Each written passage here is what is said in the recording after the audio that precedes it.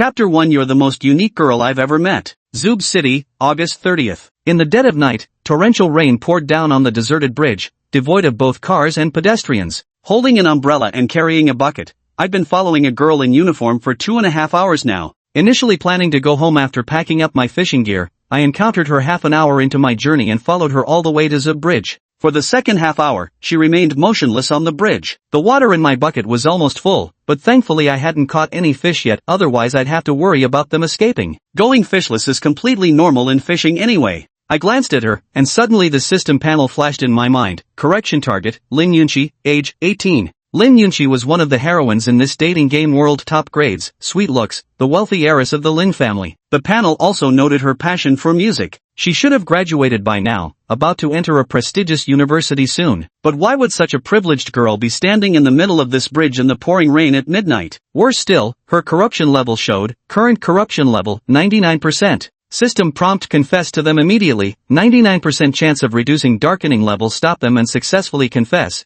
You will earn 50 correction points. I glanced at her again, her white blouse strained against her figure, tied with a bright red bow, paired with a black pleated long skirt, classic white ankle socks, and little black leather shoes. 2 textbook. The strands of hair clinging to her cheeks framed a profile breathtaking enough on its own, if not for that lifeless expression dragging it down. After all, it was just the two of us late at night. She'd stood by the railing for half an hour while I studied her 100 times over. Faced with such a feast for the eyes, girl, who could resist staring? At that moment, it was unclear whether the droplets falling from the corner of her eyes were raindrops or tears. She seemed to hesitate, her gaze repeatedly drifting toward the shimmering river, completely unaware of my presence. Truth be told, I was hesitating too. Having transmigrated into this world many years ago, I'd long since come to see myself as a native. I originally planned to accomplish great things using the system, but due to temporal chaos, I never encountered a correction target until now, this being my first actual operation. This dating sim doesn't allow saves or reloads. One failure means permanent defeat. Even a 99% success rate isn't guaranteed. If a failed confession increases her corruption level,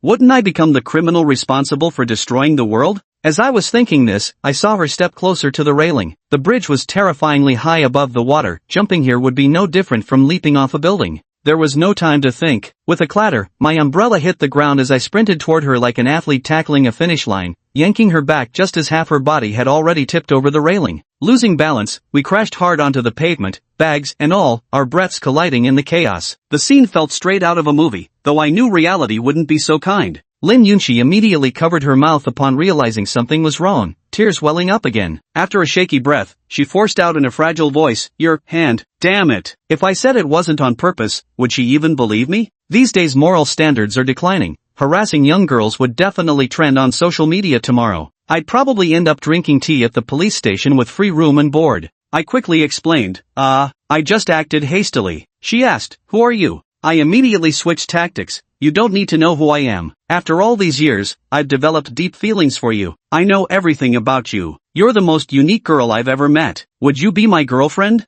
It was my first time confessing with such deep emotion, yet not a single word was true. After speaking, I wanted to confess my sins. My first love confession was actually given to a complete stranger. And a 99% probability isn't guaranteed either. But those 50 reward points are pretty tempting for me, so might as well give it a try. Facing each other, her eyes welled up with tears again. After taking a deep breath, she quietly asked about my hand, making me feel terribly awkward. After I confessed, she composed herself and asked, "Why do you like me? We hardly even know each other." This question stumped me. Beyond knowing her basic information, I knew nothing else about her. If I said it was because she's fair-skinned, beautiful, talented, and comes from a wealthy family, that would sound utterly shallow. I was ruminating when I suddenly realized I was actually trying to figure out the reason. Looking at the guitar case behind her, I said with a straight face, "Tell me, is there a possibility that..." Because. Chapter 2, Fishing, then picking up a darkened beauty. Lin Yunqi took a few trembling steps back and said, "Are all perverts these days so brazen?" She sized me up, thinking that although I was tall and handsome, my words were too vulgar. Her impression of me plummeted to rock bottom, feeling like a lamb walking into a wolf's den. She wanted to call the police but then realized she hadn't brought her phone. I spoke up again, "I'm just stating the facts." She interrupted me, "Stop talking." Remembering the earlier incident, her face flushed again as she demanded, "You've been following me for so long, what exactly do you want from me?" I had just begun to say, "Of course, what I want is to," when she instinctively refused. "No." I quickly clarified, "I meant be my girlfriend." If I had pursued her openly from the start, I might have had a chance. But now she sees me as nothing but a pervert, possibly even a psychopath who preys on girls wandering late at night. Convinced that misfortune had struck the first time she stayed out this late, she decided to play along while looking for an escape. Fine, I agree, she said. System prompt, confession successful, no change in darkening level, reward points gained, 5 points, heart cleanser, novice, heart cleanser, beginner. Only 5 reward points, far from those 50 points. With a 99% probability, it was practically a failure. But at least her darkening level didn't worsen, that's a good sign. Hopefully, the world can hold on a little longer. I couldn't help but wonder what this young girl had been through. Tentatively, I asked her, "Are you serious? But you don't even know my name." She remained silent. Only then did I realize I hadn't told her my name yet. She must think I'm a creep after all. What does a creep need a name for? I'm sure she's already made up her mind to stay as far away from me as possible. In her heart, she's probably handed me a death sentence, certain she'd never like me in this lifetime. Just then, Lin Yunqi noticed the raindrops had stopped falling on her head. Thinking the rain had let up, she looked up only to see the navy blue floral umbrella I was holding up for her. I asked, "Coming home with me tonight?" Taking someone home on the first day of dating does sound a bit odd. The corners of her eyebrows twitched slightly, but she stayed quiet, keeping her head down beneath the umbrella. I quickly introduced myself. "My name is Woon Yen. I'm an incoming freshman at Juha University." If I only exposed her information without saying anything about myself, I'd definitely be taken for a midnight pervert. She asked, "Can I really stay at your place?" I replied, "It's not free." "Listen, Missy, there's no such thing as a free lunch in this world. Someone really needs to teach her a proper lesson." I took a tissue from my inner jacket pocket and handed it to her. "Use this for now, it wouldn't be good if you caught a cold." She probably thought this pervert was being oddly considerate, suspecting it might all be a scheme to lure her home before baring my fangs. Though it was good she'd learned karate, likely calculating how to defend herself, maybe even planning to take me down then and there. Watching her wipe her hair with the tissue, her expression shifting unpredictably, I couldn't guess what she was thinking at all. The whole situation felt vaguely dangerous. But such a petite and adorable girl probably wouldn't hurt anyone, and besides, I know her personality, she wouldn't do something like that. After all, I'm her savior. Lin Yunqi wouldn't betray my kindness, would she? Seeing her pause, I spoke up. "Let's go. My place isn't too far from here." She suddenly asked, "Does your cat know how to do backflips?" Puzzled, I turned to look at her, first catching sight of her damp hair before meeting her face, pale almost to the point of bloodlessness. Meeting my gaze, she pressed on, "So, does your cat?" I cut in, "I don't have a cat." I thought to myself that Lin Yunqi's character was a bit odd, like a childless cat lady. I began to ponder how the extent of psychological darkness affects personality traits. She asked again, "So, do you keep?" I cut in directly, "We don't have a dog or any other pets at home." She replied, "That's good then." Turns out neither of us liked keeping pets, though it seems there was some misunderstanding at play. We walked silently through the rainy night, sharing a large umbrella that comfortably fit us both. This wasn't foresight on my part. Buying a two-person umbrella had been a habit of mine for years. Occasionally, raindrops slid from the umbrella onto my shoulder. I noticed her stealing a glance at me, probably internally grumbling about my thoughtlessness until she glimpsed my soaked shoulder too. Frowning slightly, she edged a little closer, maintaining the delicate balance between distance and nearness. I know if we don't stay closer, the rain will soak our shoulders, this much I've learned from experience. And I was soaking wet because of her, yet I'd already gone above and beyond for this complete stranger. In less than 20 minutes, we reached my home. I led Lin Yunqi inside. It was a 3-story detached Western-style house, bought with the security of a year's guaranteed earnings. I don't usually stay here, only when I can't get home after going out to have fun. I still clean it once a week to keep the dust away. The house is exquisitely decorated with complete furniture and plenty of rooms, making it very suitable for multiple lodgers. Today, I picked up a tenant. Fishing even hooked me a dark-themed beauty. I pointed to the bathroom and said, "The bathroom is over there." Then I took out a new set of pink women's pajamas and undergarments from the cabinet. She immediately questioned, "Why do you have these kinds of clothes?" Probably thinking I had a girlfriend and was two-timing her, or that I was some kind of pervert. I couldn't be bothered to explain, so I just said, "Don't ask what you shouldn't. Anyway, I'm not the kind of person you think I am." I stared at the box of cream-filled chocolates the girl next door had given me, wondering how long I should let Lin Yunqi stay at my place. Now that all the prizes had been claimed, how many days could she stay? I also had to consider the risk of getting caught. I told her, "Hurry up and go to sleep after your shower." To my surprise, she replied, "Sleep? We just became a couple, isn't this moving too fast?" I really couldn't figure out what was going on in that girl's head. Is this how all edgy girls act? It's just way too ridiculous. Isn't sleeping just regular sleep? I pointed to the prepared room next door and said, "You'll sleep in that room when the time comes." She asked again, "Why are you so good at this?" I repeated my usual line, "I told you, don't ask what you shouldn't." From saving her to bringing her home, my actions probably seemed too practiced to her. She likely thought there were other girls I'd kept in the dark. She might have considered running away, but decided to stay and uncover the truth to prevent other girls from falling under my control. After all, she knew self-defense and the door wasn't locked. Escaping would have been effortless for her. She trembled as she clutched her skirt and asked, "But as your girlfriend, isn't it right for me to ask?" It probably took all her courage. Her girlfriend-like interrogation baffled me. Letting her stay was already showing great courtesy, yet she kept prying. I casually replied, "What answer do you want to hear? If I said I was too timing, would you demand justice for the girl I deceived? Or is it that everything here has made you jealous? If you don't like it, we can break up." I don't think anyone would feel jealous over a guy they've known for mere hours. She must think I'm some kind of creep, but honestly I couldn't care less about this supposed relationship. There's no such thing as love at first sight, it's just lust at first glance. If she wants to break up, fine by me. My words instantly made her flush with embarrassment and anger. She was probably thinking about who in their right mind would feel jealous over me, a guy she just met hours ago, and seemed convinced I was making excuses, using the breakup to cover my own guilty conscience. Tilting her chin up, she declared, "That won't do. I must let that poor deceived girl see your true, ugly nature." Her righteous self-assurance was almost admirable. Clenching my fists, I retorted, "Lin Yunqi, you really don't understand the situation at all, do you? Do you really think your amateurish skills are enough to take me down?" "I think you really don't understand," I said, stepping forward. She instinctively backed away, stumbling and falling onto the sofa, crying out, "You wouldn't dare,"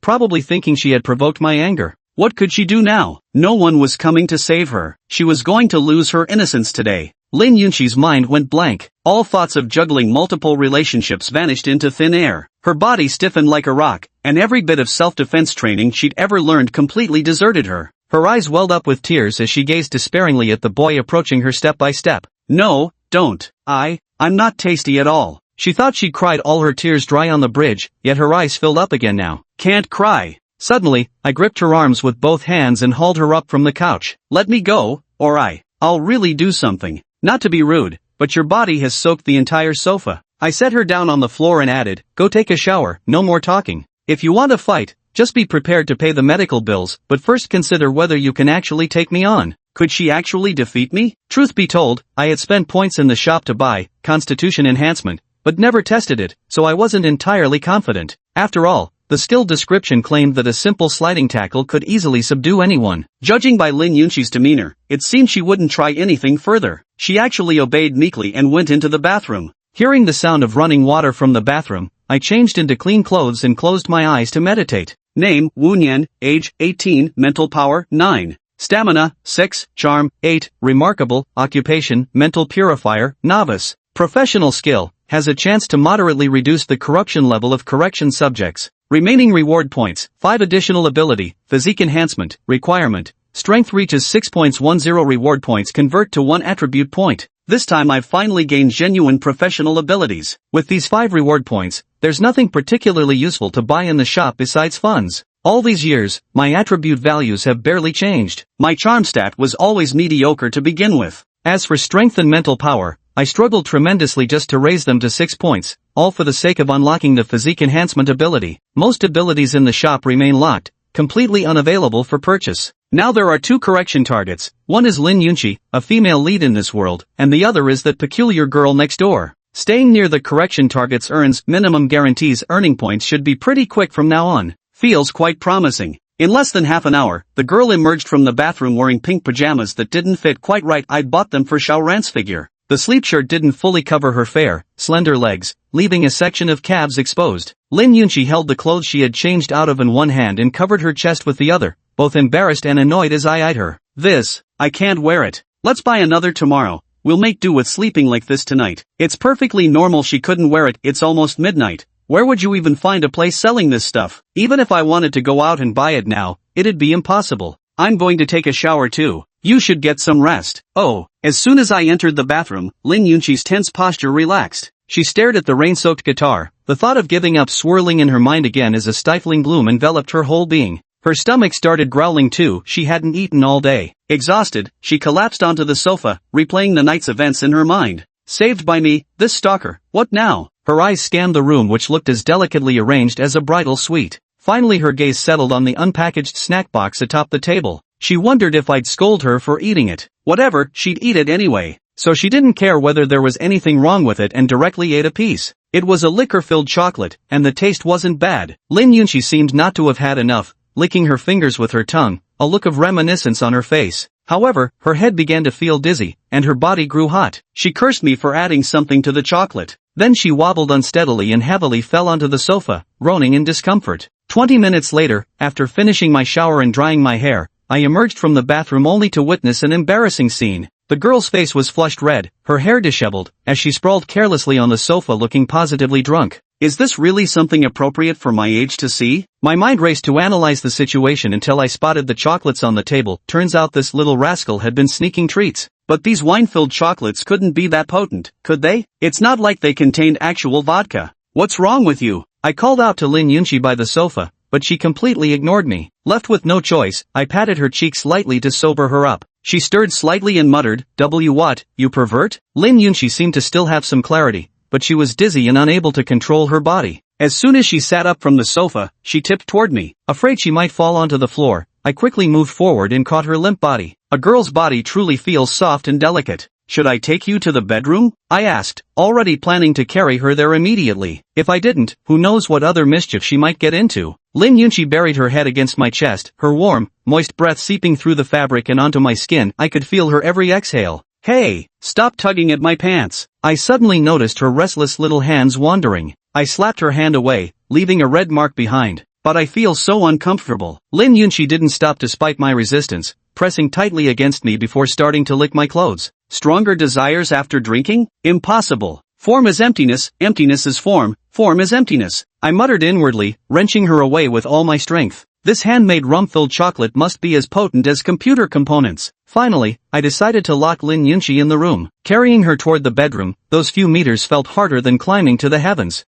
Lin Yunqi, what the hell are you doing? She bit down on my shoulder and refused to let go no matter what. Lin Yunqi, let go. Did you hear me? 3, 2, 1. After finishing the countdown and seeing she still wouldn't release me, I abandoned any pretense of gentlemanly behavior and smacked her butt hard. Snap! A crisp sound rang out. She whimpered twice and bit down even harder. That hurt like hell. She frowned, but the one feeling more pain now was me. Once this little vixen sinks her teeth in, she won't let go. Finally reaching the bedroom, I strained to pry open her teeth, revealing 2 vivid rows of crimson bite marks on my shoulder. Good thing there wasn't any blood, otherwise I'd have to get her vaccinated. I threw her onto the bed and tucked her in properly so she wouldn't catch a cold. I was about to turn and leave when she grabbed the corner of my clothes again. Lin Yunqi held onto my sleeve and begged, I'm so scared, please stay with me. Aren't you afraid I might take advantage of you? But, I feel so hot, my heart feels so uncomfortable. Can you stay with me? No. Lin Yunqi, we barely know each other. How did eating chocolate lead to this? Good thing I'm a gentleman, or I really might have taken her up on it. Please. Lin Yunqi's voice grew increasingly sweet and melty, dissolving right into my ears. She wasn't even grabbing my collar anymore, just clinging to my back like some kind of tentacled monster. A sudden idea struck me. I could capture her embarrassing state on camera and blackmail her soundly. This was solid evidence of her mischiefs. So I took out my phone and flipped the camera. Lin Yunqi, you're the one clinging to me.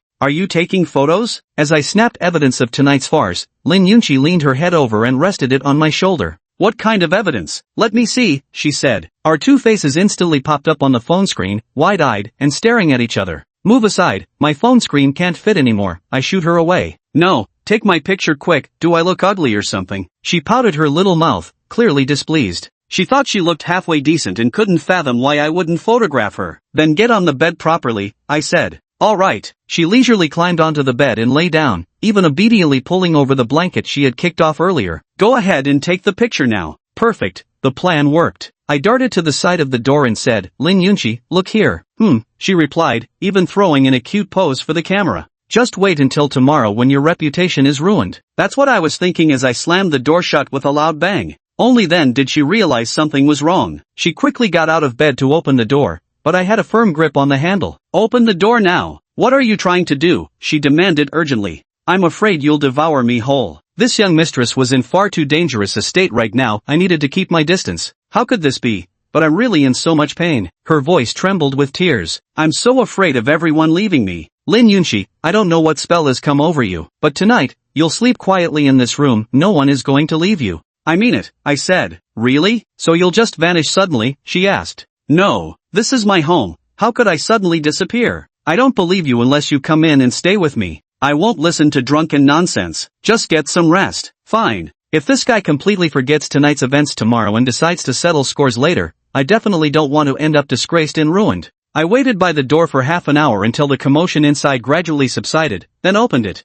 The room was pitch black, with only faint light filtering through the windows. The girl in the bed was sleeping peacefully, her breathing steady. With that, I could rest easy too. Walking into the living room, I noticed that the soaked guitar case was still lying haphazardly on the sofa. After placing the guitar case on the luggage rack, I returned to the bedroom, locked the door behind me, lay down with my hands behind my head, and began to think about what to do next. A woman had suddenly moved into my home, and not just any woman, the daughter of a wealthy family. If the other party's family came knocking, I might really get torn limb from limb. The start of school is approaching, and I need to return to my permanent home. So, would renting this place to her be the best option? There really doesn't seem to be any issue here. I took out my phone to review the recording just made. This person, completely different from the Lin Yunqi I knew, who exactly was she? With their criminal evidence in my hands, I had no need to worry about them attempting anything strange again. This round, the advantage is mine. I drifted off to sleep amidst a flawless plan, but the night had just begun. The door next to mine suddenly opened, and a graceful figure appeared at my doorstep. Chapter 5. Did you break my lock? August 31st, morning, the last day before university, an utterly ordinary day. Thanks to my biological clock, I still woke up at 8 a.m. You've already surpassed 99% of university students, I joked to myself. I lingered in bed for a while, rolling slightly to the right. Something seemed to be restraining my movements. I was completely immobilized, utterly unable to move. I distinctly remembered locking the bedroom door, so how did she get in? I lifted my head to look toward the door and saw that the lock had been utterly destroyed. This little brat actually forced my door open, and without me noticing a thing. Percent. Lin Yunqi, you damned genius. This was completely unexpected. Those words weren't just meant for Lin Yunqi, but also for myself. I shifted slightly again, completely unable to move, so I might as well just give up and stay put. If this idiot realized what she had done, that would be one thing, but if she completely forgot, then I'd have to remind her myself. I closed my eyes, intending to go back to sleep. After all, I still had the evidence. Who would have thought about this kind of night raid? Even locking the door didn't stop her. Could Lin Yunqi have secretly studied lockpicking or something? But I'm no Lu Xiaohui, I can't maintain composure with a beauty in my arms. Though this is just normal sleep, at least for now I shouldn't make any strange moves. Sleep, just sleep through this and everything will be fine. I slowly closed my eyes. The girl who woke early wasn't fully conscious yet, her murmur sweet and sticky like syrup. Sensing warmth before her, she nuzzled against it like a kitten. Wait a minute, where am I? Lin Yunqi opened her eyes, feeling her body somewhat heavy while experiencing an intense headache. Yesterday, she seemed to have eaten a piece of chocolate, and then, nothing after that. She wriggled toward the edge of the bed only to realize she was now sharing the bed with me. Me, this stalker, total pervert. Could it be, had she already lost her virginity? She lifted the blanket and peered inside, finding no trace of the disheveled clothes she had imagined. She never hesitated to attribute the worst intentions to me. If I could juggle two relationships, or perhaps who knows how many, without laying a finger on her, there could only be one explanation. I'm incapable. Yes, that's right. She refused to admit I might be a true gentleman, capable of restraint even in such circumstances. Could it be that her charm wasn't enough? She took such good care of herself. She was clearly alluring. No, why am I thinking about these things? While I'm still asleep, just arrest me already. Ready to strike. Ready to strike. Lin Yunqi is all fired up, thinking she can casually arrest me when I'm completely defenseless. If you don't want to sleep here, you can leave, I said. When did you wake up? I hadn't even started my move yet, she exclaimed in surprise. If you think you can toss and turn in bed without waking the person next to you, you seriously need to reconsider your actions. I blurted out a string of words in one breath. How could I possibly have been woken by her? I was just afraid that if I didn't speak up soon, I might not live to see tomorrow's sun. I really wanted to go to college and of course, I wanted to go together with the girl next door who felt like family. Lin Yunqi ignored all that and decided to strike while I wasn't paying attention. In the blink of an eye, she lunged at me, trying to take me down. But in less than 30 seconds, she was defeated. No matter how hard she tried, she couldn't overpower me. I pinned her down on the bed, firmly gripping both her wrists. Gotta admit, that enhanced physique really came in handy, finally proving its worth. Let me go, she pleaded weakly, kicking her little feet ineffectually. It was you who started it first. Since when does the one who throws the first punch get to beg for mercy when they're losing? Why are you sleeping in the same bed as me? You pervert, she shouted. This is my room. I think you're just making excuses because you're feeling frisky. Seeing how stubborn this guy was being, I figured a good old-fashioned memory restoration technique would be more effective. With one hand restraining her, I used the other to grab my phone and open the gallery. Why were there suddenly photos and videos in my phone, slightly too indecent for the eyes? But that didn't matter now. I scrolled to yesterday's video and placed it directly in front of her face. This isn't me. It was so unladylike, so lacking in restraint. Therefore, this definitely couldn't be her. But the memories in my mind surged gradually, all the fragments connected completely, converging entirely toward the estuary. Why would she do such a thing? Impossible, absolutely impossible. You. What about me? Did you threaten me? Even though the memories in her mind revealed the truth, she still wanted to deny everything. Look there. I pointed at the broken door and voiced heartfelt condolences. That wasn't me. Whoever did this knows exactly who they are. So you've turned dark, must you rip my door apart too? If you're so bold, go all the way to 100% and take your rage out on the whole world. I'm sorry. She had no choice but to bow her head in apology, confessing to the crime without denial. No worries, just remember to pay for the damages. I loosened my grip and let her go. Also, I'm starting school tomorrow, you should be too, right? She should have already left for the capital by now, theoretically speaking. When I ran into her yesterday, was it just a coincidence, or has the timeline already changed? I don't want to go to school anymore, she suddenly said. Why? I was a bit puzzled. How could this model student from a wealthy family have such thoughts? Noticing her mood plummet instantly, I quickly backtracked. Never mind if you don't want to go. It's not important. Then what are you planning to do next? If you want to stay here, suit yourself, just remember to pay. Oh, by the way, I'm heading back soon. You'll probably feel freer alone. Lin Yunqi heard my words, and a bunch of question marks popped up over her head. She asked, where are you going? Home, I replied. What about this place? This is just my base. The moment I spoke, I saw her expression change, clearly thinking this was some sort of base for luring homeless girls, her anger flaring up again. Her pretty face twisted like a bitter gourd, as if she wanted nothing more than to smack this perverted stalker dead on the spot. I caught all these little thoughts of hers and couldn't help saying, hey, Lin Yunqi, your ideas are written all over your face. Can you at least try to be a little more discreet when doing shady things? Don't worry about the door lock for now, I'll fix it myself later, just make sure to cover the cost. She responded. I could tell that once I left, she'd think she could do whatever she pleased, probably even planning to thoroughly snoop around the house. I finished packing and was about to leave when I wrote down my phone number for her, specifically warning, I advise you not to get any funny ideas. Just stay on the first floor and don't go upstairs. This house is full of surveillance cameras. I'll be watching your every move. My words shattered her original plan. The girl probably thought I was some kind of pervert with serious psychological issues. Being emotionally vulnerable in her dark state, my words frightened her for quite some time. I handed her the spare key and left with peace of mind, leaving her alone in the empty apartment. Approaching 9 o'clock, I took the bus back to my real home. Returning to the familiar neighborhood, I composed myself and rode the elevator up. Just as I reached my door, the opposite door opened, and Jiang Ran peeked out, saying indifferently, "Good morning, Brother Nyan." She stepped out, revealing her full figure. Waist-length black hair cascaded down her back, her eyes calm as still water, her exquisitely beautiful face untouched by worldly cares, displaying not a trace of emotion. Wearing a black strapless dress, her smooth shoulders and alluring collarbones were exposed. She was my childhood sweetheart, the girl next door, though her personality was a bit unusual. "Good morning, Xiao Ran," I replied. "Brother Nyan, where did you go yesterday?" she asked. A notification popped up in my mind. Corrective target, Jiang Ran current darkening level, 59% threshold warning. Probability of darkening level increase due to non-response, 100%. This younger sister speaks little and has a cold personality, yet she makes things extremely difficult for me. She's the first correction target I encountered, though not the female protagonist of this game world. Initially, her corruption level was at 99%, but now I've managed to correct her to just above the passing line. "I stayed at another place last night," I replied. "Then why didn't Brother Nyan reply to my messages?" She pulled out her phone and waved it before my eyes. "Oh, about that, my phone ran out of battery yesterday." This excuse was solid. My phone had indeed died before I returned home. "Oh, have you eaten yet?" She moved a little closer as she spoke, and I could catch the faint scent of flowers and milk on her.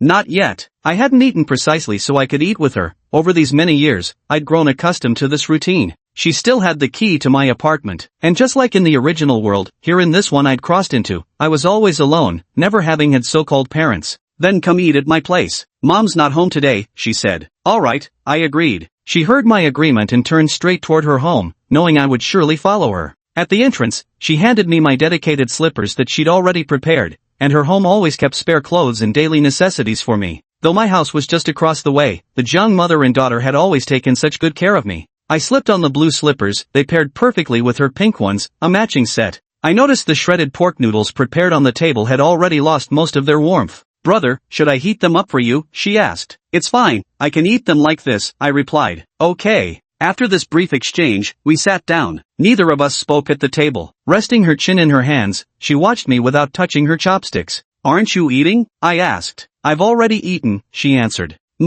Without standing on ceremony, I wolfed down my breakfast. Seeing that I'd finished eating, she spoke softly. "Brother Nyen, school starts tomorrow. Would you go with me? We can look out for each other." "Alright," I agreed. I noticed a slight tremor at the corner of her eyebrows, her lips curling into a faint, almost imperceptible smile. I looked up at her, her indifferent face as usual. Did I just imagine her smiling? Turning on the TV, we leaned back on the sofa together, leaving about half a meter between us. Casually flipping through channels, I asked, "Xiaoran, do you have anything particular you want to watch?" "Big brother can choose whatever you like." Xiaoran is fine with anything. She was still so obedient. So I turned on a domestic animated film. The morning sunlight gradually crept closer to us as she covered her mouth with a yawn, clearly drowsy. She shifted closer to me, now less than a fist's distance between us, and began swaying. I reminded her, "Xiaoran, if you're sleepy, you should go back to your room to sleep." "Okay," she responded, yet remained on the sofa, stubbornly enduring even as her body teetered on the verge of collapse. In the end, sleepiness finally overwhelmed her. As she slumped toward me, I quickly caught her with my hands, settling her against my shoulder to let her rest more comfortably. Her delicate fragrance wafted into my nose, light and soothing.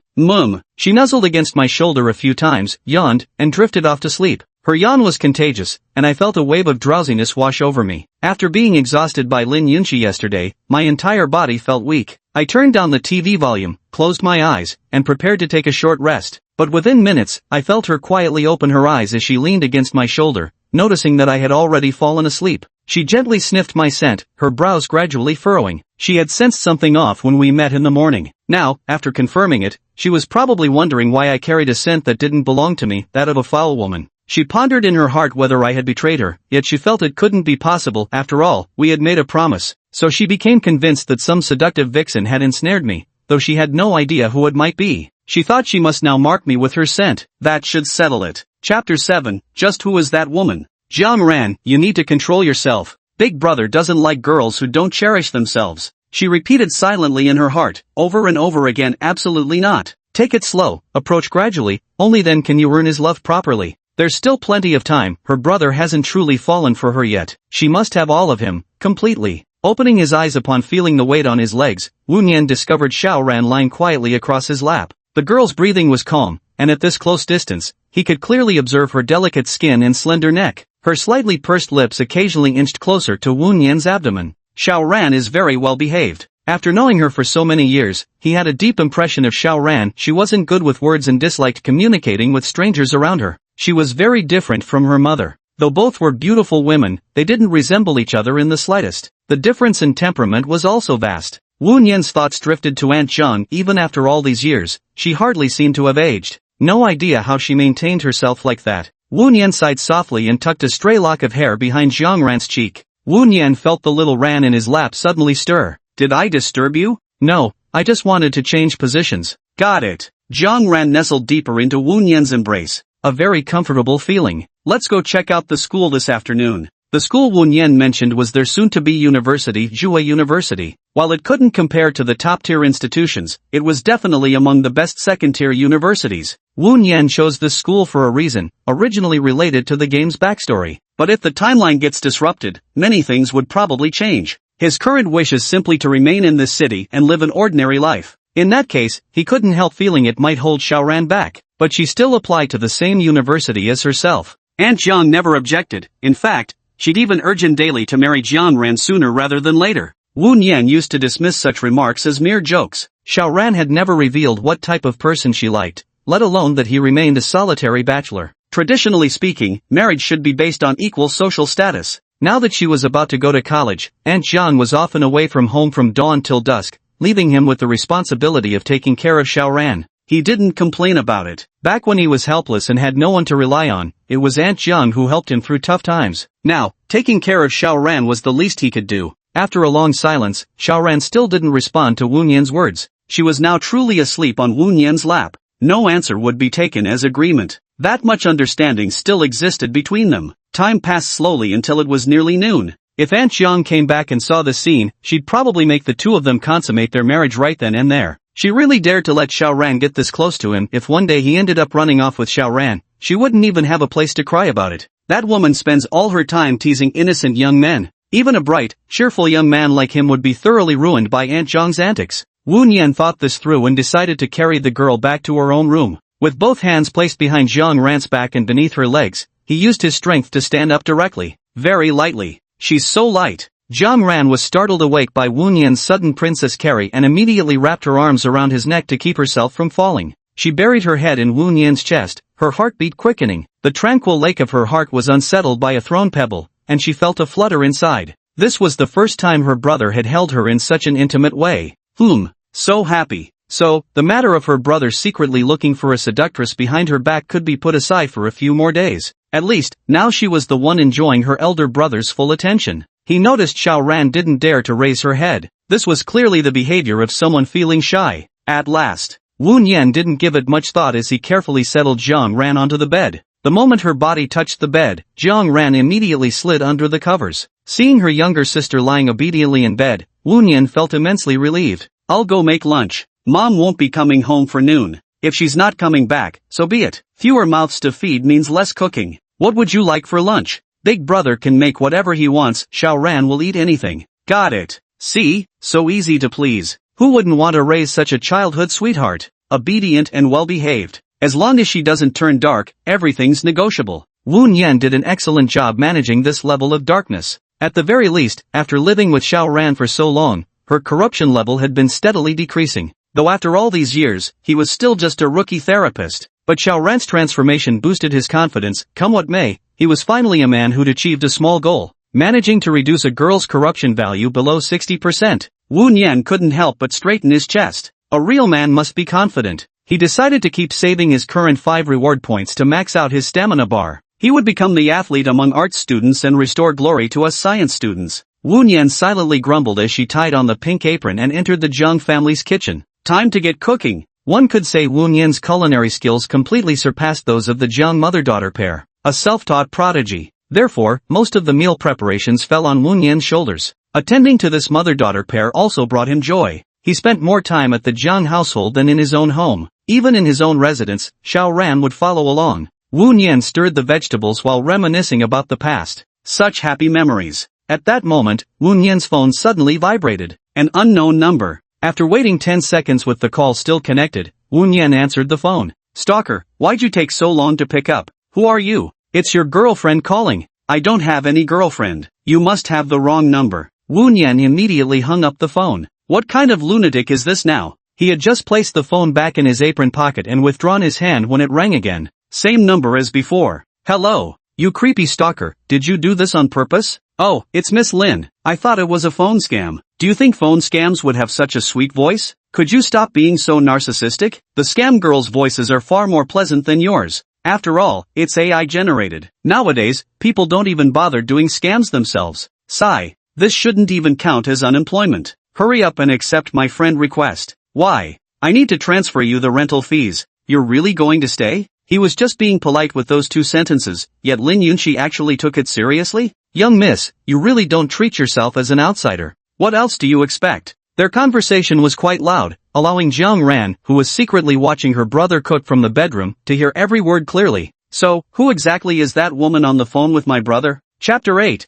How did you suddenly turn evil? I haven't even given you the contract yet. It's fine, I'll transfer the money to you first. If they were really boyfriend and girlfriend, would they still need to pay rent? This was a question both Lin Yunqi and Wu Nian were pondering. Therefore, the two of them absolutely couldn't be considered a couple. Wu Nian's previous words were merely a stalling tactic for a simple-minded girl like Lin Yunqi. He usually doesn't have any thoughts. Spending too much time with such a guy would make anyone's brain go numb. At most, he could squeeze a bit more wool off this dumb little rich girl. Not only is there money to be made, but he even gets some points. How wonderful is that? At last, Wu Nian and Lin Yunqi reached a verbal agreement to temporarily rent out the first floor room of the house to her. Alright then, goodbye. Got it. Wu Nian hung up the phone, and lunch was already prepared. And so, he headed to Xiao Ran's room. Jiang Ran observed all this through the door crack and quickly ran barefoot back to bed. She covered her entire face with the blanket, her expression now dark. She absolutely couldn't let Nian Gij see. Pretending to sleep. Pretending to sleep could help her avoid everything. Wu Nian opened the door and called out to his sister. Xiaoran, time to get up and eat. Sure. Current corruption level, 69%. How did she become corrupted all of a sudden? Wu Nian noticed the girl's sudden abnormality and began to feel puzzled. He walked to Jiang Ran's bedside. The room was filled with the delicate fragrance of a young woman. Xiaoran, are you feeling unwell? No. From the darkness, Jiang Ran slowly revealed half of her cold yet delicate face. Wu Nian reached out to touch Xiaoran's forehead, then tested his own. You don't have a fever. What could be the reason? Or perhaps something is weighing on your mind again. Let me know if you feel unwell. You can tell me what's on your mind too, who knows, maybe I can help. He was deeply concerned about Jiang Ran's condition. This girl's mental well-being mattered greatly to him. The darkening meter hadn't increased in so long that Wu Nian had grown somewhat complacent. Today's sudden changes had admittedly caught them somewhat unprepared. Jiang Ran shifted her body to the left, clearing a spacious spot on the right side of the bed. She reached out and patted the space. If you're tired, brother, you can come up and lie down for a while. No need, I'm not tired. Why won't you go to her bed? Why? Could it be that brother has started to dislike her, all because of some bad woman he just met? Darkening level plus 1%. Even rejecting this request would make her feel worse? If Xiaoran doesn't mind, I could lie down for a few minutes. How could I ever mind, brother? Jiang Ran's voice rose several pitches. Absolutely not. I could never dislike him. She was clearly the one who loved Nian the most, and no one could ever take what belonged to her. Jiang Ran buried her face in the blanket again, hiding her displeased expression. If Nian noticed, it would be terribly unbecoming. Wu Nian threw caution to the wind for the sake of his adorable childhood friend. He slowly slipped under the covers, though the gap between them remained wide as Wu Nian clung to the very edge of the bed. This was all for Xiaoran's benefit. What she needed now was to calm her troubled mind. Only then could her emotional wounds begin to heal. Her corruption level exceeding 60% means Xiaoran is currently more fragile and sensitive than usual. It's just lying on the same bed. It's not like we haven't slept together as kids.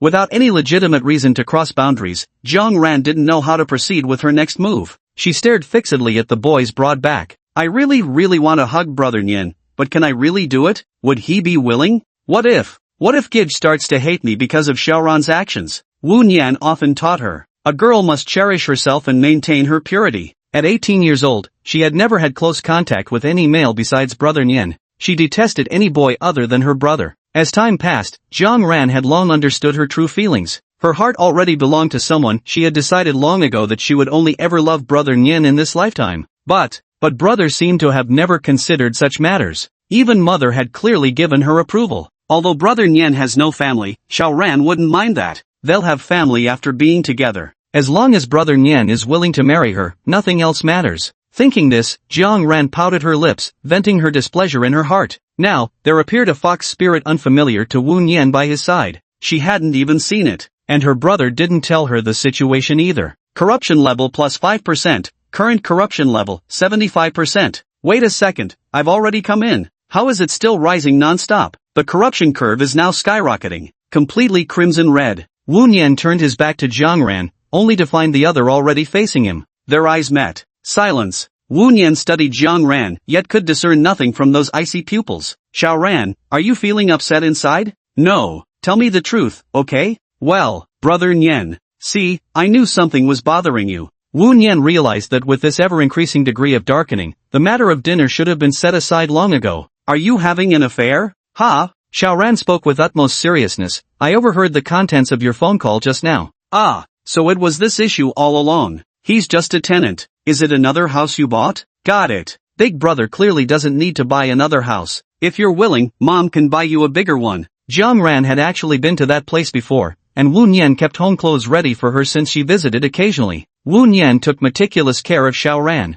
But then again, for such a grand house, surely nothing beats the sense of achievement from earning it through one's own labor. Who says a home exchanged through the mall doesn't count as one's own? That was also built up little by little. Mother Jiang was indeed very wealthy, but one can't possibly live off their family forever. I also need to establish myself and start a family. If I keep stagnating without progress, would Xiaoran still like me? He liked it. Wu Nian had always treated Jiang Ran with a brotherly attitude. He didn't want to be seen as a good-for-nothing. He rarely cared about outsiders' opinions, but when it came to the mother and daughter of the Jiang family, he was deeply concerned. I could never dislike brother Nian, even if he never works a day in his life. You could always take care of me too. Upon hearing such foolish words, Wu Nian reached out and knocked Jiang Ran's head. A little popcorn knock. Xiaoran, are you an idiot? This won't do. The conversation seemed to be veering off course. Wasn't he supposed to be guiding Xiaoran? How did he end up getting educated by Xiaoran instead? So, that woman who called, she really has nothing to do with you? Only the relationship between tenant and landlord. Wu Nian made his stance clear. Jiang Ran had always trusted Wu Nian's words, ever since they were children. Alright, little Ran believes brother Nian. Darkening degree minus 16%, current darkening degree, 59%. It really seems to be because of that girl. Lin Yunxi, look at what you've done. Wu Nian reached out to smooth the sweat-dampened hair sticking to Jiang Ran's forehead. So, does Xiaoran feel a little better now? Got it. Want to eat? Sure. Great. Perfectly resolved. But won't repeating the reduction of corruption points grant any rewards? That would be a terrible loss. Chapter 9. Shouldn't you have been my junior? At the dining table, their relationship remained as usual. Wu Nian was picking food for Jiang Ran while talking about tomorrow's school opening matters. Brother, are you going to Judo University this afternoon?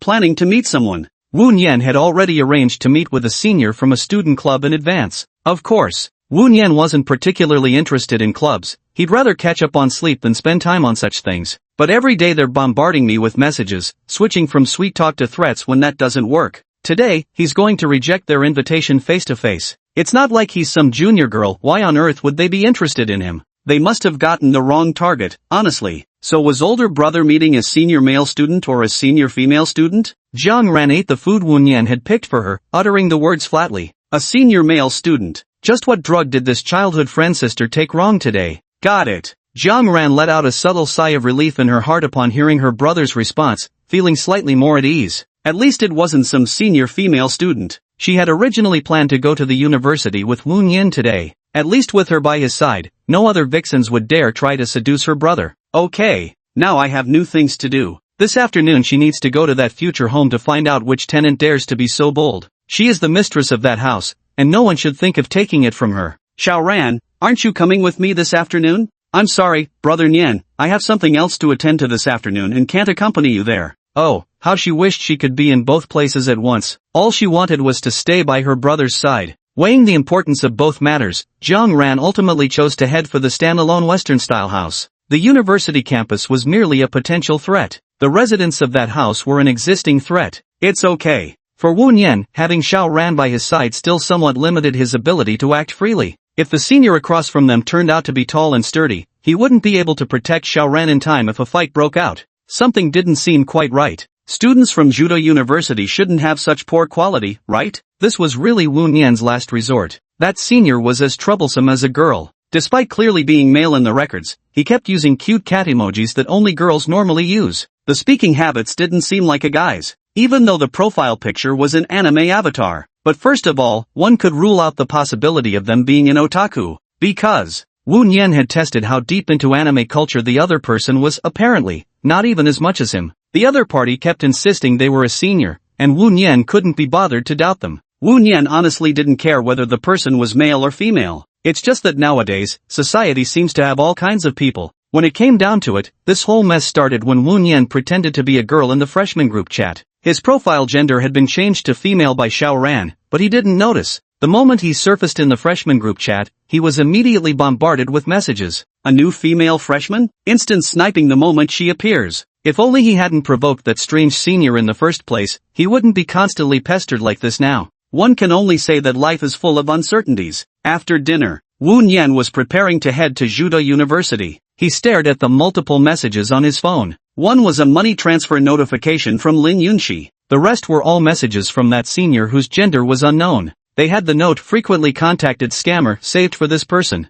Are you there? Little cat confusion.jpg. Not out yet? angrycat.jpg. It's almost the agreed time. Listen to me, don't panic just yet. Wu Nian quickly tapped on his phone and replied with a, don't rush. Just as he finished responding, a message came from the other side. I'm waiting for you at the school gate. After replying, he called out to Jiang Ran. Xiaoran, I'm heading out first. Take care on your way, brother. Got it. Jubei University wasn't too far from their home. Wu Nian arrived at Juda after about 20 minutes by bus. It must be said, as the flagship institution of Jubei City, Jubei University was quite impressive. Directly facing the main gate stood a 6-story library. With the support of Zhuhai City, the school had absolutely no financial worries. As long as Juda University remained competitive, money would never be in short supply. He took out his phone and sent a message to the gender-ambiguous senior student. I'm here, where are you? Senior, you're not even at the school gate. Where on earth have you gone? Wu Nian looked around the gate area. Aside from a few security guards watching the temple entrance,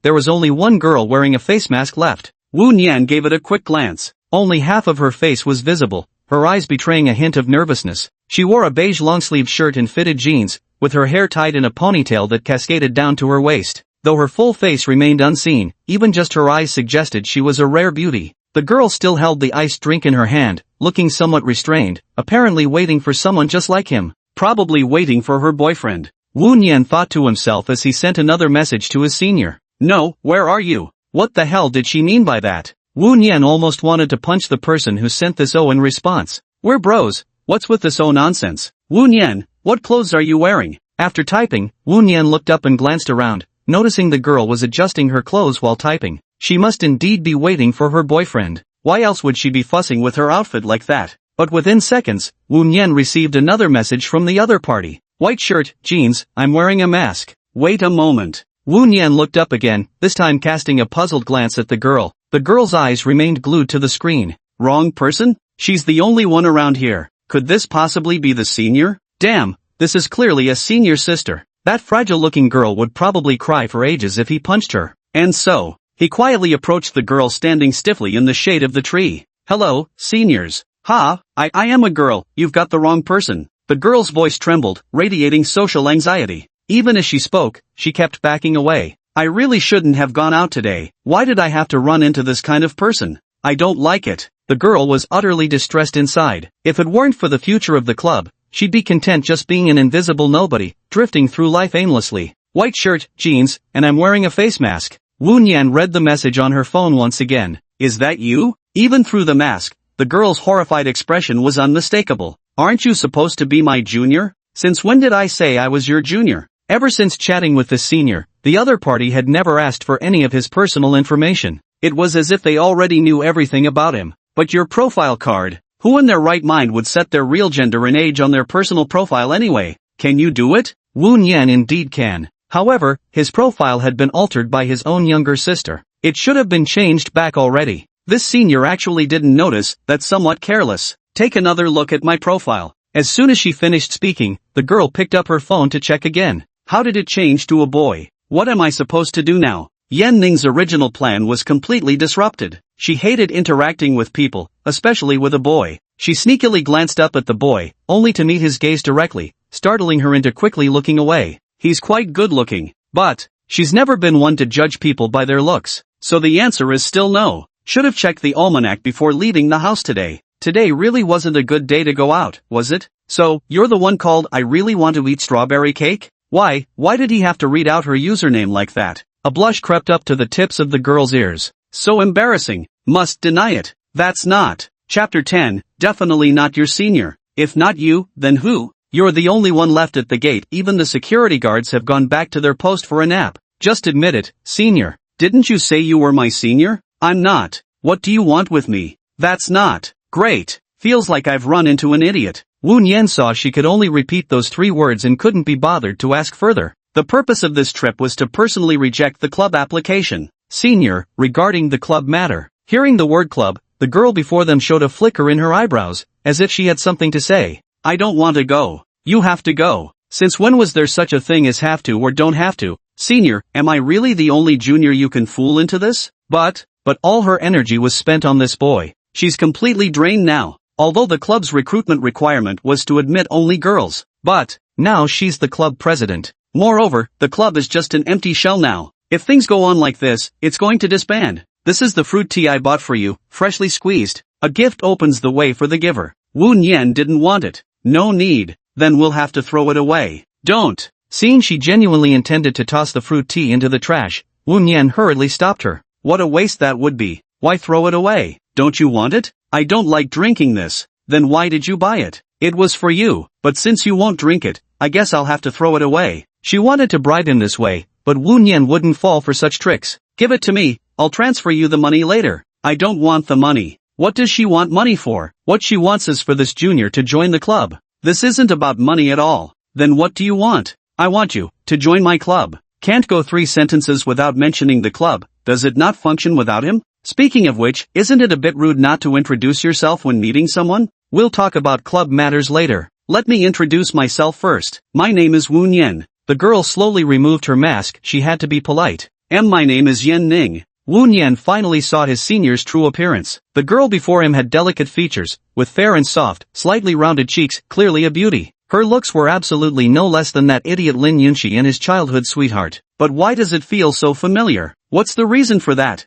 And so, Woon Yen took a few more glances. Yen Ning pressed her thin lips together, her eyes darting away, completely unable to meet Woon Yen's gaze. How much longer is he going to stare? Could he possibly be a pervert? Woon Yen's focus, however, was on the sudden appearance of the correction target. Isn't this? Target for correction, Yen Ning. Current corruption level, 10%. Threshold warning, your choices will affect subsequent events. As expected, she's one of the female leads, but it's completely different from what I'd read before. Shouldn't Yen Ning be a somewhat obsessive person? Why are all these girls a bit odd? It's completely different from what I originally imagined. So, do they really all have psychological problems? And what else? This prompt is completely useless. The final choice still needs to be made by oneself. Let's find a place to sit and talk first. Okay, where should we go? Who exactly is the senior upperclassman here? I've never been here before. How should I know where to go? Woon Yen grumbled inwardly. This senior has the damn trait of social anxiety, which is quite unreasonable.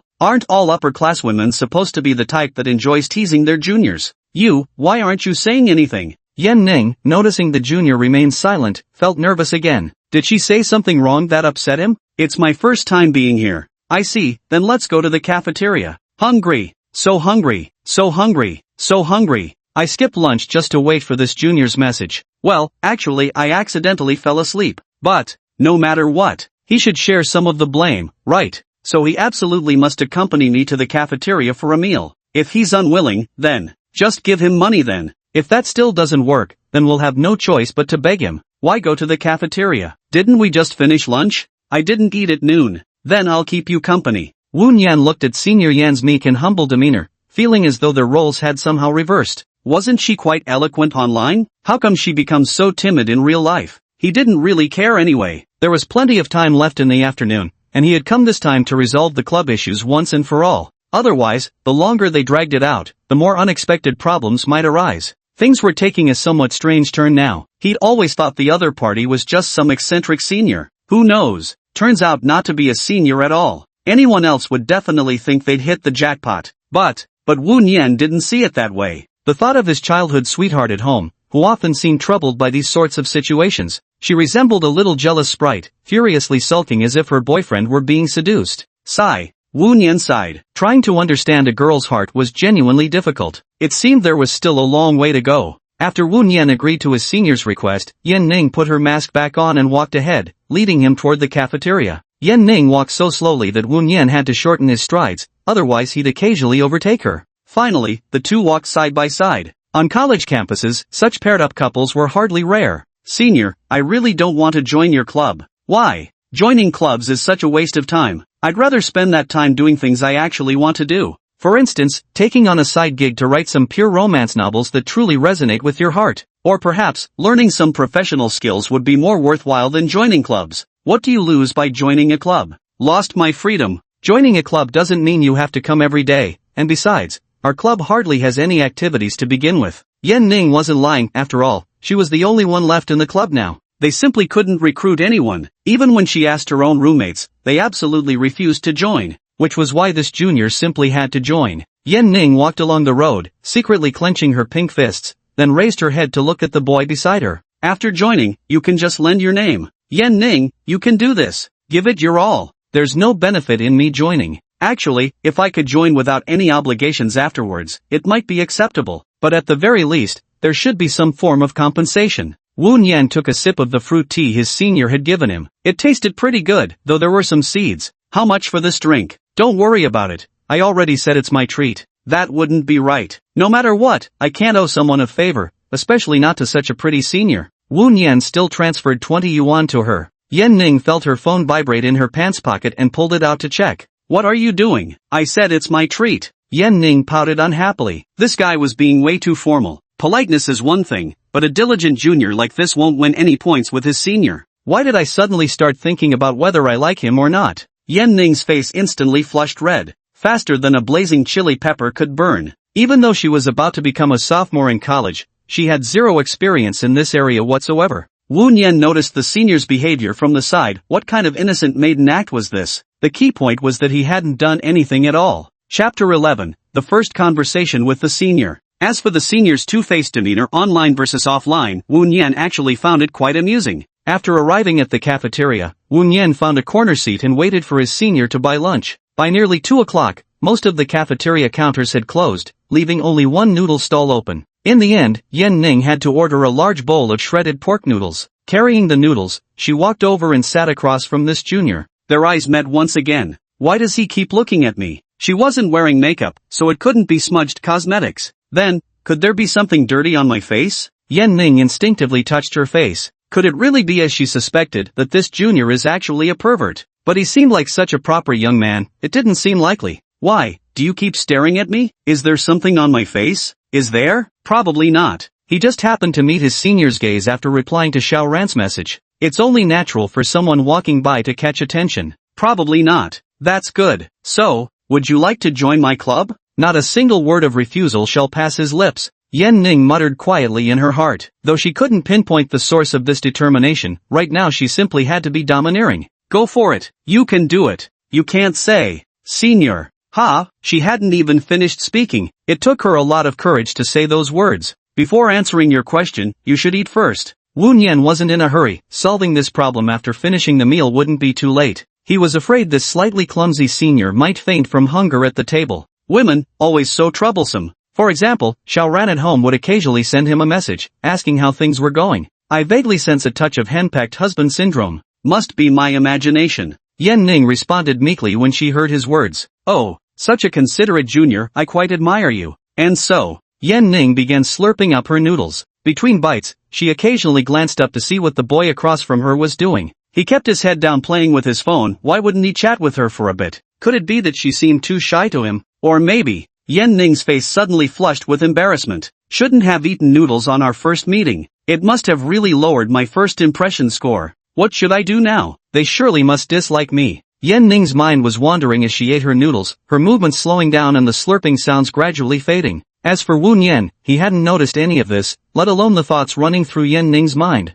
It wasn't proper for him to keep watching while others were eating, so Wu Nian simply started fiddling with his phone. He browsed through the latest updates about the new game version. It's been a long time since I last logged in. I wonder how that friend I always teamed up with is doing. Lately, I'd been swamped with real-life commitments. The other day, I finally found some time to go fishing, only to reel in a strangely peculiar girl. And today, I encountered another one. Wu Nian glanced sideways at this socially anxious senior. Current corruption level, 25%. Can anyone tell me what happened? Just a few minutes without keeping an eye on Yan Ning, and the corruption bar has already risen. This isn't right. Wu Nian scratched his head, wondering which step had gone wrong again. Yan Ning finished her noodles, pulled out a tissue, and wiped her mouth. Seeing that the other party remained silent, she spoke up first. Have you made up your mind yet? I think we can make a deal. He loved taking advantage of these simple-minded girls the most. It didn't take long-term interaction to figure them out completely. As long as the method was perfect enough, there was no need to worry about them coming after him later.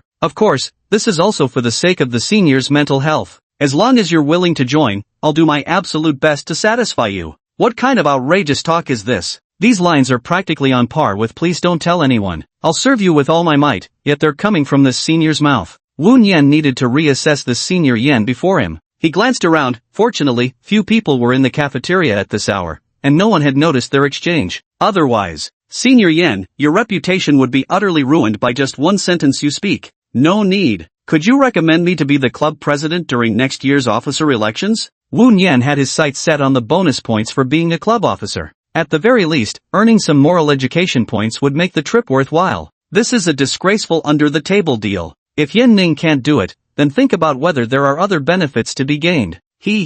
So the conditions were this simple after all. Yan Ning smiled knowingly to himself. Even if he didn't say it, the next president's seat would still be his. After all, in the future, this club would consist of only the two of them. Dumb junior, you fell right into the trap. I never expected my senior to be quite the smooth talker. Now she's got this naive junior wrapped around her finger. Alright, I promise you, The position of a mere company president is nothing more than child's play to me, Yan Ning. Wu Nian felt her ready agreement made this club seem somewhat dubious. Oh no, walked right into the tiger's den. Whatever, planning out university life in advance is more important. So, that's settled then? Got it. Both parties agreed to disband on the spot. If there's nothing else, I'll be heading back now. With only half a day left of summer vacation, I absolutely must indulge in some unrestrained fun. Wu Nian was about to get up and leave when Yan Ning called out to stop her. Wait, what's wrong? Yan Ning fidgeted in her seat, her legs twisting nervously. She hadn't even mentioned the club's name yet. Was it really okay to trick the junior into joining like this? Maybe it'd be better to discuss this online.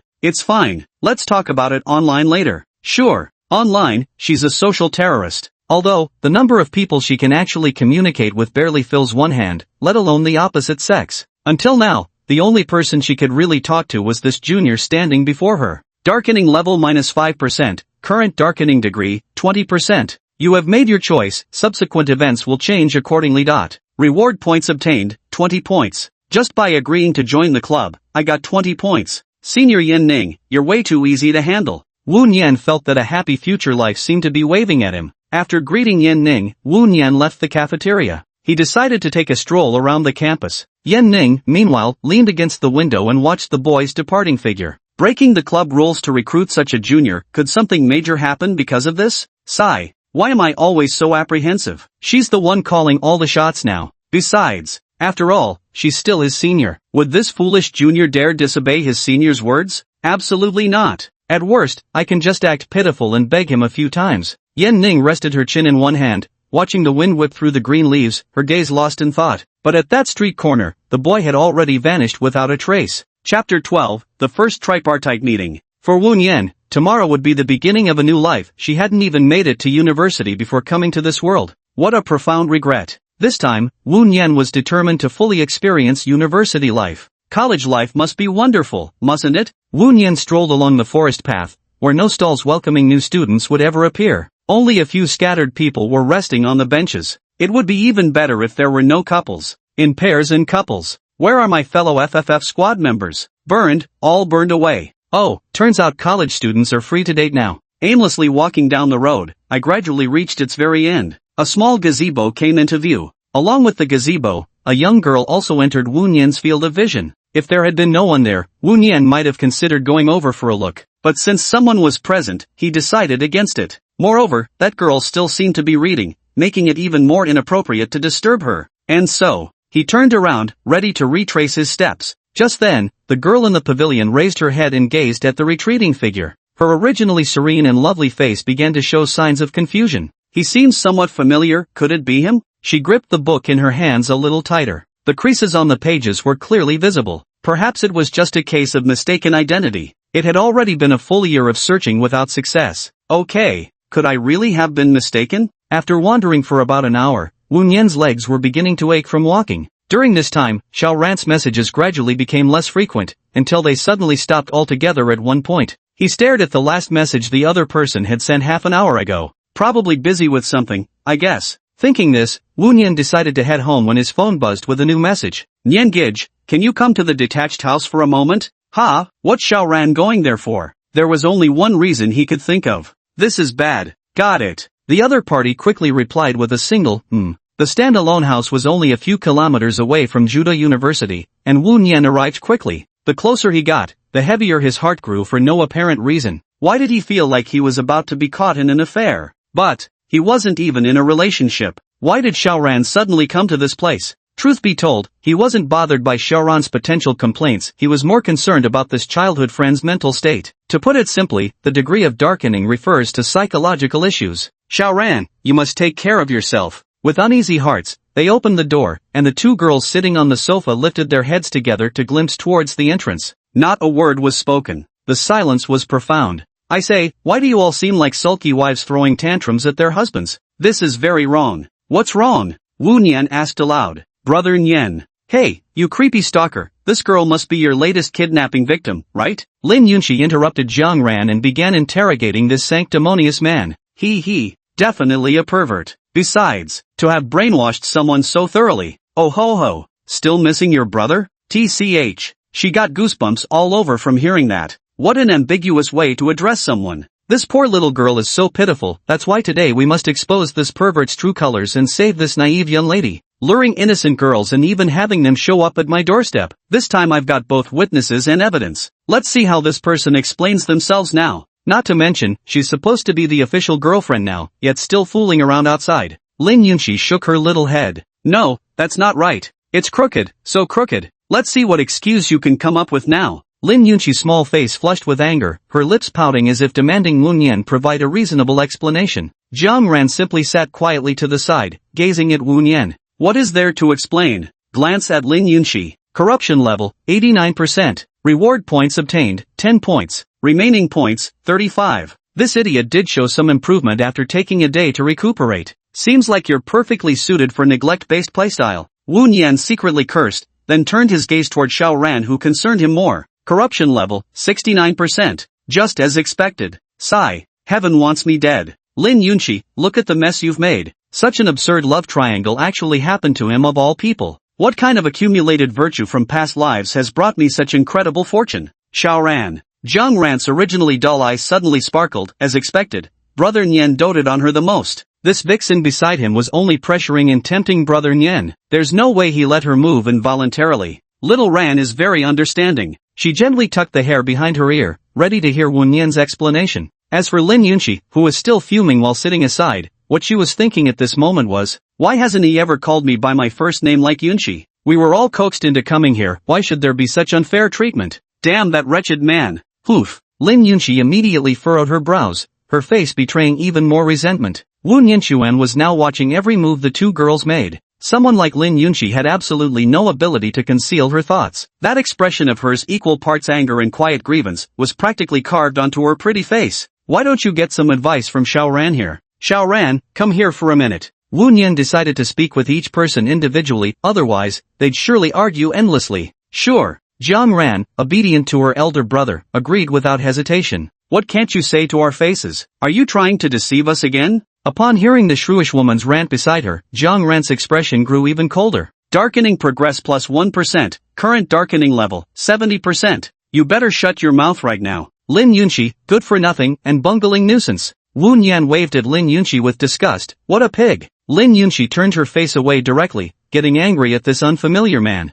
How detestable. More unequal treatment. Jiang Ran quickly strode over to stand before Wu Nian. Brother Nian, what did you want to say? Please explain quickly, brother. Xiao Ran will listen to whatever you say. I trust Brother Nian the most. Looking at Xiao Ran's cool, expectant face, Wu Nian didn't know how to begin. He pulled Xiao Ran around so her back was turned, no longer facing Lin Yunxi. The young girl still sitting on the sofa, hoping to catch some of their conversation, grew even more annoyed. Poof. Fine, don't let me listen then. Don't come crying to me later when you regret it. Lin Yunxi grumbled like a little pig. I hate people who play favorites the most. She crossed her arms, no longer wanting to pay attention to them, but she still couldn't help caring about those two people who were about to start their discussion. Just like that, Wu Nian and Jiang Ran started whispering to each other. Xiao Ran, why don't you share your doubts first? Otherwise, he wouldn't know where to start. Are you really just tenant and landlord with her? Got it. But she told me that you're a creepy stalker trying to trick her into being your girlfriend. This actually does sound like the excuse I casually came up with before. Xiao Ran, who do you believe, your brother or her? Of course I believe my brother. Jiang Ran replied quickly, her tone rising a few notes higher, her words coming out in a hurried rush. For a childhood sweetheart who had been by her side for so long, with her heart secretly devoted to him, she trusted Brother Nian 100%, right? She glanced at the woman on the sofa who was still pretending not to care, whose name remained unknown. She sensed a looming threat. Does that Brother Nian like her? Like it? That Lin Yunxi's brain nutrients have been completely drained by two enormous cotton candy clouds. Silly little girl. Those who love her will sooner or later grow foolish alongside her. He. It's all just exploitation. Wu Nian stole a glance at Lin Yunxi, only to meet her resentful gaze. She practically tried to murder me with that glare. Ha! What a foolish woman through and through. Chapter 13 I'm about to become a sandwich cookie. Happy New Year. Corruption level plus 1%. Current corruption level, 71%. Jiang Ran, who interpreted this scene before her eyes as flirtatious eye contact, grew visibly downcast. What exactly is Niangij doing? The girl's eyes involuntarily darkened.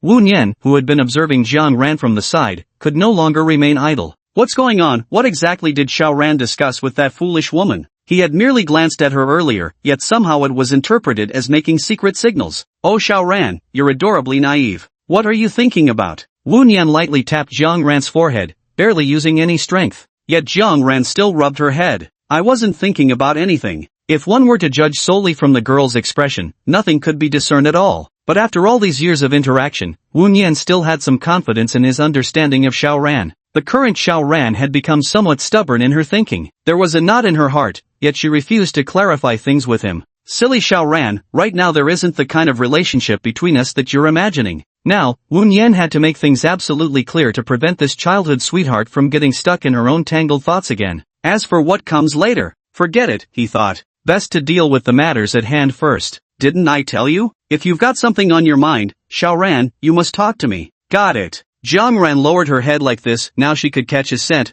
but somehow, the taste felt off. It seemed there was a new scent. Current corruption level, 65%. At least part of it was resolved. Seeing the lowered index, Wu Nian thought he'd at least managed to stabilize Xiaoran for now. And then, there's that foolish woman still sitting on the sofa. Xiaoran, why don't you go rest for a while? Sure, be obedient. Brother Nian will like that. Jiang Ran admonished herself, feeling the restlessness in her heart that seemed to have nowhere to settle. She clutched her slightly immature chest and returned to the sofa. Hey, Lin Yunxi. What? So he still remembered her. What do you want to say? I'm just seeking justice for the girls you fooled. You don't even know the nature of my relationship with Xiaoran. What nonsense are you talking about? Or do you really think of me as a stalker? He doesn't look like a pervert at all, okay? Heh, everyone who knows you understands what kind of person you are. Lin Yunxi didn't even bother to glance at Wu Nian. She couldn't be bothered to argue with this huge pervert. She hadn't mentioned anything about their relationship when talking with that girl earlier. So Wu Nian's words were useless. Sophistry. All sophistry. Absolute sophistry. Jiang Ran sat on the sofa waiting for Wu Nian to finish talking with that vixen. Before Brother Nian arrived, that vixen had been bad-mouthing him non-stop. Even now, the mouth keeps yapping non-stop. It's truly detestable, yet Brother Nian doesn't seem the least bit angry. Her hand rested on the sofa, gradually clenching into a fist. Lin Yunxi, are you asking for another beating? Lin Yunxi's body trembled as he recalled the other's misdeeds from last night. A lingering ache remained. Humph, all you know how to do is bully girls. Wu Nian paid no attention to this fool's complaints. He needed to make things clear right now. This girl is named Jiang Ran, she's my childhood sweetheart, so please show her some respect. How is this possible? How could someone like him have a childhood sweetheart and such an adorable girl at that? She then turned to size up Jiang Ran with a sidelong glance. Pretty much perfect. How could I have gotten involved with such a pervert? What a shame. At the thought that this girl called Xiaoran might have suffered the same fate, her eyes overflowed with sympathy. Seeing her disbelief, Wu Nian couldn't be bothered to explain further. Believe it or not, didn't go up to the second floor, did you?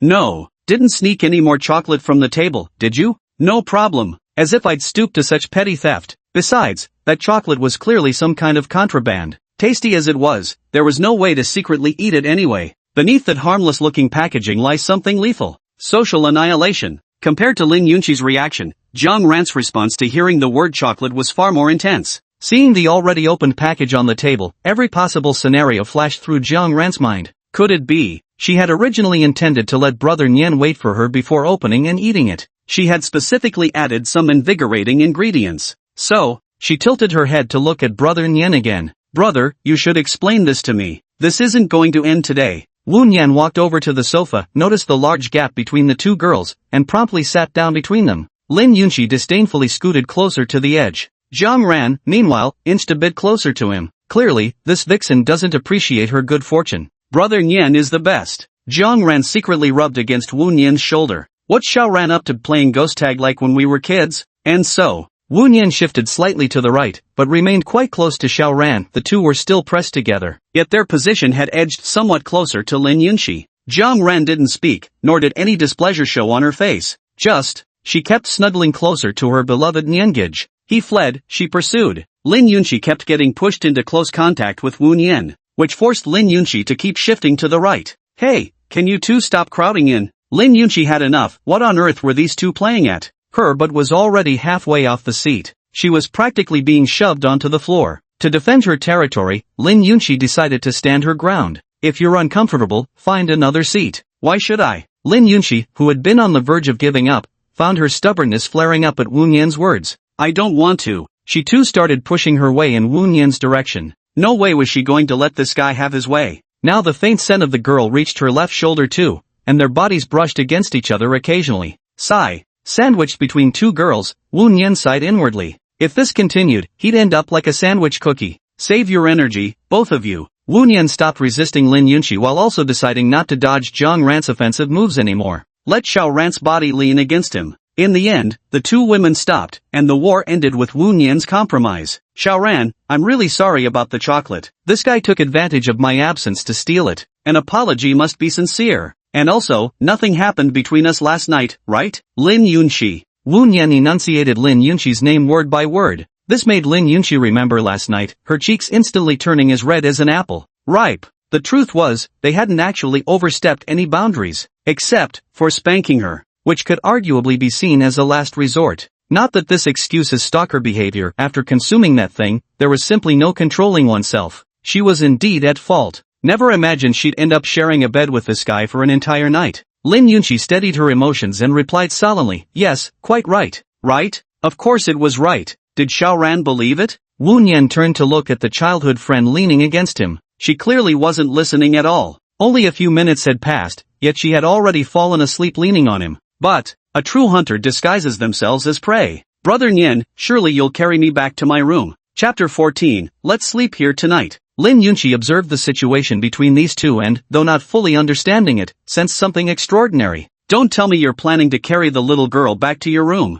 What kind of behavior is this? Wu Nian could read Lin Yunqi's thoughts just by looking into her eyes. This little minx has far too many improper ideas in her head. It's been ages since I last carried Xiao Ran. The crimson glow of twilight stealthily slipped through the latticed window, filling the room with a translucent radiance. As the sky darkened, it seemed like time to return home. Xiao Ran, wake up, it's time to go home. But I'm a little sleepy. Zhang Auntie would be angry if we stayed here. No. Mom had always been my biggest supporter. So what do you plan to do? Nian Gij, why don't you just spend the night here? Just sleep here, you can carry out your own plans. No. The two spoke in unison. Wu Nian understood the situation clearly. The room originally prepared for Zhang Ran had already been occupied by Lin Yunqi. Xiao Ran had literally nowhere to sleep at night. As for what Lin Yunqi was thinking beside them, she was the official girlfriend, so why did she always feel left out? If Zhang Ran stayed, wouldn't it make her scene even more unnecessary? Crucial question. The room isn't big enough. Could it be that the two of them would have to sleep in the same room? This simply won't do. It's indecent. Zhang Ran eyed the two with suspicion. Just why? Are they so in sync with each other? Each of the three had their own ulterior motives. Wu Nian decided to give Aunt Jiang a call. Surely Xiao Ran wouldn't refuse to listen to her. Just as she opened her contacts to dial, the familiar phone number appeared on her screen. It always felt like Aunt Jiang had some kind of psychic connection. This certainly wasn't the first time something like this had happened. Zhang Ran, who was still leaning against Wu Nian, showed no particular emotion upon seeing the caller's name on her phone screen, as if she had known it all along. Wu Nian put the call on speakerphone. Hello, Aunt Jiang. Xiao Nian, how many times have I told you not to call me aunt? You're making me sound old. This Jiang Xia really has no sense of propriety. Although, she looks exactly the same as when I first met her, as if she's forever young. But, still, she shouldn't be so disrespectful about age. I'll take Xiao Ran home in a bit, was just about to report that to you. Wu Nian held the phone in his right hand, while his left was still wrapped in Zhang Ran's embrace. No need. It's so late, it's not safe for you to come back. Just stay there and spend the night. Late? Wu Nian glanced out the window. It wasn't fully dark yet. Where exactly is the lateness? There's no room here. Xianyan, you're already an adult, you'll have to figure it out yourself. He listened to those teasing words and finally understood completely. She planned to give Zhang Ran complete freedom. Right then. Seems like we'll have to indulge Xiao Ran's whims today. Just like that, goodbye. Jiang Xia didn't give Wu Nian any time to refuse before immediately hanging up the phone. You just sold Xiao Ran out to me like that? Wu Nian set down the phone, realizing there was no choice but to accept the situation. School starts tomorrow, and the luggage hasn't even been packed. So, the phone rang again. By the way, Xiao Ran and your luggage have been entrusted to the school for storage. Remember to give me some rewards when you get home. Listen to that, does this sound like human speech to you? Still demanding rewards. Ha, as if. Wu Nian gave a dry chuckle and replied, I'll follow whatever Sister Jiang decides. Well played, Mom, well played. Jiang Ran deliberately yawned to show she was already sleepy. Brother Nian, come rest with me. The young girl's heart was burning fiercely, though her cool and pretty face showed no expression. Lin Yunqi seized the moment to argue with Wu Nian, you promised to rent this place to me. There's no logic in a landlord and tenant living together. Is this turning into me and my 18-year-old female tenant? Isn't it possible I'm just renting you a single room? Wu Nian replied softly. Lin Yunqi flushed with anger and quickly paced back to her own room. Such a big bully, only knowing how to pick on her. I'm never talking to him again. She lay on the bed, kicking her legs. Her tiny feet were dangling all over the bed. The man's voice in the living room reached Lin Yunqi's ears. I'm going out to buy some groceries for cooking. You two behave and stay at home. He wasn't just reminding Jiang Ran, he also needed to prevent Lin Yunqi from doing anything foolish again. Jiang Ran, okay. Lin Yunqi emerged from her room and stood beside Wu Nian. No way, I'm coming with you. For dinner choices, she needed the final say. She absolutely wouldn't listen to this big meanie. Not allowed. Two terse words shut her down outright. I want it now. Lin Yunqi pouted. She'd been acting strange all day. Normally she absolutely despised the scoundrel, yet somehow she kept ending up taking his side. This time, she absolutely had to get her way. Choosing what to eat for dinner was serious business, okay? She's willing to live together already, so what's wrong with choosing what she wants to eat? Jiang Ran frowned, a flash of displeasure crossing her face. This woman is truly detestable. How wonderful it would be if she could just vanish from this world. She made a wish in her heart. Why must you follow me? I want to choose what we eat tonight. I'm the one cooking, and you dare to be picky. Nee, I can transfer the money to you, let me go see too, okay? Lin Yunqi suddenly changed her attitude. Maybe pleading would work. How much? Earning some money wouldn't be bad either. Lin Yunqi didn't answer. Instead, she directly pulled out her recently retrieved phone to take action. Transferred 4 figures. The young lady really is different. You're coming with me. No complaining, got it? No problem at all. Lin Yunqi flashed an OK sign. This money-grubbing man had been effortlessly subdued by her. But there's still one person left? Xiao Ran. Wu Nian was just about to call Xiao Ran to join them when his phone pinged. 2,000 yuan received via Alipay. The cold mechanical voice rang out as the girl beside him slipped her phone back into her pocket. The girl slightly raised her eyes, anticipating praise from the boy before her. Sensing the subtle anticipation in Xiao Ran. What could he even say to that? Wu Nian reached out and gently pinched Jiang Ran's cheek. Still slightly chubby. The girl's fair and delicate skin was tinged with a hint of red. You don't have to transfer money to me to go, Xiao Ran. But, I don't want others to think you're treating me differently, brother. Are you an idiot, Xiao Ran? Brother Nian. Just a little money can let you experience his face-pinching service. Phew. Jiang Ran let out a comforted sigh. As for Lin Yunqi standing nearby, she simply turned her face away. Because, the young girl's cheeks were already flushed crimson. Why would you do such an intimate act in front of others? She's the official girlfriend, for goodness sake. Lin Yunqi repeated the word girlfriend in her heart once again. Yes, she's the official girlfriend. No matter how close childhood friends are, you can't act like this in front of her. Even though she knew these might just be stalkers' words to save her. But her competitive spirit had been roused, making her incapable of rational thought. Could this be jealousy? Humph. As if. She would never fall for someone like him in this lifetime. Absolutely not. Chapter 15. Lin Yunqi, stop crying now. At last. The three of them still went out together to the nearby supermarket. Lin Yunqi had originally intended to change back into her previous uniform but thought it wouldn't be quite appropriate. Besides, after all, she had already graduated. And so, she returned to her room and changed out of her uniform, putting on a set of casual clothes. This outfit concealed those massive curves beneath the fabric, making her figure appear similar to Jiang Ran's beside her. After changing, Lin Yunqi straightened her posture. Carrying that around every day was still quite tiring. Phew. Hearing this fox spirit sigh, Jiang Ran spared her a sidelong glance. Comparing yourself to others is enough to make you furious with envy. Why doesn't she have to worry about such things? Could Nianji possibly prefer this type of girl? She lowered her head and gazed wistfully at her own bust. Not exactly a smooth road, but this can't even be considered substantial. Wu Nian just stood by the doorway playing with his phone, idly scrolling through videos, oblivious to these girls' troubles. Actually, his thoughts were quite simple. Why choose between big and small when you can have it all? Are you two ready yet? Noticing it was getting late and realizing cooking would take some extra time, Wu Nian softly urged them on. Got it. No need to rush. Jiang Ran was also wearing loose gray casual clothes, which matched Wu Nian's outfit quite well. As for Lin Yunqi's clothes, Wu Nian gave it a quick glance. The young woman's attire was quite eye-catching even in casual wear. Her stunning beauty couldn't be concealed. To be honest, they were equally matched with his childhood sweetheart.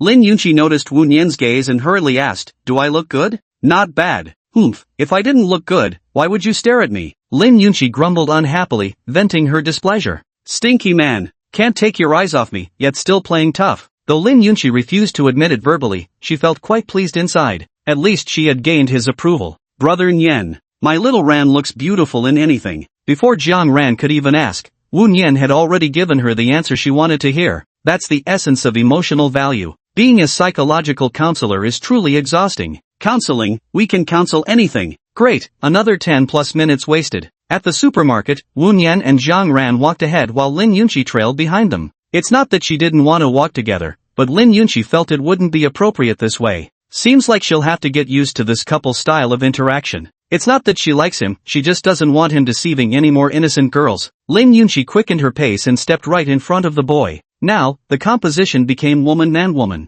In the supermarket, people's gazes occasionally drifted toward the trio. They looked like a couple walking with a sulky younger sister. How utterly bizarre. And this sulky sister wasn't Jiang Ran, it was Lin Yunqi. Lin Yunqi stood half a person's distance away from these two. Wu Nian paid no mind to the other's glances as he bought some chicken legs and side dishes before preparing to head back. Me, I still want chicken wings too. We already got chicken legs. This isn't enough for me. Are you a pig or something? Corruption level plus 1%, current corruption, 90%. Lin Yunqi was furious. It's not like she ate that much more than usual. She pinched the corner of her clothes. Hey, I paid for this.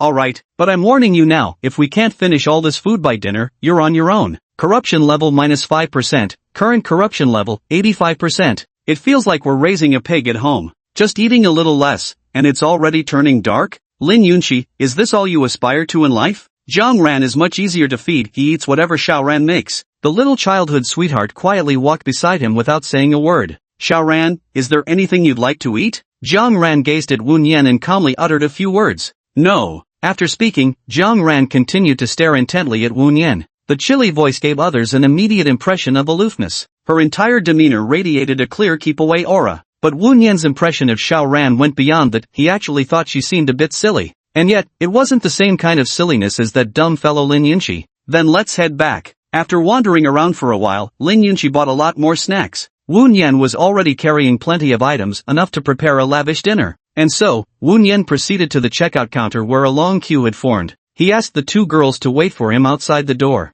Jiang Ran and Lin Yunqi stood outside, having nothing in common to talk about except. Lin Yunqi couldn't hold it in any longer, she had to seize the moment and get answers now. What exactly is your relationship with that stalker? I don't want to talk to this foul woman. Now that he's not here, you can tell the truth. The truth? Of course I'm thinking of my future sister-in-law. Did he threaten you? I still want Brother Nian to threaten me. Childhood sweethearts. Really? Got it. Sigh. Pity for her misfortune, anger at her resignation. Lin Yunqi gazed silently at Jiang Ran with concerned eyes. What a pitiable girl, completely manipulated by that damn pervert. Jiang Ran couldn't be bothered to speak another word to this woman before her. Her precious time wasn't worth wasting on someone like this. And so, Jiang Ran's gaze drifted toward the line inside the door, growing increasingly mesmerized by the figure gradually reaching the front of the queue. Lin Yunqi took in this entire scene before her eyes. Hopeless. 5 minutes later, Wu Nian walked out the gate carrying numerous bags. So slow. Lin Yunqi complained. I want to go home for dinner right now. Carry this bag. Wu Nian casually let go, stuffing a bag of snacks into Lin Yunqi's arms. So heavy, why did you buy all this stuff? Lin Yunqi, does your brain only have the capacity to store memories from the last 7 seconds?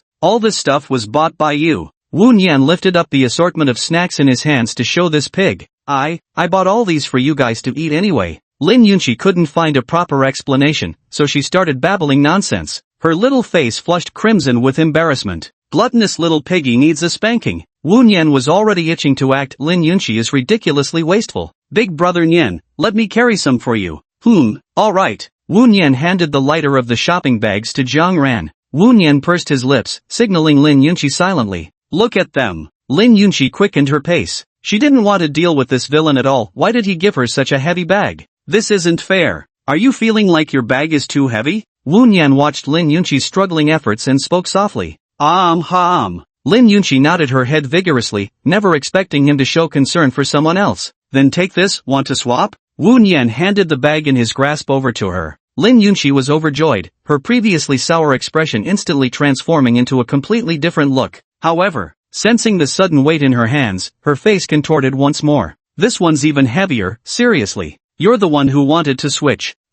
It's just a bag. Then give it your best shot. If you can't carry it back, there'll be no dinner for you. Lin Yunqi's stubbornness flared up. She was determined to prove him wrong. It took both hands straining together just to barely lift it. Why had that guy made it look so effortless when he carried it? Watching the other two figures grow increasingly distant, Lin Yunqi's eyes gradually brimmed with tears. Just leaving like this? Just abandoning her like this? Wu Nian walked about 20 meters before finally coming to a stop. A little teasing was enough. Xiaoran, wait here for a moment. Sure. He walked up to Lin Yunqi. The girl was squatting by the roadside, hugging her knees with both arms. Wu Nian also crouched down, observing the young woman whose face was obscured by her hair. Crying? No. Hey, just kidding. Let's go, hurry home for dinner. Wu Nian picked up the nearby bag with one hand while using his free hand to grab Lin Yunqi's. Lin Yunqi used the leverage to stand up, rubbing her eyes with her other hand. She clung tightly to Wu Nian's hand, unwilling to let go. You really are such a jerk. Who told you to always pick on me?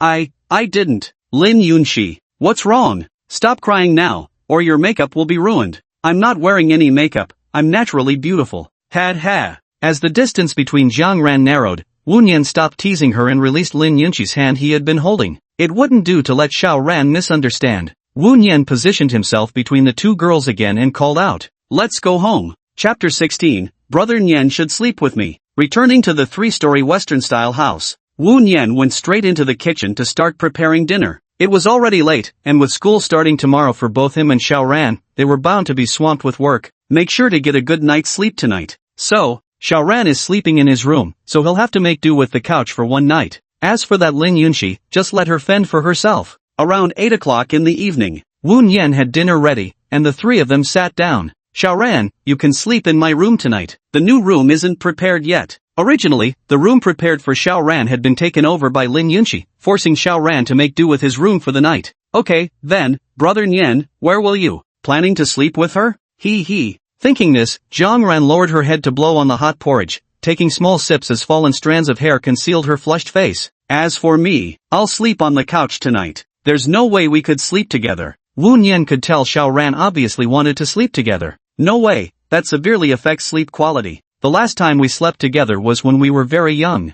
The other girl at the dining table completely ignored their conversation, wolfing down food non-stop as she attacked the dishes on the table. I have to admit, this rascal's cooking skills are quite impressive, comparable to her family's housekeeper. Eat slower, you won't starve to death. Wu Nian's head was covered with black lines. There really was a greedy little pig that had sneaked into their home. Aren't you afraid of getting fat? Of course, my figure maintenance is no joke. Lin Yunqi boasted, though in reality there wasn't any strict figure management, just ordinary daily care. Wu Nian saw Lin Yunqi's smug expression and immediately knew this girl was fantasizing about something strange again. Following Lin Yunqi's gaze, thinking about naughty things. At least his mental state seemed normal, so Wu Nian couldn't be bothered to inquire further. Xiaoran, have a chicken drumstick. Wu Nian picked up a drumstick for Jiangran, showing his care. Take better care of your own childhood, sweetheart. Thank you, Brother Nian. Lin Yunqi began pouting again, clearly unhappy. What excuse could she use to make this rascal serve her some food? Make him serve dishes, just to treat him like a servant. The reason must be clarified. She blinked her small eyes, following Wu Nian's movements with her gaze. Anticipation. Wu Nian picked up a chicken wing with his chopsticks. So exciting. Lin Yunqi's eyes gleamed. This guy had finally gotten a clue. However, the chicken wing ultimately ended up in Wu Nian's own bowl. Lin Yunqi, just eat your meal properly. Why do you keep staring at me? Humph. Without responding, Lin Yunqi took a sip of porridge to ease her inner displeasure. Brother, have some of this. Jiangran also served Wu Nian some vegetables. Look, these are the benefits of cherishing your childhood, sweetheart. He felt the weariness of cooking instantly dissipate, his entire body growing light. Not listening, Wu Nian's nagging. Lin Yunqi repeated these two phrases silently countless times, refusing to serve him food. But refusing food when someone's prepared a whole table of delicious dishes would be impolite. So, Lin Yunqi still imitated Jiangran by serving him some food. Heh, you've grown up. Wu Nian teased, as this didn't seem like something Lin Yunqi would normally do. The girl furrowed her brows, trying to pick back the vegetable she had dropped with her chopsticks. If you don't want to eat what I picked up for you, just throw it away. How infuriating. After offering you food so kindly, and yet you act like this. There's no reason to put it back. Wu Nian was quick as lightning and downed it in one gulp. Thus, the meal concluded amidst playful banter. Wu Nian let the other two go wash up first, while she lay on the sofa to begin reviewing the day's events. A daily summary was a long-standing habit she had maintained. Now, there are already 3 rehabilitation targets, and the points accumulated have reached a full 35. though all the abilities available for exchange in the store sound quite impressive, such as Rhythm Master, Literary Giant, God of Esports, and some other incomprehensible abilities. The most crucial point is that many of these abilities come with significant limitations. He had no intention of redeeming it now and decided to keep hoarding instead. Be a hoarding rat, save them all up and binge click later. This is the sheer joy of instant fulfillment. Go all out. After Jiang Ran and Lin Yunqi had each finished washing up and entered their rooms, Mun Yan also took a shower. He then spread the bedding on the sofa, resigned to making do with it for the night. Xiaoran peeked her head out and asked, "Nian-gij, are you really not coming in to sleep? The bed is big enough for both of us." Wu Nian certainly knew how big his room's bed was. It could easily accommodate 3 people. But this has absolutely nothing to do with the size of the bed. I've got important matters to attend to tomorrow. At least tonight I can't accompany Xiaoran to sleep. No need, I can sleep on the sofa tonight. But I have trouble falling asleep alone. This was Jiang Ran's first time spending the night here, and indeed, the unfamiliar home made it somewhat hard to fall asleep. What should they do? Wu Nian felt slightly conflicted. Brother Nian, could you stay with me until I fall asleep? This was the compromise Jiang Ran had made. Brother Nian didn't want to share the bed with her tonight to enjoy a passionate evening together. It must be because she had been too eager for quick results. Jiang Ran, oh Jiang Ran, you mustn't be too impatient. If it's just accompanying him for a little while, Brother Nian will surely agree. Her indifferent lovely face radiated a pleading aura everywhere, making Mun Nian feel somewhat reluctant to refuse. Just for a little while, it should be fine. Only for a short while, okay? Alright, come in quickly. Urged by Jiang Ran, Wu Nian couldn't help feeling like prey. No matter how you looked at it, this airhead childhood friend wasn't capable of anything truly wicked. Letting her have her way couldn't hurt. Coming to his room this time felt different from before. After all, a beautiful young woman with gorgeous features was waiting in his room. The nightgown she wore was exactly the style he had previously chosen for her. Jiang Ran wore a pink spaghetti strap nightdress. The young girl slowly slipped under the covers, patting the bed with practiced ease. Brother Nian, come in quickly. Xiaoran's movements seemed like she was luring prey. If he didn't know Jiang Ran's temperament, he might truly have fallen into her palm. And so, he hesitated no longer and slowly slipped under the covers. He knew he couldn't take any improper actions, at least not yet. Wu Nian turned his back to the girl. Xiaoran never seemed to confess her feelings to him, yet every action she took unmistakably leaned towards romantic affection. Should she confess her feelings? Brother Nian, what's wrong? I want to see your face. Wu Nian slowly turned his body to face Jiang Ran. He recalled Ran's request from noon. That settles it. Now I can sleep peacefully. Though Ran's expression remained cold and her words devoid of emotion, Wu Nian could hear the overflowing affection in them. Gazing at Xiaoran's closed beautiful eyes, the girl curled both hands by her mouth, her plump pink lips slightly parted, while her delicate fragrance lingered within the bedsheets. Perhaps Xiaoran truly had feelings for him. Chapter 17, Late Night Counseling. After Xiaoran's soft snores began, Wu Nian carefully slipped out from under the covers. After tucking Jiang Ran in properly, he turned off the bedside lamp and left the room, closing the door behind him. At this moment, there was a young girl sitting on the sofa. She wore pink pajamas printed with rabbit patterns, though the size didn't seem to fit quite right. Lin Yunqi puffed her cheeks and glared at Wu Nian with evident annoyance. You, how could you all? We didn't do anything wrong, okay? Wu Nian waved his hand, signaling her to lower her voice. TCH, I don't believe you. I agreed to be in a relationship with you in the first place, but look at what you've become now. If Miss Lin isn't a pig, she should understand why I said those things. Men who don't keep their promises are truly disgusting. Is this how you treat someone who saved your life? That's right, I do hate you. Lin Yunqi clutched the hem of her clothes and raised her voice. Why save her? She never wanted to live anyway. Her life should have ended long ago. Yet in the end, she was saved by some boy. Her eyes welled up as she gazed at the guitar case on the luggage rack. All she wanted was to pursue what she loved, yet even after graduation, her mother kept making demands. Attending that prestigious school in the capital was non-negotiable, despite her aching reluctance to leave, because an unfulfilled dream still rooted her here. Gee, why are you crying already? He hasn't even done anything yet. Wu Nian looked at the girl who started sobbing on the sofa, a huge question mark popping up in his head. He quickly searched through Lin Yunqi's various background information, remembering there was one locked background. What a headache. Wu Nian spoke up and asked, what's wrong? Lin Yunqi turned her head away. I don't want to talk to you about it. Talking to this guy would be useless anyway. Current corruption level, 99%. Seeing this, Wu Nian sat down in Lin Yunqi's line of sight. It must be said, this traditional gal-style rescue scenario is indeed too classic. Now experiencing it firsthand, the difference between simple choices and the real world feels immense. Recalling his mission, the Purification Master. Trouble, way too much trouble. Dealing with a troubled girl, one wrong step and there's no turning back.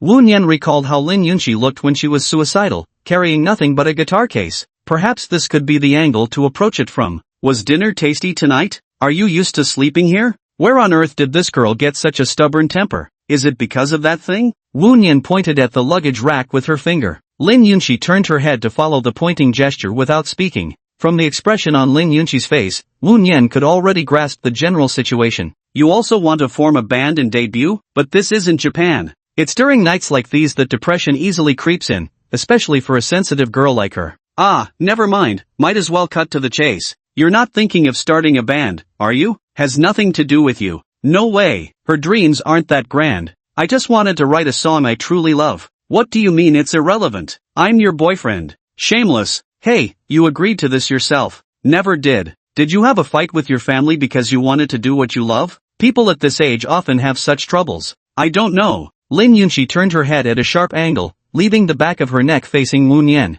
This guy is so annoying. I really want to talk to someone, but it absolutely can't be him. You can tell me. I'll keep it a secret for you. No. Alright, then I'm going to sleep. Move aside. Wu Nian was getting ready to sleep. The humanitarian gesture had ended. Since the other party refused to appreciate it, he decided not to press the matter further. He nudged Lin Yunqi with his body, signaling for her to stand up. What's wrong? You're sitting on my blanket. Poof. He lay down directly on the sofa and closed his eyes, leaving Lin Yunqi sitting there alone. Lin Yunqi frowned as she saw he was actually preparing to sleep. How could this be? Just one more question and she might have given in. What a jerk. Truly detestable. She shifted her body slightly closer to where Wu Nian was sleeping. The butt came to rest near Wu Nian's hair. Hey, aren't you really going to ask? Otherwise what? You want me to fawn over your cold shoulder? Lin Yunqi, you sure think highly of yourself. Wait a second, where are you sitting? Wu Nian opened his eyes, following the voice, and discovered someone sitting right next to his head. Lin Yunqi questioned sharply, as a boyfriend,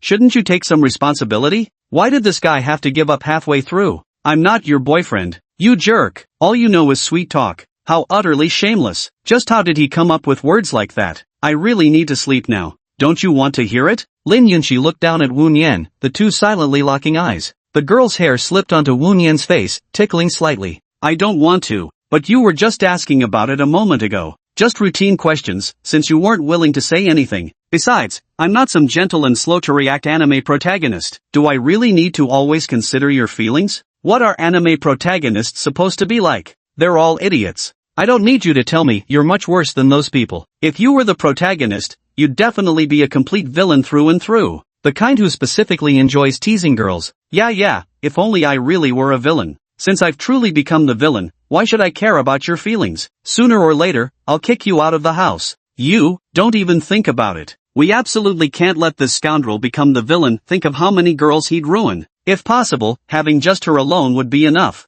Alright, go back to sleep. I have school tomorrow and no time to play with you. Truth be told, Wu Nian still had plenty of energy left. Ever since his stamina attribute reached 6, his energy recovery had become significantly faster. But right now, he couldn't be bothered with Lin Yunqi. No, you have to listen to me tonight. This Lin Yunqi just needs to be left alone. Suit yourself. Wu Nian closed his eyes directly. Lin Yunqi whined a couple of times, still not letting him sleep. The girl stretched out two slender fingers to pry open the boy's eyelids. Wu Nian's eyes bulged like copper bells, though it was all involuntary. Having fun? Fun. Now she could torment this scoundrel however she pleased. What great fun it must be. I have a wish, which is to compose a piece of music that can become widely popular. Do you understand music theory? I've learned a little. Right, which probably means not much at all. Wu Nian silently scoffed, immediately recognizing Lin Yunqi's guilty conscience. Don't look at me like that, you creep. Lin Yunqi couldn't bear Wu Nian's questioning gaze and quickly shifted all the blame onto him. She even covered Wu Nian's eyes for good measure. This Lin Yunqi. Spare the rod and spoil the child. Chapter 18 Retrieving Childhood Memories. You're just going to start making music without any preparation?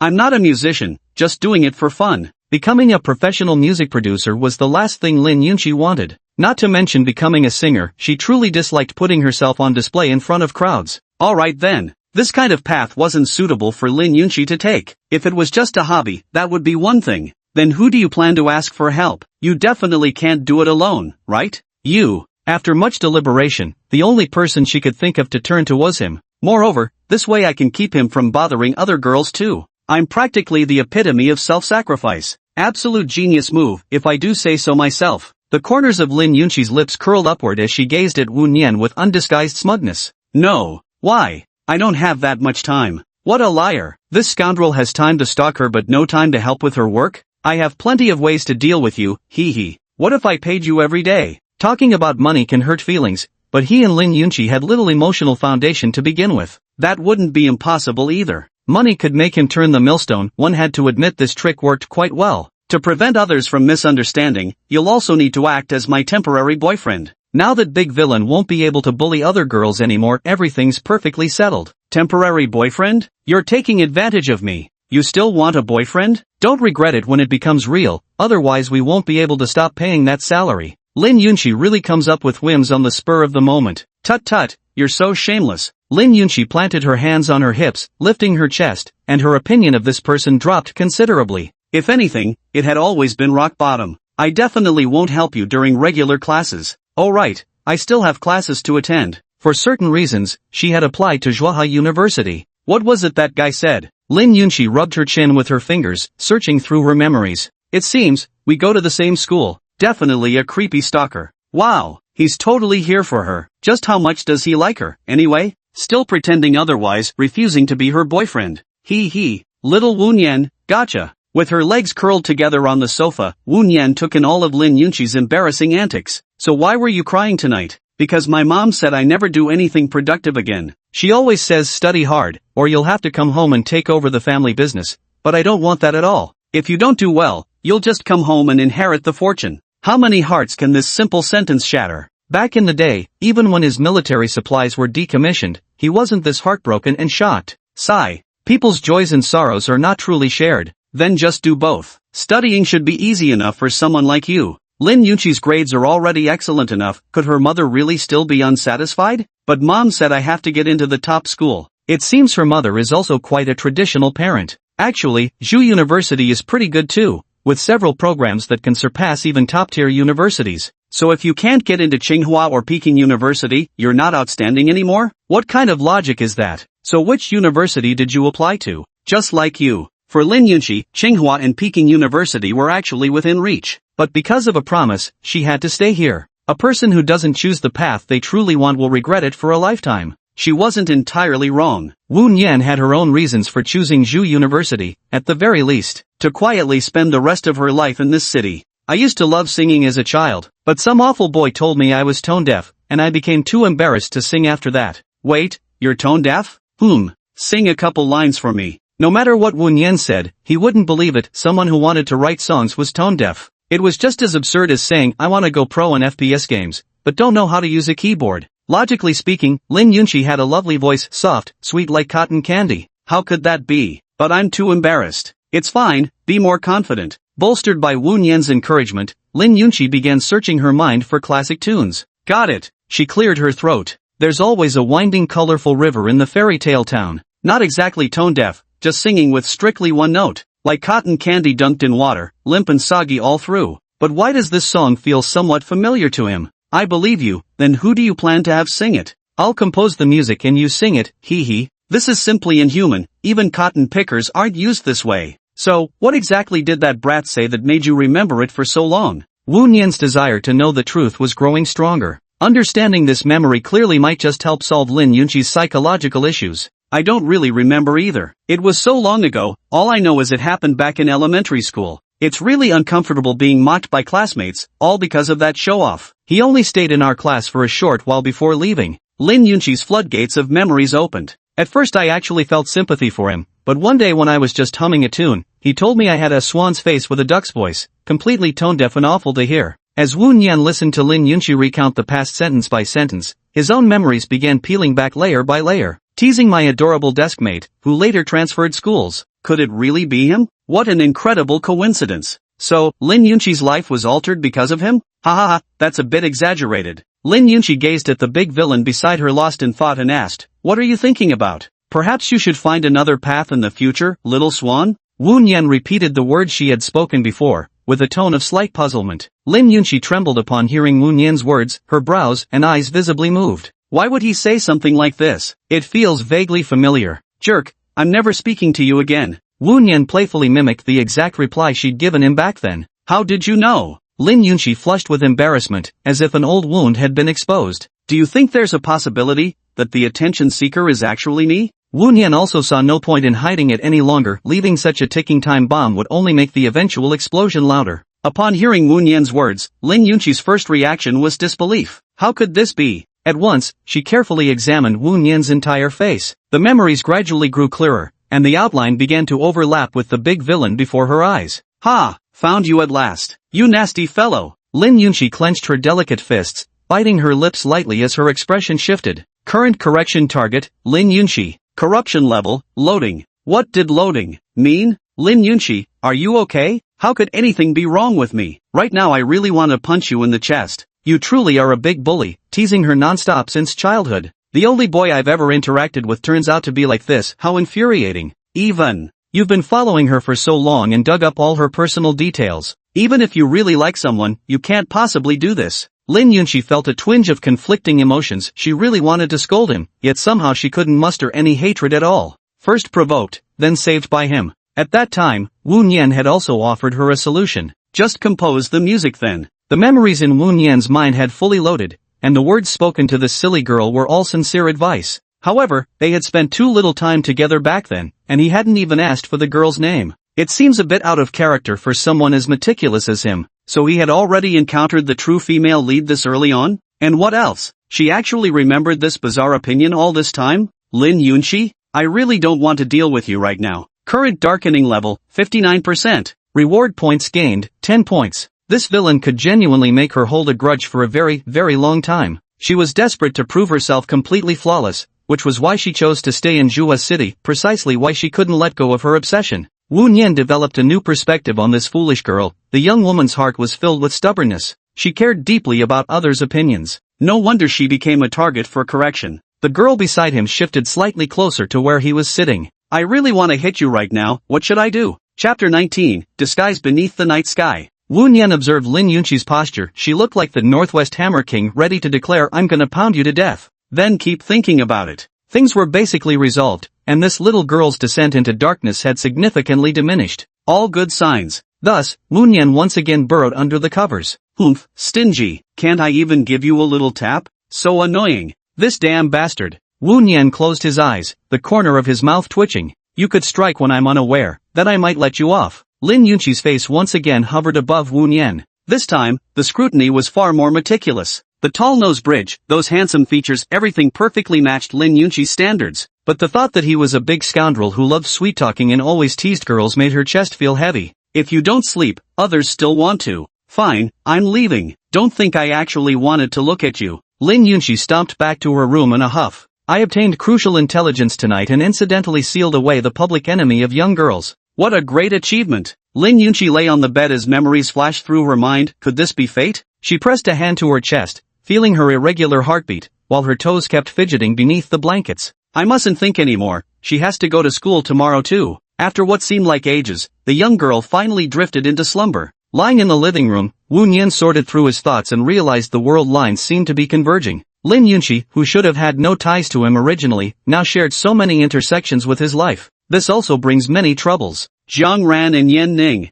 Is there no way to escape the overlapping fates with these girls anymore? A 100% corruption level signifies the collapse of the world. He kept repeating this sentence in his mind, yet he hadn't truly confronted the issue. Wu Nian thought so, and the store in his mind popped up. Ability name, Rhythm Master. Explanation, talent in music will be significantly enhanced. Requirements, 8 mental points, 6 physical points. Price, 50 points. Detected outstanding performance in purification behavior. Special limited time discount on related abilities. Discounted price, 25 points. Your remaining reward points, 45 points. Half price. Fairly cost-effective. Though according to the description, this ability isn't particularly practical, it should be more than enough to help Lin Yunqi. Who knows? It might even have some unexpected effects. Your remaining points, 20. After completing the purchase, Wu Nian also drifted into sleep. Dawn. Under the cover of night, the hunter could more easily approach their prey. The door without a handle swung open, and a dark figure slowly stepped towards the sofa. Bathed in the pale moonlight, the maiden could see every feature of her beloved's face. Brother Nian, you wouldn't really betray me, would you? The girl gently traced her fingertips across the boy's face, the warmth radiating through her entire body. She had overheard every word of Brother Nyen's conversation with that vixen earlier. Why would you do this? Was she not good enough? Okay. Now, she could no longer hide her desires like this. Had she been more proactive back then, perhaps Nyen would not have slipped away so quietly. So, from now on, she must be much more direct. Should I cross the line just this once? After thinking for quite a while, Jiang Ran finally gave up. She simply planted a gentle kiss on Wu Nyen's cheek. Then, shifting her body to press closer against his, she placed the boy's arm on her back. Only after making sure everything was just right did Jiang Ran drift peacefully into sleep. As for how to explain things when waking early tomorrow, she had already prepared her words. Dawn. The night was overturned by a morning sun that wasn't too scorching. Wu Nyen swayed slightly as she opened her eyes. She had slept fairly well last night, though in her dreams she turned into a koala, clinging stubbornly to a small tree. It was mainly because the small tree exuded an intoxicating fragrance everywhere,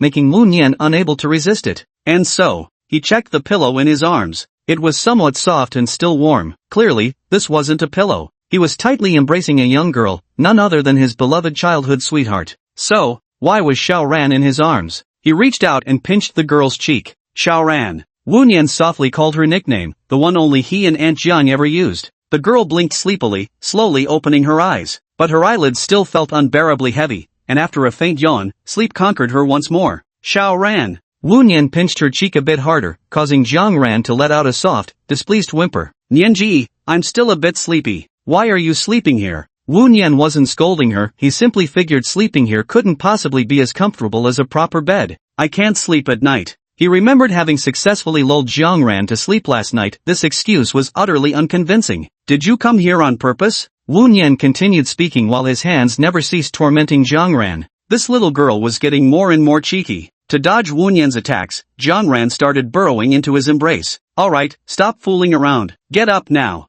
After giving one final gentle pinch, he patted Xiao Ran's back to signal her to go wash up. Today is the first day of school, and there's still so much to do. Okay. Mission accomplished. Brother Nyen didn't even blame her. That fox spirit couldn't possibly have gone that far no matter what she did. Jiang Ran obediently went to wash up, while Wu Nyen prepared a simple breakfast. By the time Wu Nyen had breakfast mostly ready, Lin Yunqi's bedroom door finally opened. Out came a sleepy, greedy pig who loved to eat. Good morning. Oh, you've already cooked. Lin Yunqi rubbed her eyes, still half asleep, her words slightly slurred and her voice soft and drowsy. So sleepy, so sleepy. The sun is already high in the sky, but we still need to get enough sleep. Lin Yunqi patted her dewy cheeks as her consciousness gradually cleared. By the time Lin Yunqi had finished washing up completely, Wu Nyen and Jiang Ran had already packed their things and were ready to head to school. The rain from previous days had brought the temperature down a bit. Wu Nyen casually threw on a gray hoodie. Jiang Ran wore a black trench coat with jeans on the bottom. A cascade of raven black hair cascaded over her shoulders, her stunningly beautiful face needing no makeup to overthrow cities and states with its allure. Her conservative attire nonetheless carried the dignified charm of an ice-cold goddess.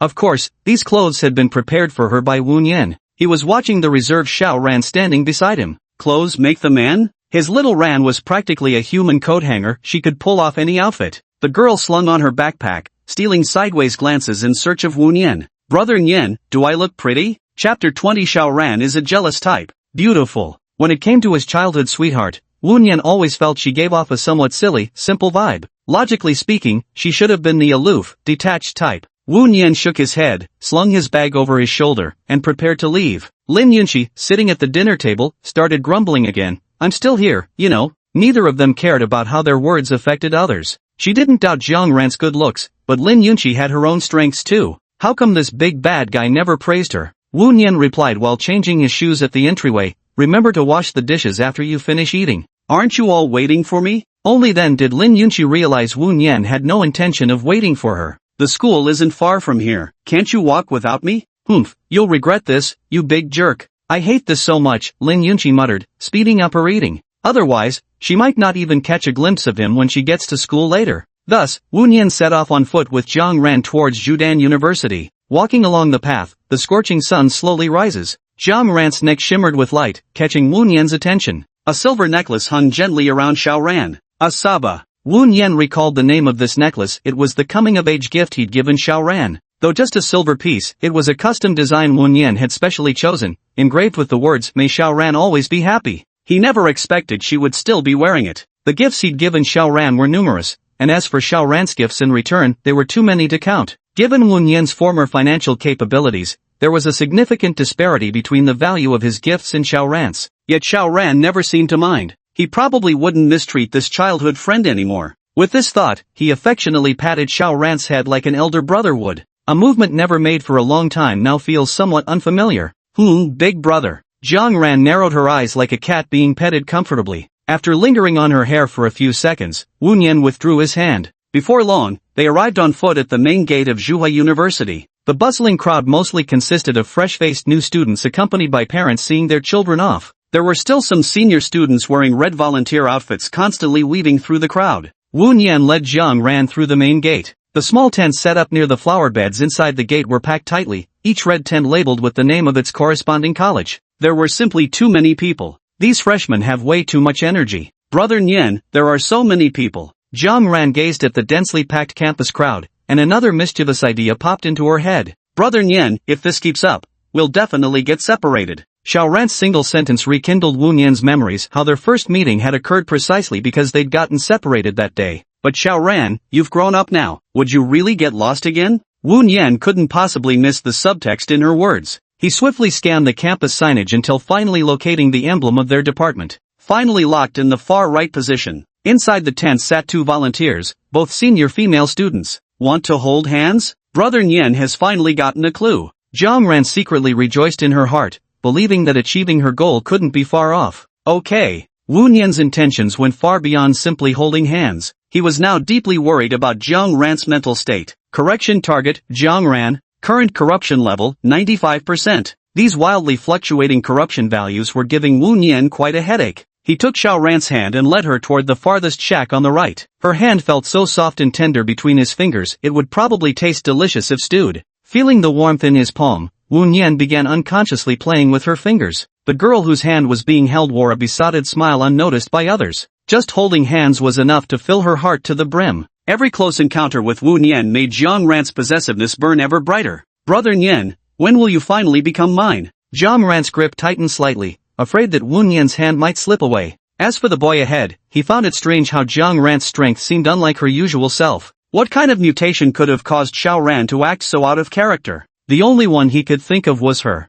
Lin Yunxi. Now he seemed to be gradually stepping into what felt like a battlefield of carnage. Moreover, there was an undercurrent of something terrifying. After all, this so-called healing romance world actually carried the tag of horror. Bro, this isn't funny. He doesn't have superpowers for a comeback match. Take a deep breath and adjust your state. Wu Nian and Jiang Ran entered the small tent to inquire about the next course of action. As soon as I approached the table, I spotted a familiar face sitting inside the tent, wearing a mask, sporting a ponytail, and bundled up tightly. Yan Ning. Good grief, this is trouble. A few barely noticeable beads of cold sweat formed on Wu Nian's forehead. Could it be that his senior was deliberately waiting for him? That might be a bit presumptuous of a thought. Yet, this was precisely the case. Junior Nian Wu. Yan Ning had been waiting here for quite some time. She had long known about Wu Nian's major, which happened to be the same as her good friends, so she took the opportunity to come and wait for him here. After all, as a senior, it's only right to show some warmth to a junior. But this warmth was reserved only for him. After all, this was the only member of her club, such a junior needed to be cherished properly. Ugh, no, not cherished. Looked after. A faint blush rose on Yan Ning's petite face, only for her to suppress it immediately. Senior, hello. Is there anything I can help with? Yan Ning volunteered right after greeting him. Just as she finished speaking, she noticed a girl emerging from behind the boy. Long hair cascaded over her shoulders, her delicate face devoid of expression, like an untouchable alpine flower. She was an absolute beauty, one that even made Yan Ning feel a twinge of inferiority. In reality, Jiang Ran and Yan Ning were nearly on the same level when it came to looks. Each possessed their own breathtaking qualities. Yan Ning and Jiang Ran's accidental eye contact revealed a trace of disgust in the girl's gaze. This made Yan Ning feel somewhat uneasy inside. After all, summoning the courage to come here and wait for her junior had already taken considerable effort. Outside of attending classes and necessary activities, Yan Ning spent her time either in the dormitory or the clubroom. I must be disliked now. Yan Ning's understanding wasn't wrong. Jiang Ran held equal disgust and hatred towards all women who came into contact with Wu Nian. Clearly, having her as the only girl around Brother Nian should have been enough. She alone should have been sufficient to satisfy Brother Nian. If Brother Nian really wanted it, she could just hand it over herself. Jiang Ran tightened her grip with even greater force. This made Wu Nian suffer miserably while the pain in his flesh was inconsequential, his enhanced constitution ability still proving quite useful, thick-skinned and tough. But right now, Xiaoran was nothing but a bottle of vinegar, the extra sour aged kind. She could even get jealous of a senior she'd never met before. He was just having a perfectly normal interaction with her. It's fine, senior. We can handle it ourselves. That won't do. I came here specifically to help you. Senior Yen. Hiss. Are you another fool who can't read the room? Chapter 21, Raising a Love-Struck Girl with My Own Hands. The two unknown senior girls sitting at the table stared at each other wide-eyed. Who would have thought volunteering for such tedious work could come with such entertaining drama? No wonder Yan Ning put in extra effort with her appearance today. For this famously socially anxious girl to actually leave her room, could she have a crush on this junior? The two girls gave the junior a once-over. He was quite good-looking, after all. The junior girl following behind is also quite attractive, a perfect match of talent and beauty. Ha! Does that mean? The two of them stole a glance at Yan Ning. Could it really be what they're thinking? Yan Ning didn't feel anything strange. She simply thought the two newcomers surely needed guidance, which was exactly Yan Ning's role. Why didn't Yan Ning notice anything unusual? Because, from her position, she couldn't see Jiang Ran and Wu Nian's clasped hands at all. Yan Ning moved step by step toward the outside of the tent. At that moment, Jiang Ran abruptly let go of his hand. This might cause trouble for brother Nian. After long-term psychological correction, she occasionally felt guilty. Was she asking too much of brother Nian? This flirtatious little nuisance seems somewhat foolish, not that much of a threat after all. Not even close to that vixen at home. At least this person before me didn't have that area significantly bigger than hers. Let's go, we'll get your luggage to the dorm first. Yan Ning glanced around at the two of them, speaking with extra confidence through her mask.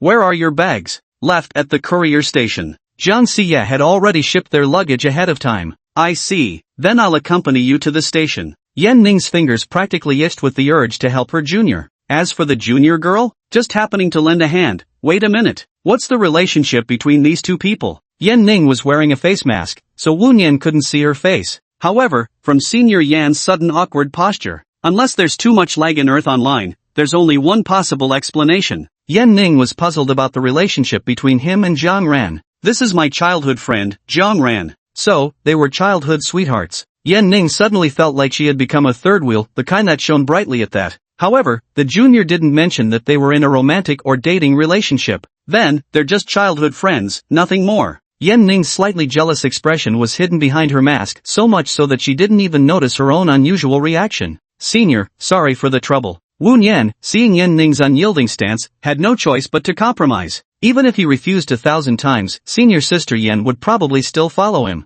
In the end, a new trio was formed. Still the same girl-boy-girl arrangement, but the person on the far right had already changed. Throughout the journey, apart from necessary directions, no other topics were discussed. The only sounds reaching their ears were the unique clamor of schoolyard noise. Arriving at the station, after retrieving their stored items, the group prepared to head towards the dormitory building. Yan Ning couldn't hold back anymore and broke the strange atmosphere by saying, "Let me tell you guys, this school actually has some campus legends." Campus legends. Wu Nian had already heard this senior tell them multiple times during online sessions. Back then, the senior was still a senior brother. Once there was a psychopath at school. He specifically targeted girls. Anyone who disobeyed his orders, she would mercilessly tickle the girl's feet. Yan Ning's face was full of terror, as if she had seen something horrifying. Tickling her feet is terrifying for her. Jiang Ran beside them clearly wasn't listening, her expression remaining completely unchanged. Wu Nian, on the other hand, felt somewhat cold. What a painfully lame joke.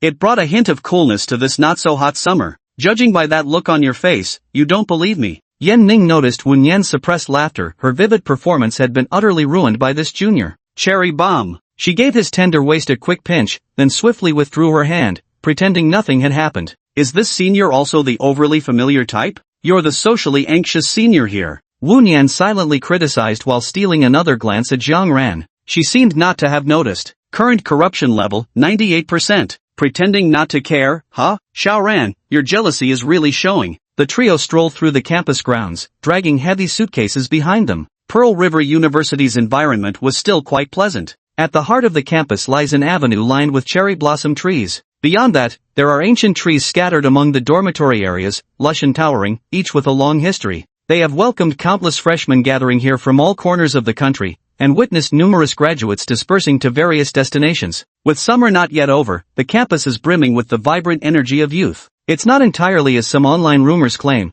portraying all students as fragile and lifeless, crispy college kids. Alternatively, perhaps it's just the sensitive adjustment period at the start of the semester. You never know when a few upperclassmen might be prowling around looking for their next targets. Fortunately, Manhwa University maintains a decent atmosphere where most students simply focus on their own affairs. Hey junior, come get a SIM card here. Whatever senior sister you're looking for, we've got it all. Junior, sign up with me for exclusive deals, with home broadband installation service. Indeed, the dormitory area has a completely different vibe. Upperclassmen selling SIM cards were everywhere, alongside stalls hawking daily necessities. Scamming freshmen is practically a tradition among senior students. After being scammed, the freshmen become seniors and go on to scam the next batch of freshmen. An endless cycle, continuing without cease. Wu Nian paid them no attention. Don't mind them, they make a huge commission by selling just one card. You're better off going to the service center. Yan Ning made a fair point, these people would resort to any means to sell a single card. Still, as long as they weren't outright scamming people, most methods were somewhat acceptable. But this pyramid scheme-like way of handling business was somewhat despicable, to say the least. Not to mention, the freshman was still carrying a large suitcase when they were called over to get a campus card. This is complete nonsense. Wu Nian spat in disgust. What difference does this make from profiting off others' suffering? Even if it's a senior helping out with card registration, no one would be willing without some benefits. Not to mention, there's a beautiful senior girl standing right beside them. Brother Nian, my dormitory is over here. The three of them arrived at the female dormitory building first. Need help carrying it upstairs? Jiang Ran shook her head. Truth be told, she didn't have that much luggage, but she wanted to spend more time with Brother Nian. Senior, can boys enter the girls' dormitory building? They should be allowed. Due to new student enrollment, there's a temporary lifting of restrictions. This also makes it easier for parents to help their children move luggage. In summary, the girls' dormitory building equals a once-a-year restricted zone. Wu Nian wasn't particularly interested in the girls' dormitory building. In the end, he just carried the luggage upstairs and left directly, incidentally earning a sweat-wiping reward from Jiang Ran. Brother Nian, thank you for your hard work. With a caring expression, Jiang Ran took out a tissue and gently wiped Wu Nian's sweat. The girls in the dormitory couldn't help but exclaim, what a bold, in-your-face move. Actually, the rewards also included a suddenly plump wallet. Jiang Ran transferred some money to him, almost as if worried he might feel slighted. This must be what it feels like to be pampered by a sugar mama. If Xiao Ran were just like any normal person, being spoiled might not be so bad. In reality, Xiao Ran needed psychological correction. Wu Nian sighed as he walked downstairs. It seemed he had personally raised a love-struck fanatic. Chapter 22, Brother Nian, you're like a lamb walking into a tiger's den. After dropping Jiang Ran off at the dorm, now only Yan Ning and Wu Nian remained. Yan Ning began to restrain herself, after all, she was walking with a guy. Besides, even wearing a mask couldn't hide the slightest hint of fear in her mood. Escorting him to the dorm had drained almost all her energy. Wordlessly, they arrived at the boys' dormitory building. Senior, you'd better not go in. Just message me when you're done packing, and I'll come find you later. Wu Nian found the senior's words strange. Why was she suddenly clinging to him like this? College students shouldn't have this much free time either. Wu Nian scratched his head, watching the senior student walk away, feeling puzzled about it. He searched for his corresponding dorm room. Since it was on the first floor, it was quite convenient. Opening the dormitory door, he found no one had arrived yet. The size of the dormitory is quite decent, with 4-person rooms featuring private bathrooms, and each student gets their own wardrobe. The aisle between the desks may not be wide enough for badminton, but it's spacious enough for 3 people to pass through simultaneously. This is practically heaven on earth. It must be said that Zhushi City provides substantial financial support to Manhwa University, not to mention the occasional donations from its many notable alumni. After selecting a suitable bed and tidying up his dorm, Wu Nian prepared to send Jiang Ran a message. Though they were in the same major, they weren't in the same class. He noticed the other person had already sent him a message. Brother Nian, I'm downstairs at your dorm. Wu Nian had noticed the changes in Jiang Ran's demeanor. He always felt she was gradually becoming more proactive these days. In the past, Jiang Ran would have obediently waited for his messages in the dormitory. This was probably also due to the excessively high darkening value. Wu Nian stopped overthinking and quickly stepped out of the dorm. There, under the pavilion in front of the dormitory building, sat Jiang Ran waiting for him. A cool breeze blew past, tousling the girl's hair. She pursed her lips. The orange-flavored lip balm she wore today made her already plump lips appear even more enticing, like ripe cherries that made one want to take a bite. The girl sat upright, waiting for Wu Nian. Xiao Ran, let's go. Wu Nian walked over to Jiang Ran and patted her shoulder. Sure. The two walked along the road. Though Jiang Ran hadn't dressed up, her youthful charm still shone through. She clung closely to Wu Nian's side. She wanted to prove to others that elder brother Nian was her possession, no one could ever take him away. And I too belong solely to brother Nian. Wu Nian took out his phone to message Yan Ning, having no intention of continuing to trouble this senior student. Not only would it mean owing favors, but it would also upset the jealous soul by his side. Senior, the remaining tasks are quite simple. You don't need to help me anymore. He had just sent the message when he immediately received a reply. Seems like the other person happened to be on their phone. How can that be? As your senior, I must fulfill my marital duties. Shoulder my responsibilities. Little junior, you don't dislike your senior, do you? Kitten crying.jpg. Otherwise, your senior will be sad. If junior keeps doing this, he won't be a good boy anymore. Wu Nian had merely sent one message, yet this senior student bombarded him from every angle. She completely obliterated Wu Nian's previously pristine notification bar. Yan Ning was nothing short of a terrorist on the internet. At least, that's exactly how she made Wu Nian feel. As for which persona truly represented Yan Ning's real self, Wu Nian had no way of guessing. Thus, the best approach was simply to ignore her and let her vent. Wu Nian directly switched his phone to silent mode. Nian-gij, who was that? Jiang Ran looked straight ahead, uttering the words plainly and matter-of-factly. Just wanted to show a little concern for my brother. To Jiang Ran, those women didn't pose any real threat at the moment, but it was still wise to be cautious. That's senior sister just now. Wu Nian answered naturally, it was just normal social interaction, no need to be evasive. Oh, it seems brother has attracted quite a few stray cats lately. Jiang Ran lightly bit her lip while clutching the hem of her clothes, keeping her dissatisfaction carefully concealed. Now was the time to find an opportunity to execute her plan. The previous liquor-filled chocolate plan was ruined by that vixen. Now, how can I make sure brother lets his guard down completely? The girl's thoughts gradually wandered, unaware of the obstacle ahead. Suddenly, she felt her balance shift, gradually leaning toward Wu Nian beside her until she ended up lying in his arms. The girl's delicate fragrance wafted over, carrying a faint milky sweetness. Xiaoran, what are you thinking about? Wu Nian couldn't help but give Jiang Ran a light knock on the head. You weren't even paying attention when walking almost crashed into an electric scooter. Phew. Like it. I really like this. This wasn't part of the plan. Jiang Ran never expected that just spacing out for a moment would let her enjoy Nian-gij's embrace. But it's a bit dangerous. After instructing, Wu Nian left Jiang Ran standing to the side. Although there weren't many people on the path they took, he couldn't very well carry little Ran the whole way. Jiang Ran was pulled away, visibly reluctant. The main task for today was still the school entrance physical examination. After working at it for quite a while and standing in line for what felt like ages, they finally completed all the checkups. It's almost noon, time for lunch again.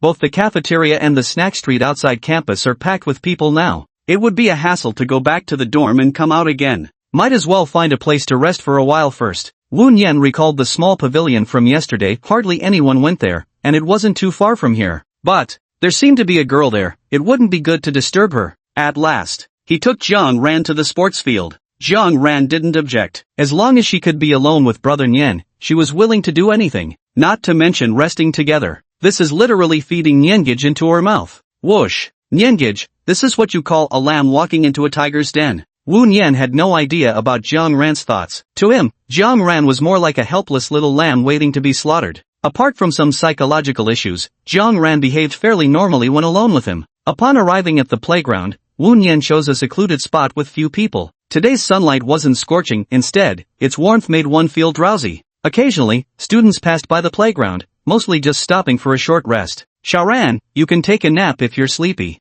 Nian-gij, I want to lean on your shoulder. Such a direct request caught Wu Nian completely off guard. Speaking with such words in a cold demeanor would make anyone find it strange. Got it. But Wu Nian still agreed. Right now, Xiaoran was too sensitive. After receiving an affirmative answer, Jiang Ran didn't hesitate for even a moment. She immediately wrapped her arms around Wu Nian and rested her head on his shoulder. Chapter 23, Eating spicy food should be paired with yogurt. Jiang Ran fell asleep amidst a whirlwind of emotions. She dreamed of wearing a pure white wedding dress, becoming brother Nian's bride. This was her greatest wish. No matter what, it must come true. Even if brother Nian didn't truly consider her as a potential partner in his heart, she wouldn't let him slip away. Jiang Ran dribbled some saliva, dampening Wu Nian's sweatshirt. Feeling the dampness on his shoulder, Wu Nian wondered what delicious treat was Xiaoran dreaming about this time. For half an hour, Wu Nian had been pondering strategies about purifying the beautiful girl. Simply treating this world as a game meant Wu Nian didn't need to invest too much emotion.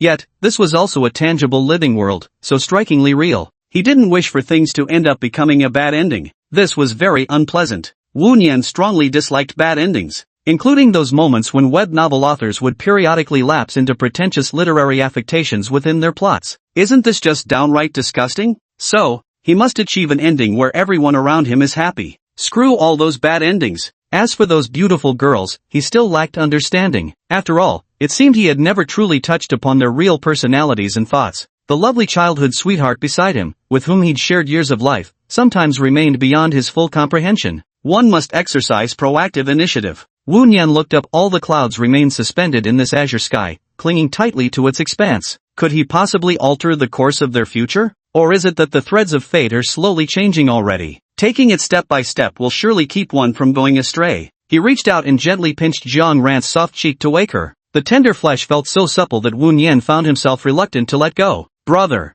The usually aloof Jiang Ran, who had just woken up, now clung to him like a clingy little imp. Let's go, time to eat. Jiang Ran wiped away the drool with a tissue and rubbed his eyes. If he saw me in this state, would brother start to dislike me? By the time Jiang Ran came to her senses, Wu Nian was already waiting for her at the bottom of the steps. Xiao Ran, hurry up. Coming. Jiang Ran rushed down the steps, her feet moving in quick little steps, and threw herself into Wu Nian's arms. This cool and alluring little minx was getting better and better at this. Arriving at the cafeteria, the crowd had thinned considerably. What Wu Nian craved most upon entering the cafeteria was the beloved braised chicken rice he'd been dreaming of. Even before starting university, the version he'd eaten elsewhere had already been delicious. Not long ago, he'd come across a cafeteria rating thread on the school's internal forum. Hey sisters, this is absolutely the bomb. Zhuhua City's most top-notch braised chicken. Remember to refuel your tanks. As for such an abstract title, Wu Nian had no comment. But, braised chicken is definitely a must-try.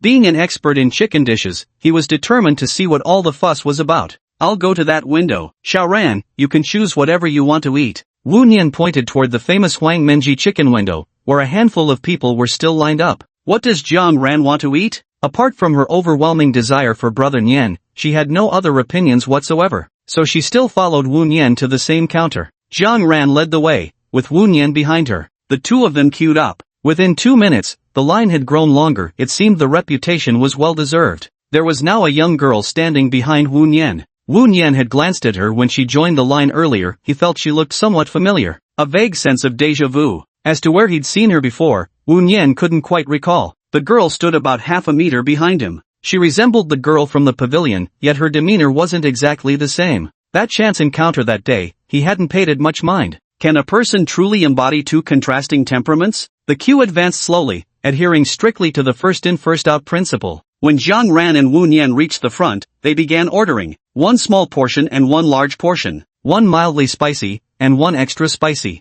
Wu Nian had long been shaped into a spicy mortal. No spice, no joy. Wu Nian bought a bottle of yogurt while he was at it. When buying, he also asked Xiao Ran if she wanted some, but she shook her head repeatedly, so Wu Nian gave up. He and Jiang Ran found a secluded corner to sit down. This was the same spot where he had sat with Senior Yan Ning before. Only this time, the companion was replaced by Xiao Ran. Suddenly, he felt a bit like a scumbag. Wu Nian grumbled inwardly as he sampled the braised chicken. You have to admit, the braised chicken was surprisingly delicious, making him scoop up several extra mouthfuls of rice. Jiang Ran paused mid-bite, chopsticks in hand, and asked, Brother Nian, is yours spicy? Yes, he replied. Wu Nian saw Jiang Ran's eager expression and knew exactly what she wanted to do. He couldn't agree to it. Xiao Ran couldn't handle spicy food at all. This was verified information. It's extremely spicy. I want to try it. No, really not possible? After several rounds, he was also starting to buckle under the pressure. Xiao Ran's tone grew increasingly sweet yet still maintained its cool detachment, but Wu Nian genuinely had a headache coming on. Wu Nian could clearly see the awkward expression on Xiao Ran's face after he ate it. It had always been like this back at home. In the end, unable to resist her insistence, Wu Nian picked up a piece of chicken and placed it in her bowl. Before it could even warm up in the bowl, Jiang Ran had already tossed it into her mouth. Very satisfied. This probably counts as an indirect kiss. Ah! The girl smacked her lips, fanning herself with her hand while making intermittent sounds. Wu Nian took note of all this. Wu Nian was a prophet. He knew Xiao Ran's tastes all too well. Is it spicy? And no. Panting, not spicy. Wu Nian gazed at Jiang Ran's crimson thin lips, slightly swollen. This was exactly why he didn't want her eating spicy food. So stubborn. Wait here, I'll go buy you some yogurt. But hiss, it's too late for that. Jiang Ran had her eyes on that half-full bottle of yogurt that was her real target all along. Wu Nianchuan looked at his yogurt and finally understood what this childhood sweetheart of his was actually thinking. He, Xiaoran, you've given yourself away. You just want to steal my yogurt, don't you? Wu Nian still handed over the yogurt in the end. What else could he do if he didn't spoil his dear childhood friend, who would? Zhang Ran took the yogurt and began gulping it down noisily. The girl tilted her slender neck back as she swallowed the yogurt, filling her mouth in one go. A trace of white dairy still lingered at the corner of her lips. She ran her pink tongue around her mouth but didn't quite clean it all up. The girl's lips turned pale. Here. Wu Nian was prepared and promptly handed her a tissue. Zhang Ran was utterly satisfied. Her little scheme had succeeded once again. Chapter 24, I don't even want to acknowledge you. The farce came to a temporary end. The two resumed their lunch. After just a few minutes, Wu Nian suddenly noticed the light before him dim. A girl now stood before him, dressed in casual clothes with her hair in twin tails. Isn't this the literary girl from the pavilion that day? The same girl who was just queuing behind him. Her aura was completely different from when they first met at the pavilion. Back then, she was an intellectual girl in a pure white dress, but today, in short, her demeanor was strikingly different.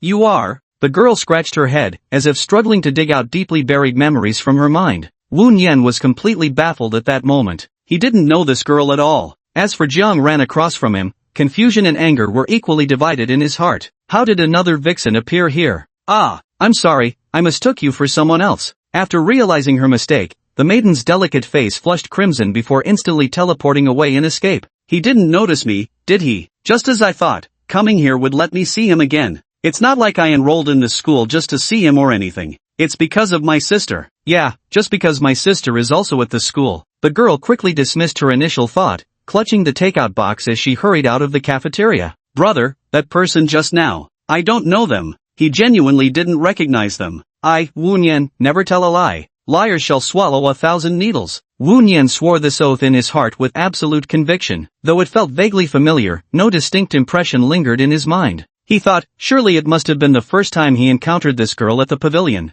The course of events was growing increasingly strange. Ever since meeting Lin Yunqi, it was as if gears that had stopped turning suddenly began moving again. Something's not right, really not right. The girl from earlier wasn't mentioned in the game's backstory, was she? Or perhaps, had he overlooked something? When he originally skimmed through the female lead's introduction, he had only gleaned general information about Lin Yunqi and Yin Ning. But it was completely useless, because it completely contradicts the description. So the original game might not actually be a genuine romance game? Transmigrated into this body, with incomplete information and no prior experience. So, this must be the first playthrough then. As for the original game content, Wu Nian had searched for it on forums before, but it simply didn't exist. Apart from the game's introduction and background, I know nothing at all. But one thing is certain, the original game never had a male protagonist to begin with. So was it just an empty shell of a game? Is purification something one must experience firsthand, and uniquely his alone? Wu Nian seemed to have found the answer. This might be the reason he had crossed over into this world. Why did it feel like he was carrying so much on his shoulders? He would bear it. He would shoulder the burden.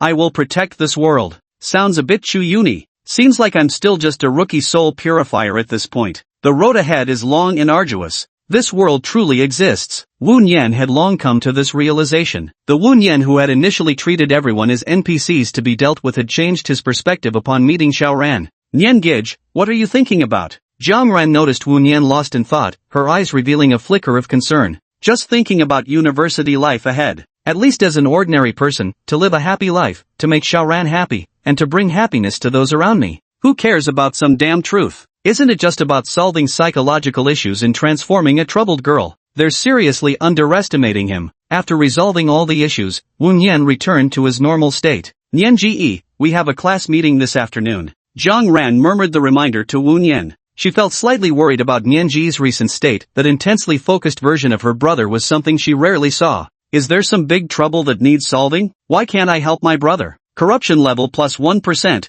Current corruption level, 99%. Xiaoran, what's wrong with you again? Wu Nian knew nothing of the thoughts buried deep in Zhang Ran's heart. Both of them were considering each other's feelings, which was precisely why things were taking such an odd turn. Wu Nian reached out and patted Xiaoran on the head. Don't worry about me, I'm fine. He comforted Xiaoran. His foolish childhood friend seemed to be genuinely concerned about him. Brother Nian, if you're feeling unwell, you can tell me. Xiaoran can help you. The originally emotionless words gradually began to ripple with feeling. Compared to herself, Brother Nian's well-being was always what mattered most. No matter what Brother Nian asked of her, she was willing to do it. Hey, Xiaoran. Your mental state is seriously messed up right now. Xiaoran, let's go to the classroom. Sure. The two stood up and placed their trays in the recycling area, preparing to head to the classroom. Wu Nian held onto Jiang Ran's finger. This way, it wouldn't be too ambiguous, right? At the very least, it could reassure this childhood friend of his. But would she really feel at ease? It's too difficult. Just from this motion, Jiang Ran's entire body began to tremble.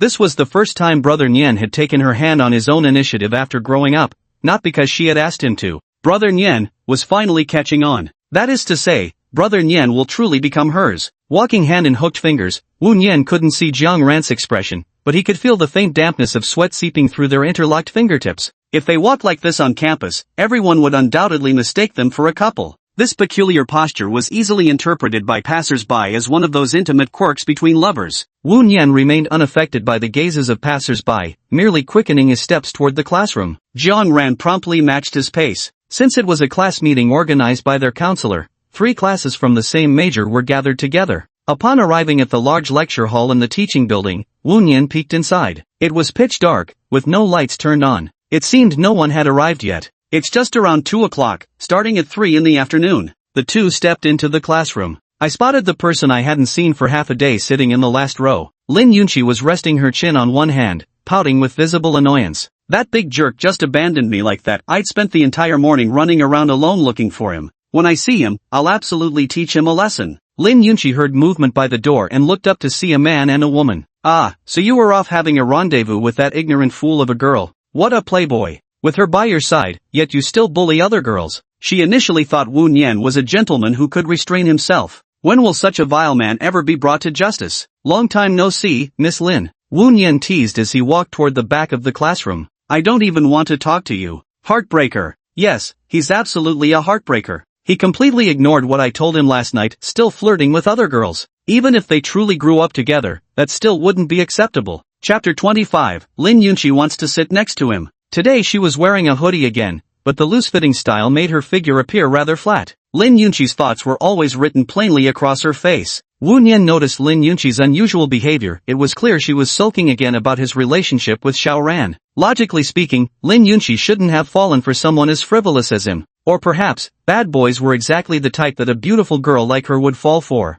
This was just too bizarre. Wu Nian ignored her and sat on the right side of the aisle with Jiang Ran, leaving Lin Yunqi alone in the very center of the middle row of seats. So annoying. Why wouldn't they come sit by her? You deliberately hid yourself in this godforsaken corner just to flirt with your brainwashed childhood sweetheart, didn't you? No, absolutely not. As the embodiment of justice, Lin Yunqi would never allow such a thing to happen. And so, Lin Yunqi patted his buttocks and stood up, heading in Wu Nian's direction. There are exactly 4 seats in this row where Wu Nian sat. Eventually, she chose to sit beside Wu Nian with 1 seat between them. Stopping this archvillain became Lin Yunqi's sole purpose. Whenever she neared him, her heart would inexplicably quicken. This couldn't possibly be the feeling of affection. Even though he had saved her, cooked delicious meals for her, comforted her, he never crossed any boundaries. Okay. No way, absolutely no way she could like him. She inched sideways at an imperceptibly slow pace. 1 centimeter, 5 centimeters, 10 centimeters. In the end, Lin Yunqi ended up occupying 2 seats all by herself. Lin Yunqi, why aren't you staying in your own seat and instead coming over to our side? Lin Yunqi shuddered like a kitten caught red-handed, her hair practically standing on end. What's it to you? I like it. Discovered, Lin Yunqi stopped pretending. Cards on the table. I just have to sit next to this big villain. Keep him under constant surveillance. He. After all, it feels uncomfortable to see him flirt with other girls. Justice fighter Lin Yunqi enters the fray. The remaining half-step movement was completed in just an instant. Her arm collided with Wu Nian's arm. Lin Yunqi felt the pain and let out a groan. Seeing the young girl's discomfort, Wu Nian teased her softly. Dummy. You're the idiot. No, wait, you're a pig. Only a pig would call someone else a pig. Lin Yunqi furrowed her eyebrows and retorted in exasperated embarrassment. I'm not a pig. Wu Nian instantly had a mischievous idea. Did you know, I have a superpower? Who are you trying to fool? I don't believe a word of it. I have the ability to make people forget they are pigs. What kind of ability is this anyway? Lin Yunqi pouted her lips, failing to notice the trap in those words, still indignant about such a mediocre ability. I can show you right now. Lin Yunqi is a pig. I'm not a pig. Look, this is my ability. Pretty neat, right? Wu Nian flashed a sly grin, never expecting he could trick this fool so easily. Lin Yunqi was still mulling over their earlier conversation, pondering for the longest time. Ah, you're really too despicable. She finally understood the meaning of those words and punched Wu Nian's arm with her fist. The force was so light that Wu Nian even felt she was acting coquettishly. Wu Nian still pretended to be in pain, rubbing his arm. Lin Yunqi fell into reflection upon seeing this scene. Did she really hurt him that much? But she didn't mean it. However, within seconds, Lin Yunqi's initial guilt vanished without a trace. Because she noticed the triumphant grin on that scoundrel's face. She punched him again in anger, this time with a bit more force, though her fist still felt soft. Lin Yunqi then turned her face away in a huff. This little girl is so easy to tease. He nudged Lin Yunqi with his elbow. Angry? Yes, and I'll never talk to you again. You've said that so many times. Oomph, this time I mean it. Alright then. Wu Nian fell silent. Lin Yunqi couldn't hold it in any longer. Restless and anxious, she truly feared this big bad guy would ignore her, that would be gaining a little only to lose a lot. So she sidled even closer to Wu Nian. Now she was too close. Why aren't you speaking? Because you just said. Before Wu Nian could finish her sentence, Lin Yunqi immediately chimed in. I never said that. How could she possibly not talk to him? Her pounding heart finally calmed down, at least their relationship had eased slightly. But that boy was still a terrible jerk, a creepy stalker. Seated furthest inside, Jiang Ran felt distinctly uncomfortable listening to their conversation. Brother Nian, you're only allowed to tease me. So she also moved closer to Wu Nian, casually grabbing hold of his sleeve. What's wrong, Xiaoran? It's cold by the window. Then let's switch seats. No need, this is fine. She wasn't willing to switch seats. Jiang Ran slipped her hand into Wu Nian's hoodie pocket, her small fingers fumbling about inside. Wu Nian reached out and pinched Jiang Ran's cheek. If he didn't stop Jiang Ran's movements soon, she might end up touching something strange. What are you blindly groping for? Jiang Ran didn't respond, silently halting her actions. Does Nian Ji still not want to? It was because of her. It must be because of that vixen sitting next to me. A few people were fooling around, and the classroom gradually began to fill with others. The two young girls toned down their behavior considerably. At 2:50, the instructor entered the classroom, a woman around 30 years old. Following her in were a man and a woman. The counselor's name was Yu Ling. After introducing themselves, they brought two senior students to the front as well. These were class mentors assigned specifically to freshman classes, there to assist with the new class's operations. To put it bluntly, they were just exploited laborers. Before the class committee elections took place, they served as temporary class officers. Wu Nian first turned his gaze to the bespectacled senior. That senior was overjoyed after all. There were points to be gained and some extra cash to be made. After introductions, I learned his name was Xiao Mingyu. As for the other senior sister who kept some distance away, she seemed intentionally avoiding the boy beside her. Wu Nian glanced at the senior sister who seemed slightly uncomfortable. It's that literary girl from the other day. I just saw you at noon. But why does your hairstyle look different now? When I met her at noon, she still had her hair in twin braids, but now it's changed to a single ponytail draped over her shoulder, and she's even changed her clothes. However, the senior's current demeanor aligns more closely with Wu Nian's imagined impression of her. Yu Ling motioned for her to come to the front and introduce herself. The young girl shuffled forward to the stage. She wore a blue long dress, with only a glimpse of her calves visible, revealing no other skin. Her eyes were as tender as spring water, her delicate oval face dewy and exquisite, naturally striking without any need for adornment. Though still young, she exuded an intellectual aura, her beauty in no way inferior to the two girls beside Wu Nian. The senior on the platform seemed to be scanning the entire class, her gaze finally settling on the boy in the last row, her eyes carrying subtle traces of emotion. The corners of her lips lifted slightly, forming a faint smile. Found you. Chapter 26, Correction Target, Shin Jian. Hello everyone, I'm Shin Jian, your senior mentor for this class. Shin Jian deliberately paused noticeably at the word your while speaking. Would he be able to notice this then?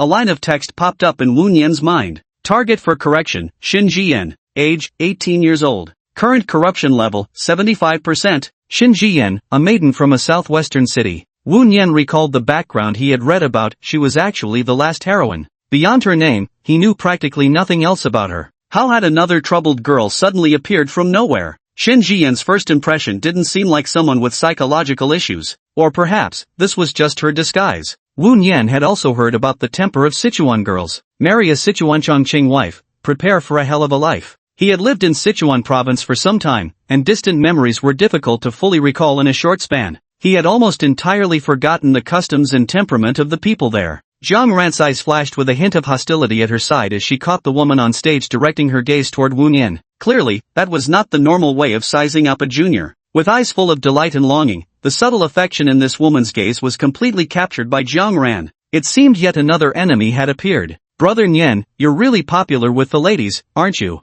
Though it presented another challenge, Jiang Ran wasn't intimidated, she was well aware of her own charm. And Wu Nian's feelings for her definitely went far beyond mere childhood friendship. But her brother seemed to be keeping many secrets from her, how disobedient he'd become. Lin Yunqi paid no attention to any of this, instead boldly sizing up their senior girl. Quite good-looking, appeared approachable, probably easy to get along with. Compared to Jiang Ran who has lost her mind, this senior schoolmate seems like a normal person. After the self-introductions came the emphasis on school opening arrangements. Yu Ling gestured for the two class mentors to take seats, and the male senior casually found a spot. Some boys in class secretly wished this pretty senior would sit beside them, but that wasn't very realistic. Shin Jian's gaze instantly locked onto that empty seat, the one next to Lin Yunqi. This was already the closest spot to that person. Hello, is this seat taken? She appeared to be asking Lin Yunqi, but her eyes kept darting glances at Wu Nian. Sure. Lin Yunqi immediately scooted further inward, practically sitting on top of Wu Nian. What are you squeezing over here for?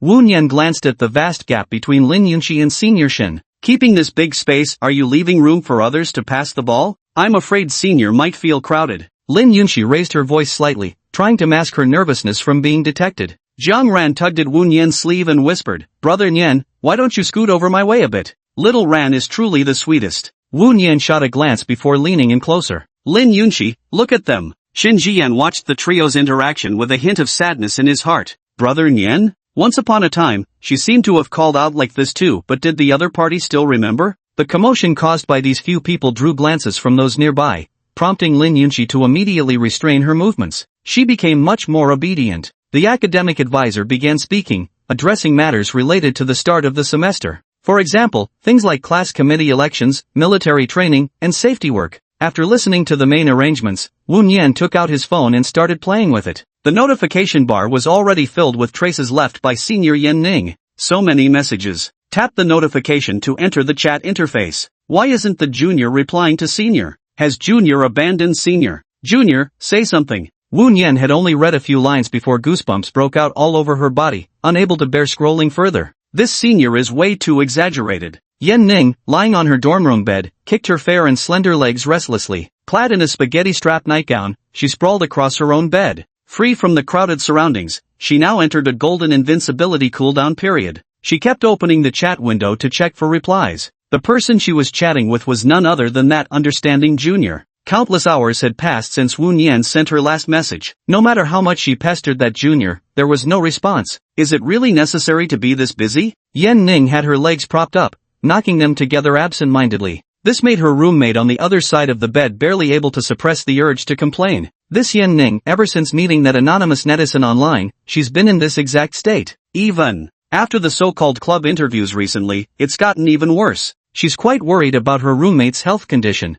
This is an illness that needs treatment. Little Ning, the roommate called out. But Yan Ning didn't hear at all, still lost in her own world. Little Ning, what's wrong? Hey, are you in love or something? Not at all. A large yellow question mark popped up above Yan Ning's head. Not in love, just waiting for someone's message, that's all. My roommate patted her head, looking exasperated. Yan Ning's words completely contradicted her current expression. This lovesick maiden act was beyond unnatural. Those closely involved can't see clearly, while spectators see the whole picture. She wished this socially awkward roommate would understand this principle, but the woman simply wouldn't listen to reason. Hey, don't worry about it. Yan Ning buried her face in the pillow and rolled halfway across the bed. I'm just happy our club finally has a bright future ahead. This was truly what Yan Ning believed in her heart. But in others' eyes, it's completely different. Alright then, stop shaking your legs while chatting. The roommate made the demand. No matter how much Yan Ning's mother hen nagged about her personal habits, it never worked. But for the sake of maintaining a harmonious dorm environment,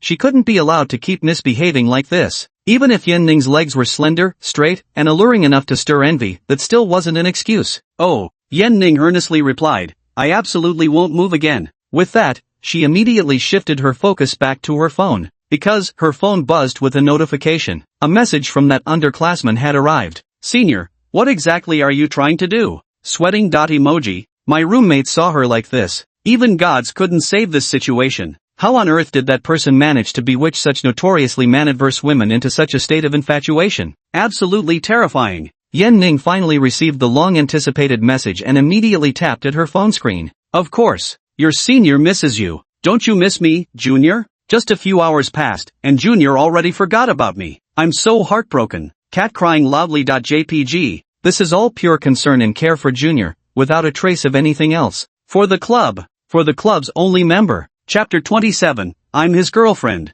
The person at the other end of the chat box, Woon Yen. At this moment, he didn't even know how to respond. This kind of conversation scenario was something he couldn't have imagined even in his wildest dreams. His interaction with this senior student lasted only one summer. Before their meeting, their communication had been fairly normal. But now, she was acting like a total fangirl. Damn it, that's what's going through his mind. A feeling impossible to put into words. Could it be that Yen Ning simply doesn't understand normal conversational dynamics between men and women? This socially awkward senior sister also needs proper guidance. Woon Yen was deep in thought. He put down his phone, feeling he should find Yen Ning for a proper explanation when time permitted. What's your name? From Woon Yen's right seat came an inquiring voice, gentle, serene, and utterly captivating. A single sentence could plunge one into a gentle dreamland. She's just an ordinary senior, yet behaves like a succubus. Woon Yen cursed inwardly. Since the question wasn't directed at her, she decided not to bother. My name is Lin Yunxi, and you lot? Woon Yen, this is Jiang Ran. Woon Yen answered directly for Xiao Ran. He knew Jiang Ran wasn't particularly willing to communicate with others. Yesterday's tripartite meeting really did a number on him. Why ask for my name? Clearly, it's to have a conversation with her dear older brother. It's how you get familiar with him. Let me add your contact info. That way, we can notify you if anything comes up later. Shin Jiyan swiftly pulled out his phone, intending to save all three of their contact details. There's actually no need at all, since she's already joined the class group chat. The final target was none other than this junior schoolmate in the middle, or perhaps the former brother Nyen. Nowadays, that term of endearment has been claimed by someone else. Don't hesitate to reach out if you have any questions. She finally succeeded in adding Woon Yen's green bubble. This was just the first step of her plan. That day at the pavilion, I initially thought I'd mistaken someone for another, but fortunately I inquired further. It was only after my sister's confirmation at noon that I came to this place. Long time no see, I miss him so much. Woon Yen didn't suspect Senior Shin's actions at all. It was perfectly normal for a class mentor to add freshman accounts. What he didn't know was that Shin Jiyen had set her profile to reject all friend requests, completely avoiding unnecessary trouble. Woon Yen continued replying to another senior's message. The conversation felt like a battlefield, with him constantly defending against Yen Ning's attacks. The other party sent many inappropriate messages, treating him as if they were already familiar acquaintances. Seated by the window, Jiang Ran took in every bit of the exchange. As expected, that so-called helpful senior was also a cheating cat. A cat that steals food must face punishment. Jiang Ran was somewhat surprised by these fox spirits that had descended from the heavens, but she accepted them willingly. She believed brother Nyen would surely choose her. The childhood sweetheart can't compete with the newcomer trope. The odds of it happening in real life are far too slim. Even if it did occur, she'd reclaim her beloved without hesitation. What bears her mark can never be taken away. An hour later, the class meeting concluded. Next comes the election for the class committee in the small class sections, with multiple groups preparing to head to their respective classrooms. Woon Yen had always been an unnoticed presence since childhood, let alone caring about positions like class committee member. He was entirely indifferent. Staying true to his persona as an invisible loner, he planned to maintain this approach throughout his 4 years of university life as well. Since Jiang Ran belonged to class 2, Woon Yen and Lin Yunqi said their goodbyes to him. The two class mentors went to guide their respective classes, while the counselor headed to the third class. Shen Jiyan naturally remained with class 1. Woon Yen and Lin Yunqi arrived at their assigned small classroom and once again chose seats in the last row. Why do you always have to follow me? Aren't there seats over there? Woon Yen saw Lin Yunqi clinging to him like a shadow, following him wherever he went. This is surveillance, this is control. Otherwise, what if he took a liking to any girl in the class? Although there weren't many girls in this class, that made it even worse. What's more, this big villain had even promised to become her assistant. There's no reason not to acknowledge the money after taking it. Lin Yunqi convinced herself and sat down boldly beside Woon Yen. Woon Yen rubbed his forehead. What was all this nonsense the little minx was spouting about surveillance and supervision? He's hardly public enemy number 1. At worst, he's just surrounded by some troubled teenage girls. One might think you, Lin Yunqi, are some kind of strict regulator for all the attention you're giving it. From the stage, Shin Jiyan noticed the two whispering and couldn't help feeling irritated. Was her starting line really that far behind? The class committee elections had concluded as evening approached. Woon Yen was utterly exhausted, both physically and mentally. listening to each candidate deliver spirited speeches on stage, recounting their remarkable life stories. Regrettably, he didn't have any particularly magnificent tales of his own. Once, now, and perhaps the future too. The crowd in the classroom gradually dispersed, shouting, "Thank you for your hard work, senior." In the end, only 3 people remained in the classroom. "You jerk, why didn't you run for class committee?" Lin Yunqi poked Wu Nian. She didn't particularly like this guy's personality, but she had to admit he was good-looking. Putting aside facts, he could barely be considered handsome, he should be quite popular. Just feeling slightly indignant on his behalf. "Then why don't you go and run for it?" Wu Nian answered a question with a question. Not every inquiry requires an answer. "Me? I just naturally dislike dealing with strangers, that's all. Being a class officer means having to socialize with many people. Troublesome. Too much trouble." Lin Yunqi has always been the product of elite education, a well-bred young lady through and through, yet she detests interpersonal interactions. Her mother's strict upbringing stems from this very concern. Such a daughter would be utterly incapable of inheriting the family fortune. Her mother's constant complaints are a major source of Lin Yunqi's mood swings. She only wanted to do what she liked, unwilling to be forced by anyone. So, this big villain must be the same. Lin Yunqi analyzed Wu Nian in her heart. That's right. It must have been like this. When she turned around again, ready to speak, she noticed Wu Nian standing at the podium, talking to that senior Shin. As expected, the moment I took my eyes off you, you went off to chat with other girls. You didn't even spare your senior from your charms." Just as Lin Yunqi was lost in thought moments ago, Wu Nian was called over by Shin Jiyan. Shin Jiyan had originally hoped to use this opportunity to reconnect with the person he'd finally reunited with, but he seemed so different now. "Senior Shin, what's wrong?" This gentle-looking senior with a single ponytail draped over her shoulder hides a dark side that's 75% corrupted. If it looks normal, then it's even more abnormal. His little Ran said so. "Nothing much. You can ask me if you have any questions you don't know." "Got it. Is the person next to you your girl, friend?" "No." "Yes." Wu Nian had barely uttered a single word when Lin Yunqi cut him off. Ahem. Wu Nian cleared his throat awkwardly. What nonsense was Lin Yunqi spouting? He turned his head to look at that fool, whose little face showed a hint of indignation, but mostly the smug smile of someone who had just pulled off a prank. Lin Yunqi had indeed done it on purpose after all. Who asked this big villain to stalk her earlier? Subject for correction, Lin Yunqi. Darkening value, -4%, current darkening level, 55%. As long as you're happy. Shen Jian shuddered slightly upon hearing Lin Yunqi's response, her delicate brows furrowing briefly before she concealed it with a smile. What a perfect match the junior and freshman make. Correction target, Shen Jian. Darkness level plus 10%, current darkness level, 85%. This, hey, Senior Shin, we just met today, didn't we? Chapter 28, Xianyan, I miss you. What the hell has gotten into Shen Jian? She was just joking. Wu Nian whispered the words into Shen Jian's ear. Still, it was necessary to clarify things, or else his innocence would be shattered. Never date a fool, this was a principle one must firmly understand. I was just casually asking, but actually you two seem quite compatible. I've got things to do, I'll head out first. Without waiting for Wu Nian's response, Shen Jian turned and fled the classroom directly. His words betrayed his heart. She didn't mean to say it that way. Inappropriate, completely inappropriate. Clenching her fists over her chest, waves of emotion surged within her heart, the rocking boat threatening to capsize at any moment.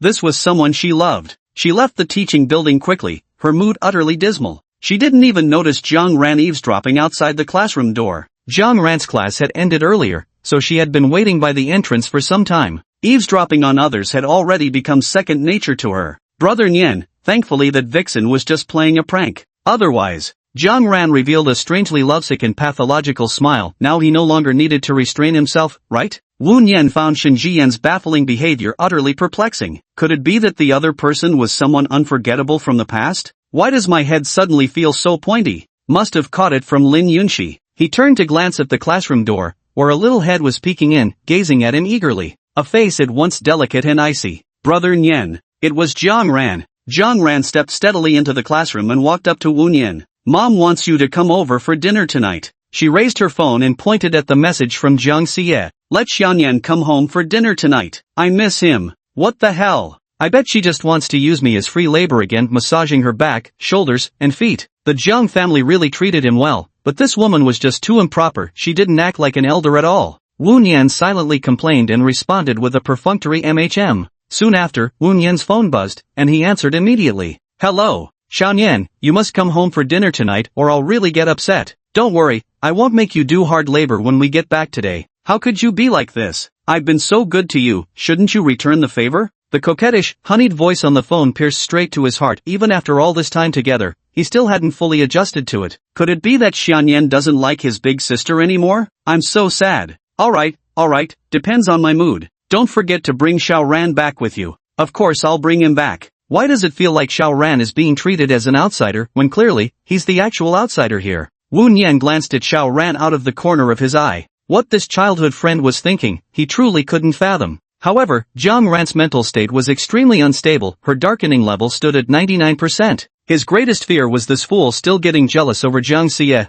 That would be truly terrifying. Wu Nian was truly wronged. Alright, that's it then. Bye, I'll be waiting for you at home. Wu Nian ignored her and hung up the phone directly. This beautiful woman, he really wanted to teach her a lesson. Wu Nian gently patted Zhang Ran's head. Let's go now. Sure. Zhang Ran responded softly, performing these gestures in front of Lin Yunqi. Brother Nian, doesn't this little vixen understand Brother Nian's intentions yet? Zhang Ran inwardly scoffed with disdain. Just a loser, only she gets to enjoy Wu Nian's head pats. Lin Yunqi was truly a forgotten person. After the prank, she became invisible to everyone. Not happy. Big meanie, what am I supposed to do tonight? You can go back to the dorm or your rented place, or are you saying you want to come with me? Wu Nian was completely baffled. What, do you want to come home with me and meet my mother-in-law or something? Stop making trouble here, you scoundrel. Lin Yunqi hurriedly packed her bag and rushed out of the classroom. This time, it was she who had abandoned Wu Nian, not that pervert abandoning her. Yes, this time she had one.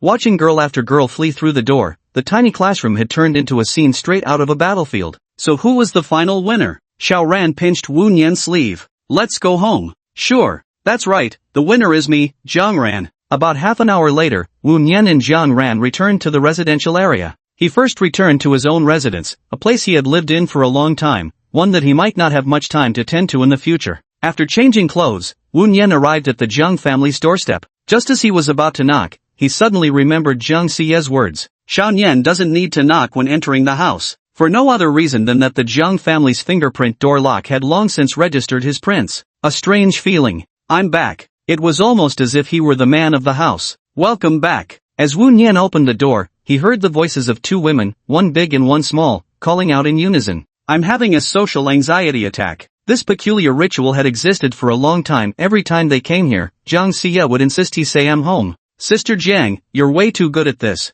Xianyan, it's been so long since you've seen me, did you miss me? A beautiful woman with her hair tied up spoke in a sweet tone. Her beauty was flawless in every way. Zhang Xie stepped forward directly and wrapped her arms around him.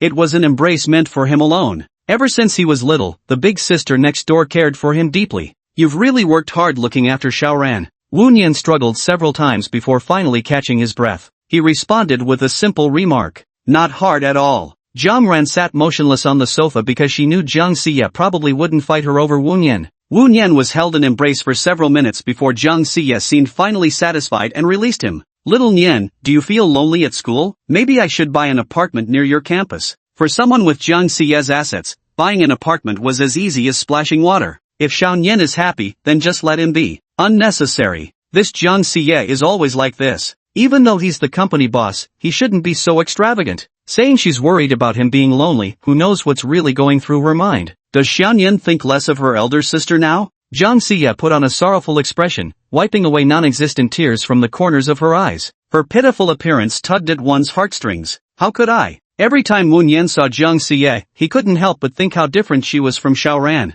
They were completely different beauties, making him doubt the true nature of their relationship. He knew very little about Zhang Xie's past, nor had he ever met her so-called husband. Though she appeared mature, in reality she acted like a young girl who loved to act spoiled. And most importantly, this woman hadn't seemed to age a day since he'd first met her. Time left no mark on her, couldn't touch her in the slightest. But since she'd never mentioned anything about it, he wouldn't pry either. Right then, Zhang Xie emerged from the kitchen, bringing the final dish to the table. I've already cooked, hurry up and eat, Xiaoyan, and you too, Xiaoran. Chapter 29. What should I do now? At the dinner table, Zhang Xie kept putting food into Wu Nian's bowl. Wu Nian quietly devoured the dishes, occasionally adding some food to Xiaoran's bowl. Xiaoyan, you must have lost weight from hunger with me not being around lately. During the summer vacation not long ago, Wu Nian insisted on exercising every day, so it's only natural that she's lost some weight. With the ultimate buff of physique enhancement added on, it's no exaggeration to say his strength rivals that of Mike Tyson. Jiang Xie teased Wu Nian under the table with her black silk-clad foot. At first, Wu Nian fought back with his feet, but Jiang Xie still wouldn't settle down. Finally pushed beyond endurance, he abruptly grabbed her foot, causing Jiang Xie's face to instantly flush red as she immediately retracted her leg. Little rogue Nian, she cooed with affected displeasure, tossing him a disdainful glare for good measure. To put it bluntly, this Jiang Xie is all offense and no defense. If she keeps this up, I'll have to give her a good tickle on the soles of her feet. Jiang Ran pretended not to see and continued eating with her head down, already accustomed to it. What concerned her more now was the unidentified woman who had recently appeared around her beloved brother. They're all a bunch of glamorous bitches. It seems I still need to find time to discuss this with Mom. Half an hour later, dinner was over. After finishing her nightly routine, Jiang Ran returned to her bedroom. The living room was left with only Jiang Xie and Wu Nian, both sitting silently on the sofa. It was the calm before the storm. Xiao Nian, are we really doing this? I really want. No, if I keep talking, this won't pass the censorship. Work is really exhausting, but it's all for Xiao Ran, and of course, for you. Sister Jiang makes a good point. Where is the logic in that? The Jiang family fortune isn't going to be divided up for him anyway, so it's only right that Xiao Nian gives me a massage, isn't it? After speaking, Jiang Xie slowly sidled up to Wu Nian's side. A floral scent wafted into Wu Nian's nostrils. After washing up, Sister Jiang changed into a sheer nightgown. Could you, please put on some proper clothes? Noticing Jiang Xie's slipping shoulder strap, Wu Nian offered a well-meaning reminder. Little Nian has grown up, from being a little pervert to a big pervert now. Jiang Xie heard his words and teased him playfully, pinching Wu Nian's cheeks. Yet she made no move to adjust her own clothing. What nonsense are you spouting? Wu Nian had always been a man of integrity. How could he possibly be labeled as a pervert? That was utterly absurd. Hurry up. Wu Nian had to quickly fulfill this woman's request and then return to his room for sleep. Otherwise, who knows what kind of trouble this woman might stir up again. Alright then, it seems Xiao Nian can't wait either. Jiang Xie lay directly on the sofa, ready to enjoy Wu Nian's massage. Wu Nian couldn't be bothered to continue engaging with her and simply went straight for action. After all these years, his massage skills had reached nothing short of divine mastery. Though, admittedly, Jiang Xie remained his only client thus far. 20 minutes later, Wu Nian's hands ached slightly from the kneading. Finally finished the task. He firmly pressed all the sore spots on Jiang Xie's body. Actually, giving others a massage is quite stress-relieving too. Her skin had a slight softness to it, but never felt excessive. Just right. All done. Thank you, Xiao Nian. Jiang Xie quickly moved her full lips toward Wu Nian, ready to give the younger boy a kiss as a reward. When she was only 5 centimeters away from Wu Nian, her mouth was blocked. It was Wu Nian's hand. Wu Nian thought that if things continued this way, the only solution would be to lock Jiang Xie in the darkroom. Such intimate gestures. Routine prohibited. Xiao Nian used to love it when I kissed you. What's going on now? Jiang Xie made a puzzled expression, clinging to Wu Nian's arm while acting coquettish. Could it be that little Nian is already having an affair? There's no affair. Do you even hear what you're saying? Xiao Ran is still at home. Wu Nian held this neighbor Jiang Xie in high regard, as she had helped him tremendously in the past. That's no excuse for coveting him so blatantly. Fortunately, the Jiang family's door had excellent soundproofing. Nothing got in, nothing got out. All sounds from both sides were completely blocked. Jiang Ran had just arrived at the laundry room, skillfully taken a piece of intimate clothing, and casually replaced it with an identical one. The girl sat upright at her desk and opened a somewhat aged notebook. Thick, yet slightly yellowed. Jiang Ran began flipping through from the first page. With each page she turned. The originally crooked handwriting gradually became graceful and elegant. 2 characters appeared on every page. Wu Nian. The deep ink stains at the final stroke of those 2 characters stood out glaringly. The girl flipped through the pages, her grinning lips unable to contain the excitement as she began to freely unleash her emotions. Her legs pressed tightly together, her toes rubbing vigorously against the fluffy pink bunny slippers. As the memorable date approached, each page of the diary became adorned with one or several photos. The photographer occasionally glanced toward the lens, but these were extremely rare. Most were the backs of boys, their profiles, or sleeping faces. This was the person she liked. Wu Nian. The one deeply loved. Things that cannot be taken away. Along with the photo, there were a few brief words. These were all things Brother Nian often told her. A lady should maintain her modesty. One must learn to control one's emotions. Preserve your chastity and integrity. She accomplished all of it flawlessly. She had always obediently listened to Wu Nian's words. But, could this really win his heart? Jiang Ran picked up her notebook and pressed the photo against her flushed cheeks. The coolness of the photo touched her skin, yet what she felt was the burning heat of love. This love is gradually suffocating her. She put down the notebook. After a few minutes, she picked up the pen to record the events of recent days. Nothing but that man would ever exist in this diary. Those damn vixens don't even deserve a place in her notebook. Brother Nyen, Xiaoran is your one and only.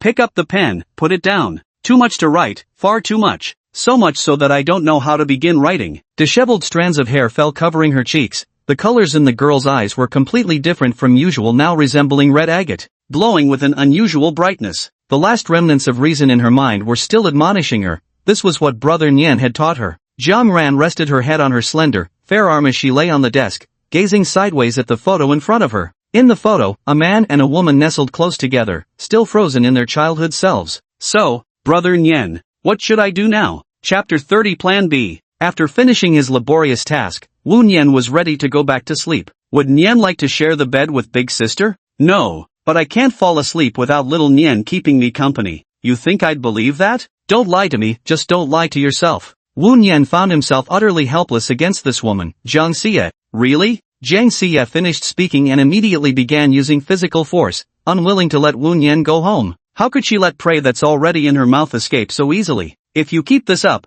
I'll have to call out Xiaoran. I'm your elder, why would I be afraid of two little brats like you? Xiao Nian, not yet. Xiaoran is still here. Feeling her foot being lifted, Jiang Xie gazed shyly at Wu Nyen. Buzz off. Wu Nyen released her foot onto the sofa and swiftly walked toward the front door. I'll come see Xiaoran tomorrow morning. Jiang, Jejie, you should get some rest too. Xiao Nian, are you really not staying to sleep here? Jiang Xie watched Wu Nyen's departing figure with visible reluctance. She truly couldn't bear to see him go. They hadn't seen each other for so many days, couldn't he stay with her just a little longer? Wu Nyen didn't respond, leaving only the sharp bang of the closing door. You passed. His mind was haunted by the image of that woman. Couldn't resist, really couldn't resist. This mature woman's charm was too overpowering. The living room felt empty and lonely with only Jiang Xie left in it. Xiao Nian has finally grown up. A smile gradually spread across her full lips. Raising someone from childhood did have its satisfactions. With that thought, Jiang Xie leaned back against the sofa with a smug expression.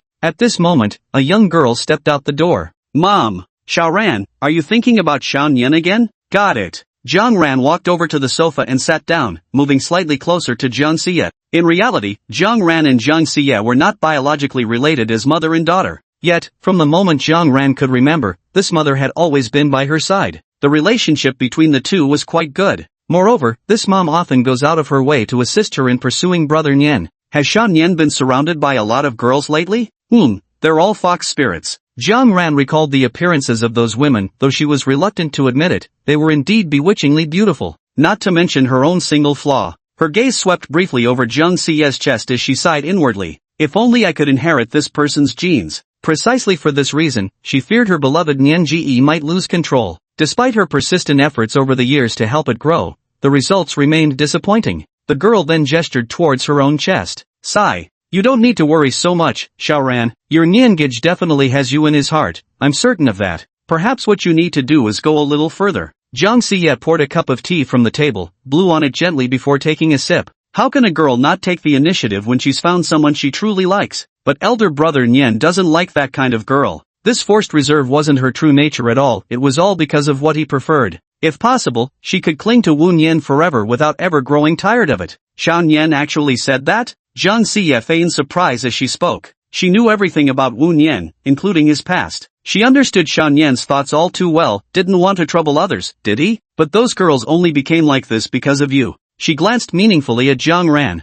Mom, so what should I do? Xiao Ran can ask yourself again, your thoughts are what matter most. If you don't want him to run away, there's only one way, right? Jiang Xie added some tea leaves to the plain boiled water. The withered tea leaves gradually unfurled as they absorbed water in the cup, releasing a refreshing and fragrant aroma. This bitterness, Jiang Ran was bound to swallow it. None of the girls around Wu Nyen would be easy to deal with. I think I understand now. Thank you, Mom. Jiang Ran suddenly raised her lowered head, her hands clenching tightly on her thighs. The glimmer flashing through her eyes brought Jiang Xie relief. This was how it should be. Jiang Ran's long-buried plan resurfaced. Plan B. She stood up and walked back to her room. Jiang Xie took another sip of tea from the table. It was all for Xianyan's own good. Playing coy wouldn't do Xianyan any favors. Those girlish troubles were things she had to face head-on. To untie the bell, one must go to the one who tied it. The conversation between the Jiang mother and daughter came to a temporary close. Meanwhile, Wu Nyen lying on the bed next door was contemplating what to do in the future.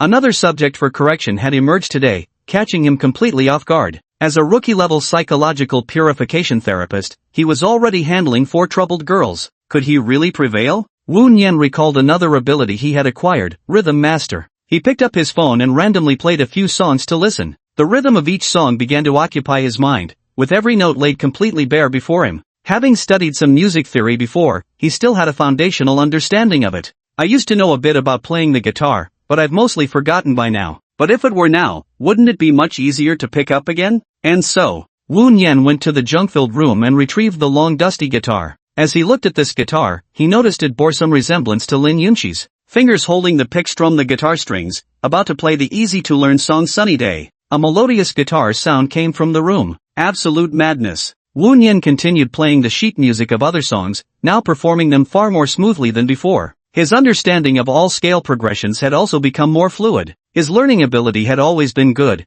but now he grew even more sensitive to these rhythms. This, Rhythm Master, paired with his learning ability, become a musician, the greatest of our time. However, he had no intention of pursuing this career. Lin Yunqi, you've really found yourself a great mentor. Recalling Lin Yunqi's request of him to assist her in composing a famous piece of music, Wu Nian resolved that he must make that idiot address him as Shifu, or else all his hard work would be in vain. Returning the guitar to its place, Wu Nian climbed into bed and closed his eyes to sleep. His phone buzzed with a notification. It was Jiang Ran, a 2-second voice message. Wu Nian turned up the volume and played the message. Good night, Nian Gij. The girl's cool, clear voice came through the phone. Wu Nian tapped his phone and replied with, good night. This had become a long-time habit. If Xiao Ran didn't say goodnight to him in person, she would always send it on green bubble. But why had Xiao Ran thought to send a voice message today? He didn't dwell on it, simply chalking it up to one of Xiao Ran's sudden whims. Night fell. A perfectly ordinary evening. Chapter 31, You childish fool, I won't eat candy from you. Early the next morning. It was already the second day of school. The phone alarm rang, and Wu Nian deftly swiped the screen to turn it off before tossing the device to the other side of the bed, nestling deeper under the covers for a few more stolen moments of warmth. Ow, brother, it hurts. Since when can phones make sounds? To confirm, he reached out to feel it. His hand touched the other person's smooth thigh. Xiao Ran. Wu Nian directly threw off the quilt. How did you get in? Because I couldn't sleep. She wasn't lying to Wu Nian. After finalizing her plans last night, she'd become too excited and had no choice but to come find Wu Nian for company. With a hint of shyness, this was the perfect disguise. It also concealed his hunger. Put your clothes on properly. Wu Nian took out his coat and left the room. Damn it. But, being pointed out by someone else, especially by his childhood friend, was slightly embarrassing. Xiao Ran was getting increasingly strange these days. She could even sneak into his bed without him noticing. This stealthy scout who loved to stay invisible. Damn it. He was wondering if he should lock the door next time to avoid another sneak attack from this little demon. More than 10 minutes later, Wu Nian finished dressing and washing up. He knocked on his own door. Xiao Ran, time to get up. A few seconds passed with no movement. Seems like she's hitting the snooze button again. He was utterly helpless when it came to the sister, who wasn't related to him by blood. Every time she came to his house, his bedroom would inevitably change ownership. Thinking of this, Wu Nian immediately opened the door. The bedding on the bed was slightly raised, yet Jiang Ran's figure was nowhere to be seen. Hiding under the covers was a lazy little worm. Wu Nian slowly lifted the blanket. Xiao Ran, hurry up and show your true form. Just as expected, still not wearing any clothes. Get up already, there's a lot to do today. Sure. After another half hour of fussing, I had no time to make breakfast, so I grabbed some food at a breakfast shop before heading to Juda University. Just in case, he bought some candies from the convenience store and carried them with him. The morning sunlight was pleasantly warm, with a gentle breeze carrying the vibrant energy of youth from the school grounds. At the entrance of the library, Wu Nian arrived at the designated meeting spot requested by the class group chat to collect his military training uniform. Since the gathering locations differed, he was alone. Upon arriving, most classmates had already formed small clusters together. Everyone was chattering away in lively conversation. After all, in a new class, one needs to quickly blend into the group's atmosphere. Reading the atmosphere is a required course. Wu Nian glanced around and spotted an out-of-place figure leaning alone against a small tree, head bowed as they kicked at the ground. Holding his military training uniform in his arms, he looked like a stray kitten that nobody wanted. He moved closer to the line, took his uniform, then stepped aside to wait for further instructions. Hey, why are you pretending not to see me? The girl's sweet yet slightly exasperated voice reached Wu Nian's ears. He turned his head and saw Lin Yunqi puffing her cheeks, looking up at him with her head held high. What an absolute pain in the neck. He hadn't even provoked this guy, yet here he was coming forward on his own. Miss Lin, what's the matter? I was waiting for you on purpose, you know. A hint of resentment emanated from Lin Yunqi's delicate face. She had been waiting for this big jerk for ages. So boring, there was no one to talk to. I'm truly flattered by your kindness. What? Since when was this arranged? I don't recall you contacting me in advance. Humph, you should know better. I even skipped breakfast waiting for you here. Then, care for this? Wu Nian took a piece of candy from his pocket, unwrapped it, and brought it to Lin Yunqi's lips. It's white peach flavored. Lin Yunqi noticed the sudden proximity of the hand, her delicate face flushing slightly as her heart began to race. You're too close. You childish jerk. I won't eat the candy you give me. Have it your way. Wu Nian tossed it straight into his own mouth. Lin Yunqi pouted, her mood sinking inexplicably. That big meanie doesn't understand playing hard to get. Does he actually like someone who takes the initiative? Ugh. What am I even thinking about? Why am I circling back to this again? Even if I ate something he gave me, it'd have to be a proper feast he cooked himself. At the very least, his cooking skills have my approval. I wonder when I'll get to eat his cooking again. Hey, Lin Yunqi, it's time to assemble. Wu Nian waved her hand, waving it several times in front of her eyes. This Lin Yunqi, always spacing out like this. Writing songs like this must be really tough for you. Even if you go back to inherit the family business, your mom would probably look down on you too.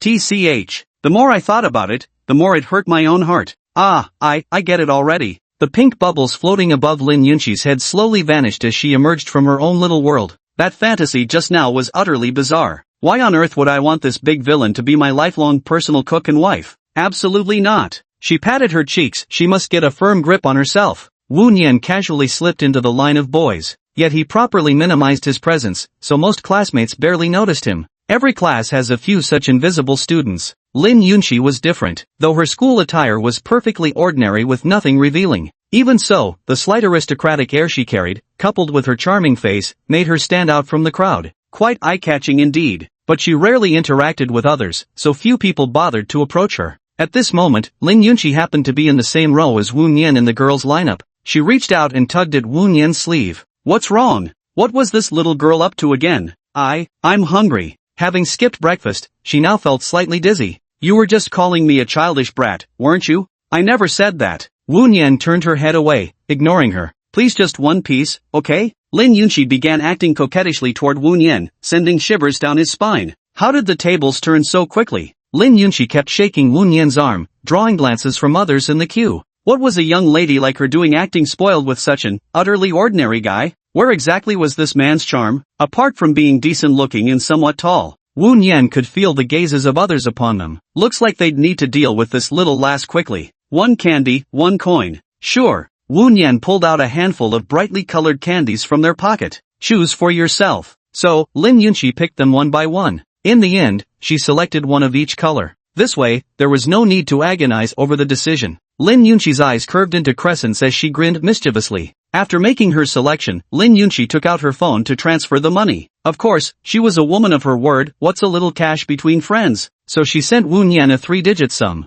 Wu Nian's phone vibrated simultaneously. I unlocked my phone and took a closer look. Sugar mommy, I'm hungry, feed me. This Lin Yunqi must be a complete fool. He was just joking around, there's no need to transfer so much money. Wu Nian tapped decline and immediately turned off her phone. This money was obtained by dubious means. Chapter 32, Lin Yunqi's 3 requests. Seeing this villain open his phone but not accept her payment, Lin Yunqi whispered, why aren't you taking the money? Could it be that he thinks I'm offering too little? It's just a few candies, consider them a gift for you. Wu Nian couldn't help but sigh as he looked at her earnest little face. No wonder this kind of fool could be tricked into coming home with him. Oh, well thank you then. She made a mental note of this favor in her heart. Even a real villain still has some principles. She tilted her head up slightly, just in time to meet Wu Nian's scrutinizing gaze. I promise to pay you back. Lin Yunqi then unwrapped a candy with pink sugar coating, white peach flavor. It was the same flavor he had been about to taste himself moments ago. She couldn't wait any longer. She popped the candy into her mouth. The taste was delightful, with the sweet essence of peach gradually melting across her tongue. Delicious. Surely sweets must be the most delicious food in the world. Is the candy super sweet or what? Lin Yunqi squinted her eyes happily, her eyelashes fluttering along. A sweet and adorable girl's appearance. The surrounding classmates were chattering away, though most of the discussions revolved around their future aspirations for college. Why find a girlfriend or work out and things like that? A few people might glance over, but they'd just assume it's a couple's playful banter. This guy's really got it made. After Wu Nian handed her the candy, he straightened up again and started looking around. As for Lin Yunqi, she was still immersed in the sweet taste of candy. At that moment, the gazes of the entire class simultaneously turned toward one spot. Their class mentor, the senior student, had arrived. Namely, Shen Jian. Wu Nian also followed the crowd's glances. Today, Shen Jian's hairstyle hadn't changed. Her ponytail still rested over her shoulder as usual. She wore a long-sleeved black blouse paired with a retro-inspired, heavyweight plaid skirt that fell to her ankles, exuding an air of gentle femininity. Quite stylish. With this thought, Wu Nian withdrew his gaze. At the same moment, Shen Jian caught sight of Wu Nian's figure. I wonder if he'll like how I'm dressed today. Her outfit wasn't overly deliberate, and she'd never choose revealing clothes when going out. How she longed to hear his opinion of her. My perverted older brother. Today, she wore that bracelet again, hoping desperately that he would recognize her. But there were still important duties to attend to. Everyone, quiet down. Shen Jian made a stop gesture and continued, after selecting your outfits, go back and try them on. If they don't fit properly, remember to exchange them. Don't forget to attend the military training mobilization meeting this afternoon. The noisy chatter in the classroom gradually died down, replaced by a loud chorus of got it, in response. With such a gentle senior sister leading the class, hardly anyone dared to cause trouble. Wu Nian also naturally followed the crowd. So far, apart from that sudden change in his corruption value earlier, this Shen Jian had made no attempts to interact with Wu Nian at all. This made Wu Nian somewhat puzzled. Should he wait and see what develops next, or should he take the initiative? He now strongly suspected that he had known this senior Shen before. Was it during his time in Sichuan province? Back then, he had indeed encountered girls in his life there, a pair of twin sisters. They were called Daya and Arya. Nor did they share the same temperament as this senior. I vaguely recall that sister being quite obedient in front of others, but whenever she was alone with him, she became feisty. It's somewhat of a stereotype. As for that other sister. Hey, you bad guy, what are you thinking about? Everyone else has already left. The classmates gradually dispersed, leaving only a few people on the road. Seeing Wu Nian's dazed expression, Lin Yunqi thought, could he possibly have fallen for this senior sister? Not approved. I, Lin Yunqi, will be the first to object. Stop messing around, I'm thinking about something important. Wu Nian's train of thought was suddenly interrupted by the girl beside him, and he pinched her cheek with a hint of annoyance. Soft and fluffy, with a bit more flesh than the usual subjects of his pinching. He had mistaken the person for Jiang Ran. By the time Wu Nian realized something was wrong, it was too late. Lin Yunqi, whose cheeks had been pinched, started steaming with embarrassment, her face turning bright red as she scuffed her feet against the ground repeatedly. What are you doing? Lin Yunqi waved her little hands, stepping back a few paces as she stammered out the words. No one should tease a girl like this. It wasn't forceful, but this was way too intimate. Only couples would do something this close, right? I did have the thought of sealing him, but this was too soon. Key point. Just sealing, not that kind of like.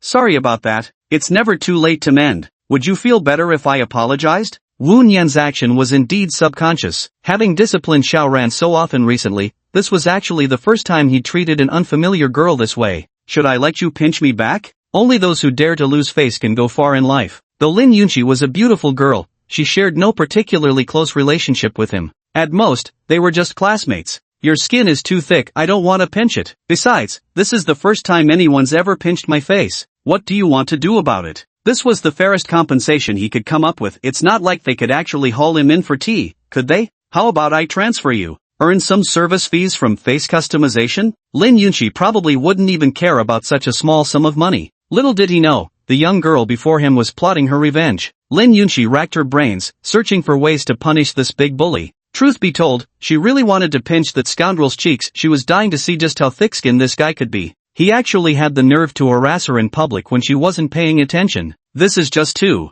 absolutely despicable. Pervert. Total pervert. So, he must make sufficient compensation before this can be settled. I have 3 demands. Lin Yunqi angrily stated her conditions to Wu Nian. First, you must cook me a meal later as compensation. His cooking is really delicious. However, you should pay for it yourself, otherwise this request would be too much. I'll pay for the meal. Second, you're not allowed to pinch my face when I'm not paying attention anymore. Yes, that's right. I won't let him pinch my cheeks anymore. If he's going to pinch my cheeks, he ought to at least tell me first. Third, Lin Yunqi knocked on her own head. I couldn't figure it out. Let's set it aside for now. When I think of something, I'll. Wait a minute, I never agreed to your request in the first place. How come you're just talking away on your own? At worst, what Wu Nian did was just pinch a slightly more pleasant-to-touch cheek. He certainly didn't do anything that outrageous. Why should I agree to this idiot's 3 demands? You took advantage of someone else, and you still have the nerve to speak. Maybe we should let that senior judge who's in the right. Lin Yunqi's previously cool temper flared up again in an instant. The fiery chili pepper's sunlight cost is only 125, yet this big bad guy can't be fully defeated with just one use, so it has to be done twice. Though her soft, sweet voice gave no hint of how angry she was, but angry she definitely was. That jerk was truly terrible. Her request hadn't been excessive at all. Chapter 33 Restraint and Prosperity. Shen Jian had reached the entrance of the library by now, planning to find a quiet corner to read. She had no intention of disturbing Wu Nian today, as what she truly desired was to be alone with him, to pour out the years of longing she had endured, and to finally reveal the emotions that had been pent up in her heart all this time. I really need to vent. Therefore, she didn't notice the two people arguing behind her. It's better not to trouble others. Although the senior Shin had little contact with him, she was also a mentally troubled girl on the verge of darkness, someone who absolutely shouldn't be dragged into this. So you're saying yes? I knew it. This guy was totally thinking about the senior girl just now. Even though there's already such a charming girl right beside him. Lin Yunqi is marching toward victory. Wu Nian rationally analyzed Lin Yunqi's several requests, which weren't really excessive. After all, he had indeed taken her virginity. The first time pinching faces. I could, but what's your third point? Wu Nian always felt this was a trap, though given Lin Yunqi's simple-minded approach, she probably couldn't come up with any more outrageous demands. I haven't decided yet. Then how can I agree to you? It's obviously a trap. You can't expect him to deliberately walk into it. I said I haven't made up my mind yet. Lin Yunqi tried to charm her way out of it, her already adorable voice taking on an extra layer of coquettishness. Cut it out. No cute acts allowed. What should we do then? I'm saying this up front. If you make unreasonable demands later, I won't agree. They won't be unreasonable. Lin Yunqi nodded vigorously. How could she possibly make unreasonable demands? She's a good person, and Wu Nian is the bad guy. Ever since meeting this person, she'd done nothing but get bullied. Alright then, I promise you. Lin Yunqi was still somewhat worried. What if this guy went back on his word? I couldn't beat him anyway. Words alone prove nothing. What if you're lying to me? Then tell me what we should do. Wu Nian had already offered herself in surrender. What was one more demand from her? Pinky promise. Lin Yunqi's tender lips uttered those two words, then quickly added a question mark at the end. So childish. It was all because of knowing him that I started becoming more and more foolish. Hurry up. I still need to go find. Find who? Is it that aloof childhood sweetheart you deceived again? So what if I am? Lin Yunqi really wanted to argue with him and didn't want him to go find other girls, but she couldn't come up with a good reason. She extended her slender pinky finger, making a promise gesture. Seeing Wu Nian hesitate, she complained coquettishly, hurry up, or someone might see us. Childish. Wu Nian also extended her pinky finger to seal their promise. A man and a woman intertwined their fingers, sealing their promise with this gesture. When Wu Nian tried to withdraw his hand, he found his fingers held fast. The young girl before him gave his hand a pat. Not done yet. We need to stamp it properly. Lin Yunqi, you're a grown-up. Can't you stop acting like a child? So unbearable. Wu Nian raised her thumb to stamp an approval. Oof, what a kid. After completing the whole set of motions, Lin Yunqi swiftly withdrew her hand while rebutting Wu Nian's earlier remarks. Don't worry, I won't tell anyone there's a college student who enjoys making strange promises with others, pinky swearing, stamping seals, and then calling whoever pinky swears with her a childish fool. I'd absolutely never breathe a word of it. Flustered and embarrassed, Lin Yunqi grabbed Wu Nian's arm and shook it, hastily covering his mouth. Stop talking already. She felt the damp warmth in her palm, as Wu Nian's breath brushed against her hand. She had impulsively covered his mouth just now. Would he mind her touch? After withdrawing her hand, she glanced around. Thankfully, no one had noticed their secluded spot, or her flawless reputation would have been ruined forever. Although, Lin Yunqi didn't actually have any so-called reputation to protect anyway. Fine, then stop shaking me. It's stamped now. Anyone who lies is a puppy. Oh yes. Lin Yunqi. Idiot. This kind of agreement without any written proof relies entirely on self-discipline. Thank goodness. Wu Nian had always been a man of his word, never going back on what he said. Subject for correction, Lin Yunqi. Darkening value minus 10%, current darkening level, 45%. Reward points gained, 5 points. First time reducing the index below 50, additional reward of 5 points obtained. Remaining reward points, 30 points. Occupation, mental purifier, beginner. Warning, please continue monitoring their psychological issues. Wu Nian suddenly received these notifications in his mind. Just a small agreement was enough to lift Lin Yunqi's spirits. This silly, naive girl was actually quite sensitive deep down. Wu Nian checked his phone at 10:30, still early before mealtime. Where are you planning to go next? I didn't know. Lin Yunqi didn't know where to go. She hadn't completed her accommodation registration, and it was already somewhat late to return to her rented room. Her eyes sparkled with a sudden idea. Letting him make the decision would solve everything. After all, she did struggle a bit with choices. Where are you going? Of course, I'll go back to the dormitory. What about your dorm? Then where am I supposed to go? She can't get in again. Wu Nian noticed how anxious Lin Yunqi appeared. Clearly she wanted to follow along. You can go to the library, he said. You could also rest for a while. Then come with me. Who am I to you? Let me stay by your side. Lin Yunqi, you're pushing your luck a bit too far. If it weren't for the imposed restrictions, he would have pinched Lin Yunqi's cheeks hard just to teach the guy what punishment awaited for misspeaking. The girl, much shorter than Wu Nian, fell silent. She didn't want to use that opportunity now. This was her get-out-of-death-free card. No.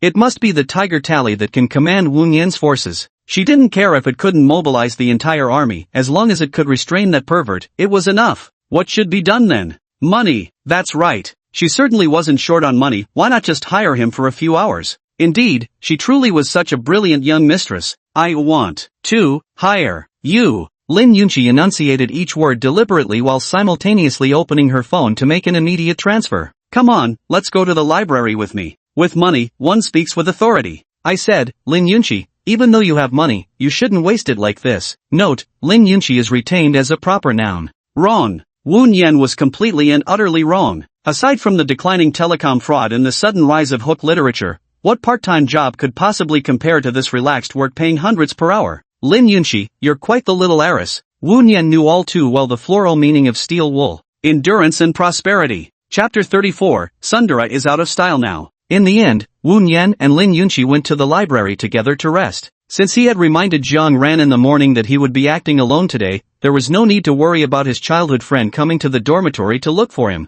Since the summer vacation began, he felt Jiang Ran was getting closer and closer to him. He had always been very fond of Xiao Ran, but this progress was a bit too fast. Compared to her former reserve, Xiao Ran now seemed like a completely different person. If her expression hadn't remained as indifferent as ever, he would have suspected that Xiao Ran might have been possessed. Deepening emotions is indeed a good thing. Wu Nian stopped overthinking and walked straight into the library. Juda University's library was impressively grand, 6 floors high, each holding countless treasured books. The collections were also extraordinarily diverse. Wu Nian had previously learned about the zoning of Pearl University. The second floor housed a vast collection of literary works. Not only classical literary masterpieces but also online literature was stored there. It also contained many foreign classics and less mainstream light novel genres. Whatever you desired could be found here. Calling this place the Pearl University Scripture Repository would not be an exaggeration. By midday, the library wasn't particularly crowded. Most visitors were freshmen getting familiar with the library's layout. Wu Nian and Lin Yunqi wandered aimlessly through the various sections on the second floor. As for Wu Nian, the variety of books he read was both extensive and diverse. But Lin Yunqi was different. She had only read some traditional literature and hadn't yet touched upon those peculiar and bizarre books. And so, Lin Yunqi's eyes gleamed with golden light. It was a thirst for knowledge. She picked up a book with a garishly decorated cover and flipped through it. Why are the illustrations in this book like this? They're downright awful. Lin Yunqi whispered her complaint, prompting Wu Nian to step forward and take a look. Such is the way with neon-lit light novels. And this book, what kind of childhood friend falling from the sky is this, and a beautiful girl at that, such wild imagination. Lin Yunqi couldn't resist the urge to tease. Could it be that this big villain actually enjoys reading books like these? Hey, are you seriously into this stuff? Lin Yunqi casually picked up a light novel. No way. I'm past the age for reading these kinds of books. When we read, we emphasize healthy and uplifting content. You're lying to me after all. Lin Yunqi muttered quietly under her breath with a barely audible, resentful tone. But I'm clearly a beautiful girl. Though somewhat conceited, she did possess capital worthy of pride. After browsing for a while, Lin Yunqi found it rather dull. These books weren't to her taste at all. Regardless, if the opportunity arose, she might try learning a bit about them later. It had nothing to do with the guy behind her. Wu Nian trailed behind Lin Yunqi, her hands never idle as she occasionally picked up a novel to leaf through. If asked about her favorite genre, nothing compared to pure romance novels. Who wouldn't want to experience a relationship where both parties truly loved each other? Oh, this one's even a little sister-themed novel. After flipping through a few pages, not bad. Yet, why does it feel so chilly all of a sudden? Is the library's central air conditioning set too low? He looked up and spotted Lin Yunqi, her little head held high and her lips pouting. You say you don't enjoy reading, but I can see you've practically rooted yourself to the spot. This is absorbing nourishment from books, gaining precious knowledge. Wu Nian casually made up the excuse he read these books purely for amusement. He walked over to the reference book section, which was the real purpose of this trip. There are books introducing music theory here, along with some numbered musical notations and guides on how to use instruments. He plans to borrow a few to take back and read. Lin Yunqi, do you want to come take a look? Wu Nian called out to Lin Yunqi from across a row of bookshelves. These books could be very useful for you. Lin Yunqi caught a glimpse of Wu Nian's eyes through the gap between the bookshelves. The boy's eyes were bright and clear, yet profound. There always seemed to be something missing in his gaze, like a bottomless ocean where no living fish could be found. This was the first time she felt that Wu Nian might not be as simple as she had thought. Was she overthinking it? Coming. Lin Yunqi scampered over eagerly, completely forgetting that she was supposed to be the one calling the shots. Here, take these books back to read. Wu Nian picked out a few suitable books for her. With some additional online resources later, it should be sufficient for ordinary music composition. You're quite useful after all. Lin Yunqi stood on tiptoe and patted Wu Nian's shoulder, praising him unreservedly. Great, my dear sister really likes someone like you. Lin Yunqi began to proudly think of herself as an elder sister in her heart, though she didn't act like one at all. After all, I'm getting paid for this. Wu Nian answered truthfully. You get what you pay for good service meant there might be another chance to take advantage of this young mistress. Wu Nian cast a sidelong glance at Lin Yunqi. Got me a naive little rich girl to fool around with. What are you looking at me like that for? You must be thinking weird things again, you pervert. Spotting Wu Nian's fleeting gaze, all of Lin Yunqi's previous positive impressions of him vanished in an instant. You big pervert. Wu Nian didn't respond, figuring it'd be better to hurry for a meal than waste time explaining. He spoke while walking out of the reading area. Then would you like to have lunch with this wolf? No. Lin Yunqi's stomach started growling when Wu Nian said that. Go eat with him. The point is eating, not being with him. Who wants to have a meal with a pervert anyway? Lin Yunqi curled her lips and followed Wu Nian. What should I eat? Didn't you just say you wouldn't come with me? Can't this big meanie even pick up on a girl's hidden meaning? He's not just pervy, but also really dumb. He doesn't understand girls' feelings at all. Wu Nian knew what Lin Yunqi was thinking, but he had no intention of voicing his stance. It wasn't like they were in a relationship, why should he bother with her emotional ups and downs? Moreover, based on his understanding of Lin Yunqi, she would definitely insist she didn't want to yet ultimately come trotting after him all the same. Lin Yunqi, do you know tsundere is out of style these days? Straightforward and generous girls are all the rage now. Xin Jian, sitting at the corner of the second floor, gazed dreamily at their retreating figures. The book page he had been about to turn remained suspended in midair, motionless. Why? Why did I have to see them here? Have you long forgotten the little girl you once knew? The maiden released the book page, letting it flutter down to settle into its proper place. She smoothed the hair hanging over her chest, then let her hand drift downward until her fingers found the bracelet encircling her wrist. It wasn't easy to finally meet you. Even if you find other girls, you mustn't forget I exist. The girl's pupils contracted as she gradually tightened her grip on the bracelet. I won't let you escape again. Absolutely not. Even if you've encountered these strange and unusual girls, I still want you to accept me. Xin Jian flipped through the pages, finding no interest in the book's intriguing plot. I'm scared. So scared he might leave again. Chapter 35, Is This Called Love? The noon sun was rather intense, but the trees lining the narrow cobblestone path to the cafeteria cast patches of shade. Wu Nian carried the borrowed books in one hand, maintaining an arm's length distance from the girl beside him. Occasional passers-by cut between them, making Lin Yunqi dart nervously from side to side to avoid any accidental contact. The scorching summers might have faded, as the late summer breeze carrying the scent of leaves brushed against people's faces. The girl narrowed her eyes contentedly, breathing in the fresh fragrance of foliage while clasping her hands behind her back. Walking along such a path made her feel completely at ease. She didn't have to think about her mother's nagging, and although there was an annoying fellow by her side, at least she could still keep him in check. The contracted time period hasn't ended yet. She gradually lengthened her stride, putting several people's worth of distance between herself and the boy. When are you going to help me with the music? Lin Yunqi suddenly spoke up, as this was something he'd previously promised. Let's talk later. School just started and I'm swamped. Who has time to mess around with music with this girl?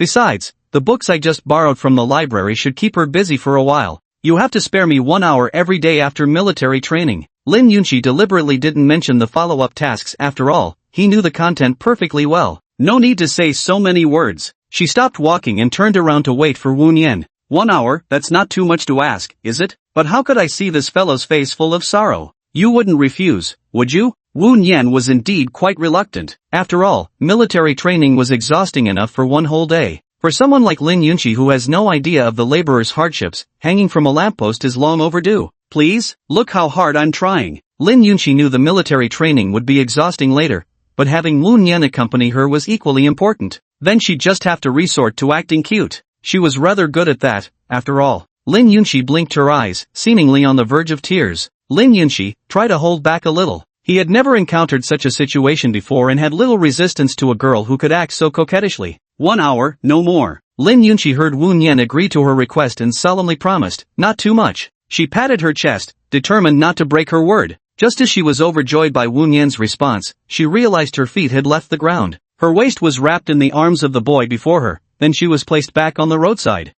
How could you suddenly sneak up on me like that again? Lin Yunxi's little face flushed crimson, her body swaying slightly as she struggled to keep her balance. They had already agreed before, he wasn't allowed to take advantage when she wasn't paying attention to tease her like this. I was just saying, he explained, there was a bicycle coming up behind you. I was just trying to help. Wu Nian spat in disgust. College students riding shared bikes didn't even bother to watch where they were going as he glared at the fleeing bicycle. This whole scenario feels rather cliché. Wu Nian scratched his head. It wasn't like he'd done anything intimate like hugging her earlier. Lin Yunxi didn't dare lift her face to meet his gaze. Innocent young girl. Wu Nian silently judged in his heart. Go eat your meal now. Hey, Lin Yunxi, I said it's time to eat. I get it now. Lin Yunxi was still caught up in the eerie atmosphere from earlier. She'd been bullied by this guy so many times in just one day. She felt completely lightheaded. Her heartbeat grew quicker. A little deer was racing wildly in her chest. But this shouldn't be the feeling of affection. From the moment she was reluctantly saved, Lin Yunxi had convinced herself that these strange emotions were nothing but the damned bridge suspension effect playing tricks on her.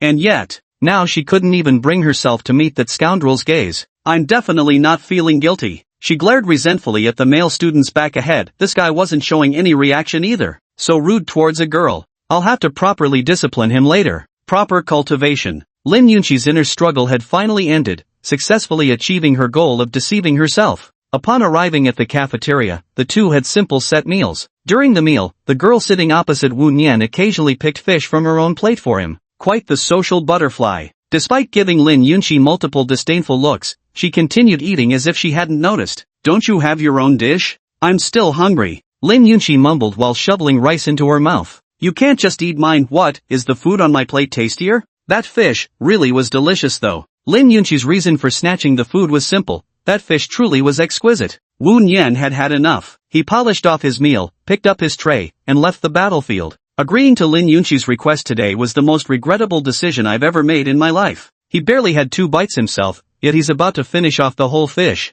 Hey, where are you going? It's just a couple mouthfuls of fish, surely it's not that serious. Lin Yunxi opened her phone and transferred some money to the other person. That should be enough now. She also picked up her empty plate and followed Wu Nian out. After leaving the cafeteria, the man and woman walked one after the other. The two unconsciously walked to a secluded area of the school where few people passed by. Stop following me. Lin Yunxi remained silent. Her mission today was to keep an eye on him the entire day. Wu Nian turned back and spoke earnestly to Lin Yunxi. Why do you keep following me? I just accompanied you to the library, didn't I? Lin Yunxi, you're already an adult. He sighed inwardly. How could a girl he'd only known for a few days cling to him so stubbornly? What exactly was his charm? Because Lin Yunxi couldn't explain her reasons, but she just wanted to pester this pervert. Because we're practically good friends now. Besides, you said yourself that you like me. She didn't know what to say either, so she casually threw out a couple of lines. Wu Nian wasn't particularly fond of phrases like, we'll be best friends forever. If you can lord it over others just because they said they liked you once,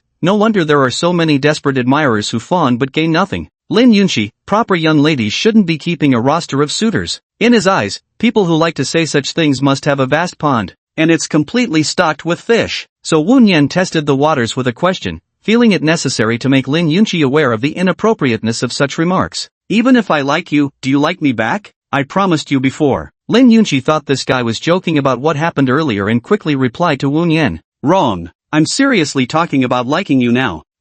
She had no doubt that Wu Nian liked her, otherwise why would he have saved her back then, followed by that bizarre confession where he laid out all his circumstances so clearly. Though this guy won't admit it, he clearly likes me, why else would he do all these things? On that rainy night, he rescued me and even held an umbrella for me, helped find shelter for someone like me who had nowhere to go, cooked meals for me. It seems he's also deceived other naive little girls. Clearly, those other girls were just too dumb. She wouldn't make the same mistake again. But did she actually like him? Lin Yunxi didn't quite understand words like. Before meeting Wu Nian, she had always been alone. What exactly is this thing called affection? Is it the joy that arises upon seeing him? Or is it the flustered annoyance that follows his mischievous little antics? Was it the disappointment from him ignoring her? Was it really these things? Accustomed to being straightforward, some matters she hadn't deeply understood. Like wanting to write a song, it might give her restless heart somewhere to belong. Because it brings joy, that's why I do it. But now, it seems my emotions are constantly being swayed by that big bully. So, does this mean I like him? Chapter 36, Bro, does she have a boyfriend? Lin Yunqi grew somewhat anxious, stumped by the sudden question. The CPU's about to overheat.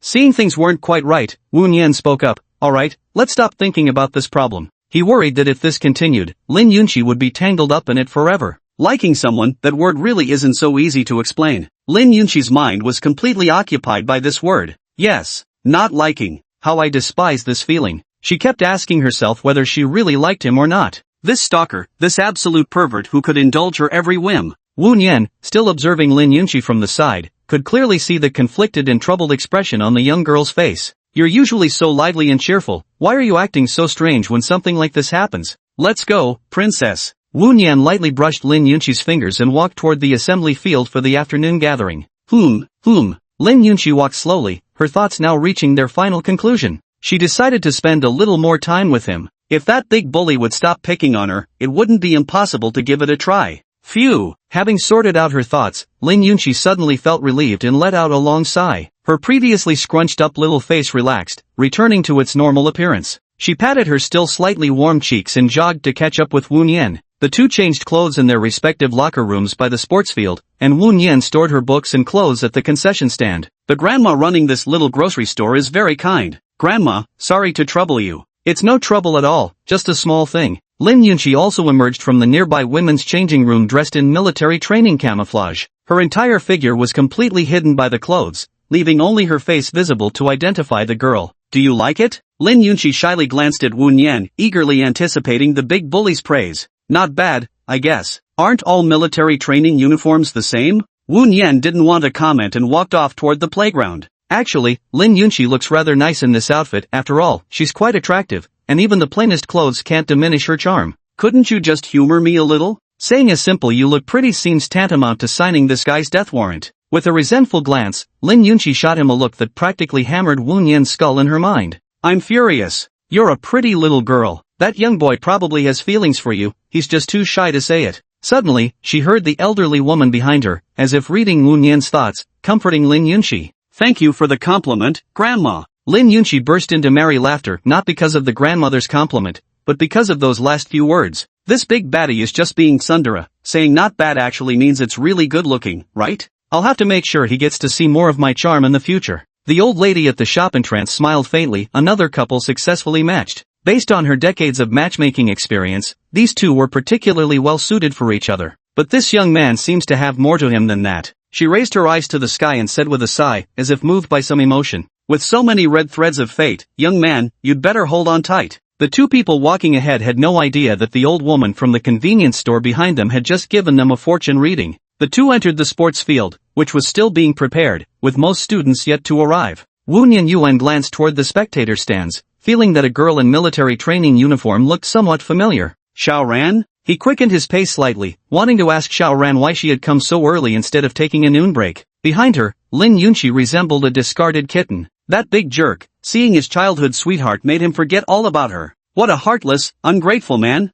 In her heart, she punched this man several more times for good measure. Wu Nian had just stepped onto the stairs when he met Xiao Ran's cool gaze, a pleasant surprise tinged with confusion. Why is Nian Ji with that woman again? The shamelessly persistent vixen. As she was lost in thought, she suddenly noticed an unfamiliar young man standing before her. Classmate, hello, may I get your contact information? What era is this, still using old school pickup lines? Bro, I hope you're just joking around. Wu Nian knew as soon as she heard the boy's statement that it would surely go unanswered. Brother Nian. Jiang Ran ignored the boy and jogged straight in Wu Nian's direction. She stopped behind Wu Nian, looking shy and timid, an endearing sight that tugged at the heartstrings. Hearing Jiang Ran's words, the boy wasn't ready to give up. He simply assumed this guy, who was even taller than him, must be the girl's elder brother. Hey man, is she seeing anyone? Really, is there? Wu Nian voiced his doubt, ostensibly posing the question to the male student, though it was clearly directed at Jiang Ran. But he had already prepared his words. After all, Xiao Ran had once had a few inappropriate suitors,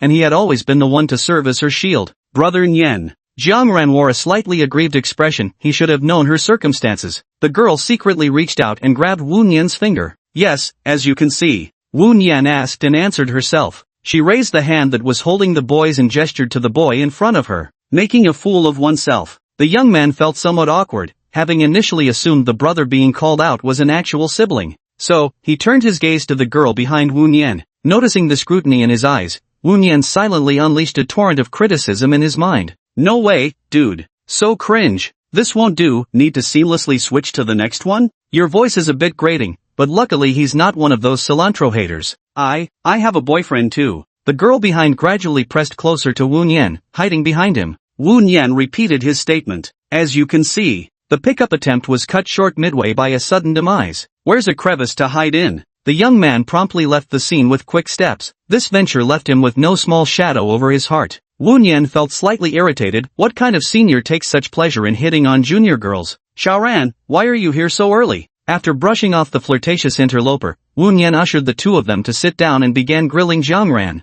I couldn't sleep. A lie. That's a lie. The truth is, of course, that I wanted to come early see my dearly missed brother. Just as expected, coming later would have let that sneaky cat get its way again. She stared coldly at Lin Yunxi before lowering her head and falling silent, appearing to be in deep reflection. Wu Nian gently tapped Jiang Ran's forehead. You might end up like a little chick pecking at rice from sleepiness, and no one will care for you then. Jiang Ran immediately raised her head and responded, then, Nian Gage, lend me your shoulder for a while again, just like yesterday. He didn't mind at all, it was just lending his little sister a shoulder. As an experienced siscon, he never hid his fondness for Xiaoran. Although, he didn't actually have a blood-related sister, he could never become someone like the Kasagano family. Jiang Ran didn't say much more, simply leaning her head against Wu Nian. As she inhaled his scent, she gradually began to relax. Lin Yunxi, sitting on Wu Nian's other side, felt a pang of envy. She was actually quite drowsy too, but she couldn't just lean on his shoulder as though it were the most natural thing in the world. She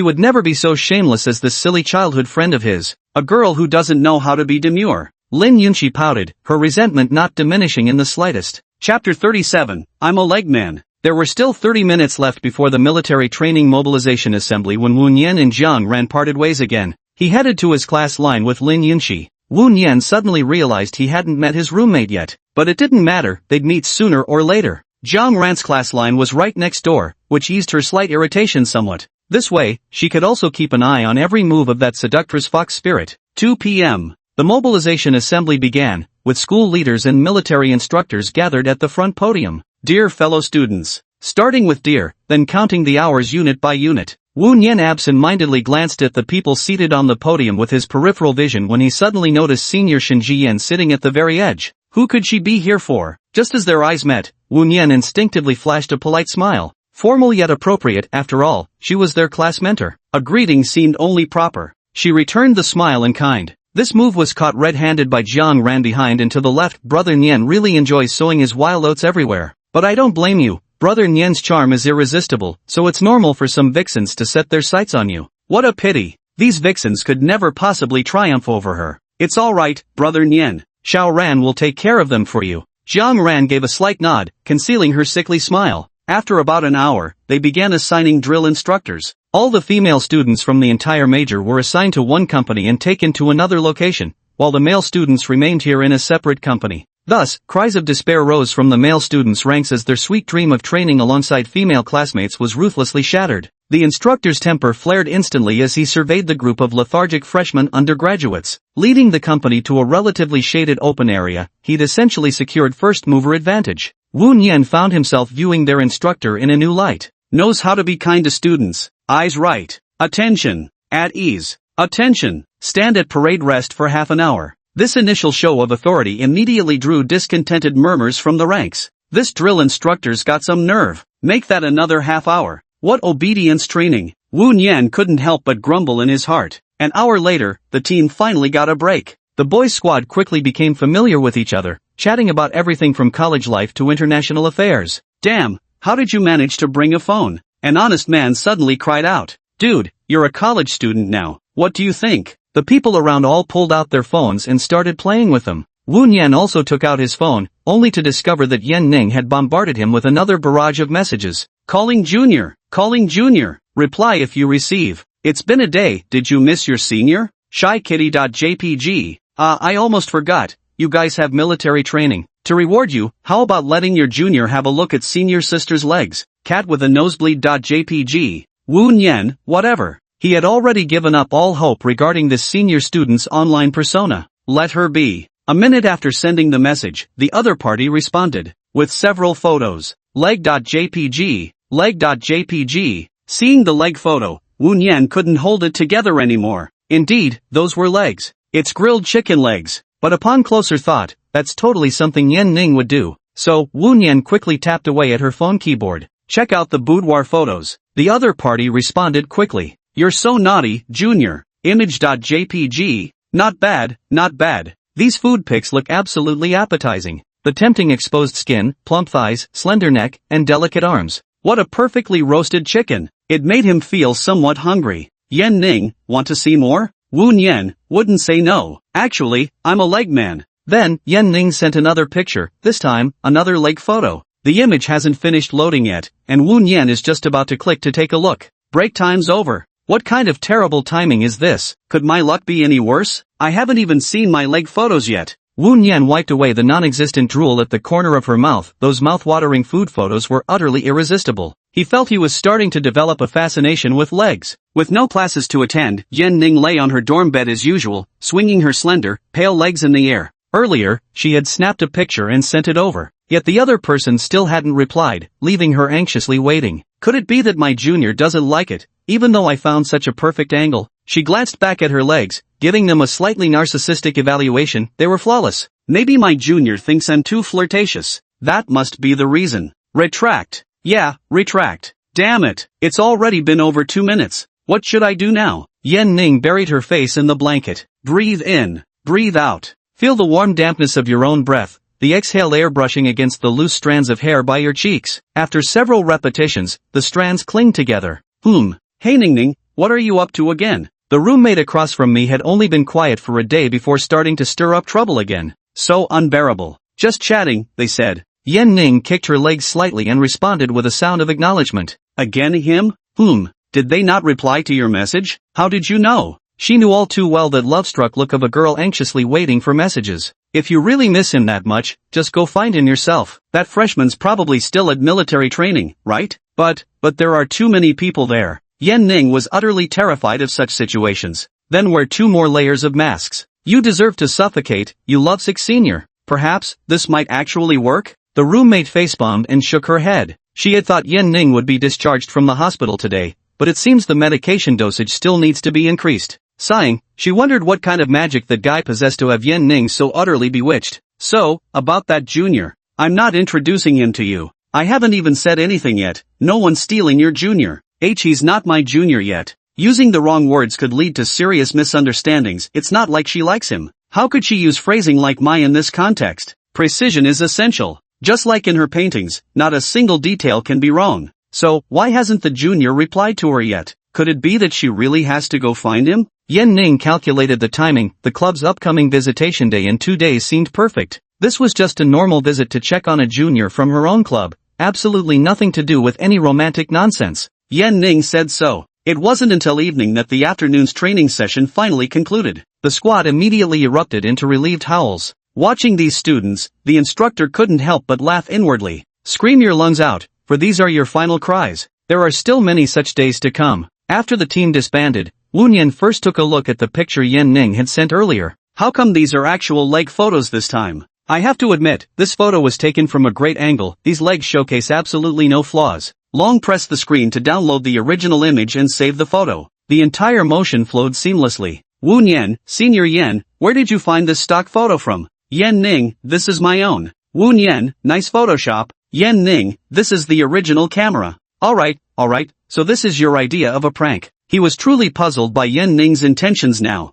Was this a tactic to keep him in the club? Wu Nian stopped overthinking and sent a message to Jiang Ran. He had promised to have a meal with her. And Jiang couldn't take good care of Jiang Ran now. So many matters had fallen on his shoulders. He didn't think it was too troublesome. It was just a simple matter. Just as Wu Nian was about to send a message, a pop-up appeared on his phone. Every single time, the timing was perfect. Jiang Ran, Brother Nian, I'm waiting for you outside the playground. Is this some sort of unspoken connection? Chapter 38, 1 hour of secret tutoring. The crowd on the playground gradually dispersed. Jiang Ran had waited outside the door for quite some time before removing the cap from her head, letting her dark hair tumble down in a cascade. The evening glow draped over the girl's loose hair, the sunset bathing only half of her delicate face in light while the other half remained slightly shadowed. The girl's gloomy eyes kept glancing toward the entrance, waiting for that boy. Her eyes suddenly brightened. It's Brother Nian coming out. She just took a few simple steps forward to meet Wu Nian. How long have you been waiting? I just arrived too. Let's go, time to eat. Wu Nian planned to take Xiao Ran to the food street outside campus for a meal.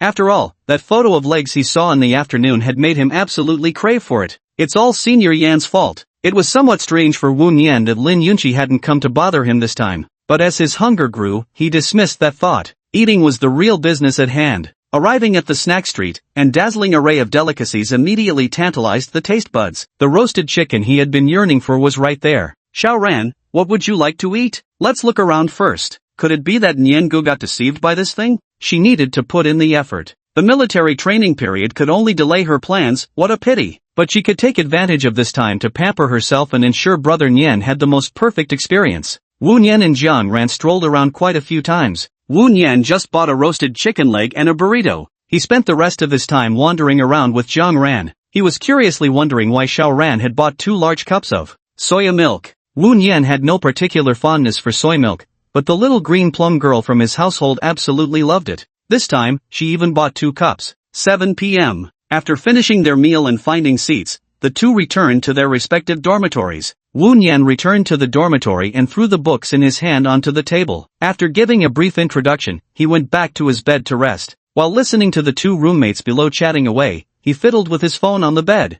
One roommate suddenly asked him, "Hey, Wu Nian, have you ever been in a relationship?" "No. Although there are many girls around, I really haven't dated anyone yet. Do you want me to teach you how to find a girlfriend?" Wu Nian replied, "No need, I love studying." "Oh yes. The roommate paid no attention to Wu Nian's words and immediately launched into his prepared topic, rambling on without pause. If you want to find a girlfriend, first, you need to be gentle with girls and learn to take the initiative to message them. Wu Nian tilted his head to listen to his roommate's earnest advice while opening the chat app. Only then did he notice Lin Yunqi's message from half an hour ago. Another bug again. This Penguin app is really not user-friendly. Lin Yunqi, you big meanie, the 1-hour tutoring session starts today. Wu Nian replied with an emoji. No way kitty.jpg. Lin Yunqi, why do grown men use kitten memes? Stop pretending to be cute. Humph left. Emoji. Wu Nian smirked and replied with a humph right emoji. Lin Yunqi was currently sitting in an empty classroom, angrily tapping on Wu Nian's lazy sheepway avatar. How infuriating. After waiting for so long, all she got in the end were 2 stickers. Lin Yunqi, get to room 1201 in building 1 right now, or you're done for. Your entire salary will be docked. Wu Nian, why are they docking my salary? Seeing Wu Nian lying on the bed with a smug grin, the roommate spoke with earnest gravity about the second point. At this juncture, he said, comes the second point, you must take the initiative to ask her out. Girls tend to be quite reserved, but bear in mind, you absolutely mustn't get played. Wu Nian gathered his things, ready to head to the classroom. Making money is the priority, he couldn't care less about romance tutorials. He certainly wasn't going to risk having his pay docked over something like that. Wu Nian, where are you going? The 2 roommates sitting on stools blinked in confusion. Who could he possibly be meeting at this hour? Wait, don't tell me. Was he being strung along by someone? Bro, you're in too much of a hurry. At least wait till my class is over before leaving. Just going for a walk. Wu Nian waved his hand and quickly left the dorm. The moment he opened the door, he bumped into his last remaining roommate. Just his luck. Isn't that the senior who was hitting on the junior girl the other day? Welcome back. Now everyone's back in their rightful places. Roommate C, who had just entered, gave an awkward smile without saying much and went straight back to his seat. Wu Nian left without saying another word. Only 3 people remained in the dorm room. Romance coach roommate A asked, guess what Wu Nian went out for? How should I know? Roommate B couldn't be bothered to speculate. It was best not to pry into others' private affairs, especially a roommate's. Roommate C whispered, I reckon he went to see his girlfriend. He recalled those 2 girls at noon, seemingly both had taken a liking to roommate D. Seems like I've stumbled upon something extraordinary, but a single act of courage leads to a lifetime of introversion. When the sound rings out, the clown steps onto the stage. Roommate C pressed his non-existent red nose. He felt somewhat embarrassed. Wait, you said he has a girlfriend? Roommate A looked utterly shocked, clearly finding it hard to believe. That roommate D must have been love-bombed by some high-level player, right? That's right. Then wouldn't the ridiculous love advice I just spouted make me a laughingstock? 9 p.m. The sky had darkened, and the pale moonlight cast Wu Nian's shadow onto the road. Suddenly, the idea of applying for off-campus housing occurred to him. He actually had no issues with his roommates, he just felt this might be better. Following the only light coming from the second-floor classroom, he arrived at room 1201. Lin Yunqi was lying on the desk boredly flipping through the pages of her book, completely unaware that Wu Nian had already entered the classroom. Wu Nian tiptoed quietly to the girl's front. "Classmate, this is a place for studying. Please leave immediately." Wu Nian cleared his throat and teased Lin Yunqi in a deep, booming voice. "Ah, sorry, I'll leave right away." The girl trembled, hastily gathering her school bag in a fluster. So hurried, so rushed. She didn't like talking much with strangers. Slap. The books all fell to the ground. "Idiot, take a good look at who I am." Only then did Lin Yunqi raise her head to examine the tall figure. "You're bullying me again." Lin Yunqi complained with playful annoyance, lightly tapping Wu Nian's arm. "He's always like this. How would I dare bully you? One is the boss, the other is the hired employee." Wronged, utterly wronged. Lin Yunqi curled her lips, that guy needed to be taught a lesson. The heartless boss is online. Humph, today's work time needs to be extended by half an hour. Of course, he'll be paid for the extra half hour. I'm not some petty person, you know. You're really asking for a staff strike by acting like this, don't you know that? He is a high-quality and diligent college student. Nickname, Beast of Burden. But when it comes to inexplicably increased working hours, it's absolutely unacceptable. Come over and sit down quickly, don't waste any time. Lin Yunqi patted the spot beside him. You don't want to get caught by the dorm supervisor when we go back tonight, do you? Chapter 39, Exclusive Claim to the Big Rascal's Shoulder. Wu Nian sat down beside Lin Yunqi, maintaining a slight distance between them. There's an old saying that goes, men and women should not touch hands when giving or receiving. Lin Yunqi turned to look at him. Why are you sitting so far away? A man and a woman, alone in a room. What do you think would happen? Hurry up. If you're going to teach something, of course we should sit together. Lin Yunqi paid no attention to Wu Nian's muttering, gripping his arm and forcibly seating him in place.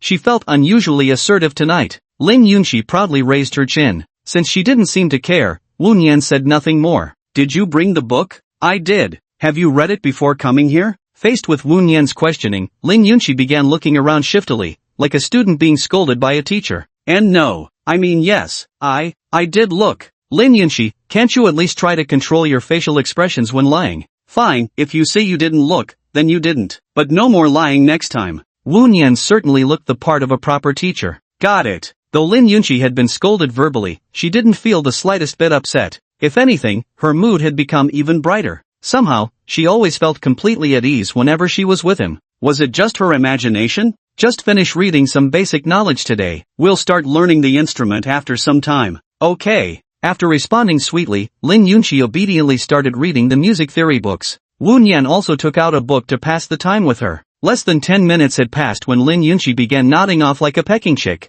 Lin Yunqi.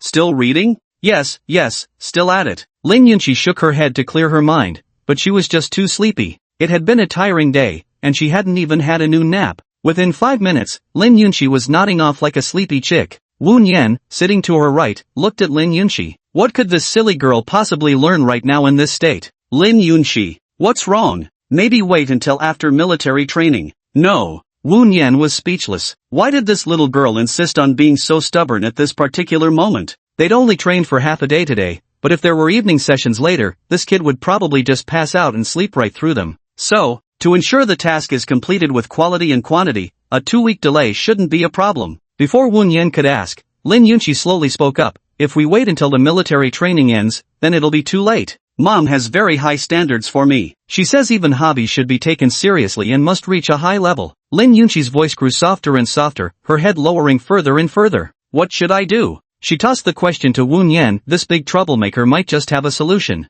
You're asking me? Wu Nian was momentarily stunned. According to Lin Yunqi, her mother sounded rather stubborn and overly controlling. Was she trying to raise a socialite or something? If it were me, I'd go at my own pace and not worry too much about what others think. Wu Nian preferred the feeling of being unrestrained, and Lin Yunqi felt the same way. But I still don't want to disappoint my mom though. It's hard to have the best of both worlds. You can't have your cake and eat it too. Why don't you sleep for a while first? Wu Nian made a more practical suggestion. If things kept going like this, Lin Yunqi might end up stabbing the desk to pieces. But wouldn't that delay your return to the dorm? She certainly didn't want this big troublemaker to get locked out of the dorm overnight because of her. Lin Yunqi envisioned Wu Nian enduring the hardships of the wilderness, cold winds lashing against his face until the poor fellow shivered uncontrollably. How pitiable. She frowned. This was just too tragic. And so, On a moonless night with calm winds, she joined the leading lady. That person is undoubtedly myself. To rescue this scoundrel from dire straits. This is what a righteous companion does.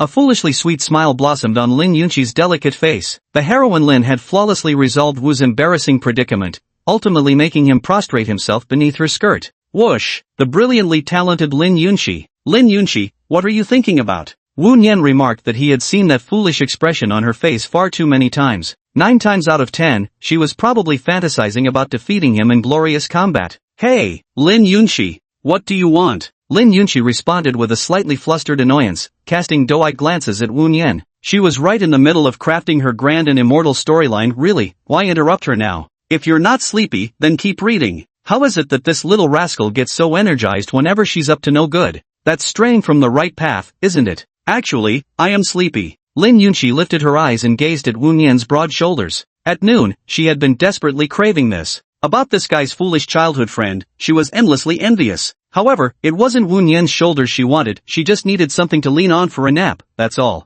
The back of the chair is too hard, so it's no good. I want to lean on your shoulder and sleep, is that okay? Why? Wu Nian found it strange. Just the day before, she'd been complaining about him, so how had this sudden transformation happened today? It was utterly baffling. Because, sleeping face down is too uncomfortable. Yes, that's right. That's the real reason. Wu Nian would never believe her nonsense. Lin Yunqi still wasn't coming clean. He kept staring at Lin Yunqi's face, not even blinking his eyes. I have to figure out what this idiot is up to today. What are you staring at me for, you creep? Besides, doesn't your eyes get sore staring that long? Lin Yunqi couldn't bear being stared at any longer and quickly lowered her head. Such a normal request, how did it turn out like this? Her cheeks gradually became burning hot. Was the weather too warm? I can lend you a place to sleep, but you'll have to pay. He feared that if he didn't agree to Lin Yunqi soon, today's teaching content would never be completed. No problem at all. She carefully rested her head on Wu Wen's shoulder, finding it quite comfortable. No wonder Jiang Ran did this. Once you lean against him, you can't help but feel drowsy. This big rascal didn't make any strange movements, sitting solemnly like a majestic Buddha statue. Quite impressive self-control. She closed her eyes and began to savor this brief moment of rest. Now she could monopolize the big bad guy's shoulder. What was Wu Nian thinking? Don't look at what's improper. Don't listen to what's improper. He could sense the softness through the fabric. Lin Yunqi really wasn't being careful enough. He studied Lin Yunqi's sleeping face, the long eyelashes occasionally fluttering, the delicate nose exhaling softly, and the full, thin lips. What a pity she was simple-minded. Wu Nian shook his head and went back to reading his book. A few minutes later, Wu Nian felt a stiffness in his shoulders and shifted slightly. Lin Yunqi, who had been drooling on his shoulder, was startled awake. How long have I been asleep? Lin Yunqi rubbed his eyes, wiped away the drool, his mind still booting up. It's already the second day. What? No way. Lin Yunqi quickly grabbed her phone to check. You're tricking me again. Alright, enough rest, hurry up and get back to studying. This time, Lin Yunqi's stamina bar was fully replenished, her entire body brimming with energy. These few small books? Piece of cake. Chapter 40, Club Visiting Day. Thus, an hour of teaching quickly passed. Along the way, whenever Lin Yunqi encountered something difficult to understand, she would ask Wu Nian for clarification. Wu Nian still had some prior knowledge of these topics, so answering her questions didn't require much effort. Alright, let's call it a day for now. Wu Nian turned on his phone screen. It was already 10:30. Wu Nian noticed something off about Lin Yunqi's state and asked, what's wrong? It's getting late. Walking alone is dangerous. That's right. It was late, and he should go back to wash up and sleep. Oh, got it. Wu Nian saw through Lin Yunqi's true intentions at a glance. Shall I send you home? He. Lin Yunqi grinned foolishly. Seems he understood quite well after all. Just so you know, all this requires compensation. Leave it to me. Lin Yunqi patted her own chest. After all, she'd already let this big jerk take advantage of her so many times. What difference did a little more money make? Wu Nian, unaware of Lin Yunqi's self-gaslighting, descended the stairs first. Let's go. Okay. It was already quite late when they arrived outside the campus. The roads were pitifully empty, with scarcely any pedestrians or vehicles in sight. Under the dim yellow glow of the streetlights, the two walked in silence. Wu Nian's small standalone villa was quite close to Juda University, requiring only a few minutes' walk to reach. Perhaps I could move in here and save on rent money. Wu Nian deftly unlocked the door. I won't come in. Go to bed early, and don't oversleep tomorrow. Got it, fine. Lin Yunqi gave a little grumble before stepping into the house. You're quite considerate, aren't you? See you tomorrow. Wu Nian waved his hand and prepared to leave. Watching Wu Nian's retreating figure, Lin Yunqi felt an indescribable emotion welling up inside. You big jerk. What's wrong? Good night, see you tomorrow. Got it. Phew. Just like that, he left. Lin Yunqi pressed a hand to her chest, beginning to realize these feelings that had nowhere to go. Closing the door, she leaned against it, unable to calm down for a long time. What happened today was so strange, so unlike her. Wu Nian was on his way back to school when he took out his phone and saw the messages Xiao Ran had sent. Nian Gij, good night. Xiao Ran, good night. It's become a habit by now. He then noticed the unread messages from Senior Yen below, numbered 5+, and tapped to check. Yen Ning, Junior, I'm already freshly showered and waiting for you in bed. I bet you're the same, aren't you, Junior? Do you still want to see more photos of my legs? Flirtycat.jpg. Ignoring me again, huh? Sadcat.jpg. Sure enough, acting crazy again. Just as I put my phone in my pocket, I suddenly remembered the leg photo from this afternoon. A snapshot that's already been tucked away in the private album. Wu Nian, get some rest early, Senior Yen. Mission complete, sent successfully. Meanwhile, Shin Jian, lying in her boudoir, was troubled by how to communicate with Wu Nian. Today she felt content just having exchanged glances with her elder brother. How she longed to speak a few words with him. Shin Jian lay on the bed wearing a pink silk camisole nightdress, but compared to Lin Yunqi, she still fell short by quite a margin. She tapped on that contact in her phone, unsure how to begin. Typing in the chat box, deleting and retyping, she had already wasted half an hour. There was a knock at the door. Sister, are you asleep? Not yet. Then I'm coming in. The door opened, and in walked a girl as charming and lovely as Shin Jian. Wearing identical pink nightgowns and having already washed up, both girls now had their hair down, making it impossible to distinguish between them by either attire or face. The girl by the door lacked the figure to carry off this strappy dress, appearing somewhat plain by comparison. Big sister, have you seen him? Got it. Which grade is he in now, and what's his major? The girl's tone was impatient, eager to quickly learn about that person. Shen Jian did not respond. She was lost in thought about whether she should arrange for her younger sister to meet him again. I'm not sure either. Now isn't the right time to tell little sister. All right. The girl by the door muttered, her small face immediately falling. Even big sister hasn't figured it out. Could that elegant young lady by brother's side that day possibly be his girlfriend already? This is an unprecedented crisis. Big sis, I still have military training tomorrow, so I'm going to sleep first. You should go to bed early too. Sure. The girl by the door yawned and returned to her room to sleep. Shin Jian let out a long sigh and gently stroked the bracelet on the nightstand. Xiaoi probably doesn't have the slightest clue about the current situation. Several adversaries have already appeared around your elder brother now. The second day of military training. The morning temperature was still quite pleasant, but by afternoon it turned scorchingly hot. The blazing sun baked the rubber running track,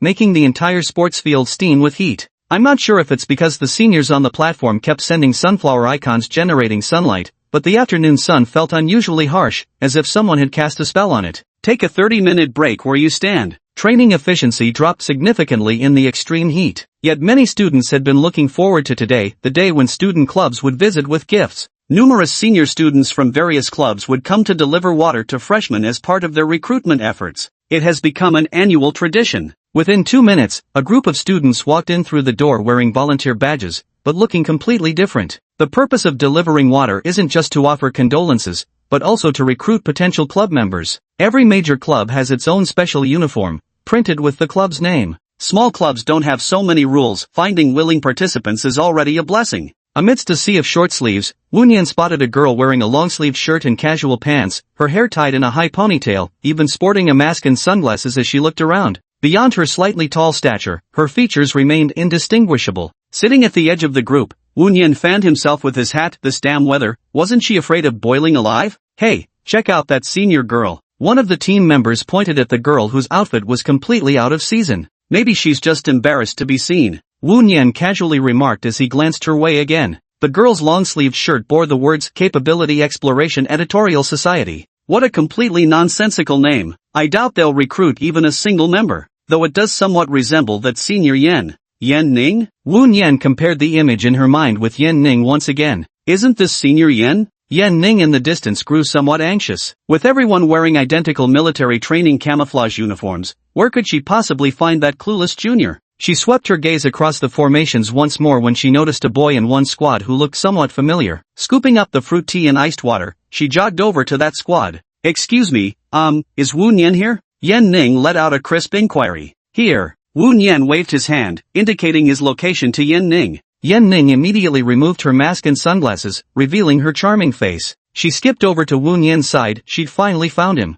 Almost suffocated myself to death. A chorus of jeers rose from the team members who weren't particularly envious before. That bastard. Where did he get such good fortune, having such a beautiful senior sister bring him water? Chapter 41, Freshly squeezed juice tastes delicious. Woon Yen had always been unafraid to assume the worst of his classmates. He believed this group had the potential to become core members of the FFF clan. As for whether he would join them, not a chance. Woon Yen still yearned for a wonderful romantic relationship. Yen Ning jogged up to him, showing no distaste for his sweat-soaked clothes, and directly sat down on the lawn. The two stayed at the edge of the group, one sitting astride, the other hugging their knees. Here, Yen Ning took a fruit tea out of the bag and handed it to Woon Yen. This time she had bought mulberry grape flavor, seedless. The junior should like it, right? Thanks, Senior Yen. Woon Yen inserted the straw and began drinking eagerly. Woon Yen would never hesitate when it comes to free stuff like this. Yen Ning also felt a bit hot, wiping away the beads of sweat and fanning herself with her hand. Is it good? Not bad, pretty tasty actually. Seeing Woon Yen's bobbing Adam's apple, Yen Ning swallowed hard. Suddenly, she wanted to take a sip too, but there was only one cup bought. She should have gotten an extra one. Turning his head, Woon Yen saw Yen Ning gazing at him with longing eyes. Well, looks like Senior Yen wants some too. Too bad wanting it won't help. You want some? Yen Ning nodded blankly at first, then immediately shook her head. Yen Ning's words didn't match her intentions, and Woon Yen could see right through it. The main issue was, he couldn't just take the drink from her. How about I take you to buy one after training? No, don't you want to drink it? She did want to, but she had specifically bought it for him. It wouldn't make sense to buy it back again. Then it's settled. You go find a shady spot first, we'll be done with training soon. Okay. Woon Yen left no room for Yen Ning to refuse. Coming all this way under the scorching sun to bring him water had already taken considerable effort on her part, especially since Yen Ning was socially anxious to begin with. Noticing how her face had flushed red from sun exposure, he reached into his pocket for a pack of tissues and pulled out a moist towelette.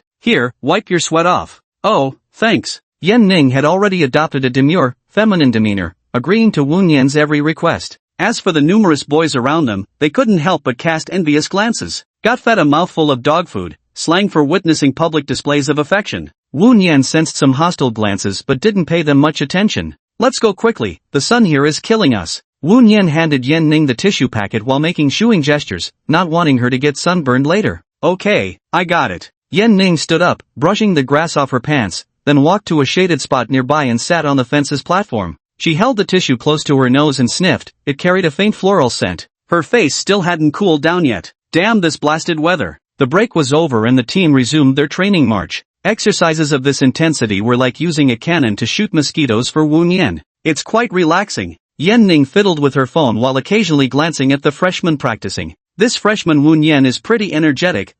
Time passed just like that, and today's military training came to an end. Woon Yenxian sent a message to Jiang Ran. Go ahead and eat at the canteen by yourself today. I have some matters to attend to. On the other end, a reply quickly appeared in the chat box. Okay. Although Xiao Ran was becoming increasingly strange, her obedient nature remained unchanged. Woon Yen waved towards Yen Ning. Let's go.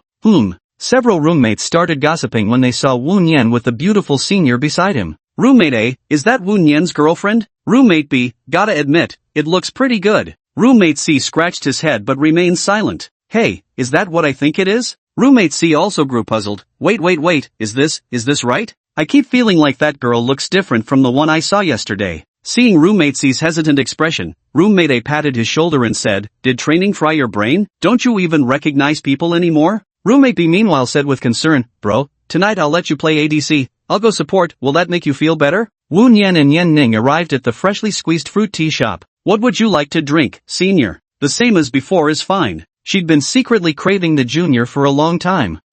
No, it was the junior's fruit tea she'd been craving. A mulberry grape, half sugar. A lime lemon, half sugar. Certainly, please wait a moment. The server quickly prepared the order and went to make the juices. Thank you. Don't mention it. You're my senior after all, and also my club president. Woon Yen glanced at the club name printed on Yen Ning's clothes, the Ability Exploration Editorial Society. Could it possibly be just another club collecting literary submissions? Hey, what exactly are you looking at? Yen Ning felt slightly uneasy under Woon Yen's scrutinizing gaze, sensing that his eyes kept lingering on rather peculiar spots. Your clothes. By the way, what exactly does our club do? It seems you haven't told me yet. I forgot. Yen Ning slapped her forehead in frustration. How could she forget such an important matter? What has she been doing these past few days? No painting, no serious studying. Seems like all her time was spent on him. If Lin Yunqi is the world's #1 fool, then the senior sister before my eyes could totally compete with her for the top spot. It's fine, there will be more chances later. Wu Nian took the fruit tea and made an excuse for this socially awkward senior. Here. Yan Ning accepted the fruit tea and took a couple of sips. Sorry about that, I've been too busy lately and completely forgot. Wu Nian stabbed the straw into the very edge of the cup and said, there's nothing to apologize for, because I promised to introduce you online. She had broken her promise. Yan Ning lowered her head and stopped speaking, like a child who had done something wrong. Target for correction, Yan Ning. Darkening level plus 10%, current darkening degree, 20%. Wu Nian frowned at the sudden surge of the black bar. Why does the corruption value keep mysteriously changing when communicating with these girls? Alright, don't overthink it. I really don't care about this. Wu Nian pulled out a few candies from his pocket. Want some of this? I'll take the mint flavor. Hold on a sec. Wu Nian fished out a flat packet of candies from his other pocket. Here, this is for you. He placed the popping candy into Yan Ning's hand. Yan Ning quietly opened the package, sticking out her pink tongue slightly to catch all the sugary grains. Pops and crackles immediately sounded in her mouth. What a curious sensation, this was something she hadn't tasted since early childhood. Eating it now still brings a wave of nostalgia. The girl beside Wu Nian focused all her attention on her own mouth, until the sounds gradually faded, leaving only the refreshing aroma of mint. Was it tasty? Got it. Having fun? Sweets should bring joy to people, shouldn't they? Seeing Yan Ning no longer hanging her head in dejection, Wu Nian's slightly tense expression began to relax. Wu Nian took a big sip of his green tangerine lemon tea and noticed it had gotten slightly sweeter. The two walked side by side, the girl's gaze repeatedly drifting toward Wu Nian's fruit tea. Yan Ning suddenly blurted out, is yours tasty? Chapter 42, Terminated Teaching Assignment. Freshly squeezed juice, so delicious. He glanced aside and met Yan Ning's longing gaze. Wait a second, Senior Yan. You weren't secretly eyeing my fruit tea all this time, were you? Wu Nian suddenly felt something was amiss. Could it be that Senior Yan actually liked drinking from containers others had already sipped from? Are you wanting to drink from my cup? Yeah, oh, no. Yan Ning began to panic and quickly waved her hands. Her little scheme was utterly transparent. She really had wanted to try a different flavor from the other cup. Want me to buy you another one? But I probably can't finish it all. Yan Ning held up the mulberries and grapes in her hand. This shop was generous with portions. A single cup would suffice. What should I do now? Yan Ning suddenly had a brilliant idea. Got it. She hurriedly turned back and asked the shopkeeper for a new straw. I'll just take one sip. Yan Ning extended her slender index finger, forming the number 1. Wu Nian murmured softly, you don't dislike me? No. What's there to dislike? He's still her junior after all. This senior sister is really improper. How come she's not socially anxious when something like this happens? Wu Nian grumbled internally, only to suddenly realize the fruit tea in her hand had been snatched away. A new straw was inserted on the opposite side of the cup's opening. Staring at the cup's bizarre new configuration, Wu Nian couldn't help sighing, poor cup. What have they done to you? Yan Ning took a small sip, squinting her eyes as she savored the overwhelming sweetness. Now she was finally satisfied. It's delicious? Got it. Darkness level minus 10%, current darkness degree, 10%. Sigh. What kind of mess is this? After resolving Yan Ning's issue, the two shared a meal together before parting ways. At 9 in the evening, it was time for today's teaching session. Wu Nian finished his shower, changed into a short-sleeved shirt, and threw on a black jacket before heading to the teaching building. Same old classroom 1201. As soon as he entered, he saw Lin Yunqi, as always, toying with the pages of a book. Unusually, she had changed her clothes today. How long have you been waiting? Half an hour. Why did you come so early? Waiting for you. Didn't we agree to meet at 9? Oh, I just wanted to come a bit earlier. Lin Yunqi slightly furrowed her brows. She had come early precisely to ensure she wouldn't miss the appointed time. What if that big villain comes early? Wouldn't that mean we could spend even more time together? Wait, that's wrong. I meant teaching time. She deliberately went back early to shower and change into fresh clothes. The temperature difference between day and night was slightly significant. Tonight, Lin Yunqi wore a white dress with a pink jacket covering her chest. The lace-trimmed white ankle socks paired with white canvas shoes revealed her fair calves. Lin Yunqi patted the seat beside her. Sit down. Wu Nian said nothing and sat down to Lin Yunqi's right. The two stood very close enough for him to catch the scent of Lin Yunqi's perfume, the fragrance of white peaches. It made one want to taste it. Wu Nian spoke up. Let's continue reading today. Does what I'm wearing today look good? I didn't stare. I'm not some pervert. Clearly a complete lecher, yet still acting tough. So Lin Yunqi cooed in a deliberately sweet voice. I'm giving you permission to look. Wu Nian swiftly let his gaze sweep over Lin Yunqi's entire figure. Quite beautiful. the villain has some taste after all. Being praised made Lin Yunqi very happy. Lin Yunqi and his little Ran are quite similar, both are rare natural clothes hangers. To put it bluntly, they look good in anything they wear. Read the book quickly. Time always flies when you're doing what you love. Lin Yunqi thought to himself, unable to read enough of the book before time was already up. Take you back. Okay. The same path as yesterday, yet today Lin Yunqi felt even happier than the day before. Because today, that big villain actually volunteered to send her home himself. This must be the workplace PUA tactic when employees start willingly working overtime for themselves. Well done, little slave. Big sister will take good care of you from now on. Wu Nian escorted Lin Yunqi to the door, then turned to leave. Lin Yunqi's little face immediately scrunched up, and she frowned while saying, "Did you forget something?" The boy who had been stopped earlier looked puzzled. "Did I forget something? Why didn't you tell me to sleep earlier?" Lin Yunqi felt wronged. She hadn't done anything wrong today, had she? So that's what it was. Wu Nian scratched his head. Then, "Miss Lin, get some sleep early." Only after hearing these words did Lin Yunqi close the door with peace of mind. "Humph, you horrible big villain, good night." Watching the slowly closing door, Wu Nian grew increasingly bewildered by Lin Yunqi's behavior. What kind of magic does the phrase "go to bed early" possess to make this little girl care so much about it? Returning to the dorm, he immediately saw the three of them tapping away at their keyboards, immersed in battles across the canyon. Roommate B took off his headphones and asked, "Back already? Wanna join us?" "No." "Alright." Roommate B put his headphones back on and resumed playing support mage. He just wanted to trick someone into being the support. Was that really so hard? Wu Nian felt somewhat nostalgic for that unconventional support hero. It had been many days since he'd last touched the game. Lately, all his time had been taken up by several girls. He also wondered how his regular gaming partner was doing these days. In the blink of an eye, a week of military training had passed, during which Wu Nian occasionally accompanied Jiang Ran to meals. Evenings were still spent studying together with Lin Yunqi as usual. However, Lin Yunqi now wears different outfits every day, constantly changing her style. While it's certainly a visual feast and quite enjoyable to watch, it's also somewhat peculiar. Walking on the way to the classroom, Wu Nian pondered Lin Yunqi's recent behavior. Her grasp of the course material is still quite good, but lately, her study sessions have been stretching longer. Now, it's almost 11:30. Every time Wu Nian returned to the dormitory, she had to go toe-to-toe with the dormitory supervisor. This wasn't ideal. As soon as Wu Nian stepped through the door, she heard an overly sweet voice calling out, "You're finally here. I told you not to come this early." Wu Nian had already arrived at room 1201 earlier than usual, yet every time he could see Lin Yunqi waiting for him. The thing was, he'd repeatedly told this stubborn girl not to arrive so early, but she never listened. Each time he entered this classroom, he'd spot the so-called Nian watching stone frequently glancing towards the doorway. Lin Yunqi did not reply to Wu Nian's words.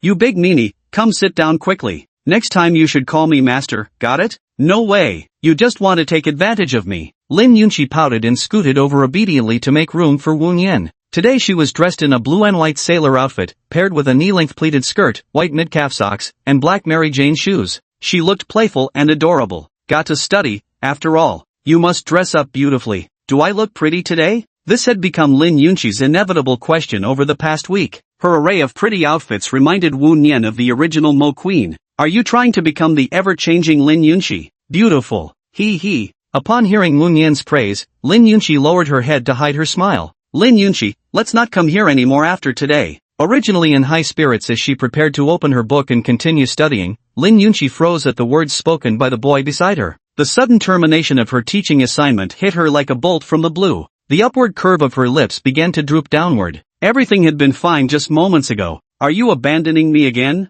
Did I not study hard enough and make him angry? Or maybe he doesn't like how I'm dressed? Could it be? Why is this happening? Why?" Chapter 43, Taming Miss Lin. Corruption value plus 30%. Current corruption level, 75%. Wu Nian turned to see Lin Yunqi wearing a wronged expression, sniffling intermittently. Well, this little girl had clearly misunderstood his meaning. "Of course it's official business. You're such an idiot. So because I'm stupid, you don't want to talk to me anymore, is that it?" "No way. Then why? Why won't you spend time with me anymore?" Lin Yunqi dared not ask this question. She was afraid. Afraid that Wu Nian would resolutely abandon her if she asked it outright. Wu Nian really wanted to knock some sense into the silly girl. How could he possibly let his little fortune slip away? That's like a moving treasure chest. Just 1 hour of company can make coins clink clink pour out. No matter what, I can't possibly hand it over to someone else. Lin Yunqi, what's wrong? Wu Nian held up his phone. "Look at this." Lin Yunqi muttered a few words. "Don't wanna look." "Fine.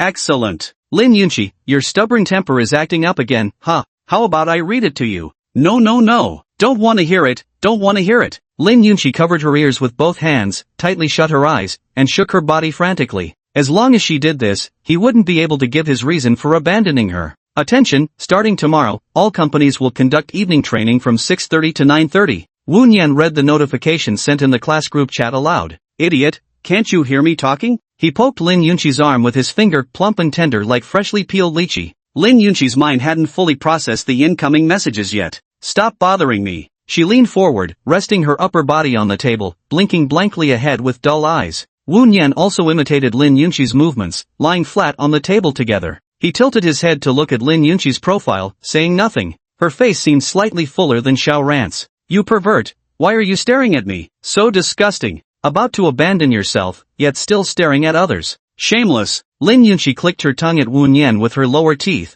then immediately turned her head away. I don't want to look at him, what an annoying pest. You didn't listen to a single word I just said, did you? Lin Yunqi didn't feel like speaking. Wu Nian thought, fine, if you don't want to talk then forget it. Just wait around then. Today he planned to tease this fool a bit. After being exploited for so long, it's about time to turn the tables. This time, he would be the one on top. The classroom suddenly fell silent, with only the faint glow of indoor lights spreading outward, and through the door, there was nothing but a still, silent darkness. 5 minutes. Lin Yunqi grew somewhat agitated. She turned her head slightly and immediately met Wu Nian's gaze. And so, with a huff, she turned her face away again. Pervert, you dirty old man. The girl cursed silently twice, yet an inexplicable joy welled up inside her. Humph, go ahead and look then. Another 5 minutes passed. Why isn't he saying anything yet? She hadn't listened to the reason he was about to give earlier, so why isn't he repeating it? So, she turned her face again, and Wu Nian continued to look at her with the same motion.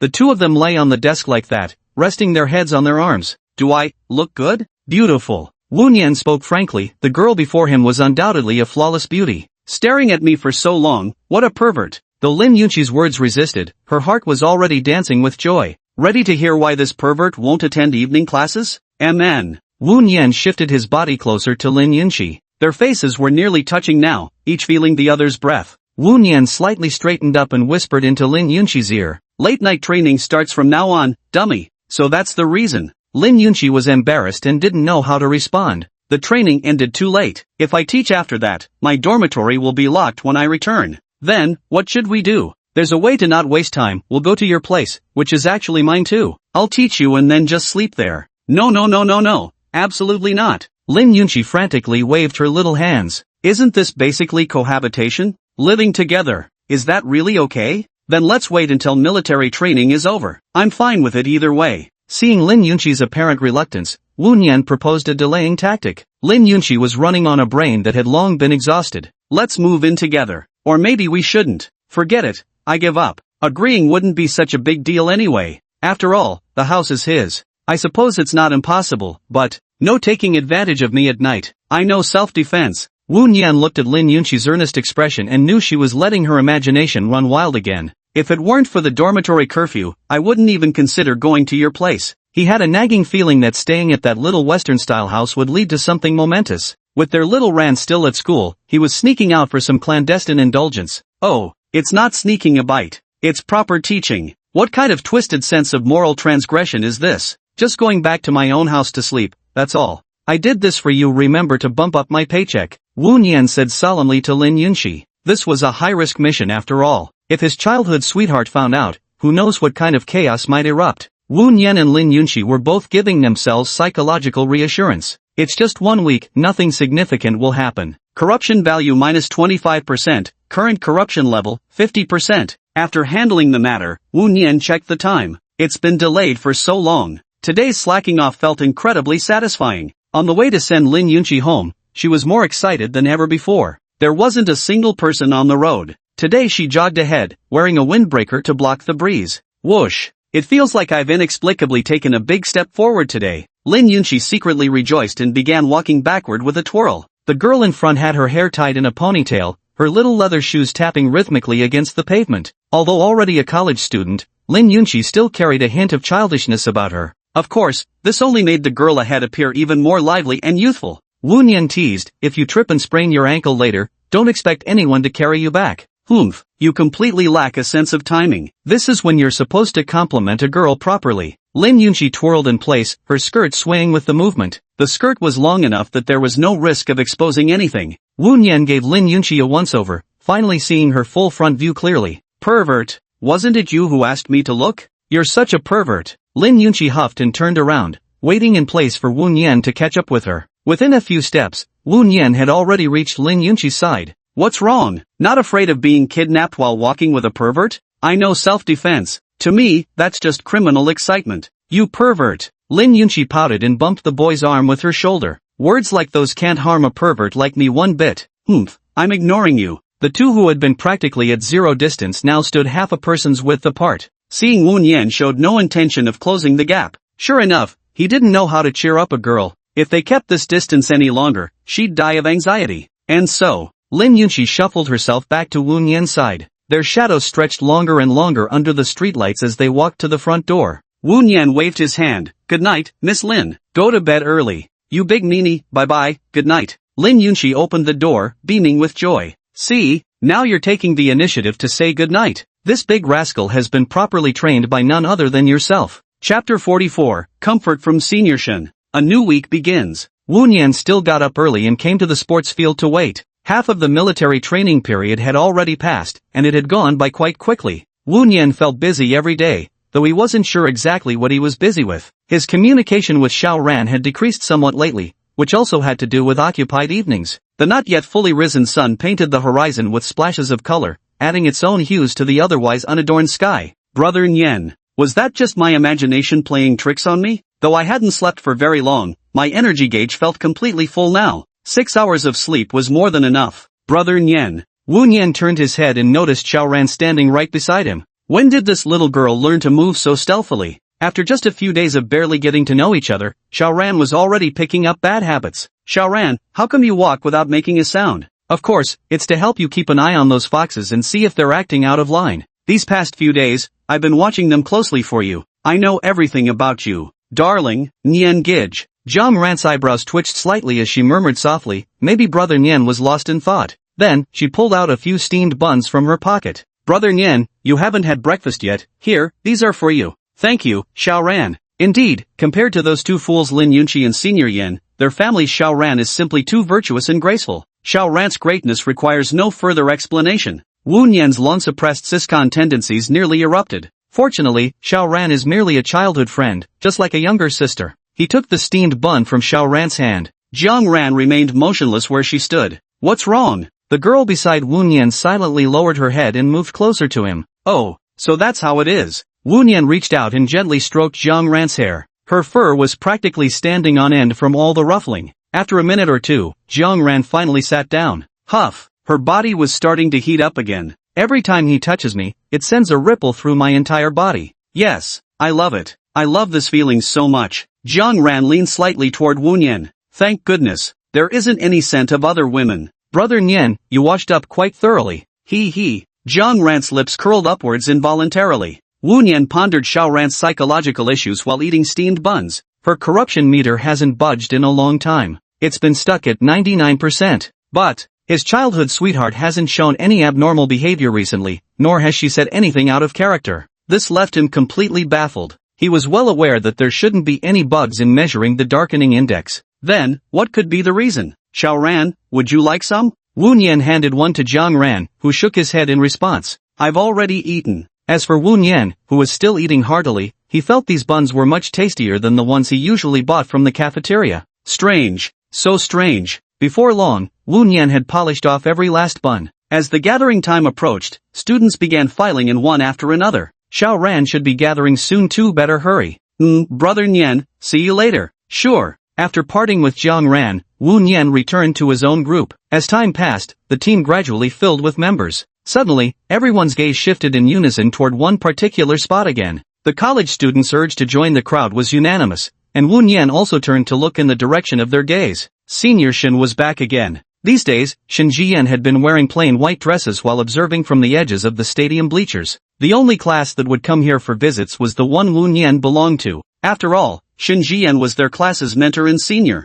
In reality, there was only one person Shen Jian came to see, and that was Wu Nian. Her vision was quite sharp. Shen Jian looked toward Wu Nian's class and spotted her heart's desire in a single glance. She met his gaze head-on and offered him a faint smile. As for Wu Nian, he responded with yet another formal, perfunctory grin. Even this seemingly indifferent smile sent Shen Jiyan's heart fluttering. Her observations over the past few days had only deepened her yearning for Wu Nian. How she longed to finally have a proper conversation with him. But, what reason could there be? Shen Jiyan gazed at the boy training in the distance. Remembering the scene from a few days ago when Wu Nian sat drinking water with some girl, Shen Jiyan gradually clenched his fists. Just how many girls does my brother have around him anyway? If I used the lame excuse of delivering water to see him, I'd definitely be suspected. So conflicted. It's all his fault. Shen Jiyan's displeasure was written all over her pretty face. How could he have forgotten her? They'd sworn to stay together forever. Wu Nian, still training on the sports field, didn't notice the girl watching him from the stage. The morning's training session had just concluded when Wu Nian stepped outside the athletic field and spotted two girls leaning against the wall. Brother Nian,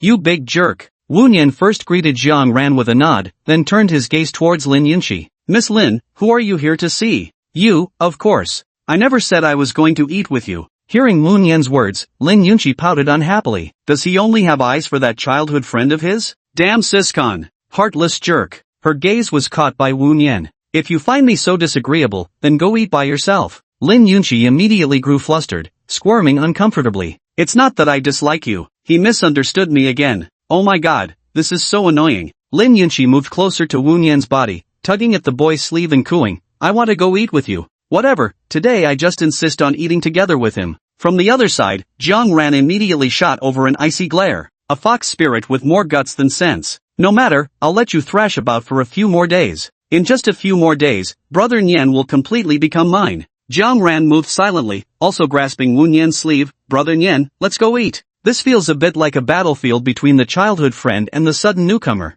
This development is becoming increasingly concerning. He was not unaware of the feelings the two girls held for him. But, these two are both problem girls. They're quite troublesome to deal with. How can we achieve an ending where no one suffers? Wu Nian pondered as he walked, when another young girl's voice reached him from ahead. Wu Nian, Jr. He slowly looked up to see a girl in a white dress standing before him. A cool breeze brushed by, carrying the girl's scent into Wu Nian's nostrils, lingering in his mind with an uncanny familiarity. Fragments of memory began to slowly piece together. The person who arrived was none other than Shen Jiyan. Senior Shen, what's wrong? Today, Shen Jiyan still appeared gracefully composed, exuding the tranquil aura of a young literary woman. The three girls each had their own distinct qualities, making it impossible for him to judge who stood out more. Shen Jiyan, standing at the front, scrutinized the two girls beside Wu Nian. Since the other two were still wearing their military training uniforms, she appeared even more striking by comparison. Logically speaking, I ought to be more to my brother's taste.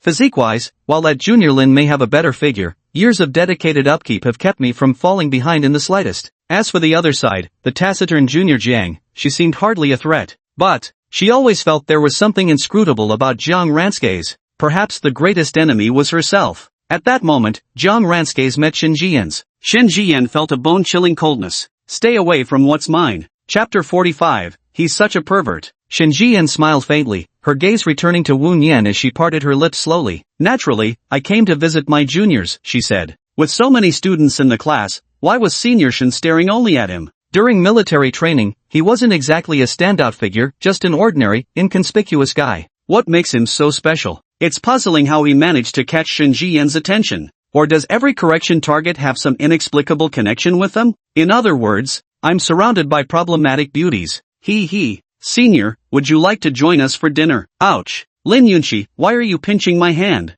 The girl on the right let out a soft hum and muttered pervert under her breath. Just as I thought, he can't take his eyes off a pretty senior. I'll have to keep an eye on him today. All you do is fool innocent young girls, and now you're even trying to trick your senior sister. Fortunately, I currently hold the upper hand. The advantage is mine after all, he. Jiang Ran, standing nearby, clenched her clothes tightly. She realized this new fox spirit was much craftier than the others. Still, there's nothing to fear. Shen Jiyan smiled and said, all right. A young man and three girls walked toward the cafeteria, drawing occasional glances from passers-by along the way. This kid's really something. Damn those normies. Wu Nian felt uncomfortable all over. After all, having Senior Shen walk ahead was bad enough, but she kept turning back to chat with him. Every conversation made the two beside him visibly unhappy. Oh, Xiao Ran was quite well behaved, but this Lin Yunqi was absolutely lawless, constantly pinching the flesh on the back of her own hand. Tonight, she'd make sure this little minx learned her lesson. Though they'd lost quite some time on the road, the cafeteria wasn't too crowded after all. The four of them found a table for four and sat down after getting their meals. Wu Nian and Jiang Ran sat side by side, while Lin Yunqi sat with Shen Jiyan. No sooner had Wu Nian sat down and looked up than she met Lin Yunqi's jealous gaze. Going to eat or going to stare at me? Oof. She had been eyeing Jiang Ran's position for a long time, but unfortunately, there was absolutely no opportunity. What's wrong with childhood sweethearts? Just because they're childhood sweethearts, they can be fooled by such a scoundrel? She's doing this to save an ignorant girl. It's not that she wants to sit with that big villain. Junior, brother. The words big brother that Shen Jiyan almost uttered were swallowed back down. Almost got discovered. Wu Nian found this form of address rather odd. Who would directly call someone by their personal name when they weren't even properly acquainted yet? What's wrong? Nothing serious, just wanted to ask how you're adjusting to school life recently. Habit. And you lot? Shen Jiyan asked the other two, trying to cover up his deliberateness. Jiang Ran remained silent. After all, such meaningless social interactions held no value to her. Lin Yunqi replied with a soft nodding her head. She didn't usually live on campus, so there was no need to accommodate roommates, leaving her with no particular discomfort. The group soon fell into conversation, though it was mostly Shen Jiyan probing for information. After several post-dinner attempts, she concluded that Lin Yunqi beside her was the most promising ally. Perhaps through this girl she could win him over more quickly. Brother Nian. Wu Nian heard Xiao Ran call him and asked, "What's wrong?" Jiang Ran rubbed her eyes and said softly, "I'm a bit sleepy. Can you take me back?" "Sure." Lin Yunqi, Senior Shen, "I'll take her back to the dorm first. See you later." For this childhood friend who was like a little sister to him, Wu Nian was more than willing to shower her with tenderness or perhaps, doting affection. The conversation came to an end here. Wu Nian stood up with Jiang Ran and left the table. Watching the two depart, Lin Yunqi rested her chin in her palm, gazing at Wu Nian with reluctant longing. Shen Jiyan smiled faintly. After seeing Wu Nian off, he whispered to Lin Yunqi, "Junior Lin, do you like him?" Lin Yunqi's little face instantly flushed crimson. How could she have been exposed? How could this be? She steadied her pounding heart, trying to suppress the unnatural palpitations. "Senior, that guy's a total creep." "Is that so?" Yeah, it was awful." Lin Yunqi scowled and recounted every flaw of that terrible scoundrel. "Pervert. You big pervert. He's also quite the smooth talker." "I see, now I understand." Shen Jiyan's pretty face briefly showed a hint of displeasure before it vanished within seconds. At the same time, she began adopting a critical expression. "So you're that kind of junior after all. I must have misjudged you." "Exactly. He's just a big bad guy through and through." Lin Yunqi immediately chimed in. Then she secretly breathed a sigh of relief in her heart. Thank goodness the senior didn't seem interested in him. Otherwise that big villain would have tricked another innocent senior. The person to punish that guy having just me is enough. "Senior, I'll head back first." After saying goodbye to Shen Jiyan, Lin Yunqi left the cafeteria. Only Shen Jiyan remained at the table. Just as expected, Lin Yunqi was such a naive girl. She rested her cheek on one hand and began recalling the days she had spent with her elder brother. Soon, her brother would be entering another year of his life. Shen Jiyan took out her phone and sent a message to Wu Nian. "Junior, come to the gazebo at noon. I have a favor to ask." On the other side, Wu Nian, who had just watched Jiang Ran return to her dormitory, wore a bewildered expression. What was Shen Jiyan up to? Wu Nian sent a question mark. "There's compensation involved." "What's the deal? All the girls you know are loaded or something?" Wu Nian disdains associating with deadbeats who just coast through life. "But, this gig of mooching sure is sweet." "Wu Nian, which gazebo?" Wu Nian intended to confirm once more, since the other party hadn't been aware of their previous encounter. "Shen Jiyan, the place where we first met." As Wu Nian sent the message, she noticed a reflective glare coming from one of the floors in the girls' dormitory. "Do all girls like to wipe glass this clean?" Reading Shen Jiyan's message, Wu Nian savored the words for a long while. There was always this feeling of a gender-swapped fairy stumbling into a demon's lair. At last, Wu Nian still went to the pavilion to keep their appointment. Walking along the forest path, this place remains as sparsely populated as always. A secluded spot like this should be perfect for university couples to rendezvous, so why isn't there a single soul in sight? The winding path offered no direct view of the pavilion's whereabouts. Only upon reaching the deepest part did his vision gradually clear, bringing a small pavilion into view. A sense of utopia, reminiscent of the peach blossom spring, washed over him. Seated on the stone bench of the pavilion was a literary maiden dressed in pristine white, her ponytail draped over her chest, flipping through the pages of a book as she awaited someone's arrival. Anyone who saw her would think her gentle, graceful, and wise. Just as Wu Nian was about to greet this senior, Shen Jiyan closed her book, looked up, and offered him a soft smile. "Junior, come here quickly." Shen Jiyan momentarily suppressed the impulse to hug him, simply waving her hand instead. Within the secluded pavilion, the maiden waited for her dream lover. Senior Shin, what did you want to see me about? Shin Jian murmured gloomily, can't I look for you without a reason? Wu Nian didn't respond, walking over to sit across from Shin Jian. The young woman patted the stone bench beside her. Come sit here. Wu Nian didn't hesitate and immediately moved to Shin Jian's side. After all, there was the cautionary example of that fool Ling Yunxi. This intellectual-looking girl before her was actually considerably shorter than Wu Nian. Had she not known in advance that this was her senior, she would have seemed more like a junior student. Nevertheless, her aura was remarkably strong, like the confident female lead in a battle between legal wives. So, what exactly does this Shin Jian want? Wu Nian was puzzled. Seeing Wu Nian sitting properly, Shin Jian began to pronounce his crimes. I heard you've been bullying other junior girls. Chapter 46, The Secret Rendezvous in the Pavilion. Senior Shin, this is the first time I've heard of a class mentor senior who cares about their juniors' personal matters. Wu Nian thought to himself, if anything, it was him being pestered by these troublesome girls. He looked puzzled. Who told you that? Shin Jian put on a stern face. I won't tell you. Such a junior is being a bit naughty. Wu Nian didn't need to guess, she knew instantly that little minx had tattled. So you called me here just to criticize your junior? Not at all. I just wanted you to keep me company. Shin Jian spoke the plain truth. Now that they were alone together, there was no need for any pretense, they could reveal their true selves. Don't say things that are so easily misunderstood. Is this how senior students tease their juniors nowadays? When will this junior ever stand up for himself? Shaking with rage and cold, Shin Jian parted her rosy lips slightly, tenderly licking the corner of her mouth with her delicate tongue. She opened her book and resumed reading from the unfinished page. Keep me company for a while, and I won't spread the word about you flirting with that junior girl. No matter what Wu Nian said, he wouldn't be threatened by such a girl, he only yielded to cold, hard cash. Today, I became a study companion. When I rise to power in the future, I'll make sure these venomous young women pay in blood for their cruelty.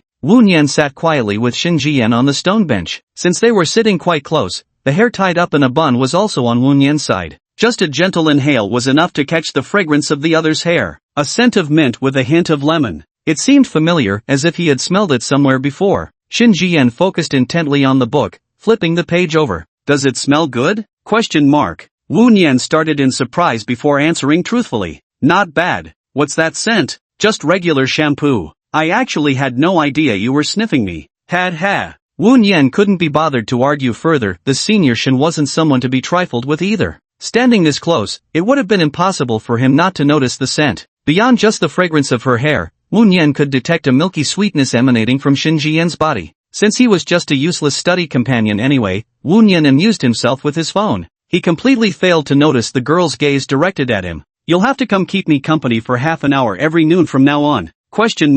Don't worry, you'll be compensated, and it won't interfere with your sweet talks with other junior girls. No. When did he ever get intimate with that junior girl? I, Wu Nian, am a man of integrity. Wu Nian inwardly grumbled before puffing out his chest and scanning the pavilion's surroundings. Every flower appeared meticulously nurtured, growing unusually well. Most blossoms bore delicate hues of blue or soft pinkish white, perfectly complementing Shin Jian who sat among them. Shin Jian asked softly, is it nice? Quite beautiful indeed. Wu Nian finished admiring all the flowers. It was truly a lovely sight. Junior still isn't telling the truth. Shin Jian set down the book and put on a stern face as she looked at Wu Nian. What I'm asking is, am I pretty? Well, obviously, senior sister is the prettiest girl in the world. As if buttering someone up is hard. Then tell me, who's prettier, me or those junior girls? Of course it's you. Really?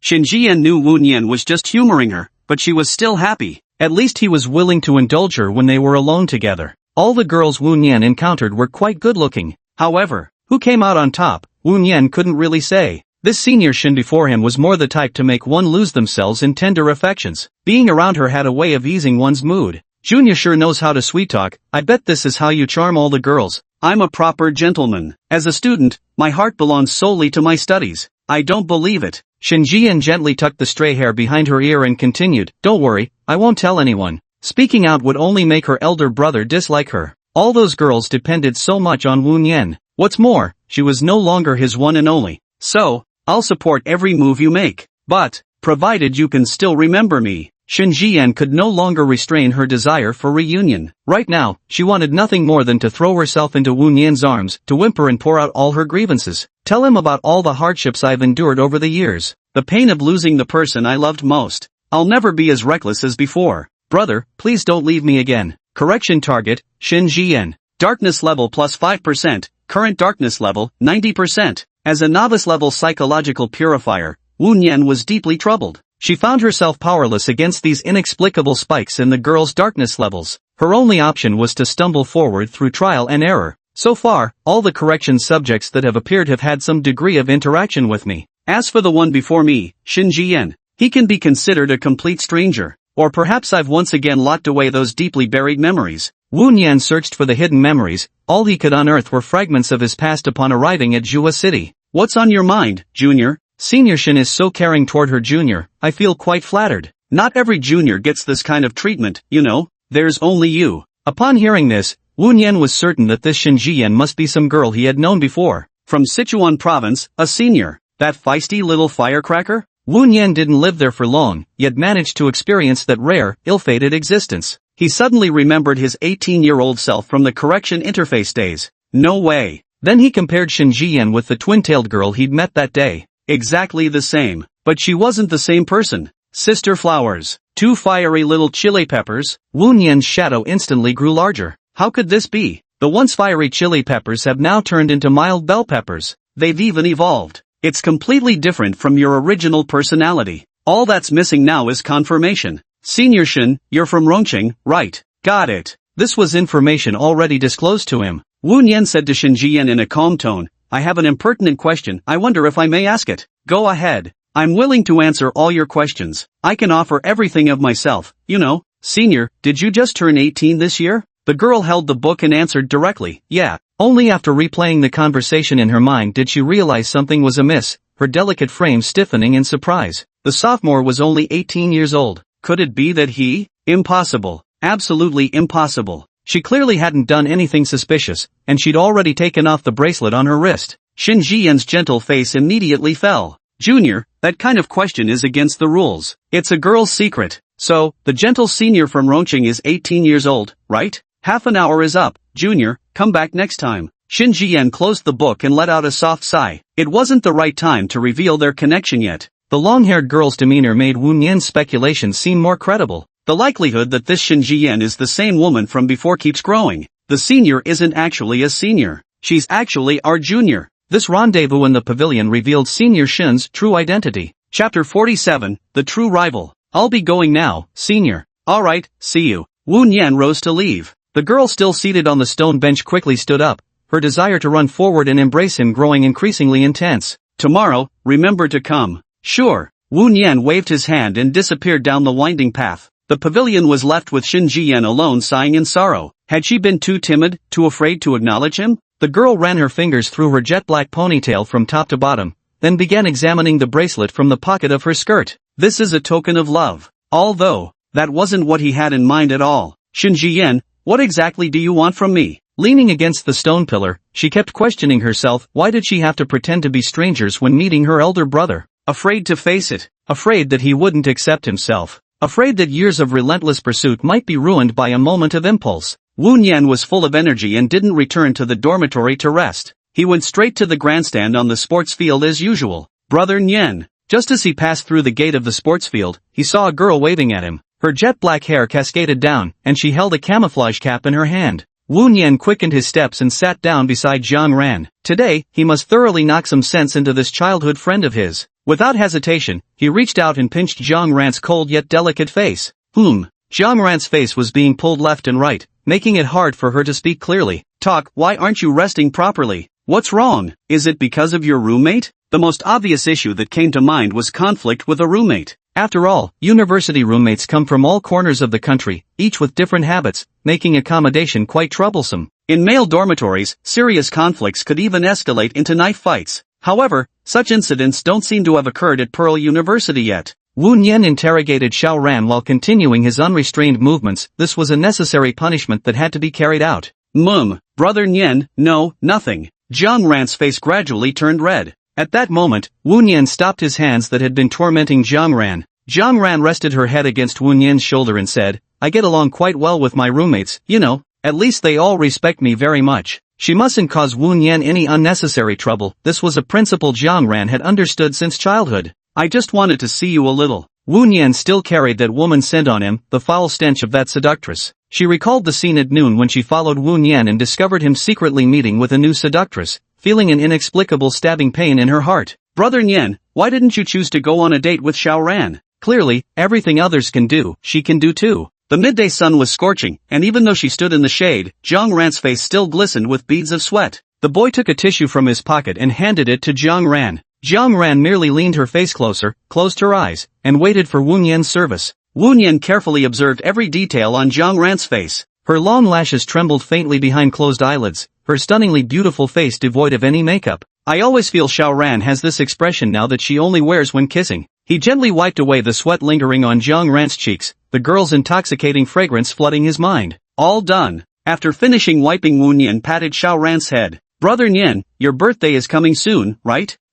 So it really is. He never kept clear track of dates like birthdays. Nearly 19 years old. In his original world, he had always been alone, never celebrating a birthday. It wasn't until my transmigration here that I started having this kind of experience. A birthday, ha! He recalled some experiences in Rong City. Those two girls celebrating his birthday for him had been quite amusing. When the time comes, I'll personally cook for your birthday party. Mom will come too. On that day, you will completely belong to me. Wu Nian smiled softly and stroked Xiao Ran's hair once more. Alright, thank you, Xiao Ran. His affection for his childhood friend grew even deeper. The young girl glanced sideways at the man beside her. Xiao Ran, sleepy? Got it. Jiang Ran took the moment to yawn, leaning against Wu Nian's shoulder. Uncomfortable. This position is really uncomfortable. And so, Jiang Ran slowly slid onto Wu Nian's lap. Xiao Ran, it wouldn't be good if someone saw us like this. Wu Nian reached out to softly caress Jiang Ran, then with some effort flipped her over. Jiang Ran tried with all her might to stop Wu Nian's movements, but ultimately found herself forced to press her face toward the playground. Brother Nian,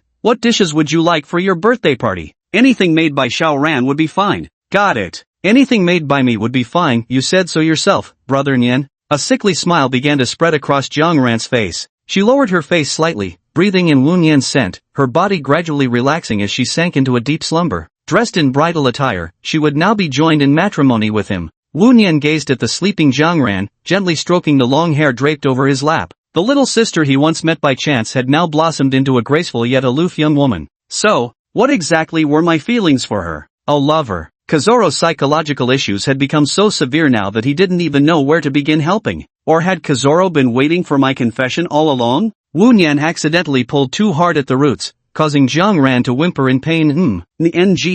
I'm sorry. Seizing the chance, Jiang Ran turned her head to the other side, taking a deep breath through her nose. Then, she lifted her eyes to look at the boy. It's okay, if it's you. As long as it's you, I'd never complain about anything you do to me. Jiang Ran steadied herself by leaning against something. Nian Gij, what would you like for your birthday present? Anything you decide will be fine. All the gifts Jiang Ran had given over the past few years were meticulously chosen and came with substantial price tags. Sure. In that case, Ran understands now. Brother Nian, I'll be leaving first. Goodbye. Take care, Ran. Jiang Ran descended the bleachers step by step, still contemplating how to keep those seductresses away from Wu Nian. The plan for a perfect evening with him was already in motion. As long as she presented the most perfect gift, other women would have no choice but to back down. Descending the final stair, Jiang Ran's plan fully took shape. She came face to face with Shin Jiyan, who had come to visit the new student. The white maxi dress appeared elegant and poised, yet concealed an ancient fox spirit who'd lived 1,000 years. Jiang Ran made this assessment inwardly, withdrawing her scrutinizing gaze without showing the senior any courtesy. Shin Jiyan experienced a bone-chilling cold that didn't belong in this season. However, she merely smiled faintly as before. Excellent. This is what you call a true rival. Chapter 48, The Attack Before Military Training. Another afternoon of training. Shin Jiyan still sat in his usual spot observing Wu Nian. As for Wu Nian, she was beginning to understand the reason Shin Jiyan had come here. Clearly, this senior was definitely eyeing him with ulterior motives. Could she be trying to make me suffer through another bout of bad luck? Though not entirely certain, she was about 80 to 90% sure of it. Once suspicion begins, the crime has already been established. Senior Shin, you're being way too obvious. Wu Nian glimpsed at Shin Jiyan from the corner of her eye and immediately met his gaze. What a coincidence. What a coincidence. I'd never have believed that erratic glances could keep meeting her gaze. Sigh. How did she track me all the way here? What clues had I actually left behind? Wu Nian silently grumbled to herself, having no choice but to ignore Shin Jiyan's presence and continue with her drills. At 6 in the evening, the night training session began. But, Tonight's session was unexpectedly changed to a company-wide performance showcase. The professional classmates sat in circles, one after another, spaced about 30 to 40 centimeters apart. Wu Nian took a seat at the outermost edge, playing the role of an atmosphere supporter. This segment had very little to do with him. He was just an ordinary member of the audience. "You big jerk." Wu Nian was sitting upright when a sugary sweet female voice came from behind him. Lin Yunqi slid down and plopped herself onto Wu Nian's left side. Seeing that the distance was still a bit far, she scooted a little closer to him. After all, there were quite a few people coming, they needed to save space for others. The gorgeous and kind-hearted Lin Yunqi. Lin Yunqi asked, "Why are you sitting outside?" After a week of teaching, Lin Yunqi still hadn't witnessed Wu Nian's musical performance. But his own abilities were crystal clear to him. They were truly remarkable. Only such a villain deserves me. Lin Yunqi felt a little proud thinking this. She was reluctant to admit Wu Nian's talent, but he truly was impressive. A big flirt who knows all those flashy tricks to charm young girls. "I don't know how to do anything, where else would I sit if not outside?" "Oomph, you're such a liar." A girl sat down to her left. Lin Yunqi reluctantly squeezed closer to Wu Nian again until they were practically glued together. She nudged Wu Nian's leg with her knee. "Scoot over that way a bit. Someone's sitting here." "Who's that?" "Xiaoran." The girl pouted. "I'm upset. You really know how to sweet-talk young girls." "Yes, I've sweet-talked you into coming home with me too." Lin Yunqi, fuming, jabbed Wu Nian's arm with restrained force. "You perverted stalker. I never asked you to sit next to me. If anything, you're the one stalking me now." "Ouch, Lin Yunqi, can't win an argument so you resort to pinching, huh?"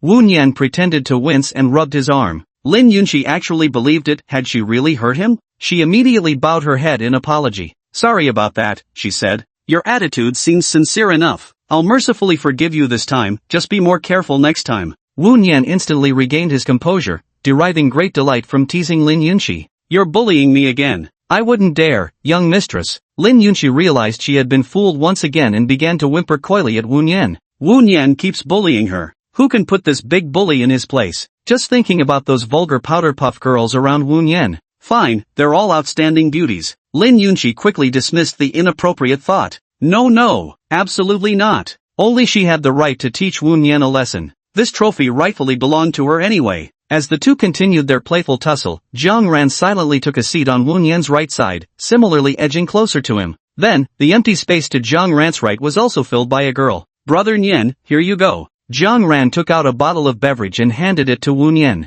"Thank you, Xiao Ran." Wu Nian immediately turned to Lin Yunqi and said earnestly, "Look at how she behaves." "Lin Yunqi, why can't you learn to be this well-behaved and sensible?" "Poof." Hearing Wu Nian's comparing remarks, Lin Yunqi promptly demonstrated her special skill. Humph. She really left in such a hurry that she forgot about this matter. Next time. She'll definitely bring it for him next time. The once lively and adorable Lin Yunqi was nowhere to be seen. Now the young girl was scrunching up her face, looking utterly aggrieved. Wu Nian truly couldn't stand Lin Yunqi's current expression. It was so heartbreakingly easy to feel for her. He just made a casual joke. This little girl took things way too seriously. Wu Nian's outstretched hand, halfway to patting her head, abruptly withdrew as he remembered, this fool wasn't Xiaoran. Lin Yunqi. Okay, sorry. I really didn't think that much about it. It's okay, here's this bottle for you. Wu Nian handed her own mineral water to Lin Yunqi, while keeping the drink Xiaoran had given her. Don't worry about it anymore, let's just enjoy the show. Lin Yunqi took the water, feeling even more frustrated. It seems there's still a long way to go before becoming a virtuous young lady. Wu Nianqing twisted the bottle cap open effortlessly. Something felt slightly off. Could it be physical enhancement? Wu Nian took a couple of dubious sips, but couldn't detect anything unusual. He glanced at Xiaoran, who was staring straight ahead with an impassive expression. Perhaps it's just in my head. Thus, the two girls pressed close to Wu Nian, awaiting the start of the performance. The fragrant scents of different girls wafted from both sides, testing his composure to the fullest. Lin Yunqi kept fidgeting incessantly. Lin Yunqi, there's plenty of space beside you, stop crowding over here. No way, we should leave some space for others. Helping others is a virtue. Lin Yunqi glanced at the girl beside him, then turned to Wu Nian with a serious expression. You should be more considerate of girls, he said. Seeing Lin Yunqi's proud face, it was as if he had done a great deed and was waiting for praise. Forget it, let her be. As for the unknown girl next to Lin Yunqi, she mentally cursed with vehement disdain. Damn couples. The girl's gaze then fell upon Zhang Ran, who was also moving closer to the male student. Even dared to secretly hook arms halfway. Damn couples. Should have faced righteous judgment long ago. Huff, Nian Gij. Wu Nian knocked Zhang Ran's head. Silly Ran, what are you doing? Why can that fox spirit behave like this while I can't? Jiang Ran felt irritated, but didn't show it. Wu Nian endured the shoving between the two of them. Xiaoran, have you forgotten everything I taught you? Alas. Chapter 49, do you want me to keep you company? The show is about to begin. Oh, the two girls gradually quieted down. The entire sports field was surrounded by several large circles, with Wu Nian's group of companies forming just one of them. The streetlight at the corner cast the shadows of several people onto the lawn. Wu Nian finally caught his breath, his gaze settling on the empty fenced-off lawn. The opening performances were all led by senior students, from the street dance club to the drama club.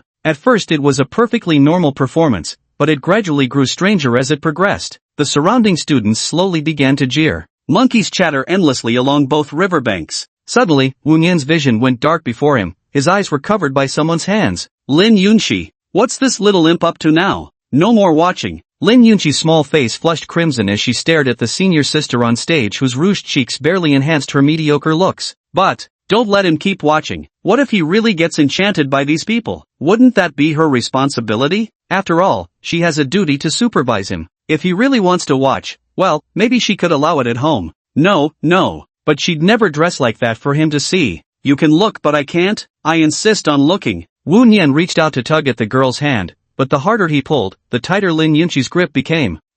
There's no way I'm letting you see. Alright, Lin Yunxi, asking for another spanking, aren't you? With a bit more strength, he could pry apart these restless hands, but to teach Lin Yunxi a lesson, he had no intention of doing so. His grip on Lin Yunxi's hands gradually loosened, his fingertips lightly scratching the soft back of her hand. Lin Yunxi shuddered as if electrified, quickly withdrawing her hands in dismay. She rubbed her hands, muttering, what are you doing? Had she just been bullied by this big jerk again? Well, maybe not exactly. Isn't this moving too fast? He actually held her hand just like that. Lin Yunxi, are you a little brat? Why do you love covering people's eyes so much? You're the little brat. Everything ahead is NSFW content. I'm doing this for your own good. These flashy temptations shouldn't be exposed to him for too long. But Wu Nian wasn't particularly interested in these dancing senior sisters, especially when an extraordinarily beautiful girl was already stationed right beside him. Lin Yunxi got scolded by Wu Nian, yet she still wouldn't settle down. Damn these senior girls, why must they seduce juniors like this? Lin Yunxi kept trying to cover Wu Nian's eyes, but the boy beside her kept dodging her little claws. Wu Nian's body tilted rightward, and just as he was about to fall onto the grass, Jiang Ran's thigh propped him up. His body was practically lying across Jiang Ran's lap, and Wu Nian could gaze up at her expressionless, lovely face with just a tilt of his head. Jiang Ran's beautiful eyes flickered slightly as she murmured softly, "Brother Nian, comfy?" "Got it." Wu Nian quickly shifted back, replying with a brief sound. Jiang Ran's heart fluttered again. This was a fresh step forward. Lin Yunxi saw the somewhat intimate gestures between the two and began to regret. It was clearly her who was on the offensive, so how had things ended up like this? Most of the performances ahead were still proper shows, one after another, and the atmosphere gradually built towards its climax. Wu Nian sensed the light behind him being blocked. He turned his head for a look. A girl wearing a mask, only her eyes visible, was standing right behind him. Wu Nian wondered why Yan Ning would come here, when it suddenly occurred to him. Could it be that Yan Ning was planning to perform on stage too? Of course. He immediately dismissed this absurd thought from his mind. This is an impossible event. Yan Ning called out softly, "Hey Junior, come here for a sec." But her voice was completely drowned out by the speakers, and Wu Nian couldn't decipher what she was saying through lip reading either. And so, after giving a quick heads up to the two girls beside him, Wu Nian got up and left with Yan Ning. Lin Yunxi saw the traces of Wu Nian leaving with another unfamiliar girl, and her little face instantly turned cold. She was completely baffled. How did that big jerk manage to trick another girl while she wasn't paying attention? Jiang Ran glanced quickly before shifting her gaze to the stage, but she was in no mood to watch the performance. Now, Jiang Ran wanted to figure out just what Yan Ning was up to. Why was she getting close to her things? A few strands of hair fell onto the girl's cheek as she clenched her fists tighter. She had to know. I must go and check. Jiang Ran rose directly to leave when Lin Yunxi, seated across an empty seat, called out to her, "Jiang Ran, where are you going?" It has nothing to do with shameless vixens like you anyway." Jiang Ran replied with, "Just taking a walk," before leaving. Lin Yunxi pondered for a moment. The girl must have just gone to relieve herself. Now he was left all alone. When that big villain comes back, we must teach him a lesson. If he doesn't tell the truth tonight, it seems he's going to stay in the same house with her. This young lady may graciously allow him to step inside. However, if you don't confess the truth, the big bad guy won't get to see his new clothes tonight. Lin Yunxi had prepared another never-worn beautiful outfit tonight, waiting for Woon Yen's evaluation. It's just about using him as a human-shaped mirror, nothing more. Lin Yunqi muttered internally as she moved to the middle seat among the three, placing a water bottle and jacket on the empty seats beside her. I'm just too clever. I really want his praise, even a head pat would be nice. Pinching cheeks is out of the question though, that's an action reserved only for couples. Our initial agreement still stands, of course. Lin Yunqi finished managing everything and then resumed watching the performance. How boring. Woon Yan and Yan Ning arrived outside the sports field. What brings you to me, Senior Yan? Yan Ning tapped her chin with a finger, deep in thought. Right. What was it again that I needed him for? After class today, I remembered there was a talent show on the playground, that's why I came here to join the fun. As if that could ever be true. As someone with social anxiety, Yan Ning naturally had no desire to appear at such an event. Most importantly, her roommate had told her that members from other clubs would be coming to perform at the party. Yan Ning recalled how her roommate had lectured her while lying on the bed. Be careful, or some senior from another club might steal your junior away. Ning, surely you wouldn't want your junior to be scouted by other clubs before he even joins ours. That was precisely why she'd come. Of course she wouldn't be performing on stage, she just wanted to check if her beloved junior had been snatched away by others to do their grunt work. This junior could only be hers alone. No, he can only be in her club. That does seem much more reasonable. I'm obviously here to check on the junior's training progress. Yan Ning murmured, her voice unusually soft. Oh, by the way, the club recruitment is coming up in a few days, don't forget to come. Alright, is there anything else? This sort of thing could have just been announced online, why go through the trouble of coming all the way here to tell him in person? Yan Ning began to think again. Right, what else is there to do? She really wanted to watch the evening show, but the crowd made her uneasy. But, isn't there someone who can accompany her? After much hesitation, Yan Ning finally came up with this so-called other matter. Want me to accompany you to the gala? Chapter 50, Shin Jiyan to perform on stage. Got it, this was Yan Ning's true motive all along, wasn't it? Woon Yan silently complained to herself. Though seated between two formidable figures, she found it difficult to refuse under Yan Ning's shining eager gaze. He was afraid that upon returning, he'd become an unwelcome third wheel. You're welcome to come, but there might not be a seat for you. The boy's words struck Yan Ning like lightning. She suddenly remembered the two girls sitting beside her junior during the gathering. One was a cold-faced junior who'd met once, and the other was an unfamiliar junior.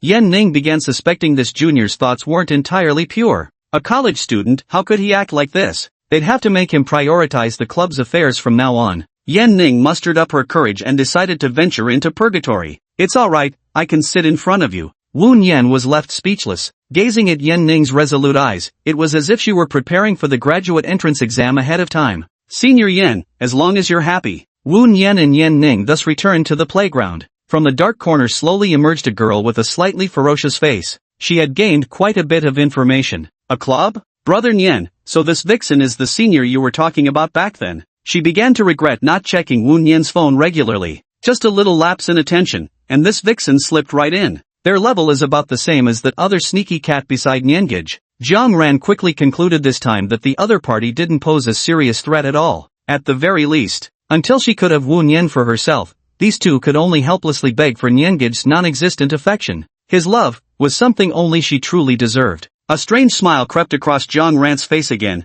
brimming with intense possessiveness. Woon Yan returned to the playground only to find Lin Yunqi sitting in his spot, with the nearby space occupied by some belongings. He cleared his throat and patted Lin Yunqi's shoulder. Classmate, you're in my seat. The dazed girl sitting on the grass snapped back to reality, visibly irritated. She really disliked others touching her. This is my seat. Woon Yan's spot was her spot. She was the employer, after all. Wait, why does this voice sound so familiar? She turned around to see Woon Yan's grinning face, and Lin Yunqi's anger turned to flustered embarrassment. You're such a bad guy. You're sitting in my territory. And here I was saving your seat for you. I won't help him next time. No, I should still give it a chance. Unless this big villain begs her for it. Lin Yunqi shifted her position to make room for Woon Yan where he had been sitting before. Only then did she notice the girl she'd seen earlier following behind Woon Yan. She clearly looked like a senior student. Great, still fooling around with girls, and another senior student at that. Why did I say another? Woon Yan gestured for Yan Ning to come sit down.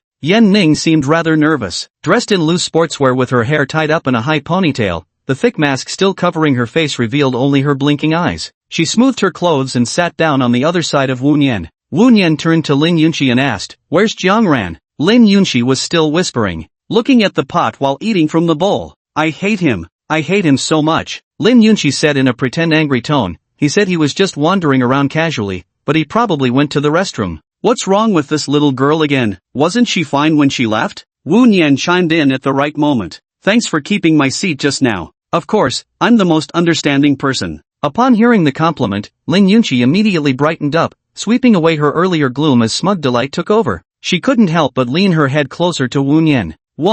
I want a reward. If even that childhood friend got one, why can't I? Seeing the sudden approach of that head, Wu Nian blocked it with her hand and began asking questions she already knew the answers to. What are you going to do? Lin Yunqi didn't say a word, but merely pouted her little mouth to express her displeasure. To put it better, this young lady wore her heart on her sleeve, everything showed on her face. Wu Nian grumbled inwardly before continuing. Didn't we have a 3-point agreement? Point 2, no more pinching your face when you're not looking. And obviously, other areas are strictly off limits too. Lin Yunqi began to whine and grumble. How could this clause still be restricting her? Let you touch once, come on, hurry up. They were just ordinary classmates before, so how did things end up like this? Ridiculous. So absurd. Wu Nian pondered Lin Yunqi's behavior, which was bursting with the fantasies of a love-struck maiden. He reached out and touched Lin Yunqi's hair. It was incredibly soft and silky, and very satisfying to pet. However, he merely kept up appearances before immediately withdrawing his hand. Even so, Lin Yunqi remained quite happy, her eyes half-lidded in comfortable contentment.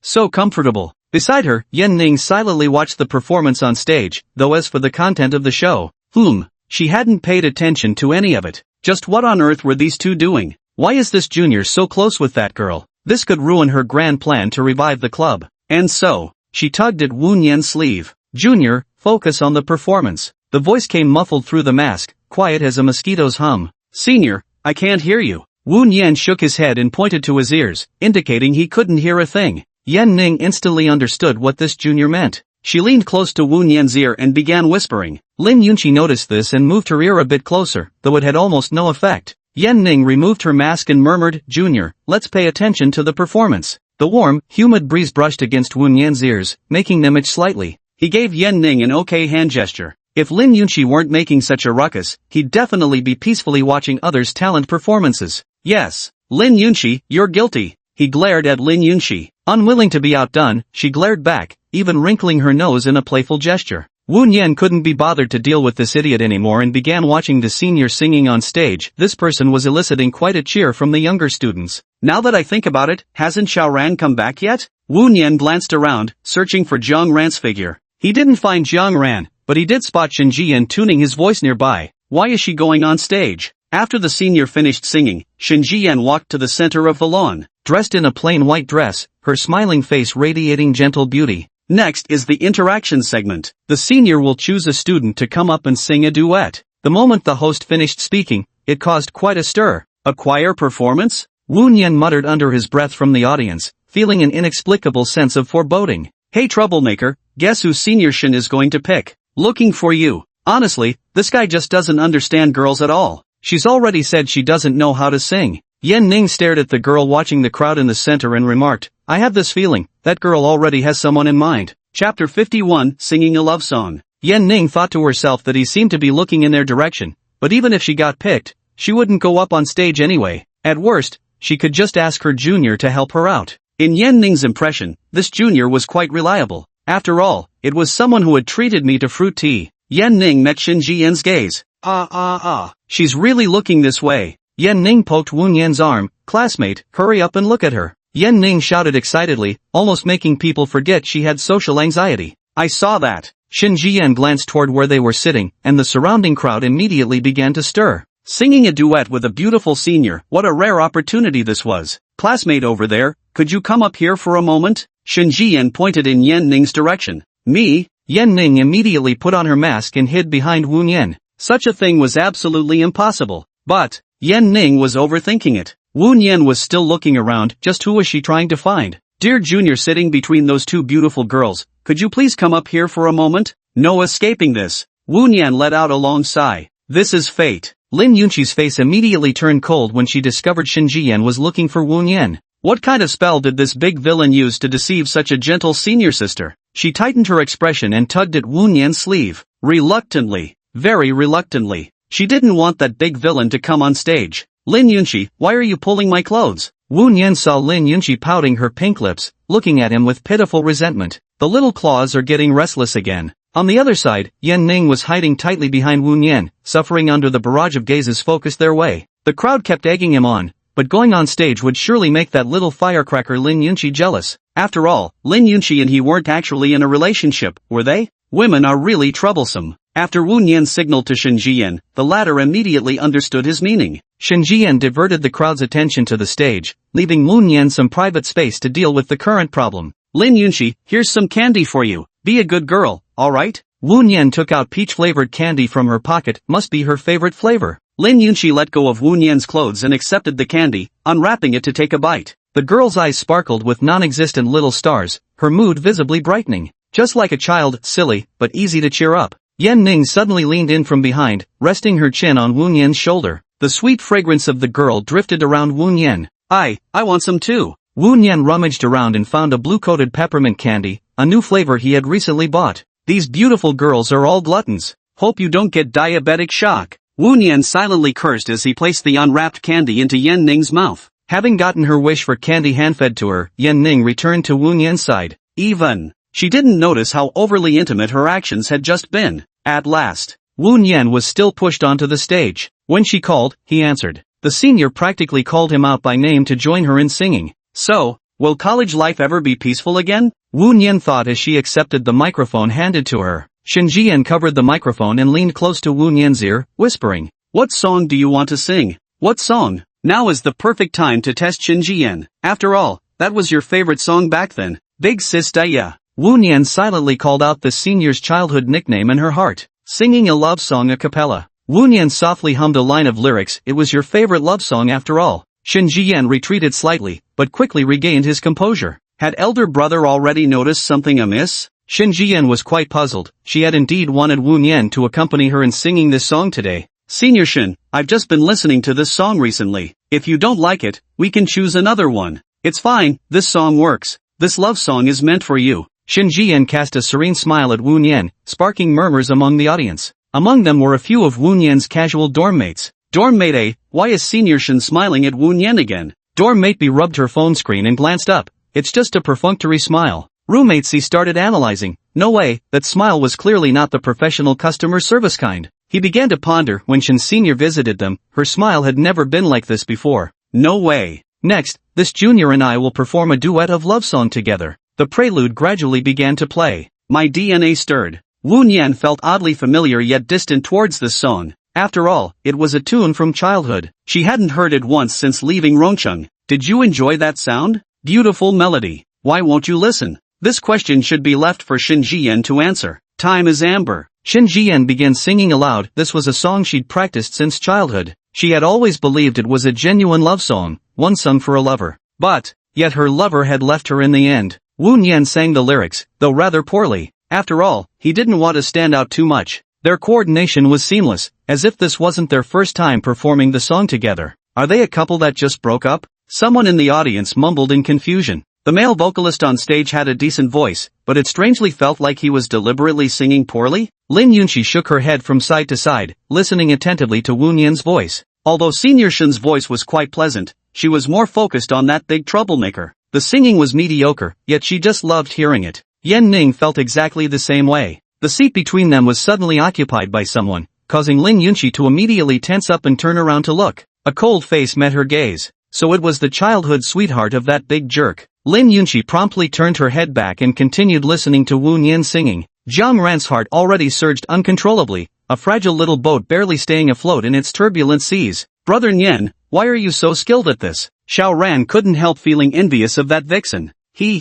Envious? My next move will make these women eternally envious. It's fine. These vile women are merely autumn grasshoppers, they won't be jumping around much longer. Jiang Ran sneered with disdain, and Yan Ning happened to catch her expression. Yan Ning quickly turned her head away. Had she just seen something bizarre? It was rather chilling. She shifted a few centimeters sideways, maintaining a safe distance from Jiang Ran. A few minutes later, the love song performance ended. Shen Jian's face was flushed red, with tears gleaming at the corners of her eyes, though the dim lighting made it indistinct to others. Okay. Wu Nian could see it all clearly. Shen Jian was once one of those fiery little peppers. Wu Nian verified this again and again. This song is a love ballad I sing for someone I like. Shin Jiyen's single sentence instantly stirred up waves of excitement among the surrounding crowd. The three girls sitting at the outer edge were even more astonished. Chapter 52, Lin Yunqi prepares to cut loose. Performing in public? No problem. Confessing feelings? No problem. But combining these two creates a problem. Wu Nian, who had already run to the spectator stands, was also shocked. What on earth is Shin Jiyen up to? Just as everyone expected some earth-shattering confession scene to unfold, Shin Jiyen turned alone and walked straight out of the venue.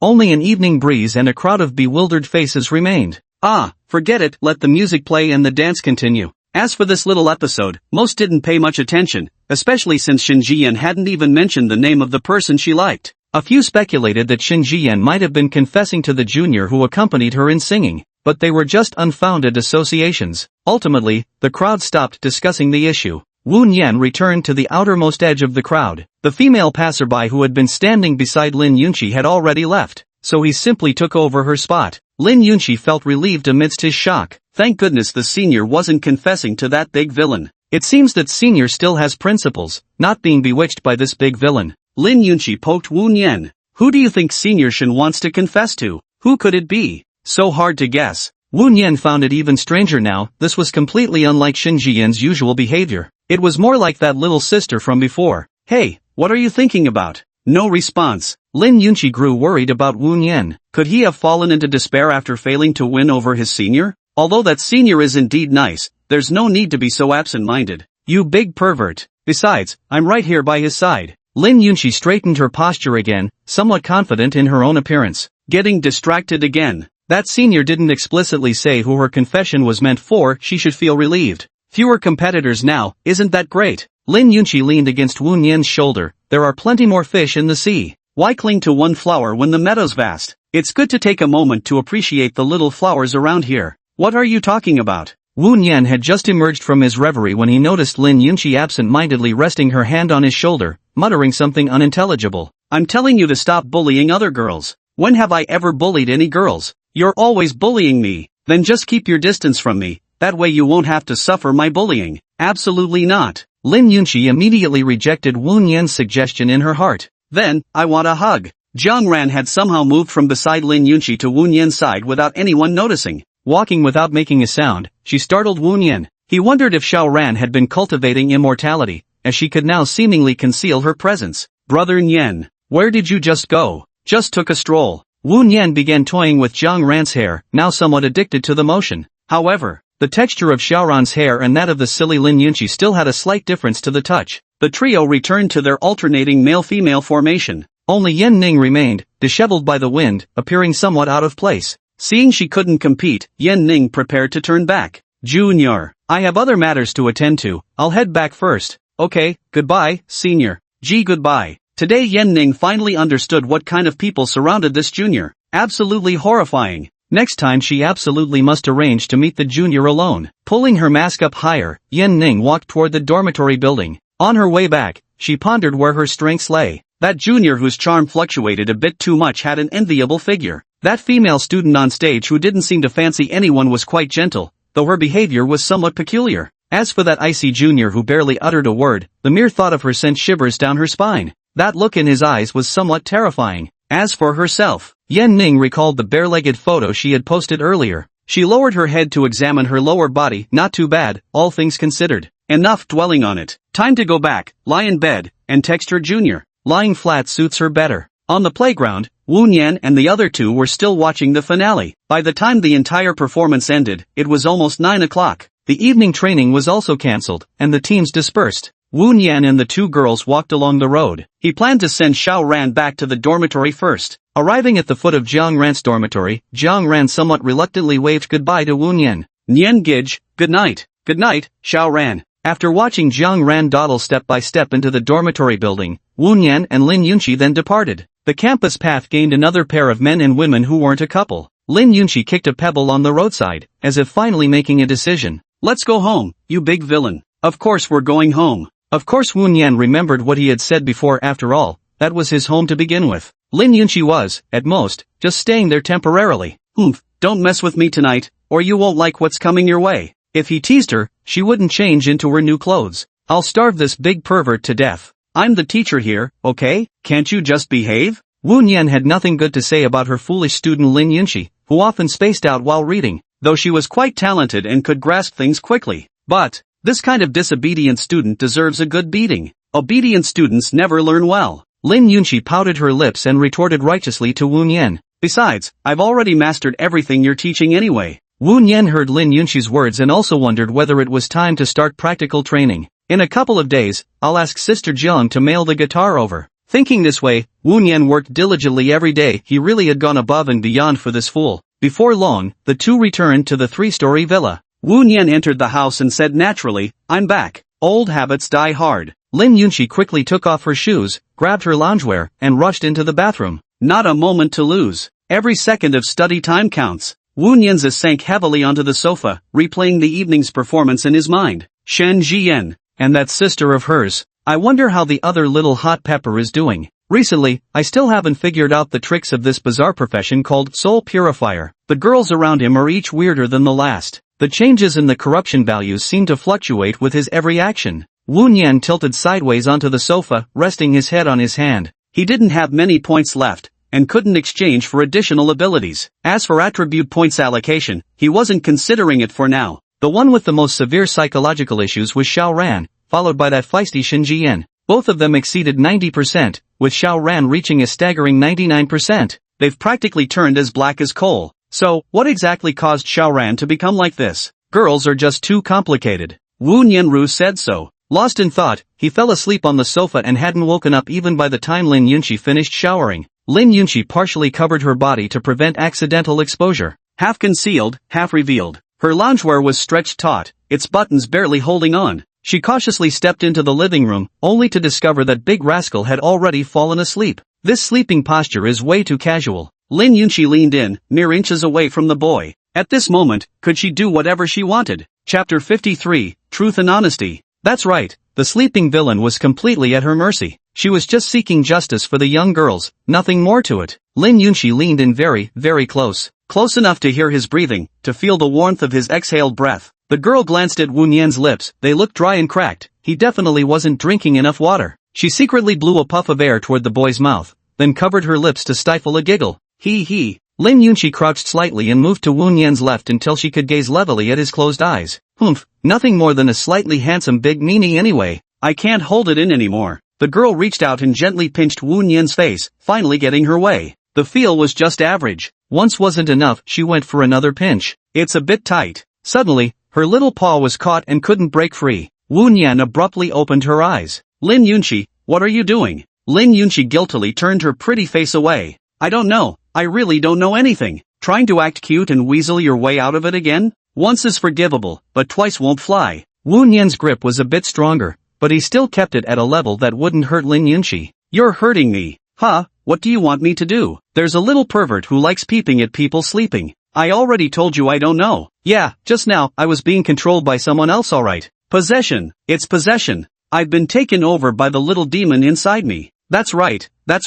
Wu Nian nodded in agreement. Lin Yunxi scratched his head with his free hand. If you believe me, then hurry up and let go. My hand's been possessed too, I can't control it. You're lying. Lin Yunxi began to whine, using both hands to struggle, but still couldn't break free. Seeing the spring waters beginning to well up in her eyes, Wu Nian had no intention of letting this little minx off so easily. He extended his mischievous claws and began to pinch and knead the young girl's cheeks. Lin Yunxi, dare you do it again next time? Fortunately, he had only been lightly dozing. Had he been deep in sleep, he wouldn't dare imagine what might have happened. Lin Yunxi's plump cheeks were wantonly pinched and played with, completely squeezed out of shape. Woo, I won't dare anymore. Whether she dared or not wasn't the issue. Admitting fault came first anyway, since this big villain couldn't possibly know her thoughts. I was wrong. I'll dare to do it again. The punishment is over. Since she had already admitted her mistake with bowed head, there was no need to keep kneading. Wu Nian released his grip. Lin Yunxi placed her hand on her face and gently kneaded it a few times, sensing the lingering warmth.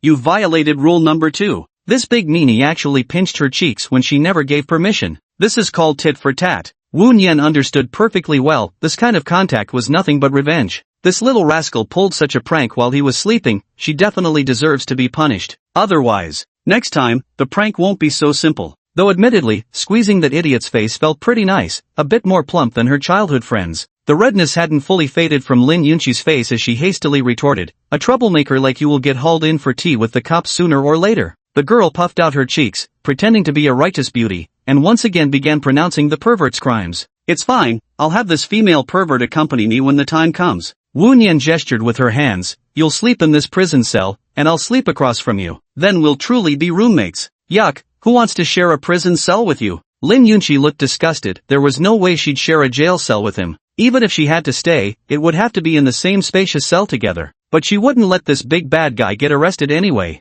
The punishment didn't fit the crime. "It's just a little face pinching, no big deal. Tonight's punishment is forbidding him from looking at my new outfit. Not even a single glance for an entire hour. Make that half an hour." Still a bit too long. 5 minutes is enough, this punishment has lasted long enough. Wu Nian caught a glimpse of Lin Yunqi's dazed, contemplative state. Just how many cores does that brain CPU of hers actually have? "It's almost 10 o'clock, Miss Lin. We still haven't even started tonight's teaching session." Then wait for me just a moment." Lin Yunqi quickly ran back to her room and closed the door. 5 minutes later, Lin Yunqi emerged from the room like a celestial fairy. She had changed into a fitted dress, pure and pristine white, and draped a sheer gauze jacket over it. Her lively and adorable temperament didn't quite match it, but it was still pretty good, though. The cleavage visible at the bust line invites endless fantasies. "Hey, are you staring dumbfounded?" Lin Yunqi confidently raised her delicate face and looked directly at Wu Nian. "Exactly 5 minutes. The punishment time is over. He can watch now." Lin Yunqi urgently needs Wu Nian to give her a positive review. After all, this outfit doesn't quite suit her. It's just trying something new. If he likes it, then she could certainly keep wearing it. "Do you want to hear the truth? Or do you want to hear the honest truth?" Lin Yunqi walked to Wu Nian's side, her sheer dress fluttering as she settled onto the sofa beside him. "What's the difference between those two anyway? Aren't truth and honest truth the same thing?" "Of course there's a difference. The truth is from an objective perspective, while an honest statement carries subjective tones." This is a bit profound. I wonder if you can grasp it." Wu Nian pinched his chin, skeptical whether the girl could understand. "He's incredibly smart, of course I understand what he's saying." Lin Yunqi processed Wu Nian's earlier words and decided to hear the truth first. "Then tell me the truth first." "The truth is you look stunning. After all, you're exceptionally beautiful, your beauty shines through even without clothes." With that said, Wu Nian added another layer of armor. "Of course, it doesn't mean not wearing clothes." Lin Yunqi gave Wu Nian a little pat with her small hand and muttered, "I know already, you don't have to explain every single thing." "Then what's the truth?" "The truth is, this outfit doesn't suit you. After all, you're more of the lively, girlish, and cute type." "How should I put this?" Wu Nian seriously considered who would be the right person for this outfit. It should be Xin Jiyan. But thinking about another girl right now would definitely make the one in front of him angry. "Perhaps you could try something more youthful and energetic?" Lin Yunqi asked with partial understanding. "Which outfit do you think looks better?" As Lin Yunqi, this little clothes hanger, had tried on numerous outfits, she'd seen quite a few by now. In the end, nothing surpassed the JK uniform she wore during their first meeting. Of course, Lin Yunqi looked good in anything. What truly mattered was finding the right fit. He wouldn't insist on what others should wear either. "Just go with whatever you prefer." Lin Yunqi's delicate face scrunched up in frustration. "A complete non-answer. I'm asking about your thoughts. What kind of girl asks about someone's perverted fetishes? Spill it." "I don't want it. How could I possibly reveal my sexual preferences to anyone else, especially to a girl like Lin Yunqi? Besides, wouldn't that just confirm her impression of me even more? Say it quickly." What Wu Nian expected was anger, but what he encountered was the girl's coquettishness. Chapter 54, Late Night Snack, Extra Meal. Lin Yunqi leaned close to Wu Nian, shaking his arm. "Let me make this clear first, just my personal opinion." "Got it. Don't get mad. Just spill it already. Why does this rascal love playing coy so much? Shirts and uniform skirts, things like that. I think they'd suit you well." Lin Yunqi immediately recalled the scene of their first meeting. Rainy day, a JK girl, and hand-eaten rice. Pervert. So disgusting. "It was you who made me say it. I don't want to talk to you anymore. Look, you're getting impatient again." Wu Nian shook his head. He had long anticipated this outcome. What girl would ever care to hear about a guy's hobbies anyway? Lin Yunqi turned her head away, not out of annoyance, but shyness. So annoying. No wonder he had been following her for so long. He must have been coveting her in that outfit. Maybe she should buy more short skirts in the future. It's fine to wear this at home, but forget about going out in it. She didn't like exposing too much skin in public. He didn't like his clothes today. Wu Nian glanced at the time again. "Well, there's no teaching assignment left for today. It's almost 11 already." Lin Yunqi leaned in and asked, "Are we still studying today?" "Learn my ass. Look what time it is. I'm a bit tired too. Maybe we should call it a day." Even as she said this, Lin Yunqi still transferred today's wages to Wu Nian. She was quite cunning. You have to know how to give him candy, that's called sustainable development. Wu Nian didn't say more. Earning money while lying down by working one less day. Absolutely no complaints. I'll go wash up then. Wu Nian greeted Lin Yunqi and then headed to the shower. Lin Yunqi watched the boy's retreating figure, her thoughts in turmoil. Does he even like me? That big jerk has so many girls around him, how can I stand out from the crowd? She grabbed the cushion from the sofa and pounded it several times. Heartless playboy. Then she tilted backward onto the sofa, shielding her chest with the cushion as she sank directly into the soft padding. Her legs, previously concealed by the gauzy skirt, were now exposed. Her feet dangled in the air, swinging back and forth. The outfit she chose today was terribly unsuitable, failing to catch his attention. Even when she used to vary her styles daily, that big jerk never gave her many extra glances. At least he's somewhat of a decent man. But that would be such a waste of all this effort put into dressing up. Outfits are meant to be seen by others. But of course, only for him to see. Ah, well. A maiden's endless worries can never be fully combed away. Until Wu Nian walked out of the bathroom, Lin Yunqi was still fidgeting on the sofa. I said, why aren't you asleep yet? Lin Yunqi was acting strange again today. Although, he's hardly ever been normal. He had originally thought Lin Yunqi should be a lofty young lady from a wealthy family. The more time he spent with her, the more she seemed like a silly little pig. I'm hungry. Oh, I said I'm hungry. Oh. Lin Yunqi lay slumped motionless on the sofa, her feet and calves swinging together. Oh, get me something to eat. I don't want it. Why me? I'm not hungry. Lin Yunqi was furious, she'd starve to death at this rate. How dare this big meanies say he's not hungry? She swung her legs and leapt up from the sofa. Two soft mounds swayed under gravity's influence, this sheer dress did accentuate her charm somewhat. Lin Yunqi's tone was firm. You go cook. What's this, Lin Yunqi? Playing the domineering female CEO now? Wu Nian remained unmoved. Lin Yunqi's act collapsed in an instant, that expression just didn't suit her at all. Please? I'm starving. I'll transfer you the money, okay? There's no food at home. I bought it and put it in the fridge. Please call me Yunqi, your thoughtful little assistant. To have Wu Nian as her personal chef,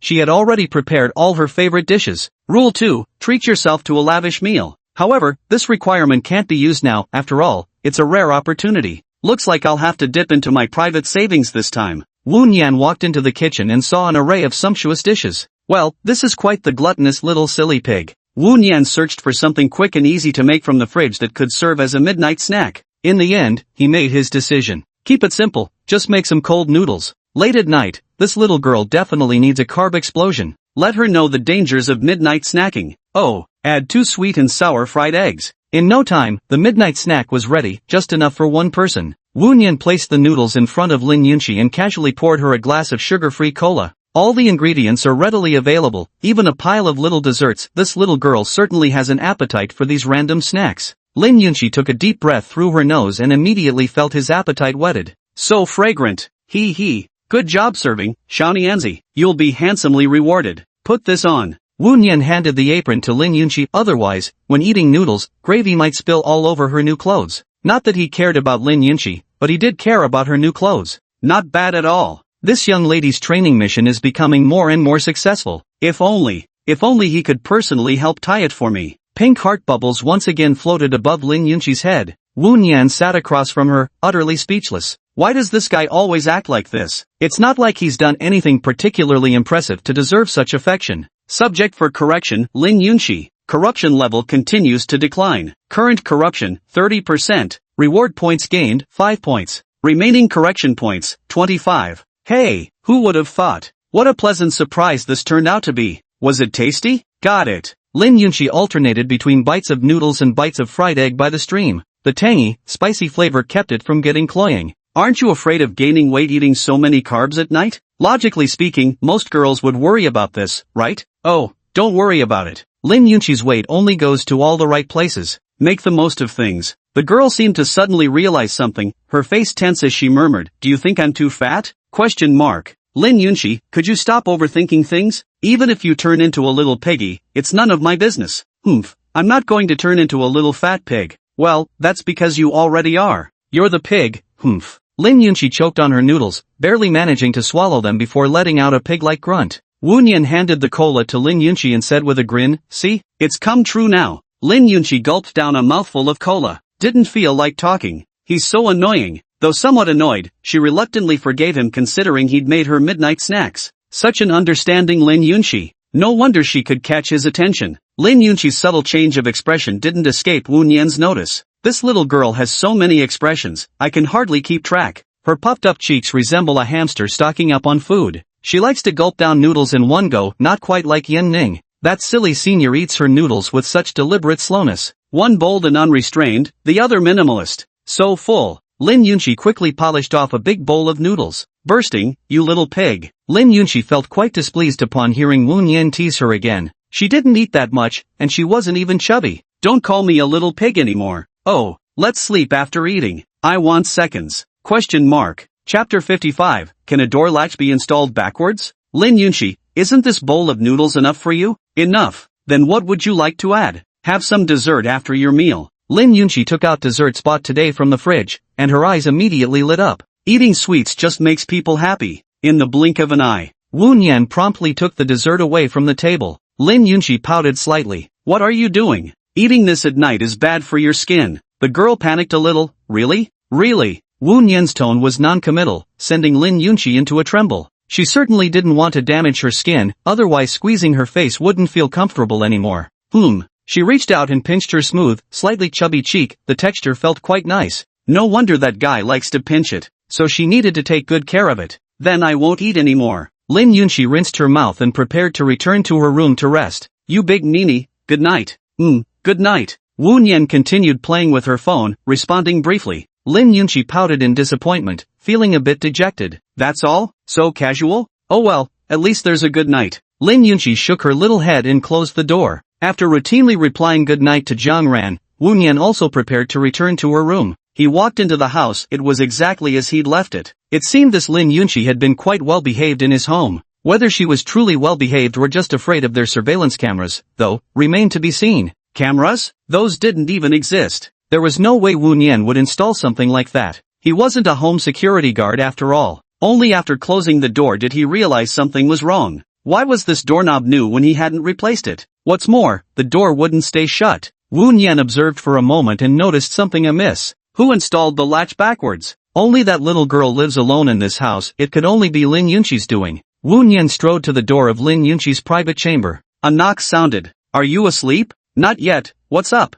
A sweet voice responded from inside the room. Lin Yunqi was still changing out of the chiffon dress she'd been wearing earlier, preparing to put on her nightgown. Come out for a moment. Okay, coming right away. Lin Yunqi quickened her pace as she changed clothes. What does that big jerk want from her now? She'd always heard that people are more emotionally vulnerable at midnight, more prone to developing unusual feelings. Could it be? Is he about to confess? Should she prepare herself then? Should I accept? I want to say yes, but I'm scared. Lin Yunqi shuffled her feet slowly. Should she really agree to him? She was wearing a low-cut pink silk nightgown that felt incredibly comfortable. However, a glance downward revealed twin peaks. Pushing the door open gradually, she was met with Wu Nian's expressionless face. Here we go. It's finally happening. It's the climactic moment before love blossoms, the trumpet call heralding a romantic relationship, the signpost pointing toward a new path in life. Lin Yunqi closed her eyes, clenched her hands tightly, and kept chattering incessantly. I do, I absolutely do. ? What is she willing to do?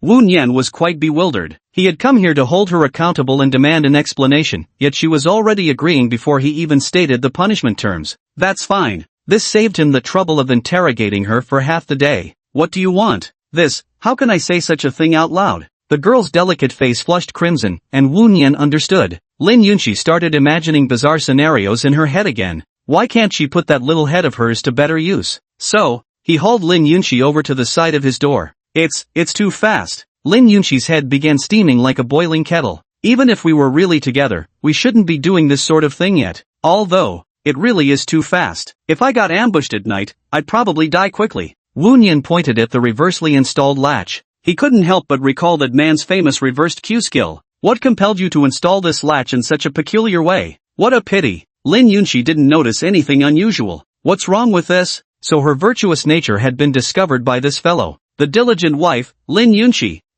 No, she's not his wife. Is this lock installed properly? Lin Yunqi lifted her little head, waiting for the big bad guy's shower of praise. It took a great deal of effort to put this up. A perfectly flawless installation. Come on, get inside. Wu Nian gave an awkward laugh, amused by this silly little girl's antics. He pushed Lin Yunqi into the room and closed the door behind her. Lin Yunqi grew frightened. Could it be that? Is this his true nature revealed? Why hadn't she noticed? Before Lin Yunqi could finish her imagination, Wu Nian spoke up. Tell me how many actions it takes to open a door. Grab the doorknob, turn it, pull the door open. So, Lin Yunqi complied. Ha! Wait, seems like one move is missing. The door opened. Wu Nian looked down at Lin Yunqi, pity flashing in his eyes. Lin Yunqi lowered her head, acknowledging her mistake. Why would it be installed backwards? Sigh. There's a fool living in the house, but Wu Nian didn't intend to blame her. After all, it was just good intentions leading to bad outcomes. At least it wasn't an intentional mistake followed by a sneak attack at night. Of course, this little door lock might be nothing more than child's play for Lin Yunqi. He had experienced it firsthand. Lin Yunqi felt downhearted. She had only wanted to help him. Sorry about that, she said. It's alright, I don't blame you. Wu Nian thought about reaching out to pat his head, but ultimately withdrew his hand. Lin Yunqi noticed Wu Nian's movement and directly grabbed his hand, placing it on top of her own head. Go ahead, she said. This was his punishment. It's also a reward. It's your punishment. Because you big meanie, why don't you dare to touch it? I insist you pat my head, doesn't it feel nice? Likewise, it was a reward for me. Now Lin Yunqi understood only the crying child gets the candy. Just by speaking the truth, one could earn that notorious villain's rare reward. He. Lin Yunqi narrowed her eyes contentedly. Wu Nian withdrew his hand and said, it's getting late, time to go to sleep. What about this? Don't worry, I'll take care of assembling it. Though Wu Nian hadn't reached the proficiency level of a locksmith master, this task was a piece of cake for him. Oh, sorry to trouble you. I'm really sorry. I told you there's no need to apologize. If you've got time for that, you'd better transfer more service fees.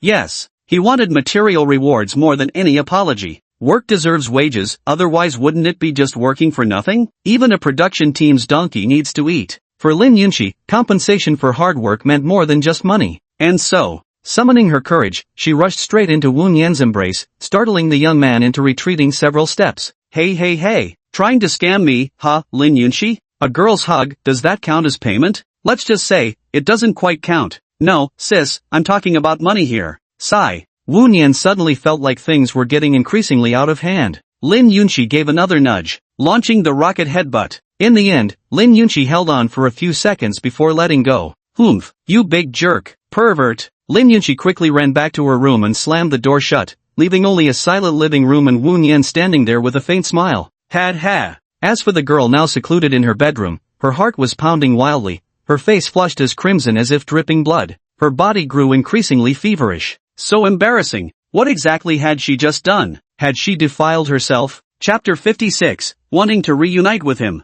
Wu Nian spent some time reattaching the latch tongue in place, then lay on the bed and began his daily meditation. Solving the blackening issue of the maiden in a dating sim. Could it really be that forming a romantic relationship is the only way to succeed? Wu Nian browsed through the abilities available in the store once more. Singing, dancing, sports abilities. Are they trying to make him a jack of all trades? He closed his eyes, ready to rest, but the girl kept bouncing around his mind, like a mischievous little kitten. Lin Yunqi, oh Lin Yunqi, just look at what you've done. Next door, lying in bed with her head buried under the blankets, Lin Yunqi was still struggling with insomnia. Tonight, she had truly taken a significant step forward. I don't want to lie to myself anymore, but would mom approve of this relationship? Lin Yunqi found herself in a dilemma. The moment she recalled Wu Nian's words from that night, her resolve grew stronger. Go your own way. If I like him, I must have him. Poking her head out from under the blanket and inhaling some fresh air, Lin Yunqi felt her confidence grow. This was a vital monitoring step to prevent him from bullying other girls again.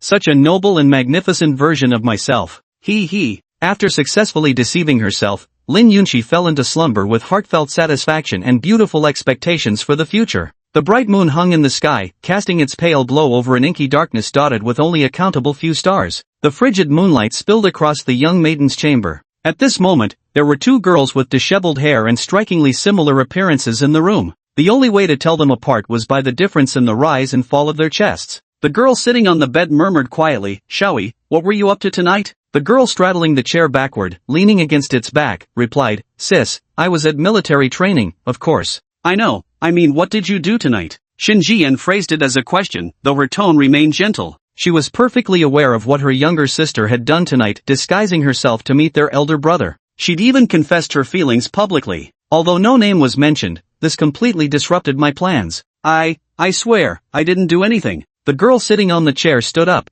raising her small hand to take an oath. She lied without batting an eye. Xiaoyi, were you visiting your brother again? Oh, what am I to do with you? The standing girl tearfully explained with an aggrieved expression, but I really missed him. This elder sister before her had always been her strongest supporter, laboring tirelessly to help her find her missing brother. Besides, sister probably doesn't like elder brother, does she? In the past, sister was really harsh toward him. She could still vividly remember sister's every expression and gesture from back then. Her purpose for finding Wu Nian was very simple. She wanted to ask him why he had heartlessly abandoned her back then, why he had left without saying goodbye. But what if he doesn't want to acknowledge you at all? This sister of hers wouldn't be able to handle that man. She needs to do some reconnaissance first. How could this be? Hearing her elder sister sigh, the girl's face darkened with fear and worry. After all these years, she had finally found traces of her brother. She'd even repeated a year of school to come to the city after hearing he'd arrived in Zhuhua. Absolutely not. Just tell him about all these years of suffering, and he's bound to forgive her childhood stubbornness.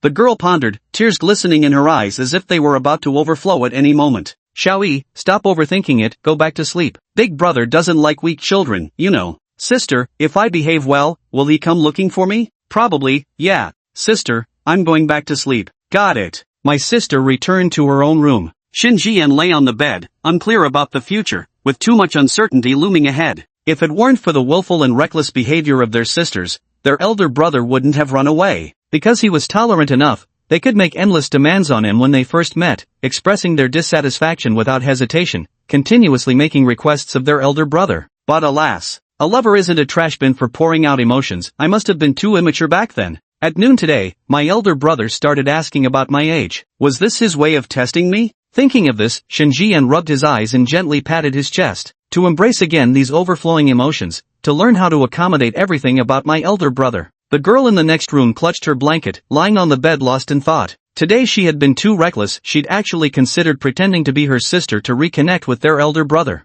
In the heat of the moment, she'd even blurted out something ridiculous about liking him. Phew, thank goodness. But she was merely borrowing her sister's identity. Those words were nothing but empty pleasantries. Sister should be able to solve this problem anyway. It's not like she likes our elder brother either. So, are my feelings for him actually affection or not? I don't know. The girl decisively buried her entire head beneath the quilt's seal. She couldn't comprehend this question. Her past self had merely admired Wu Nian to some degree. Nowadays, she understands herself less and less. The next day, as the sun rose, the previously silent campus grew lively under the increasingly glaring sunlight. Aside from college students attending their 8 a.m. classes, there was also a crowd of freshmen dressed in green military training uniforms. Wu Nian stopped at the entrance of the large athletic field and asked the girl beside her, Lin Yunqi, why are you still following me? That fool's training ground is on the neighboring basketball court, and now he's following him around like a lost puppy. Lin Yunqi scratched her head and gave an awkward smile. I kinda forgot, she said. Oh no. Since when did she become so strange?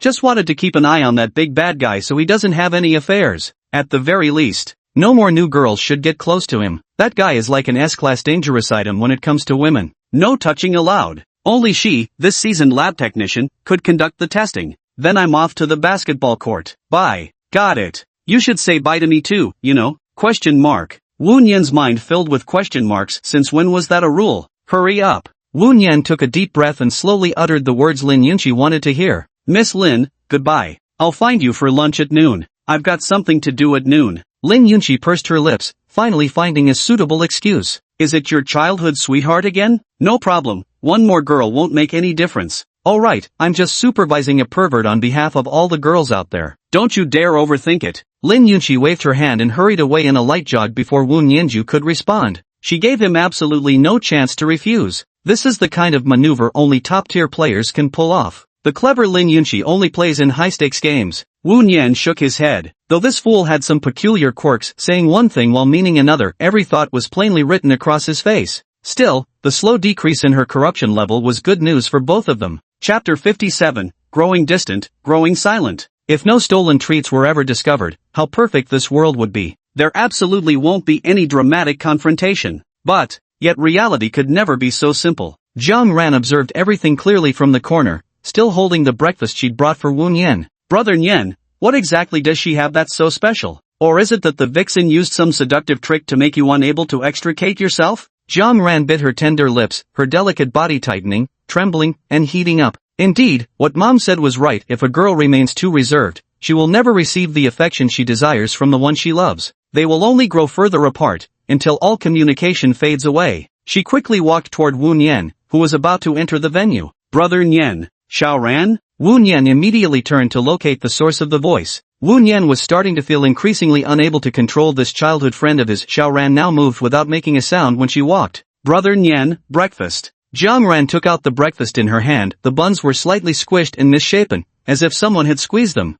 Thanks Xiaoran. Though Wu Nian had already eaten breakfast with Lin Yunqi, he still accepted Xiaoran's thoughtful gesture. Eating a little more wouldn't hurt. Xiaoran's matter comes first. Jiang Ran's already frosty expression turned even colder. But an iceberg already buried under heavy snow won't change no matter how many more snowflakes settle upon it. She knew clearly that Brother Nian had accompanied that vixen to breakfast that morning. Brother Nian, you're really good at comforting me. Going to such lengths just to keep me from being sad. Jiang Ran's heart ached. Why couldn't she be Brother Nian's one and only? Wu Nian swallowed a bite of steamed bun, noticing the unusually stagnant atmosphere, and asked, is something bothering you, Ran? Not yet. You're lying to me again, aren't you? Wu Nian reached out to ruffle Jiang Ran's hair, the texture unchanged, just as pleasing to the touch. A normally aloof little cat found itself thoroughly petted by Wu Nian like this. Brother Nian. Yet after just a few strokes, Jiang Ran's expression gradually shifted, eyes brimming with spring waters, rippling with gentle waves. Xiaoran, I'm really not lying to you, I don't have anything on my mind.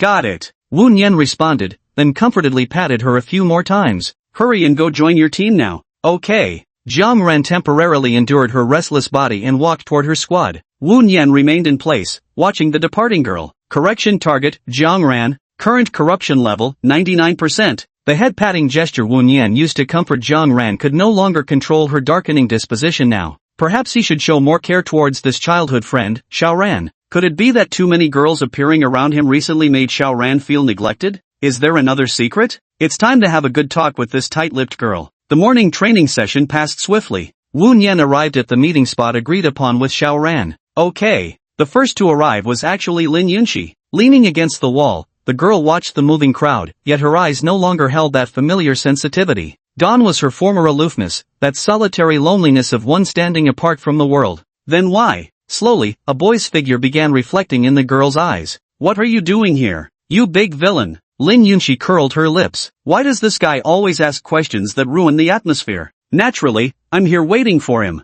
Xiaoran. Jiang Ran quickly followed the others to this spot. Brother Nian. Every time Lin Yunqi heard this girl, the one who'd been seduced by that scoundrel, call out, her whole body would go numb. The voice was cool and clear, yet it carried countless tender threads that wound their way into Wu Nian's ears. Let's go eat. Got it. Jiang Ran responded briefly, then glanced at Lin Yunqi. The other's slighted, jealous expression pulled out Jiang Ran's hidden competitive desire. Good. That's the kind of expression you should be wearing. A loser should behave like a loser. During lunchtime, Jiang Ran completely took control of the situation. Whether it was actively serving Wu Nian dishes or having her beloved Niangage serve her, both actions displeased Lin Yunqi across the table. This time, without Shen Jian's presence to control the situation, Lin Yunqi found herself completely unable to handle the girl before her. Lin Yunqi placed a piece of fish into Wu Nian's plate. Here, you big meanie, eat this. The girl's sweet voice dissolved into honey like nectar, flowing into Wu Nian's mind. Wu Nian glanced at the girl across from her. Clearly, this had sparked her competitive spirit. There's no such thing as a free lunch, it's either a trick or a scheme. These two girls started fighting over just one lunch? Soon, Jiang Ran responded by putting even more food into Wu Nian's plate. You attack, I counterattack. Stacking high. A young girl in an advantageous position remained calm without changing her expression, while a full-figured girl at a disadvantage fumed with indignation. The two were locked in confrontation. Ha! Is this still considered eating? Wu Nian sped up his eating pace to quickly resolve the unexpected conflict at hand. No one knew where the conflict between the two women had originated from, but surely it couldn't be irreconcilable. In just a few bites, he wolfed down all his food. Why aren't you eating? Go on, eat up, he urged. Wu Nian faced the girl's strange gazes, cleared his throat, and declared very solemnly, eating slowly is good too. Slow work yields fine results. Good, a change of subject. Now, even the object that caused the conflict, Wu Nian's plate, had been eliminated. If he had to admit a preference now, he still favored Xiaoran a little more. After spending so many years together, Jiang Ran's docility had always been evident in his eyes. Surely he couldn't be defeated by the sudden newcomer who had just entered his life, could he? Thus, Lin Yunqi's defeat in this battle was not without reason. Favoritism. Favoritism. Favoritism. Favoritism. You horrible villain. Go spend your whole life with your little childhood sweetheart then. Ugh, disgusting. No. He couldn't spend his life with a girl who'd lost her sanity. This life sentence should be handled by Judge Lin himself, though of course he could delegate it to someone else. Lin Yunqi's previously tense pretty face suddenly broke into a silly grin, revealing her shallow dimples. Wu Nian, sitting across from her, was once again treated to this fool's bizarre expression. You're done for, Lin Yunqi. This little girl's ability to control her expressions is getting worse and worse. Regressing, a complete backward step. Looking at Jiang Ran's unchanged expression again, perhaps this is how normal people behave? Wu Nian didn't have mind-reading abilities and couldn't fathom Jiang Ran's thoughts. After all, what this childhood sweetheart is thinking about right now is the sweet life that awaits in the near future. Birthday, skipping school, and then going wild for a few days. Don't worry, brother Nian, Xiao Ran will take care of everything for you. While Wu Nian was still observing the fox spirit, Jiang Ran fixed her gaze intently on Wu Nian's lips. The most delicious food imaginable. Why hadn't she managed to claim this prize during their last shared night? Just kissing the cheek wouldn't be very productive, would it? Next time, Xiao Ran would carve the deepest mark for Nian Gige. Chapter 58, Submission to Her. After dinner, outside the girls' dormitory, Wu Nian first escorted Jiang Ran, who kept tugging at his clothes along the way, back to the dormitory. There were still many couples at the entrance of the girls' dormitory, paired up and hugging each other. However, a non-couple trio like Wu Nian stood out conspicuously. Goodbye, Nian Gige. Got it. Jiang Ran heard Wu Nian's response but didn't head toward the dormitory building, instead standing still with her head slightly tilted forward. Perhaps this could be considered Xiao Ran's aloof version of acting coquettishly. Wu Nian mused, resting his hand on the girl's head. This little one was about to become quite the clingy type, wasn't she? Oomph. Every time I feel Nian Gige's hands, it's so comforting. I want to possess him completely. To make Nian Gige entirely mine, all I need to do now is wait. Then, Jiang Ran returned to the dormitory building with a satisfied expression. Lin Yunqi beside him looked very upset. Her resentful little gaze kept following Wu Nian.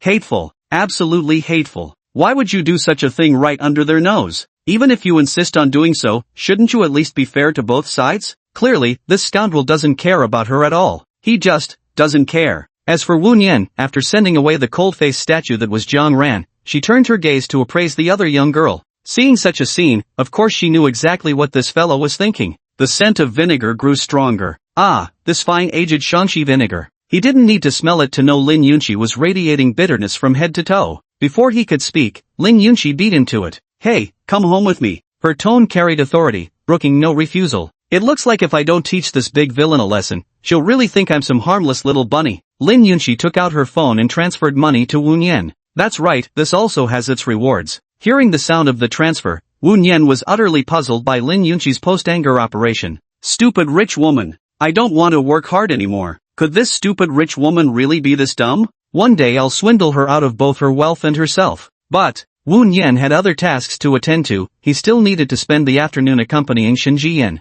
He could not bring himself to comply. I won't be coming back at noon. Go home by yourself. Why? Lin Yunqi's already gloomy expression darkened even further. The corners of her mouth were practically curving up to her chin. It's something extremely important. Wu Nian cared deeply about the mystery surrounding Shen Jiyan's origins. This would determine whether their wonderful university life could continue being wonderful. Oh, can college life even survive? He had long since witnessed the Tyrannosaurus's power. Absolutely terrifying. What request? Lin Yunqi pressed on, her beautiful eyes blinking urgently as she sought the answer. What matter could possibly be more important than her? The girl caught a whiff of gossip, but even more so, the twisted desire to harass other girls. That must be it. Not a bit concerned about her. Must have found someone new. Important matters are not for little ears. Oomph, suit yourself then. Lin Yunqi wrinkled her nose, pouting slightly as she muttered under her breath, you're the child here. At least you ought to see me home then. Are you scared even in broad daylight? What if something happens? After all, I'm your employer, and your student. Oh yes.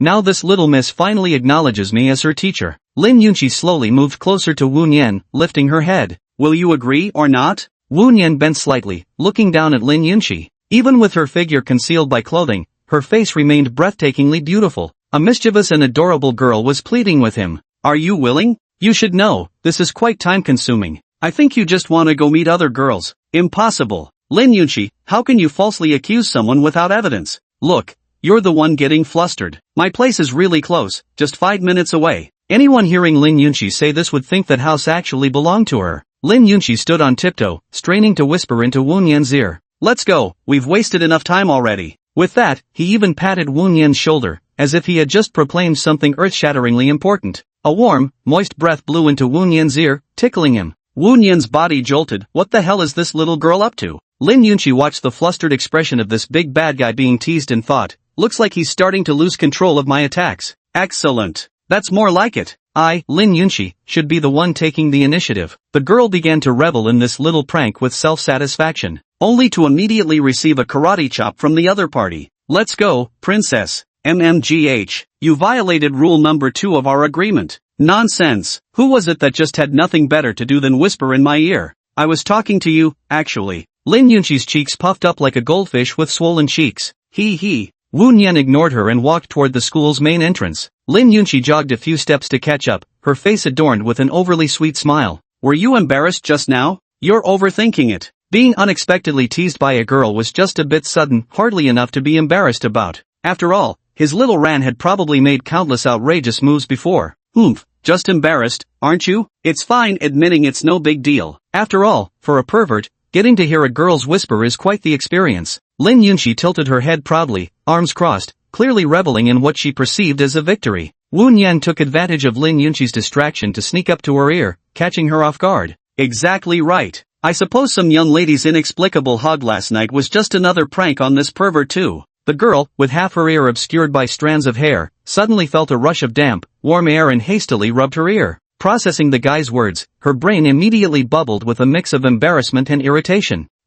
I was just giving you a tiny taste. Don't go thinking I actually wanted to hug you. Blah blah blah. Lin Yunqi flushed scarlet cheeks and her words simply didn't match up. Blushing or not, she wouldn't lose ground in their verbal sparring. Wu Nian didn't respond, letting the mischievous prank end there. However, but Lin Yunqi wouldn't allow Wu Nian to remain silent like a clam for the entire journey. Alone time is already scarce, with most evenings taken up by teaching. So, now of course it's time to find conversation topics, like asking exactly how many naive girls he's flirted with, leading them on to the point of devotion. How utterly pitiful. Every time Lin Yunqi thought of those innocent young girls, she couldn't help but feel angry. Why should that big scoundrel who loves sweet-talking have so many girls surrounding him? Childhood sweethearts or senior schoolmates, they all seem to have been fooled by him. Only by being clever enough can one withstand the pervert's attacks, without ever showing the slightest hesitation. She is the girl who will take down this big villain. One day, Wu Nian will submit to her and become completely at her disposal.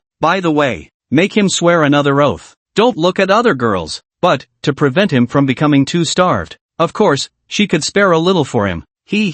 Chapter 59 The Dust-Covered Fairy Tale Book. Lin Yunqi wiped away imaginary drool as her grand training plan grew ever more reliable and concrete. The blueprint for the future she envisioned was flawless. So, what is Wu Nian up to? He was still observing the little girl's demeanor, truly resembling a bit of a creep. Now, he was increasingly convinced this fool had far too many undeveloped expressions. I'll buy a camera just to capture her expressions, at least it'll fill up my entire sticker collection. Now he couldn't be bothered to interrupt this guy's daydreaming. But daydreams never do come true. Arrived at the 3-story Western-style house, Wu Nian stopped in his tracks. Glancing at his watch, he realized he didn't have much time until 1 o'clock, looks like he'd have to jog back. Lin Yunqi also slowly opened the front door, reluctant to part. Even though there'd surely be another chance to be alone together tonight, it still felt unbearably disappointing. This feeling of separation. Not to mention, maybe this guy really did go to rendezvous with that girl. You big meanie, don't you dare bully other girls, you hear me? ? Wu Nian wore a completely baffled expression. He walks with integrity and sits with uprightness. When has he ever bullied a girl? It was nothing more than self-defense. You better remember this, otherwise I'll make you. Don't hit him, that would hurt him. Lin Yunqi didn't consider that her combat skills looked like a baby bird's in Wu Nian's eyes. I'll make sure you don't get your salary. Lin Yunqi slammed the door shut with a loud bang. Wu Nian was speechless. He hadn't even started a proper relationship yet, and already he was living a henpecked life? Suddenly, the door opened again. Remember to find me after evening training, you big meanie, goodbye. Alright, see you. Seeing that the door wouldn't open again, Wu Nian hurriedly left. There were other important matters to attend to. Besides Lin Yunqi, his current employer now seemed to include that pepper-like woman, Senior Shen Jiyan, whom he was about to meet. Opening his phone, he could see messages from his other employer. Shen Jiyan, Jr., remember to come after you finish your work. If you're late, your salary might just disappear. I'm going to see what new trick Shen Jiyan is playing today. At 1 o'clock, Wu Nian arrived punctually at the small pavilion for their clandestine meeting. Oh no, I mean work. Upon arrival here, one could immediately see seasonal flowers in full bloom, with a young girl holding a book in the pavilion. Today she wore a pink long dress, paired with white high-top shoes and lace-trimmed white ankle socks that covered her ankles, exposing part of her calves. Just from her flawless appearance and the single ponytail draped over her chest, one could discern her gentle, water-like temperament. But Wu Nian could no longer confirm this so readily. A young girl with a darkening value of 90%, and what's more, this girl might very well have connections to his past. Junior, you've come. Shen Jian slowly set down the book in her hand, almost calling him brother again. She pressed one hand against the bracelet hidden in her sleeve. This was the only way to steady her somewhat flustered emotions. What business brings you to me today, senior? I said I would come every day. For only half an hour each day did his elder brother belong entirely to him. Wu Nian sat down on the stone bench. Didn't I say you should sit beside me, Junior? For the sake of the paycheck, I'll endure it. A little patience averts great disaster. Shen Jian, just wait till I expose your secret identity. Wu Nian moves beside Shen Jian, catching the familiar fresh and gentle fragrance of a young girl's scent. Did you have fun at last night's party? Of course. Didn't you even ask me to come up and sing with you? He. Senior Shen, I never realized you had such a talent for singing. Last night's Shen Jian was quite unusual. The graceful and poised demeanor she displayed when we first met completely vanished last night. That's not like her at all. First, rule out the possibility that Shen Jian has a split personality. Second, there's the girl with twin ponytails we met that day, a young woman who looks strikingly similar to Shen Jian. Twins! They even swapped places openly during the party. What are these two up to behind my back? What's going on? Why aren't you saying anything, Junior? That sort of attitude might piss your senior off, you know. This is fun. So much fun. Two peppers performing a switcheroo like in the masked cat for Crown Prince fable. It could almost be said there was hardly any difference between them. Wu Nian glanced at Shen Jian, who was still looking at him attentively with a smile. His gaze gradually lowered. These two peoples? The gap is so huge. Wu Nian recalled the twin-tailed girl in yesterday's Shen Jian. Small, just about the same as that childhood sweetheart of his. In fact, Xiao Ran was even slightly better. The gentle Shen Jian before her eyes was completely unlike that flustered Shen Jian, utterly lacking by comparison. A genetic mutation? Logically speaking, twins should be the same size, right? Shen Jian put on an annoyed expression, puckering her delicate face as she extended a slender index finger, admonishing with a somewhat lecturing tone, Junior, that gaze of yours isn't proper. Looking at a girl like that will get you labeled as a creep. No sooner had the words left her mouth than Shen Jian instantly shifted her original tone. But this senior can forgive you just this once. She had effortlessly covered both the scolding and the pardoning, truly having the best of both worlds. What should I say then? A range of hooliganism charge for myself as a pervert staring at a girl? Wu Nian turned her face away from Shen Jian and started scrolling through her phone. Shen Jian leaned in and continued, You're here to keep me company, you can't watch all those suggestive short videos right now. Of course Shen Jian wouldn't allow her brother to think of other women when they were alone together. Not to mention, it's those revealing videos we're watching. Another wave of the unique fragrance belonging to Senior Shen wafted into his nostrils. You can't blame Wu Nian for thinking other thoughts, no matter what. Shouldn't a senior student he just met behave more properly with a junior?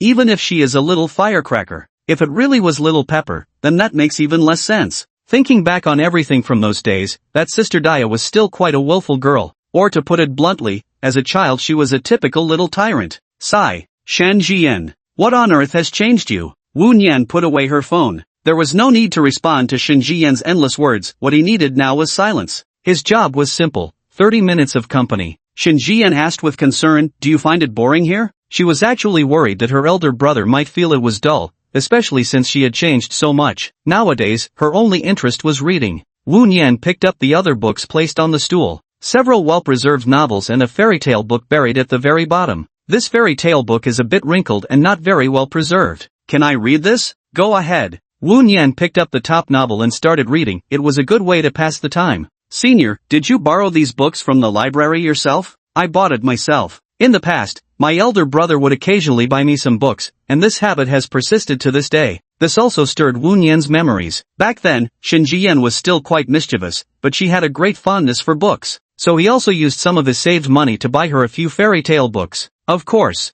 his initial intention was simply to make that little pepper stop bothering him constantly. She was always making noise in front of him non-stop. Wait, a fairy tale book? Was it the fairy tale book he bought? Chapter 60, Is Senior Yen a love-struck girl? So, has Shen Jian been keeping the purchased books with him all this time? Just as he reached out to pull the last old book from the stack, the girl beside him stood up and dusted off her skirt. Time's up, she said. Wu Nian glanced at the time, 1:30. Good lord, Shin Jian. You're really such a considerate boss. After spending so much time with Lin Yunqi, it's hard not to feel that a punctual boss is something of a rarity. However, every time Wu Nian was about to catch Shin Jian's weakness, the time would conveniently run out. That book remained an unsolved mystery. Could it have been a gift from herself in the past? Wu Nian used her peripheral vision to glance once more at the tattered book. Forcing it won't work. Never mind, there will be other chances. Senior, I'll take my leave now. Goodbye, Junior. Wu Nian left the small pavilion just like that. Once again, Shin Jian was left alone in the cool pavilion. The young girl with her chest heaving let out another sigh of relief. She had been far too careless these past few days.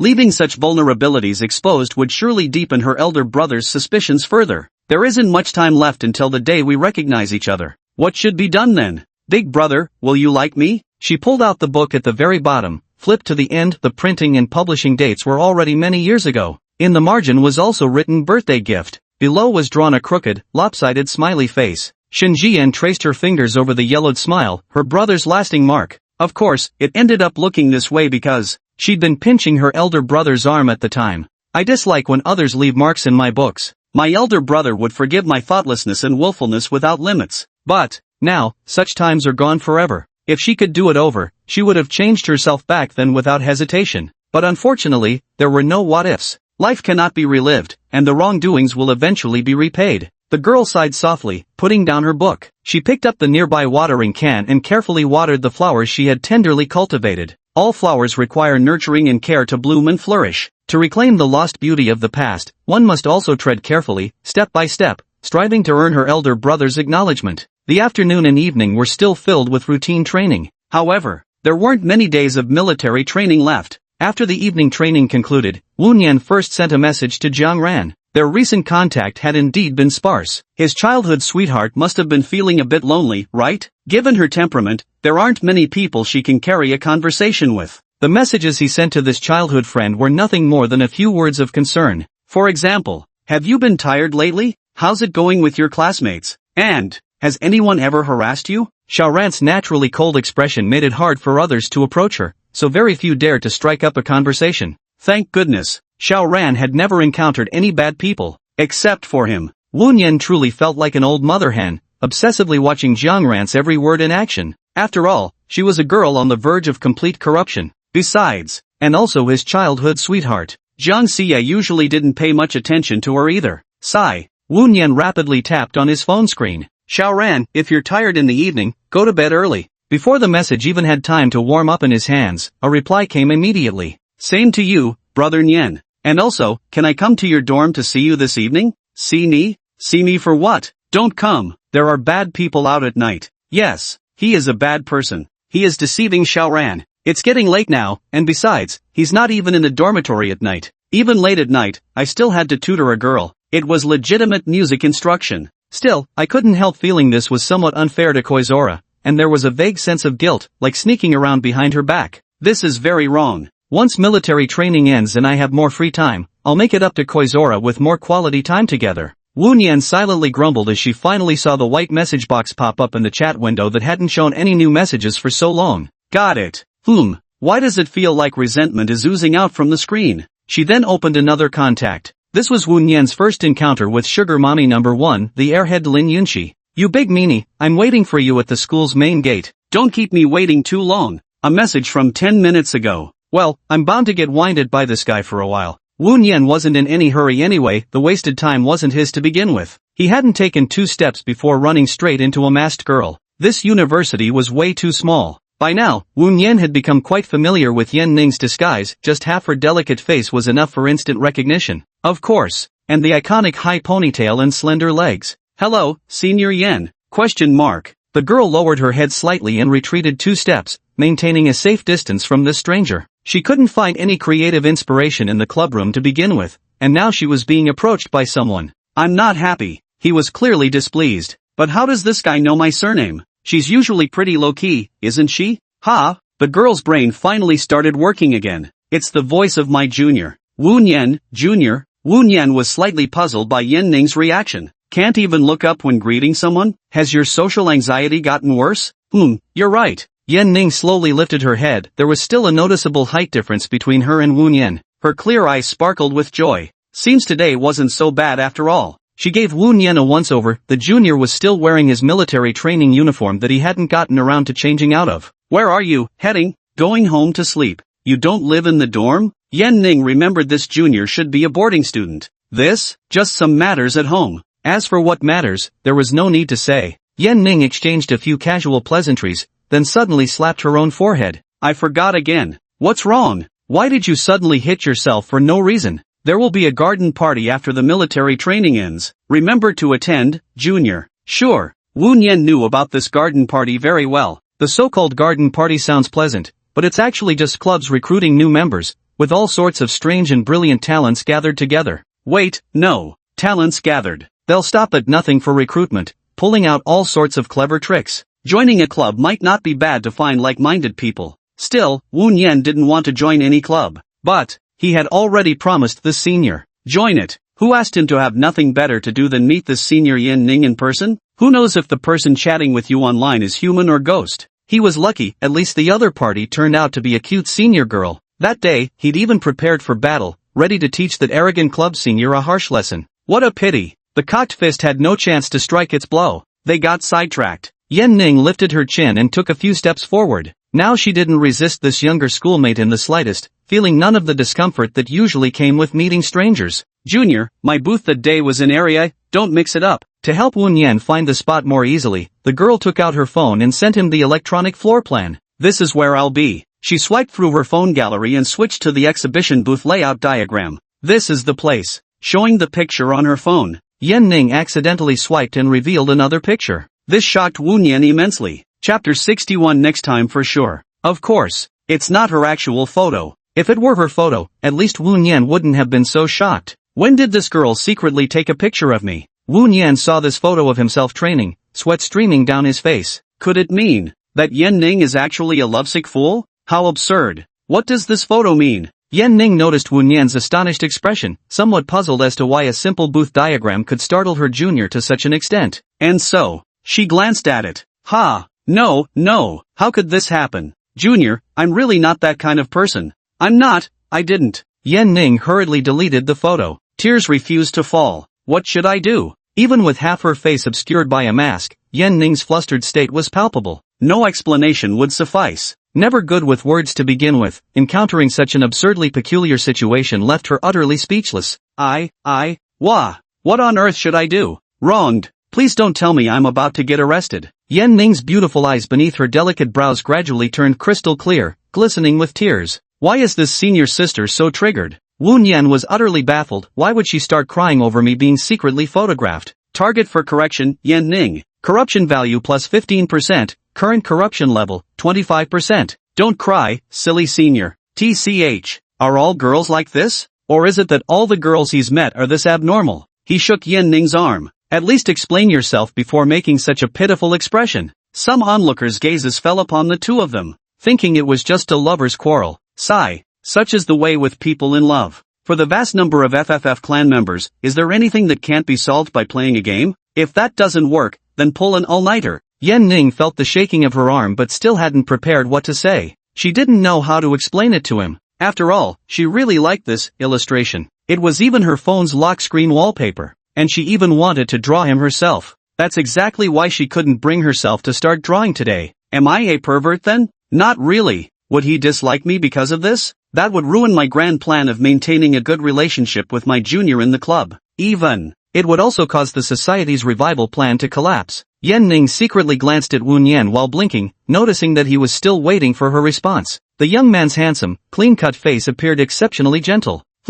This junior really has some kind of magic about him. I'm thinking weird thoughts again. So, how on earth do I explain this? Just shift the blame. She recalled her roommate who'd been complaining to her frequently lately. That's right, it's all her fault. Everything was that roommate's fault. Well, actually this photo was, taken at my roommate's request. That day when we were walking together, she insisted I take a picture of the freshman from the club. Yan Ning rambled on incoherently. Her intention was pure, she didn't mean to, she had already tried to stop her roommate, but the other girl was just too strong. In short, Yan Ning never stuck to pans. She's a good kid. She would absolutely never have any improper thoughts about her junior. Excellent. Got it all explained. Already taken a big successful step forward. Go back and use my internet giant powers to brainwash the junior until complete victory. Wu Yan consoled, no worries, it's just one picture already deleted anyway. Yan Ning took these words as forgiveness from her junior. Her mood gradually brightened from gloomy. Darkening level -5%, current darkening degree, 20%. However, Wu Yan wasn't a fool. This tactic of pinning blame on a roommate who might not even exist sounded exactly like something the second dumbest person Yan Ning could come up with. He was contemplating Yan Ning's true motives for taking those covert photographs. And a sudden spike in the corruption value. The socially anxious senior being caught red-handed displayed a flustered panic. Although her somewhat ditzy cute demeanor showed through, it still appeared excessively exaggerated. Could it be that this senior cares deeply about how I perceive her? Surely she doesn't actually have a stalker-like trait. Paired with the long string of messages Yan Ning sent him on the chat app. There's only one truth. Could she actually be a potential stalker? But it was too soon to jump to conclusions. He hadn't spent much time with this senior Yan. Most of their interactions had been through online chats. You'll find out the real side of Yan Ning once you join the club later. Senior, hurry back to the dorm. Yan Ning replied obediently, okay. Oh, and don't forget to teach your roommate a good lesson for me. Wu Yan spoke these words as a warning to the principal offender. Alright, I promise she won't ever do it again next time. Yan Ning waved goodbye to her junior, feeling as if a weight had been lifted off her shoulders. The crisis is averted. This time I really couldn't control myself. Next time for sure. I'll make sure he won't notice next time. Why has my mentality become so strange lately? Oh, my photos, gone. Yan Ning pinched her arm in frustration. Whatever, there'll be plenty of opportunities later. Wu Yan had lingered too long with Yan Ning, so when he arrived at the school gate and saw that girl, she had already wilted like a faded flower. Been waiting long? As Wu Yan approached her, he distinctly sensed the aura of resentment only a wronged woman could possess. Lin Yunxi, hearing the familiar male voice, immediately puffed her cheeks and huffed. So you finally decided to show up. I ran into something on the way, got delayed a bit. Something happened? Don't tell me you ran into school bullies. Lin Yunxi immediately showed a concerned look, fearing this big troublemaker might have gotten hurt somewhere. Not concerned about whether he was injured, but worried that if he got hurt, he wouldn't be able to teach her anymore. This kind of sympathetic gaze towards the wounded was something Wu Yan truly couldn't stand. She wouldn't possibly think he'd run into gangsters at school, would she? This is Zhuhua University, a top-tier institution. The probability of encountering that kind of person is quite low. Lin Yunxi also snapped back to reality. How could something like that possibly happen here? So, she leaned in closer and sniffed. There was the scent of another girl. That damn villain. As expected, he's off flirting again. Furious, seething with anger.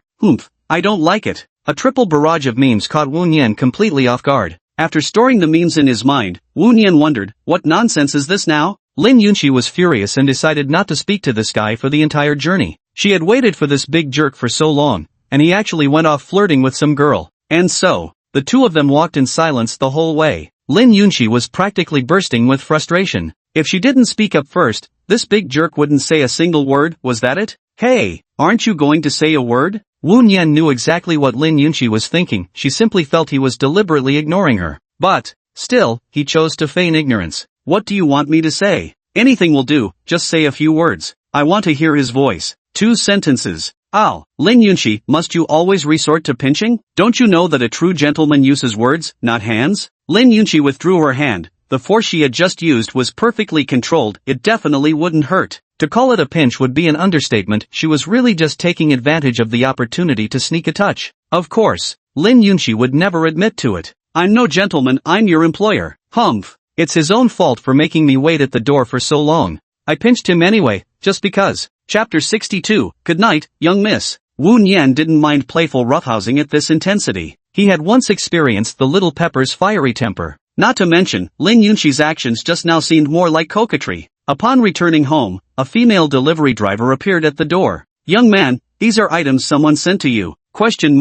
Wu Yan was about to refuse when a call came through. Jiang Xie. This woman always appeared at precisely the right moment. Hello. Hey, Xiao Yan. Her voice was dripping with honeyed sweetness. It was utterly enchanting and melodious. It's been so long, have you missed your elder sister? Never mind, I'm hanging up. This woman. It hasn't been long since we last met, and she's starting again. Don't be like that. You'll make your sister sad. Was the package sent by you? Oh right, it's your guitar. You must need it now? How does she seem to know everything? Wu Yan had indeed reached the practical teaching phase recently. He looked around, there weren't any cameras either. Xiaoyan, remember to come back for your birthday, I've got a present ready for you. Got it. Have you been very busy lately? Wu Nian first signed for the package, then glanced at Lin Yunxi, who was clearly seething with suppressed anger. Busy. All my free time has been nearly swallowed up by those troublesome girls. Not bad. If you're tired, you should tell me I can help you relax your whole body. Ha. Do you want me to wear white or black?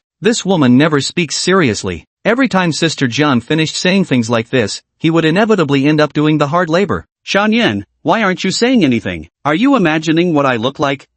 Hee, I can prepare 2 different outfits for you when the time comes. Zhang Xie laughed on the other end of the phone before continuing. I know it's inconvenient for you to speak, so I'll decide for you. That day I'm going to wear. Wu Nian's mind had already gone blank. Zhang Xie had clearly entered her own world. All sorts of flirtatious words flooded Wu Nian's mind. Thank goodness, the phone wasn't on speaker. In the end, Zhang Xie concluded with one last remark. Xiaoyan, I'll be waiting for you at home that day. Okay, you better get back to work now. Bye-bye. Goodbye. Beep. The call ended. She carries herself like a mature married woman, yet exudes the charm of a young girl, her speech utterly lacking the steadiness of a proper adult. Who is it? A phrase drifted past Wu Nian's ears. He replied casually, no one important, just an elder. Oof. She didn't press further. Why should she even care to know? Wu Nian entered the house and waved at the still pouting girl. If you don't come in now, I'll lock you out. Then some bad guy might snatch you away, and no one will save you. What bad guy? The worst one here is nobody but him.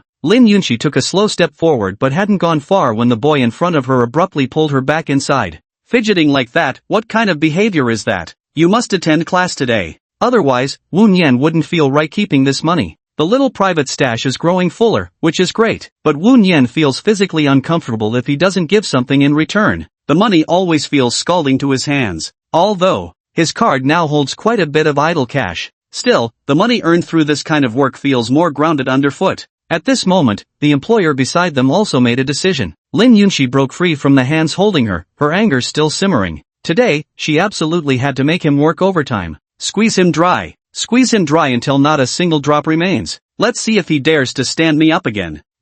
What kind of exploitation? This is. It's all because of that big meanie who kept sweet-talking before. It's completely his fault. Things like exploitation would have to wait until long after confirming a relationship, right? A rosy blush crept onto the girl's pretty face. Having never experienced such things before, she began fantasizing about many wondrous scenarios. No, this won't do. I'm going to take a shower. Lin Yunxi patted her cheeks to control her impending outburst, grabbed her change of clothes, and dashed towards the bathroom. The reigning champion of overthinking, Lin Yunxi. Seeing this, Wu Nian changed into casual clothes and leaned against the couch, taking out his guitar to strum a few chords. Here, there's no need to worry about disturbing the neighbors. The detached Western-style house is set quite a distance from other homes. Lin Yunxi, soaking in the bathtub, submerged her body completely, leaving only her small head exposed. Curling her legs and cupping her breasts, she pondered ways to make that big jerk take more initiative. She suddenly heard intermittent string music coming from the living room. Someone was playing quite well. The girl couldn't help but sway her delicate body to the rhythm, certain her wish would soon come true.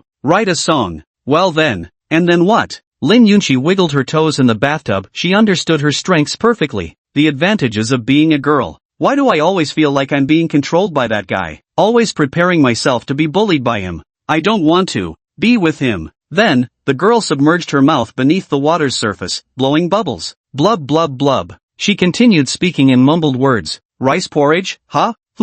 Half an hour had passed since Lin Yunxi stepped out of the bathroom, and Wu Nian had long stopped playing. 10:30. Clearly, not much time remained for today. Wu Nian said to Lin Yunxi, who was wearing loose pajamas, hurry up, princess. Quit nagging, I got it. Lin Yunxi pouted and reluctantly moved to Wu Nian's side. It wasn't that she didn't want to learn. She hadn't even changed her clothes yet today. Some of the dresses I ordered haven't arrived yet. Is your guitar still usable? It's not usable anymore, so I bought a new one. TCH. Rich lady. Expensive instruments get swapped like nothing. Wu Nian grumbled in his heart, recalling that day's heavy rain. Nothing could survive prolonged exposure in such weather without getting ruined. Lin Yunxi peered at the instrument in Wu Nian's hands and exclaimed excitedly, hey, our guitars are the same. Don't focus on useless details, just hurry up and learn, he retorted. Oh, an hour later, the practical combat training session concluded. Lin Yunxi covered her mouth as she let out a big yawn, which even made Wu Nian feel somewhat drowsy. So exhausting. That little girl was even more proactive today than usual. From time to time, she would come close under the pretext of checking finger positions. The blend of a freshly showered girl's natural scent and shower gel fragrance makes it even harder to sit still. Lin Yunxi, don't you know this is against the rules? Wu Nian probably understood what this fool was thinking. She was just a few steps away from breaking through that paper-thin barrier between them. Big bad guy, that's enough for today. The sickly sweet and soft voice came again. Wu Nian was already accustomed to this fool calling him by that nickname. Sometimes, you just have to let things take their natural course. Lin Yunxi stood up, looking down at Wu Nian seated on the sofa. Her face was burning up. Why did seeing him always make her think of such things? It's all his fault. Endure it. Good night. Wu Nian absent-mindedly murmured in in response. The little lass in front of me immediately became displeased and started whining again, putting on a posture as if she was ready to fight me to the death. Is this single good night really that important? Yes, this was very important to Lin Yunxi. Good night, Mississippi. That's more like it. Earning her bedtime reward was the only way she'd agree to return to the bedroom and rest. Chapter 63, the end of military training marks a new beginning. Deeper and deeper she fell. Wu Nian noticed something amiss. Lin Yunxi appeared to be quite the hopeless romantic. At the same time, it firmly adheres to the principle of not giving everything away for free, as if he must take the initiative himself. This is passive surrender. And so, the day passed just like that. Afterward, several more days repeated in the same manner. The weekend is here at last, Saturday. The end of military training also marks the beginning of a new life. As the days of military training draw to a close, Wu Nian has gradually gotten used to the feeling of being pushed to their limits. Beyond the physical exhaustion, there lies the mental fatigue. These past few days, Xiao Ran's psychological issues remained unresolved. Wu Nian even felt that this childhood friend of his was becoming more and more withdrawn. Not aloof, but rather reverting to her unwillingness to speak. Even with him, she began acting this way. There was no progress with the second troubled girl, Shen Jian, either. A half hour of daily companionship wasn't much,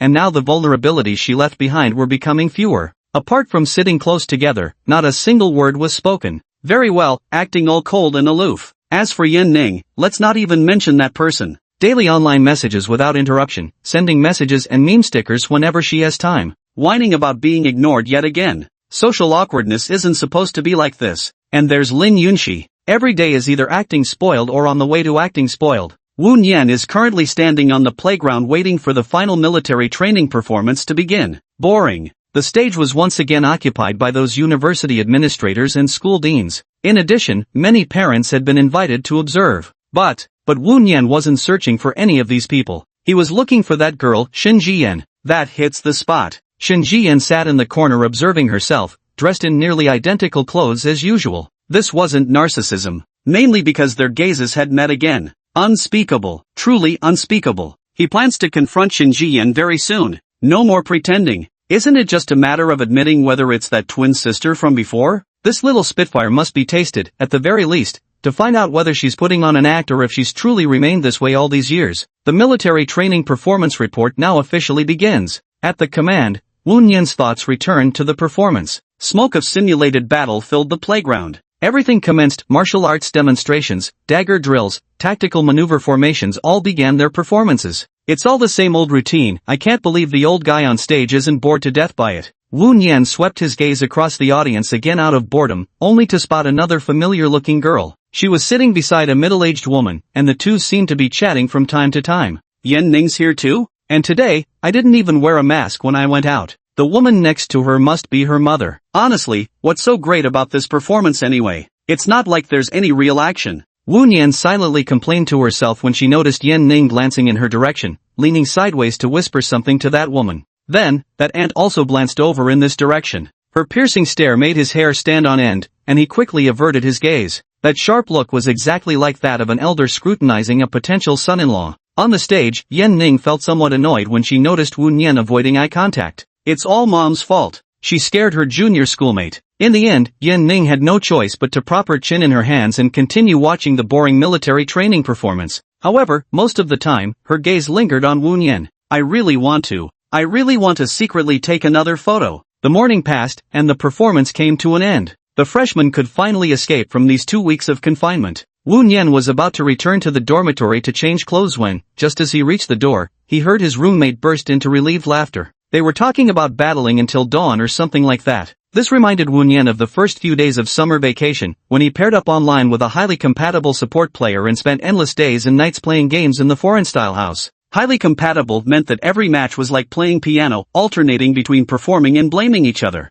These past few days, of course, I was also secretly carrying Xiaoran. At that time, the childhood friend still didn't realize she had a secret hideout. But, quite unfortunately, it was discovered within a matter of days. The ultimate result was that Jiang Ran clamored to move in here to sleep as well. Wu Nian suddenly detected a faint hint of something amiss. So, how did Xiaoran know about his secret hideout? Upon opening the dormitory door, it was indeed the usual trio sitting in a row. The three roommates immediately started exploring the canyon together over the weekend, and all three were quite shocked when they heard the door open. After all, Wu Nian hadn't come back for many days. At first, it was just during lunch breaks. Later on, even at night. Sigh. This is what being popular is like. After changing from his military training uniform into regular clothes, General Wu Nian went out. At noon, Xiaoran still had to accompany him for lunch. Though accompany might be putting it generously. Actually, it was entirely Xiaoran who kept asking every day if we could eat together. Morning, noon, and night she asked about them all. Leaving the dormitory building, I spotted Jiang Ran sitting in a small pavilion nearby. She had also changed out of her military training uniform, wearing a rather conservative black dress. Paired with her naturally expressionless face, she looked like a haughty black swan. Even after seeing Xiaoran's face countless times, Wu Nian never tires of gazing at it. It's endlessly captivating. Spotting her beloved stepping out, the maiden quickened her pace until she stood before Wu Nian. Brother Nian, do you like my new dress? It suits Xiaoran perfectly. Wu Nian offered heartfelt praise. Xiaoran has grown into such a graceful young woman now. With Xiaoran, there was no need for any pretense. Brother Nian. Receiving his praise made her immensely happy, yet not a trace of that joy showed on her face. She wouldn't remove the disguise she'd maintained so carefully all this time. She needed to keep Nian Ji off guard. This afternoon, no other vixens would interfere with their date. Jiang Ran and Wu Nian walked side by side on the road. The young girl spoke softly. Brother Nian, do you have plans this afternoon? Wu Nian understood his childhood friend's intention quite clearly. She had obviously been cooped up for too long lately and wanted to drag him out for a stroll. Not that he minded, really. Before this, I'd better ask senior sister Shen for leave first. Brother Nian has been quite busy lately. The girl saw Wu Nian take out his phone and spoke coldly, continuing to gaze straight ahead while slowing her pace. Too busy to even spare a moment for Xiaoran anymore. What a strong smell of vinegar. The message Wu Nian was about to send got interrupted by Jiang Ran, giving him quite a headache. If we're talking about neglect, it's true he hadn't been giving much attention to this childhood fool recently. He had free time this afternoon, perfect for spending more time with Xiaoran. So, missing one day at Shinjian's place shouldn't be a big deal, right? Under Jiang Ran's gaze, Wu Nian quickly typed out a message and sent it to her. Got something to do at noon, won't be coming over. The message pop-up quickly appeared. Shinjian, remember to spend more time with those junior girls. Why are these girls always glued to their phones, replying the moment a message is sent? The message carried thick undertones of teasing between the lines, as if love and romance were all he ever thought about. He was doing it for Xiaoran's mental well-being. If he didn't keep this little childhood friend company, who knows what major trouble she might stir up next. Wu Nian didn't want to witness the birth of a completely corrupted girl. Besides, she was still the little sister he cherished dearly. Beside him, Jiang Ran noticed her brother's conflicted expression, wondering if that seductive vixen had cast her spell on him again. Brother Nian, talk to me, Xiaoran can help you deal with them. Or, is Brother Nian also enjoying himself? Chapter 64 Sleeping prey is easier to catch. Jiang Ran once again unconsciously clutched the hem of her skirt, channeling her tension into the fabric of her dress. Otherwise, she'd want to push this man down right now. Jiang Ran had trusted Wu Nian unconditionally since childhood. Otherwise, she wouldn't have believed all his demands without question. She had even recorded every piece of advice Wu Nian ever gave her in a little notebook. After enduring for so many years, she was practically bursting with pent-up frustration. I never got the chance to make Nian Ji acknowledge me at previous coming-of-age ceremonies. No matter, these recent days are the perfect opportunity to win him over. Nian Ji, Xiaoran has prepared the best birthday gift just for you. What should I do today then? First, enjoy this half-day of solitude. Jiang Ran smiled knowingly, though her face remained expressionless. She moved closer, slipping her small hand slowly into Wu Nian's pant pocket, searching for the phone. Wu Nian felt something strange about the sudden intrusion in his pocket. Ran? What are you doing? Jiang Ran lowered her head and remained silent. Loose strands of hair fell against the girl's cheeks. Seeing Ran's remorseful expression, Wu Nian stopped questioning her after freeing her hand. She reached out and tucked Ran's hair behind her ear, asking, "What would you like for lunch? Brother Nyen, can you follow my plans this afternoon?" "Of course I can." Wu Nyen felt quite pleased when she realized Xiao Ran had her own ideas. They had been rather exhausted lately, so it would be nice to have her show them around. Jiang Ran took out her phone, opened the niche review app, and located the restaurant she had already chosen. "Big Brother Nyen, let's go here." Wu Nyen tilted his head to look down at Jiang Ran's phone screen, noticing the restaurant location while also catching sight of the pendant hanging against Jiang Ran's chest. The pendant that hadn't been worn during military training had now returned to its place around Jiang Ran's neck. Wu Nyen shifted his gaze back to the phone. The restaurant is over 10 kilometers from the school, not exactly close. However, Juda University is located by the Zhu River, close to the city center with convenient transportation. Taking the subway means no worries about traffic jams or similar issues. Sounds good. I'll leave it all to Xiao Ran to arrange. Today, Wu Nyen decided to truly relax and let this childhood friend take complete charge of the plans. Jiang Ran replied indifferently, "Okay," but the little flame inside her had already begun to burn. Make Nyen Ji lower his guard. Step 1 of today's little plan has succeeded. The two arrived at the smaller gate closer to the subway station and walked side by side along the path leading there. Jiang Ran stayed near the inside, while Wu Nyen walked closer to the outer edge. By now, Jiang Ran could barely suppress the urge to reach for the boy's hand beside her. She stared wistfully at that hand, desperately searching for a plausible excuse to hold it. Wu Nyen didn't notice his childhood friend's dazed gaze. After all, Jiang Ran kept herself well under control. Every time Wu Nyen turned her head, Jiang Ran would immediately avert his gaze. But, not watching where you're going. The consequences are easy to imagine. It's perfectly normal to trip over a small stone. Once again gazing lovesick at Wu Nyen, Jiang Ran tripped over a stone. But fortunately, her falling body was caught by Wu Nyen, their hands naturally intertwining in the process. This foolish childhood friend is far too careless. "Xiao Ran, didn't you rest well? You really should watch where you're walking." Jiang Ran lowered her head again and whispered, "Brother Nyen, I'm sorry for making you worry. Be more careful next time." Wu Nyen found it strange. What was there to apologize for? He patted Xiao Ran's head. This gesture was becoming a habit by now. Every time Xiao Ran said something self-reproaching, it left him unable to resist. Xiao Ran in this state held a peculiar magic over him, keeping him spellbound. Jiang Ran felt the warmth in his palm and tightened his grip a little more. "I succeeded. Brother Nyen, I'm sorry for deceiving you. Xiao Ran just wanted to hold your hand, that's all." After entering the Juda Station subway, there weren't many people at noon. This subway line goes directly to the mall where the desired Japanese restaurant is located. It takes about half an hour to get there. The two entered an empty train compartment and took their seats. Wu Nyen looked around. Even on a weekend, there were surprisingly few people. They even had an entire compartment to themselves. TCH. The atmosphere felt subtly off somehow. The girl sitting beside him began to doze off, rubbing her eyes intermittently.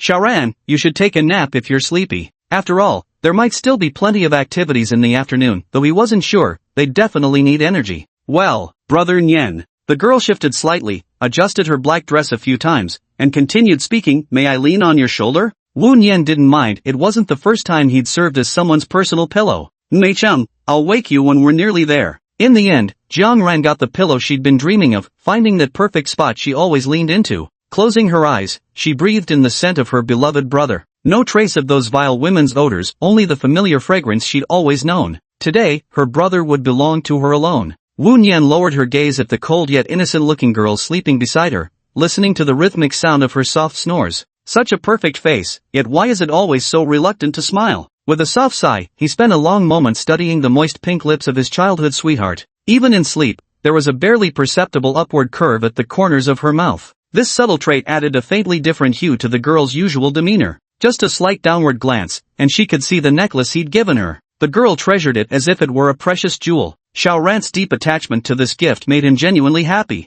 Xiao Ran was someone who could offer him both comfort and companionship. He felt somewhat drowsy too, infected by Jiang Ran's fatigue, so he set a 20-minute alarm on his phone and closed his eyes to lean back for a short nap. Hunters find it easier to strike their prey once it has fallen asleep. This is an obvious truth. Jiang Ran slowly opened her eyes, straightened her posture, and lifted her head from Wu Nyen's shoulder. She also studied every part of him, from bottom to top, her gaze finally settling on the boy's face, especially those lips, the place she longed for most. But not now. After all, in such a public place, she didn't want to, and so, she took a step back, secretly inhaling deep breaths of the boy's scent, the scent that belonged solely to her beloved. It made her unable to resist. Jiang Ran gently rested Wu Nyen's head on her shoulder. It was a bit heavy, but Jiang Ran didn't mind. As long as she could be with Brother Nyen, she would resort to any means necessary. More than 10 minutes passed before Wu Nian woke up. He realized he was leaning against the girl's shoulder, something that felt completely inappropriate. So much so that he could even distinctly smell her natural fragrance.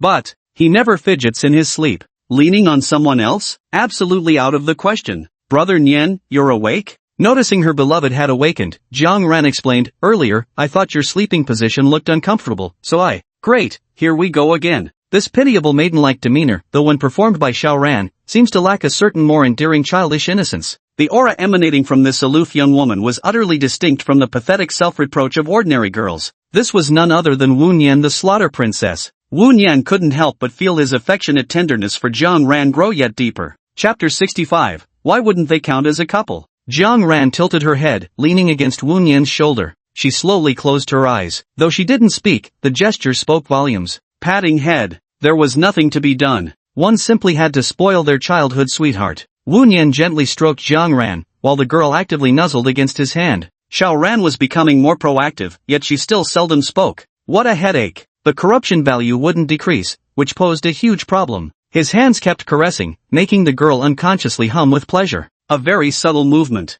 Jiang Ran's legs beneath her skirt shifted slightly, tensing up. Wu Nian withdrew his hand at just the right moment. The subway has arrived at the station, time to get off. He stood up and said to Jiang Ran, who was still seated, Xiao Ran, it's time to get off. Brother Nian. The girl's voice sounded slightly different than usual, a bit soft and gentle. She reached out her hand, with a clear purpose, wanting to hold hands. Brother Nian, my legs are a bit numb. Getting numb just from sitting? This was a question that shocked Wu Nian for a long time. It had only been half an hour from start to finish. Xiao Ran's body is still too weak. We must find time to nourish her properly. Wu Nian didn't harbor excessive suspicion about Xiao Ran's actions. He stepped forward and took Jiang Ran's hand. The hand felt smooth and tender to the touch, clearly well maintained. Only somewhat cold. Indeed appears somewhat frail. As the subway slowed, Wu Nian was thrown by inertia against the handrail. Jiang Ran, who had been holding hands with Wu Nian, naturally fell forward into his embrace. The young girl buried her face completely in Wu Nian's chest, indulging freely in his masculine scent. It had been so long since they'd been like this. Both hands suddenly felt in the way now, might as well wrap them around Brother Nian's back. So, she decided to wrap her arms around the boy's body and hold him tight. Don't even think about running away. Jiang Ran lost herself in this gentle embrace, completely carried away. Wu Nian, still being embraced, continued stroking her hair. The girl hugging him was somewhat fragrant and soft, squirming restlessly in his arms. Wu Nian held this childhood friend loosely, without exerting force. Neither of them had confessed their feelings, nor maintained a proper romantic relationship yet. After all, they're still just childhood friends who know each other extremely well. Why do I suddenly feel like a bit of a scoundrel? It suddenly occurred to him. There was still a girl living in his secret hideout. Wu Nian looked at the subway door. The door opened and closed. Fine. It's over. Now it's all over. Missed my stop. Xiao Ran. Brother Nian. The girl's voice still carried that unchanging tone, yet something about it felt unbearably sweet, cloyingly so. Missed my stop. Got it. Sigh. What the hell is this idiot thinking about right now? This back and forth would delay things by several more minutes. It seems even giving Xiao Ran the power to choose could lead to complications. Jiang Ran held on for another minute or two, feeling much more comfortable. Today's progress was moving along rapidly, very rapidly indeed. At the birthday party later, he would soon become hers. It was all part of the plan. She released Wu Nian and took a small step back, yet there remained barely a fist or two of distance between her and her lover. Her cheeks were flushed pink. It wasn't from shyness. Rather, Jiang Ran pressed her lips together, suppressing the feverish heat in her body. Even in the strongly air-conditioned train compartment, fine beads of sweat still lingered on her cheeks. After another 10 minutes or so, the two finally arrived at their destination. They came to the chosen Japanese restaurant. In the end, Wu Nian still had Jiang Ran send him the restaurant's address. This childhood friend of his was dawdling all the way there. She wouldn't walk without holding my hand. Lately, little Ran has been acting like this from time to time. She's become more talkative, sometimes livelier, and has even started asserting her own opinions. However, little Ran's behavior has grown increasingly peculiar. Over the years, he had seen firsthand just how aloof Xiao Ran could be. Lately, she had been giving in surprisingly often. Wu Nian attributed it to the corruption level. Whenever Jiang Ran acted out of character, Wu Nian would check whether that number had maxed out. Thank goodness. Not currently. Walking into this Japanese restaurant, it features a typical neon decorative style. It looks pretty good. A server came over and greeted, "Hello sir, how many in your party?" 2 people. Wu Nian turned back to look at Xiao Ran, signaling her to show their reservation details. He guessed this childhood sweetheart had probably just booked an ordinary table for two.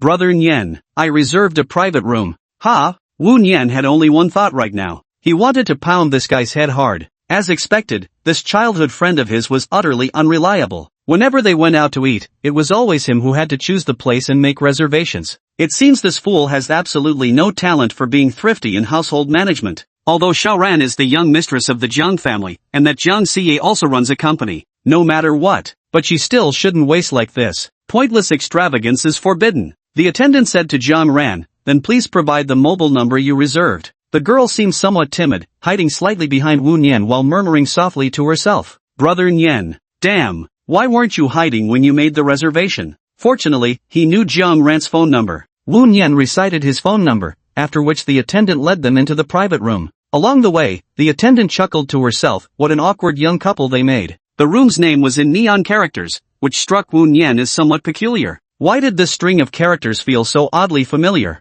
Hello, what does this mean? This is the couple's private room. ? Wu Nian turned to look at Jiang Ran, hanging his head, too embarrassed to face anyone. Alright, is this the right thing to do? No, it's not. After the waiter left, Wu Nian questioned sternly, Xiao Ran, shouldn't you give me an explanation? Brother Nian, all the other rooms were full. Wu Nian checked the other rooms, all were occupied, truly packed with people. Very well. Wu Nian reminded himself constantly that Xiao Ran would never lie to him, because Xiao Ran was a good kid. From childhood to adulthood, she had no flaws besides her icy demeanor, obedient and well-behaved. But the truth was far from it. Jiang Ran's scheme had long since succeeded. First, she had Rang Ji help deal with the waiter to avoid unnecessary conversation. This would also make outsiders think they were a couple. Not to mention the couple's private dining room she had managed to reserve after much effort. On weekends, couples' private rooms were incredibly hard to book. Brother Nian, please don't let down my sincere feelings. I just want to give you the best of everything. Everything of Xiao Ran. You can take it all. So, Brother Nian should repay Xiao Ran in the same way. Don't betray me, okay? The room was still decorated in a vibrant neon style, featuring an ornamental screen and a few rented kimonos. Jiang Ran gazed longingly at those clothes. Seeing Jiang Ran's desperate longing, Wu Nian reminded him, you can't wear those. They'd be troublesome to change into, and there's a risk of exposure. These are all issues that need to be considered. You can wear it if you want. Next time, I could gift Xiao Ran some clothes or something similar. Oh, Jiang Ran withdrew her gaze. Of course, she knew it was impossible to try anything on here. The simplest intention was to persuade Brother Nian to let her go home and wear it for him, as long as he liked it. I can buy many for myself. Brother Nian, do you feel confident about helping Xiao Ran put on the kimono properly? Chapter 66, Daily Filming completed. If Xiao Ran likes it, I can buy it for you in the future. Wu Nian noticed the reluctant look in Jiang Ran's eyes and decided to buy something for this childhood sweetheart of his.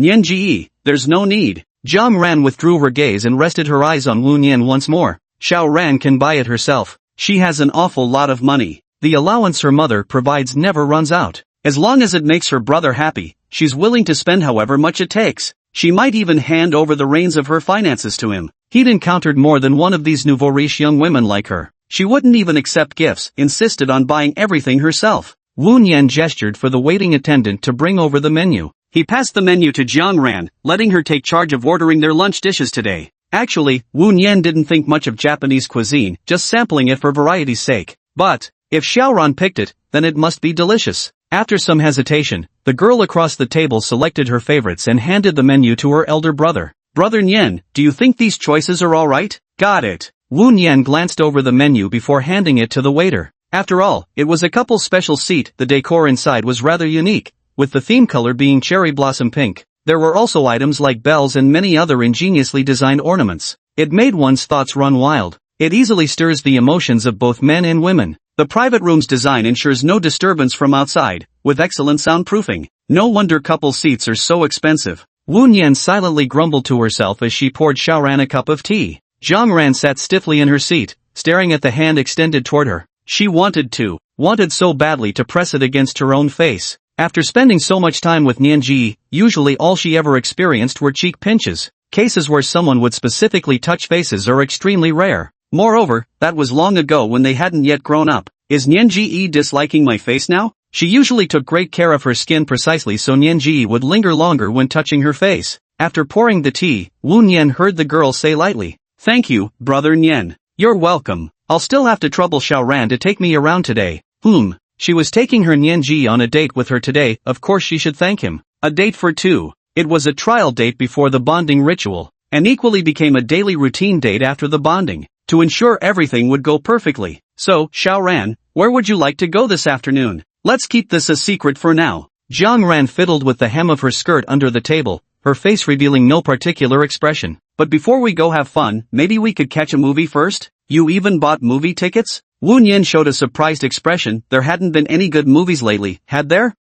Does Nianji not want to go with me? He'd promised to spend today with her. Could Nianji really be thinking of breaking his word? Wu Nian always kept his promises to this silly childhood friend of his. There wasn't a chance he wouldn't follow through. So, he would still accompany her. Though the current situation was no different from a romantic date between couples. Wu Nian thought of that fool Lin Yunxi. If she found out he was on a date with Xiaoran, wouldn't her smile stretch all the way to the ground? The person across from him was a jealous type, and the other one was just as jealous. Sigh. He had a feeling this might cause some trouble later on, but that was a problem for another time. After all, he didn't even have a girlfriend right now. How could anyone accuse him of playing both sides? It doesn't exist. "I told you, we'll follow Xiaoran's arrangements." Jiang Ran remained silent upon hearing Wu Nian's reply, secretly pleased inside. She had specially booked the entire venue for today. Before long, dishes began arriving one after another. The plating was exquisitely beautiful. Every dish appeared meticulously crafted. The high price is indeed justified. Won't Xiaoran take photos as mementos?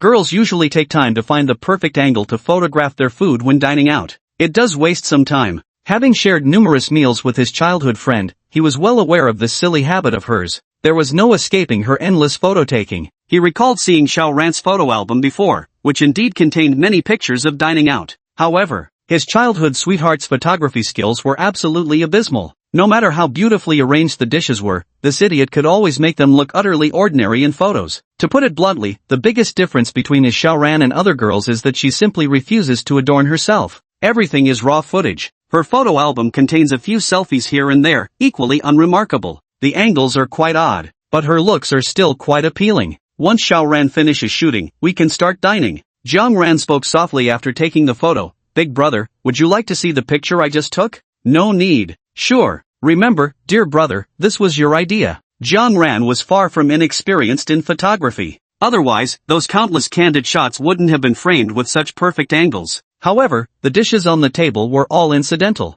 They were merely decor. The main course was, of course, the beloved sitting across from her. She saved the photo she had taken of Wu Nian into a private album. Today's pictures were safely stored too. The private album also contains a pile of smaller albums. Each small album represents one day. "I've always been right beside my brother. Because Kazuru feels lonely and isolated. If she isn't by Wu Nian's side, her mind would involuntarily become completely occupied by him. This isn't good. So, she has to keep looking at him. Does brother Nian feel the same way? Originally both had eyes only for each other. So why did that vixen suddenly appear at the end of last month? The appearance of that seductive vixen completely disrupted her plans. Does Nianji still have eyes only for her now? She couldn't possibly guarantee that. She refused to admit that Nianji didn't like her. No, absolutely not. "Xiaoran, have this." Seeing that Xiaoran hadn't touched her chopsticks, Wu Nian served her a piece of salmon. "The marbling looks excellent. This kind of restaurant wouldn't use rainbow trout as a substitute for salmon." "Brother Nian." Wu Nian's movement snapped Jiang Ran out of her thoughts. Recently, she had been overthinking far too much. She always felt that brother Nian would leave her behind someday. Everything was moving too slowly. It's still too slow. Why must we wait until the birthday? This was the rule she set for herself, and she had no intention of breaking it. Because it's a special day. It is a day worth remembering forever. Yet there's only 1 week left. It'll be here soon. The girl dipped the salmon on her plate into the sauce and put it in her mouth. His jaw began to move. A drop of sauce still trickled from the corner of his mouth. The taste was nothing special. But if brother Nian fed it to her personally, that would make it truly delicious. Wipe it with a tissue. Sure, eat this. Wu Nian placed another piece of snowflake wagyu beef into Jiang Ran's bowl. "Thank you, brother Nian." Jiang Ran took the morsel and placed it delicately into her small mouth. She watched Wu Nian slowly chew the food. The quality was excellent too. The meat bits were filled with a creamy aroma, tender and juicy when chewed. Correction target, Jiang Ran. Corruption value -1%, current corruption level, 98%.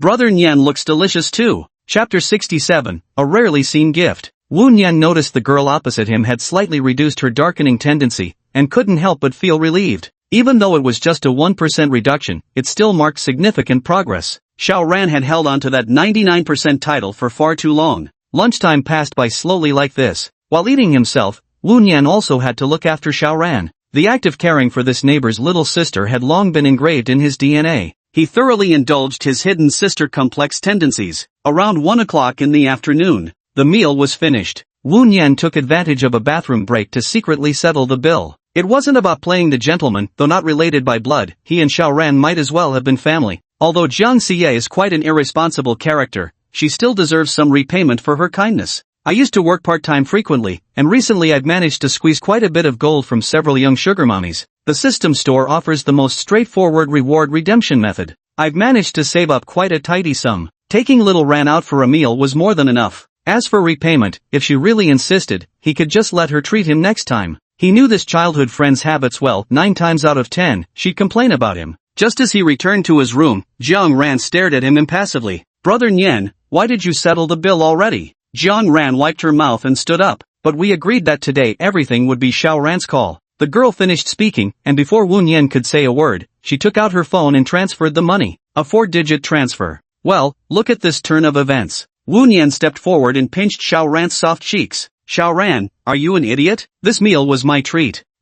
Brother Nian isn't keeping his word. "You said before coming that you'd let Xiao Ran make the decisions." Jiang Ran's face was being playfully pinched by Wu Nian, constantly changing shape under his fingers. "Xiao Ran, your family has treated me well, of course I should take care of you. This is what you deserve." Wu Nian wanted to explain properly, otherwise if he kept turning around after every meal for more, even he would feel somewhat embarrassed. Jiang Ran didn't respond, her face growing increasingly flushed and warm under the man's rough handling before her. It felt comforting. Their family had indeed treated Nian Gij very well. But Jiang Ran sought no material rewards in return. "What I wanted. Only thinking of you, brother Nian." Jiang Ran's gaze grew somewhat dazed, her usually cool eyes gradually pooling with springtime waters, rippling softly. Wu Nian, noticing Jiang Ran's strange expression, hastily ceased his movements. "Xiao Ran, are you uncomfortable? Did I squeeze you too hard?" That can't be. His control over the force should be good enough, it shouldn't hurt. But still, asking the person concerned directly is important.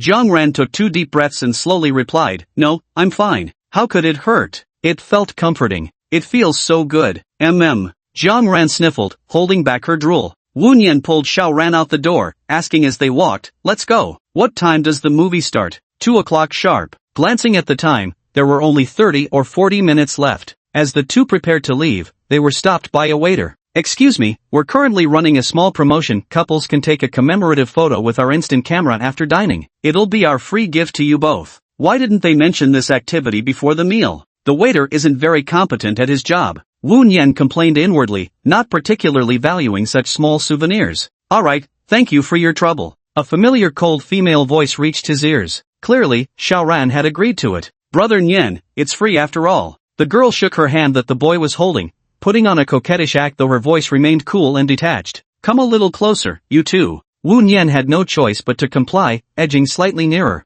Jiang Ran ignored propriety altogether, swiftly pressing herself against Wu Nian's body. The two who'd maintained a fist-width distance between them were now practically embracing. "I think the two of you should hold hands. Sis, aren't you talking a little too much? People who come to the couple's dining hall aren't necessarily couples, they might also be childhood sweethearts, okay? Sigh. Xiao Ran." He whispered Jiang Ran's name, but she didn't hear him. Feeling the girl spread her 5 fingers across his palm. "Brother, maybe this is just part of her job. Since when does a job require making moves on customers?" Wu Nian looked at the waitress's beaming anti-smile. Clearly, she was just envious of couples. Their fingers intertwined tightly together. The waitress could barely keep a straight face seeing this. They're truly a match made in heaven, the perfect couple. Who knew you could have this much fun during work hours? Great. Smile for the camera, you two. Wu Nian forced a polite smile, while Jiang Ran beside her seemed incapable of smiling at all. "Okay, got it." The photos were ready in no time. "Here you go, handsome and beautiful folks." The waiter handed it to them before returning to the counter. Now and then, he let out deep chuckles. TCH. Where did this waiter even come from, playing matchmaker without a clue? Wu Nian grumbled, handing the photo to Jiang Ran. "Just one photo left. Let Xiao Ran keep it as a memento." "Thank you, brother Nian. No need to thank me." Wu Nian didn't let go of Jiang Ran's hand, instead leading her straight to the cinema. The attendant just now had wasted quite a bit of their time. The girl following Woon Yin's footsteps tucked the photo into her own pink handbag. This is a rare gift. Let's use this photo tonight. Arriving at the cinema entrance, Jiang Ran retrieved the tickets from the self-service kiosk. Though of course, it was just for appearances. After all, she booked the entire showing. While she was getting the tickets, Woon Yin checked her phone. She'd had do not disturb on this whole time. She hadn't checked any messaging apps. Come to think of it, the alarm she set earlier didn't seem to go off. Opening the chat page, the first thing that appeared were dozens of messages from Senior Yen Ning. Woon Yin scrolled through them. A message from half an hour ago. Why are you ignoring me again, Junior? Crying cat.jpg? I'm really angry now. Angry cat.jpg. Always making senpai take the initiative. Who would be happy about that? I don't want to talk to you anymore. Sad cat face.jpg. 10 minutes earlier. What ya doin', Junior? Hee hee. Curious. Emoji. Very much like her style. Woon Yen replied with a few words. Busy. Just as she finished replying, the note at the top changed to typing. Ouch. Senior Yen has too much free time. At this moment, Yen Ning was still lazing around on her dorm room bed. Didn't want to go to club activities. Being all alone is just so boring. This junior really keeps himself occupied, not even having time to reply to her messages during the weekend break. He actually left right after the morning performance without even saying goodbye to her. Now his replies are still so slow, just a few words before disappearing again. We definitely can't let him get away with this in future club management. Feeling slightly down, she idly kicked her fair, plump legs. The bed began creaking. In the dormitory, there was no need to bother about appearances. As for the roommate across the bunk, they'd long grown accustomed to it. She's done her best as a relationship coach, helping Yen Ning find topics to chat with guys about. Sigh. Go ahead and date if you want to. You'll regret it when the guy breaks your heart. With how Yen Ning looks right now, no one would believe she's not in a relationship. The roommate sighed and went back to playing with his phone. After Woon Yen finished sending the message to Yen Ning, she noticed the one Lin Yunqi had sent 10 minutes earlier. Dealing with these problematic girls is really exhausting. Chapter 68, When scared, bury yourself in his embrace. You big jerk, what are you up to? Woon Yen responded. Busy with important matters. Do not disturb. This time the status quickly changed to typing again. It's the weekend, shouldn't you be resting? Can't you turn off your phone and truly embrace real life for once? No need to say it, I know you're bothering other girls again. Left emoji. Woon Yen found it merely amusing. The little lass reeked of supervision in every word she uttered. He opened his emoji library. Woon Yen, right emoji. Lin Yunqi, why are you copying me? I'm really mad. Woon Yen, hee hee. Woon Yen turned off his phone and offered no reply. After all, the movie was about to start, and Xiao Ran had already returned with the tickets. Woon Yen took the ticket stub and glanced at it. A horror movie? Is this little girl trying to challenge herself? He was well aware of Jiang Ran's timid nature. She'd been easily frightened since childhood. Even thunder can frighten her. This peculiar timidity shouldn't exist in reality. Xiao Ran, are you sure you want to watch this? All the other screenings are sold out. No, wait a minute. Woon Yen scratched his head. Is today really that unlucky? Missed the subway stop, restaurant booth booked too late, and now can't even get movie tickets? Today is an unfavorable day for going out. Nothing favorable shall be attempted. Jiang Ran raised her little head and gazed at Woon Yen with pleading eyes. Brother doesn't like watching this? My concern is for you. It's alright, Xiao Ran has grown up now. Xiao Ran has grown up. That old fear no longer exists. But, Xiao Ran can still let elder brother embrace her, pretending to be a harmless, innocent little kitten. Brother Nyen, Xiao Ran can be whatever version you like best. If you get scared when the time comes, just don't look. He was genuinely afraid something might go wrong with Xiao Ran. Woon Yen still remembered vividly that timid Xiao Ran who used to be too afraid to sleep alone. Sure. Woon Yen casually bought some popcorn and drinks. With less than 5 minutes until the showtime, the two headed to their designated screening room. The empty theater was dimly lit, with faint illumination casting across the entire space. Not a single soul was there. It seems not many people would choose to watch this kind of movie at noon. Might as well consider it a private screening. Woon Yen thought to himself as he located his seat with the ticket stub. A couple's seat. How can you expect me not to doubt? Xiao Ran? Woon Yen turned her head to look at Jiang Ran clutching her hand. Her expression remained placid, the still surface of a lake undisturbed by even the faintest ripple. She had no intention of explaining. Xiao Ran, don't you have anything to say? Brother Nyen, this seat is huge. It is big. No armrest between two seats, of course it's huge. But, this couple's seat is really quite improper. So he rapped Jiang Ran on the head. Ouch, Nyengage, that hurts. Jiang Ran rubbed the spot where she'd been tapped with her free hand, then promptly took a seat on one side of this oversized chair. She forcefully pulled Wu Nian into the corresponding position. Hurry and sit down, it's about to begin. Whatever. Perhaps he was overthinking it. Is there a possibility? This silly little Como just wants to stay close because she's scared. But that excuse wouldn't convince anyone, would it? He felt it was about time to clarify his relationship with Como. After the birthday celebration, that would be the right time. Wu Nian set the popcorn aside. Slap. The main lights went out. The movie officially began. The entire theater still had only Wu Nian and Jiang Ran inside. The girl enveloped in complete darkness could hardly contain herself, itching to give it a try. How on earth could she get Brother Nian to hold her in a while? Curtain rises.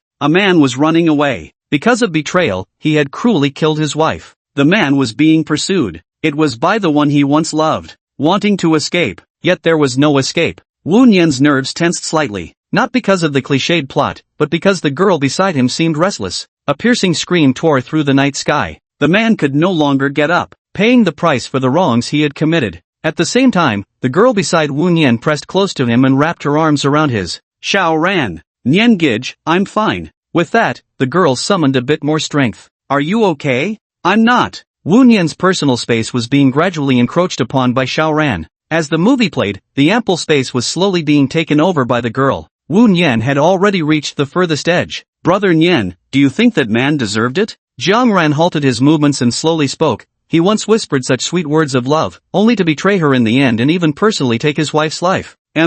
I suppose so. Jiang Ran wasn't entirely wrong. Why does it sound a bit off? Besides, these days horror films just follow the same old worn-out plots, as if they can't film anything without throwing in some tragic romance. Wu Nian thought this as the movie reached its climax again. It gave him such a fright. Xiao Ran, are you alright? Big brother, I'm scared. Look, I told you so. I said not to watch horror movies. Though he couldn't clearly see Xiaoran's expression at this moment, he could distinctly sense her fear. After all, the little lass was practically clinging to him already. The arms wrapped around his own were gripping tightly. Half of the girl's body had practically buried itself into Wu Nian's side. Her black skirt occasionally brushed against herself. Her arm could still feel a warmth and softness. She must have some curves after all. Jiang Ran rubbed while thinking, her body squirming, the two of them forming a strange posture in the darkness. The movie threw another sudden jump scare. Jiang Ran simply straddled Wu Nian with both legs. ?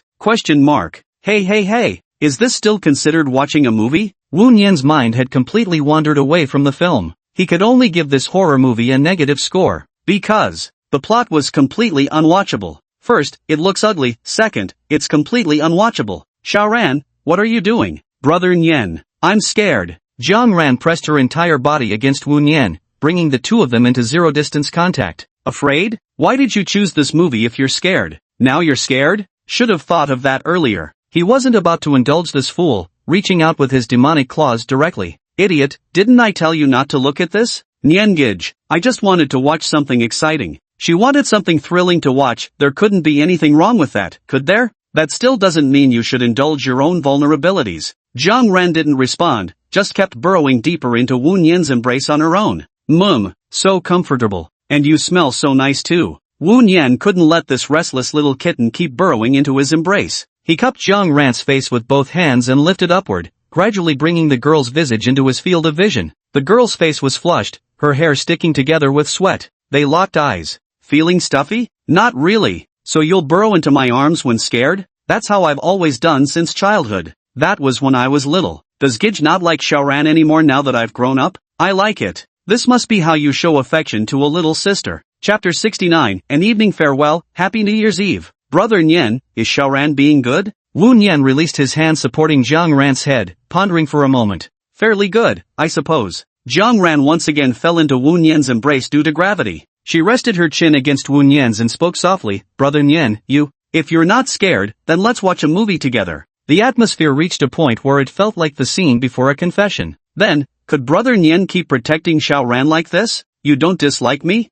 No matter what, it's not right to lie in a boy's arms. Nian Gij, I told you before I wouldn't dislike you. Jiang Ran's voice raised slightly, though her tone remained the same icy cold. Do you know you look just like a startled kitten when you're scared? If Brother Nian says so, then Xiao Ran won't watch horror movies anymore. Jiang Ran secretly hooked her arm around Wu Nian's neck, pulling them closer until they were face to face again. I've made Brother Nian worry about me. The girl's breath brushed against Wu Nian's face, carrying the rich, intoxicating fragrance unique to young maidens. Xiao Ran's rosy lips were just inches away. It seemed as though moving forward merely 10 centimeters would bring their lips together. All happened during a movie. Two people. The atmosphere gradually grew delicate. Wu Nian looked at Xiao Ran's lips and suddenly felt the urge to bite them. They were too close. And the girl with her arms around his neck was closing the distance between them inch by inch. The air was growing warmer. At the last few centimeters, Wu Nian's phone vibrated. He was jerked back to reality. Brother Nian. Just a little bit more. Who on earth had interrupted her in Brother Nian's moment?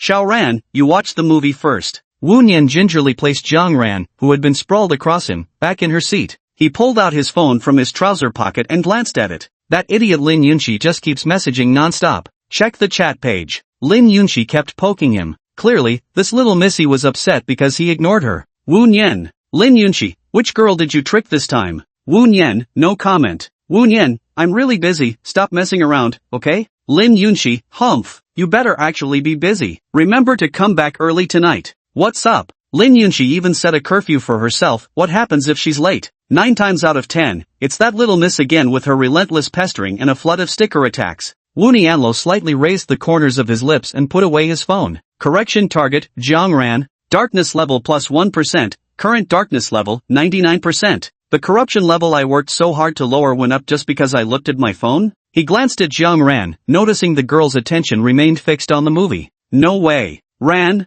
Xiao Ran, Xiao Ran. Only after calling 3 times did he finally get a response. Brother Nian, what's wrong? Was chatting with that vixen really that enjoyable? Was it much more fun than being with Xiao Ran, is that it? Tell me, where exactly did Xiao Ran fall short? Her expression gradually turned icy, her eyes becoming hollow and lifeless. Only the still-playing movie was reflected in her pupils. Answering phone calls during the film's climax scene, neglecting others. This was an extremely grave mistake. Thank goodness. Wu Nian was well aware. Xiao Ran, open your mouth.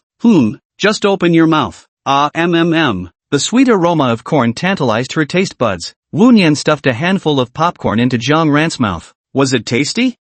I want more. Here, this is for you. Wu Nian placed the popcorn between them. I want you to feed me. One treat isn't enough? Whatever. Consider it making up for your earlier mistake. He placed another popcorn kernel before Jiang Ran. Jiang Ran stuck out her tongue to catch the popcorn. By the way, she accidentally brushed against Wu Nian's fingers holding the popcorn. So sweet. It's really delicious. Brother Nian. Wu Nian angrily withdrew his hand. Almost got eaten by this idiot. So disgusting. Take your time eating it yourself. Sure. Wu Nian handed the untouched drink to Jiang Ran. There wasn't much time left in the movie. It didn't take long before the screening concluded entirely. The lights turned on again throughout the room. The two who had been in darkness were suddenly exposed to the light. Jiang Ran still clung tightly to Wu Nian's side. Her black dress crumpled from the embrace. Wu Nian stood up, pulling Xiao Ran along with him. The girl now lifted her hand and placed it before the boy's face. Hesitate? Hold on. The two left the screening room together. Just after stepping out, Wu Nian summarized the plot of the movie.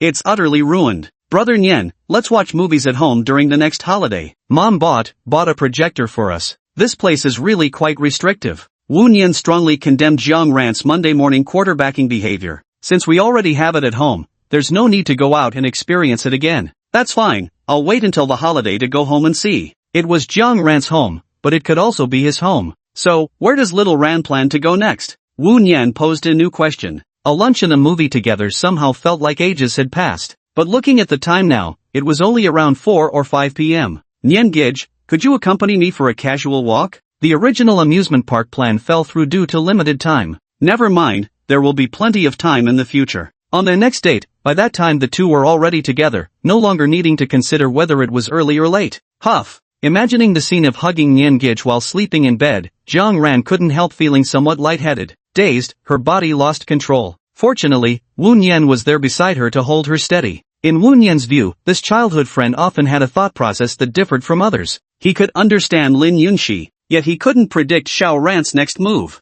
After steadying Xiao Ran, Wu Nian released the hands he'd been holding for so long. It was almost 6 o'clock, less than an hour later. Wu Nian and Jiang Ran returned near Judo University. However, instead of going back to campus, the two took a stroll along the embankment by the Pearl River. Today, Xiao Ran wore an all-black dress paired with a gloomy expression, embodying the very image of a stoically beautiful young woman. The evening breeze by the river ruffles the girl's flowing hair and lifts the hem of her skirt, making both dance together in harmony. The colorful sunset clouds blaze like fire, painting the sky with brilliant hues. A few cargo ships drift lazily on the river, occasionally letting out mournful woo-woo whistles. If in the days to come he could often stroll here, it would be truly delightful. This kind of comfortable and peaceful life was something Wu Nian yearned for. He understood that the pleasant experience of evening walks wasn't just about the scenery. Even more importantly, having Xiao Ran by his side, having someone he trusted accompany him. Jiang Ran walked quickly, maintaining a distance of several meters from her beloved Niangij. Her heels clicked against the ground.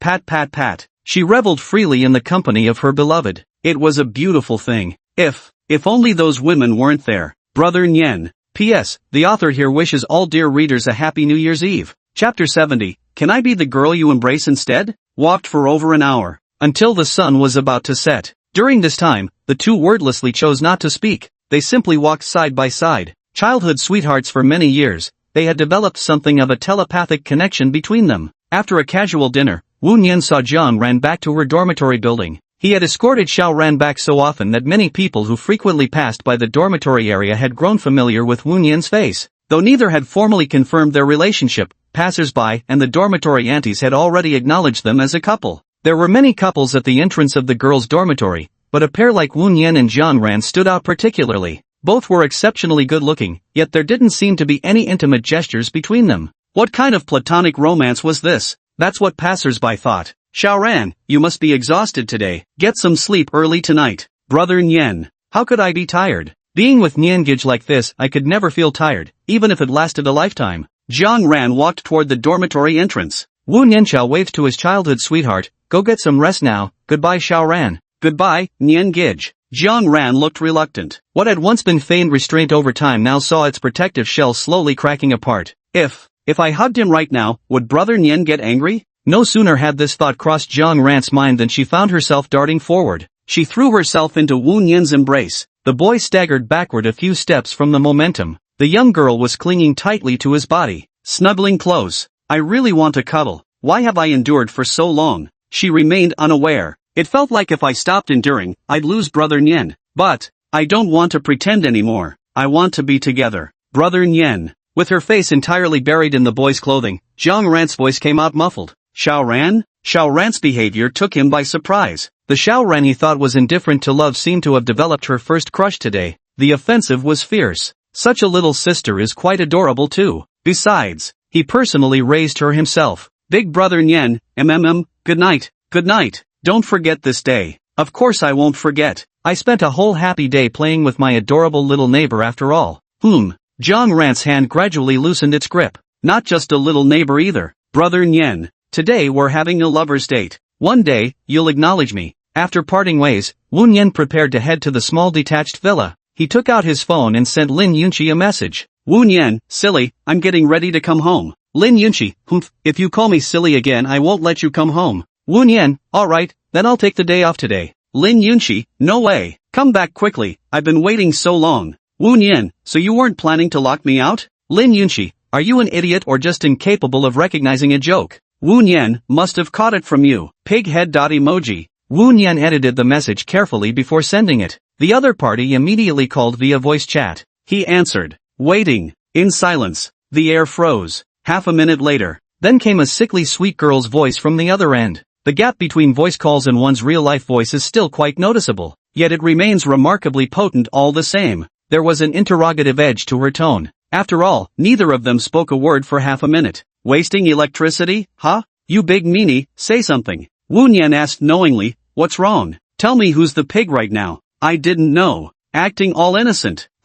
You're the pig here, and the dumbest little piggy. Hee, you're right about that. Lin Yunqi felt somewhat puzzled on the other end. This guy actually didn't argue back with her. Admit it. Hee. Little pig Wu Nian won't be coming home to teach tonight after all. Pigs can't play guitar. Our brightest Miss Lin Yunqi must have completely mastered the techniques by now. Wu Nian abruptly changed the subject, steering it straight to the evening's lesson. He was currently walking home. After all, our brilliant Lin Yunqi can study on her own. Who needs a dumb pig to teach her? Totally unnecessary. Wu Nian was just teasing her with these words. After all, going this whole way without anyone to chat with was really quite dull. Teasing this little girl was far more entertaining than any horror movie. Of course, just about the movie plot. Spending time with Xiao Ran wasn't exactly boring either. Don't wanna. Come back quickly. I know I was wrong. Where did I go wrong? I shouldn't have called you a pig. really know you were wrong? The girl's voice on the other end trembled slightly. At this moment, Lin Yunqi, who had just finished bathing, was rolling around on the sofa. She was currently wearing a blue-white JK uniform, with medium-length black tights covering her legs. The freshly dried hair was tied back, revealing her slender, fair neck. A single idiot would make that big meanie ignore her. She absolutely wouldn't want that. Guess where I am right now? You're not thinking of not coming, are you? I was really wrong. Lying on the bed, Lin Yunqi pouted her lips. A single joke had made him react like this. Seems like next time, she'd have to be more direct. Don't worry, I won't dwell on a simple idiot remark like you do. Wu Nian's voice and the sound of the door opening reached Lin Yunqi's ears simultaneously. He promptly hung up the phone. Lin Yunqi hopped lightly off the sofa and ran to Wu Nian. Looking up at him. Lifting my neck is a bit tiring. So, Lin Yunqi stood on tiptoe, but her eyes still fell slightly short of his. Why does this guy have to be so tall? You always bullying me. Wu Nian spread both hands, looking entirely innocent. Where did I bully you? Pretending to be angry, saying you won't teach me anymore. Lin Yunqi felt extremely wronged. She had dressed up beautifully today, waiting for this big meanest compliment. She lowered her head to look. Originally wanted to avoid Wu Nian's gaze, only to realize she couldn't even see her toes anymore. This was her unique charm. What did you just call for? He called himself a dumb pig, but I'm really not one. Better not talk about this topic now, otherwise, it'll drag on forever. Because I care about you. It's almost 8 o'clock and you're just getting back. Lin Yunqi's face scrunched up again as she said this, her expression clouded with anger. Tell me, did you go see some innocent girl again? She could distinctly smell another girl's scent. And it was quite strong. Her mind began conjuring images of that girl rubbing against Wu Nian, their bodies pressed tightly together in an embrace. How infuriating. The thought alone made her heart twist painfully. Is the great judge going to pronounce my crimes again? I still have the authority to supervise you. No harassing other girls, after all. Lin Yunqi racked her brains, trying to formulate her words. After all, I am your employer. You mustn't lose your senses and stray from the right path. That would waste all your hard work. Lin Yunqi spoke eloquently, spouting a string of lofty principles. Actually, she only wished the girl being harassed could be her instead. Chapter 71, Clearly Fond, Happy New Year. Right, absolutely, Miss Lin. Your words are already engraved in my mind. Really? Of course it's true. I, Wu Nian, never lie. Going out with Xiaoran. How could that be harassment? When it's done by someone familiar, how could it possibly count as harassment? What's more, it was Xiaoran who sought him out. Look at me. ? Wu Nian wore a suspicious expression. What kind of scheme was this little minx up to now? Look at me. Today she had even deliberately changed into a new uniform, paired with a stylish pair of leggings. After agonizing in front of the dressing mirror for ages, I finally settled on this outfit. Not bad, right? He'll like it, won't he? You can't not like it. That's right, she's domineering. No more being so soft. How dare she not argue back whenever he says something? How else is she supposed to train this big bad guy then? There's nothing on your face, why are you staring at me? Lin Yunqi started whining again upon seeing Wu Nian's exaggerated attempt at playing innocent, clearly asking what he already knew. Are you gonna tell me or not? What can I say? Ouch. Lin Yunqi, can you break this habit? Lin Yunqi's previously displeased expression quickly shifted into concern. Did I squeeze too hard? Lin Yunqi, remember, once burned, twice shy. This trick never fails. You're always like this. People have their limits too. Cry wolf too often and next time I might not care about you anymore. Lin Yunqi pouted and turned her gaze away from Wu Nian. Angry. Very angry. She's really angry. The kind that can't be coaxed back no matter what you do. Not even if Wu Nian praises her looks. Unless, only a head pat can relieve it. That seems a bit too intimate, doesn't it? Not at all. Lin Yunqi also felt a stirring of excitement. It's about time. My own instrument skills are now decently practiced. Your clothes look really nice. Tell me clearly, does the dress look better, or do I? Lin Yunqi didn't turn her head, leaving Wu Nian gazing only at the delicate profile of her face. The dress looks better.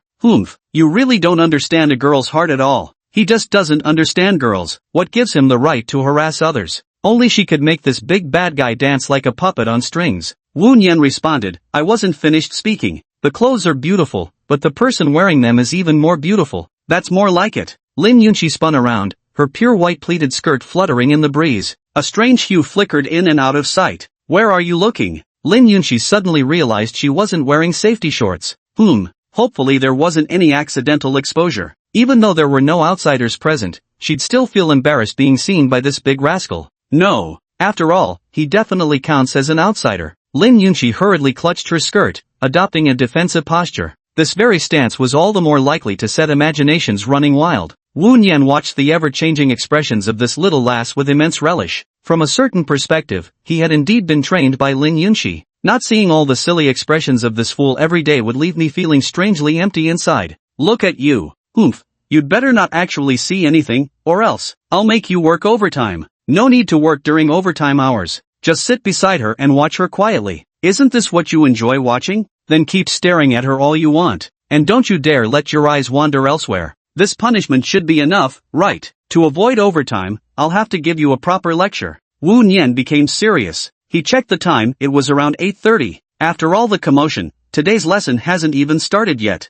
He was still quite proud of this guy's learning pace. It must be said that Lin Yunqi's learning ability is formidable, no wonder she got into the top-ranked university. As the eldest daughter of the Lin family, this caliber is precisely what qualifies her to inherit the family business. This also revealed the talent of this troubled girl. 2 hours later, Lin Yunqi plucked the final string of the zither. Wu Nian stood up. Let's call it a day, I'm heading back. With military training concluded, it seemed time to return to the dormitory. If I kept sleeping here, the dorm supervisor would eventually find out. He doesn't have any plans to live off campus yet. Lin Yunqi tilted her head in confusion. Where are you going? Back to the dormitory. Not staying here anymore? I didn't apply for off-campus accommodation. Oh, Lin Yunqi couldn't help feeling disappointed. She had already grown accustomed to Wu Nian's presence these past few days, though she still thoroughly disliked him. Because he was a pervert. A pervert who only knows how to harass girls. That would be inconvenient. Why don't you apply for off-campus housing too? Wu Nian could see right through Lin Yunqi's intentions at a glance. The only advantage of living here is the convenience for evening classes. Occasionally, it's okay to tease this fool a little. But there's still a childhood sweetheart at school who needs looking after. Unless, if those two were in a relationship, it'd count as a barely plausible excuse. All that's missing is the final push. Lin Yunqi didn't move. Let's talk about it later. I'm going home first. Sleep early, young Mississippi. Wu Nian rose to leave. Wu Nian. Lin Yunqi grew somewhat anxious, lifting the guitar that had been pressed against her chest. Pat pat pat. Bare feet pattered across the floor as she scampered toward the boy. Not exactly barefoot, just shoeless. Truth be told, the tights offered enough protection against the cold floor. That's what her subconscious told her. If I don't confess my feelings today, I'll lose miserably. Miss the one you shouldn't have missed. Irretrievable. They all say that a girl's sixth sense is spot on. Wu Nian was startled by the sudden full name call out. Ever since meeting Lin Yunqi on that rainy night bridge, she had never called him by his name. The abrupt turn of events left Wu Nian momentarily stunned. Coming back to his senses, Wu Nian spoke first. Walking barefoot is bad for your health. Where did you hear such rumors? Lin Yunqi stomped her foot clad in black stockings, causing the floor to start making a pitter-patter sound again. Wu Nian glanced at the floor. The feet are the second heart of the human body. They're incredibly important, you know. This was knowledge Wu Nian had acquired since learning massage therapy. There are numerous acupuncture points on the soles of our feet. Getting chilled easily affects the whole body. Foot care, it matters tremendously. He definitely needs to explain things clearly to this little girl. I've been through countless battles. Lin Yunqi didn't exactly distrust Wu Nian. She just wanted to take advantage of this opportunity to chat a bit longer. As for the occasional lecherous glances, she couldn't be bothered to scold that pervert anymore. A few looks wouldn't cost her a piece of flesh. So, wait, what was she running over to him for again? Wu Nian. Wu Nian, what brings you running to me like this? Lin Yunqi's face gradually flushed as she remembered her purpose.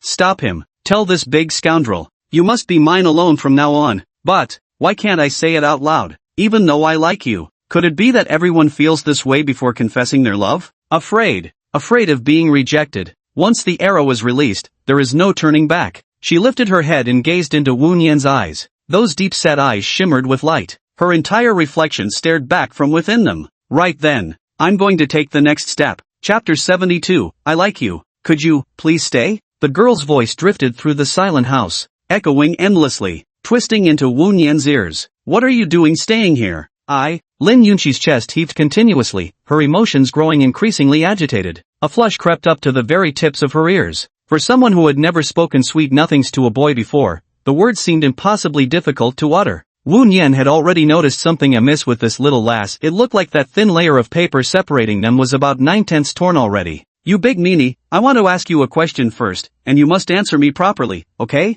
Put your shoes on first. Wu Nian brought her slippers over. Having this barefoot conversation wasn't acceptable. Lin Yunqi pouted but still obediently stretched out her little feet clad in black stockings to put the shoes on. Then, the girl spoke softly, "You big meanie, you pervert." After saying those words, she slightly retreated, feigning annoyance as if she had actually been peeped on, looking utterly pitiful. But, for some reason, she didn't feel the slightest bit of embarrassment or anger. Wu Nian wasn't in a hurry, quietly waiting for the girl's response. "You don't have a girlfriend right now, do you?" Wu Nian pondered for a while in his mind. His relationship with Jiang Ran, that childhood friend of his, was quite good, but there was still some distance between them. "No, what's wrong?" There were 2 or 3 steps between Lin Yunqi and Wu Nian. The girl's body inched forward, little by little, slowly searching for the person I had in mind to confirm. "Will you still teach me after I finish learning guitar?" What kind of nonsense is this girl spouting? Assuming there's a salary involved. Of course, through fire and water, without hesitation.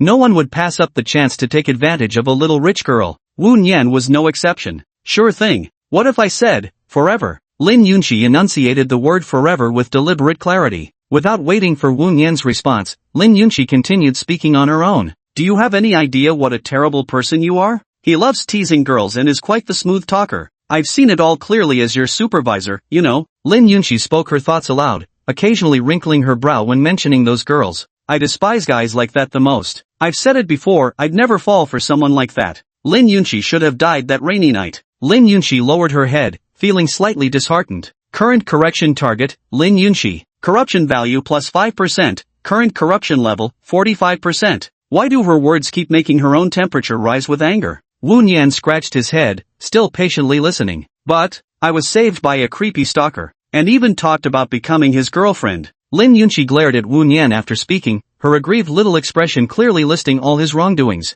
"Following her in the middle of the night, and obtaining her information without her knowing. When it comes down to it, this scoundrel doesn't have a single redeeming quality. Except for being somewhat handsome, he would hold an umbrella for her. His cooking was delicious. He could solve the long-standing frustrations that troubled her. Why did her emotions keep fluctuating with every word from this big scoundrel? I used to think I disliked it. But, she knew it was a lie. I didn't dislike it at all. In truth, I loved it. I like him. This unprecedented flutter in my heart is for him. He's the one and only. This must be what love feels like. Although he was very, very wicked. Bad enough to be entangled with so many girls, bad enough to occasionally get handsy." Lin Yunqi's face flushed a deeper shade of red. The sensation of pinching cheeks and patting heads is quite delightful. She liked it very much, but it would only be good if she were the only one to enjoy it. The only girl the big villain could bully should be her alone. And yet, I find myself disliking him less and less. Lin Yunqi moved closer to Wu Nian once again, so close that their frontal bodies were about to touch, only half a fist's distance apart. Lin Yunqi's voice faded. The room returned to silence. Wu Nian listened to Lin Yunqi's breathing, her chest still rising and falling as if catching her breath. The girl stood on tiptoe, her adorable face leaning close to Wu Nian's. "Why aren't you answering me?" Her sugary, soft voice melted into Wu Nian's heart. "Enchantingly intoxicating and utterly captivating. You haven't finished speaking yet, have you?" Indeed I haven't finished speaking yet. After all, this big scoundrel is just an idiot. Though he enjoys teasing girls, he never truly understands a girl's heart. Every time she feigned anger, he always managed to slip past it unscathed. He never comforts her properly. This was another thing she didn't particularly like about him. If you don't speak to him directly, he just wouldn't understand you. Online, they call this type of guy a straight man. He wouldn't try to guess a girl's thoughts. So, just to take care of this big dummy. Of course, it was also to better keep an eye on him. She needed to tell him in more straightforward words. Lin Yunqi circled around Wu Nian's front and stealthily moved her mouth close to the boy's ear. "What I mean is, it's me. I like you, and it's the kind of liking I really mean." After speaking, Lin Yunqi's courage gradually dissipated. She lowered her foot and stood normally before Wu Nian again. Her cheeks flushed crimson to the tips of her ears, and her heart raced once more. Anticipation. That moment of awaiting his answer. She was waiting for his response. Wu Nian first responded with a brief which immediately drew a playful pout from the girl. "What do you mean by Don't rush me." Although Wu Nian had indeed anticipated this young girl's plan to confess her feelings, however, it was the first time he'd experienced such a direct confession from a girl. He still felt somewhat excited. His heart pounded violently, telling the tale of his current emotions. He had to admit it. He did have a fondness for Lin Yunqi, that little lass. Otherwise, he wouldn't have played all those pranks on a girl. Wouldn't that be irresponsible behavior? After more than half a month of interaction, Wu Nian gradually came to understand Lin Yunqi's true personality. A rather sensitive girl, with a touch of tsundere. Most of the time, she's just a silly, absent-minded girl. But, could he really agree to this? This was the question lingering in Wu Nian's heart. He also needed to consider another troubled girl. His childhood sweetheart, Zhang Ran. Choosing now somehow feels like an impossible task. Wu Nian hadn't figured out a solution yet, but Lin Yunqi was already growing impatient. The young girl looked up at him with eager, pleading eyes. Why was he taking so long to think about it? She thought her charm ought to be decent enough, right? Otherwise this big villain wouldn't have been tempted by lust. Looking down at herself again, the very outfit he'd said was his favorite. And those, conspicuously full curves barely concealed by the shirt. Lin Yunqi was genuinely anxious and blurted out, "Are you willing or not? I don't have any." Wu Nian's intended reply was instantly silenced by Lin Yunqi covering his mouth with her hand. Why? She wouldn't let him say those words, "I don't have such thoughts for now." She didn't want him to reject her. Subject for correction, Lin Yunqi. Blackening value plus 15%, current blackening degree, 60%. With her mouth covered, Wu Nian felt utterly helpless. What kind of bizarre reason for blackening was this anyway? I haven't even said anything yet. Chapter 73, The Rocky Road to Becoming Lovers. The delinquent girl's sudden turn to the dark side caught Wu Nian completely off guard. Just as expected. This soul purification specialist gig really isn't easy to handle. The path to mastery is long and arduous. At this moment, the girl pouted with tear-filled eyes, her lips trembling. He had rejected her. She was truly about to burst into tears. Is this being too emotional? If he thinks I'm just someone who only knows about love and romance, he'll definitely hate me. No. What should I do now? Lin Yunqi immediately began regretting her unconscious actions earlier. How could I be in such a hurry? What do you want to say? But, Lin Yunqi still didn't want to let go. She truly didn't want to hear that big bad guy utter those cruel words about abandoning her. In that case, all our efforts would go to waste. Keeping up this self-deception isn't a solution. Lin Yunqi wanted to listen but didn't dare to, so she still kept her hand over Wu Nian's mouth. As for Wu Nian, breaking free would be easy enough, but he needed to give this young lady some time to think things through, and to give himself some buffer room too. How could he find a solution that satisfied both sides? He always felt his current train of thought was somewhat shady. Big bad guy, have you figured it out yet? Afraid. Really afraid. Afraid he'd no longer stay by her side. The girl gradually loosened her grip, yet her eyes kept darting away. Unable to meet the boy's gaze before her. Lin Yunqi, what's wrong? Look up at me. No. Are you a coward? Absolutely not. Lin Yunqi gave a few indignant huffs as she retorted to the boy. She was no coward. Would a coward confess their feelings so directly? I'm supposed to be brave. Wu Nian noticed this guy didn't even dare to raise his head, clearly afraid his answer might displease her. Besides, there's another serious issue right now. Subject for correction, Lin Yunqi. Current corruption level, 75%. Throughout her whole process of conveying her feelings, the darkening value kept rising. If not for the entry's introduction, Wu Nian nearly mistook this for a heart-fluttering moment. He gently tilted Lin Yunqi's head upward with his hand. Pervert, why are you touching me? I've already violated the second rule of our agreement. Don't you have anything to say? I'll settle the score with you later. So have you made up your mind? First, look up at me. Why should she look at him? Right now, she really didn't want to look at him at all. Actually, it's not like that. I want to see. She longed to cling to him every moment, even if it meant being bullied by him. But now, she felt some fear about the future. Look up, and I'll give you my answer. Lin Yunqi slowly raised her head, revealing her delicate and charming face. Lin Yunqi, of course I have feelings for you. Otherwise, why would a guy randomly bother a girl for no reason? But you've bothered quite a few girls, haven't you? The girl Lin Yunqi considers closest is that cold-faced childhood friend. Not to mention several senior sisters. This big scoundrel has way too many girls involved with him. At this point, Lin Yunqi couldn't help feeling a twinge of resentment. His relationship with Xiaoran has now become quite extraordinary as well. Originally, she was just someone to care for like a little sister in a mentorship dynamic. But somehow along the way, things took an unexpected turn. Today, Xiaoran's behavior practically screamed that she wanted to pounce on him.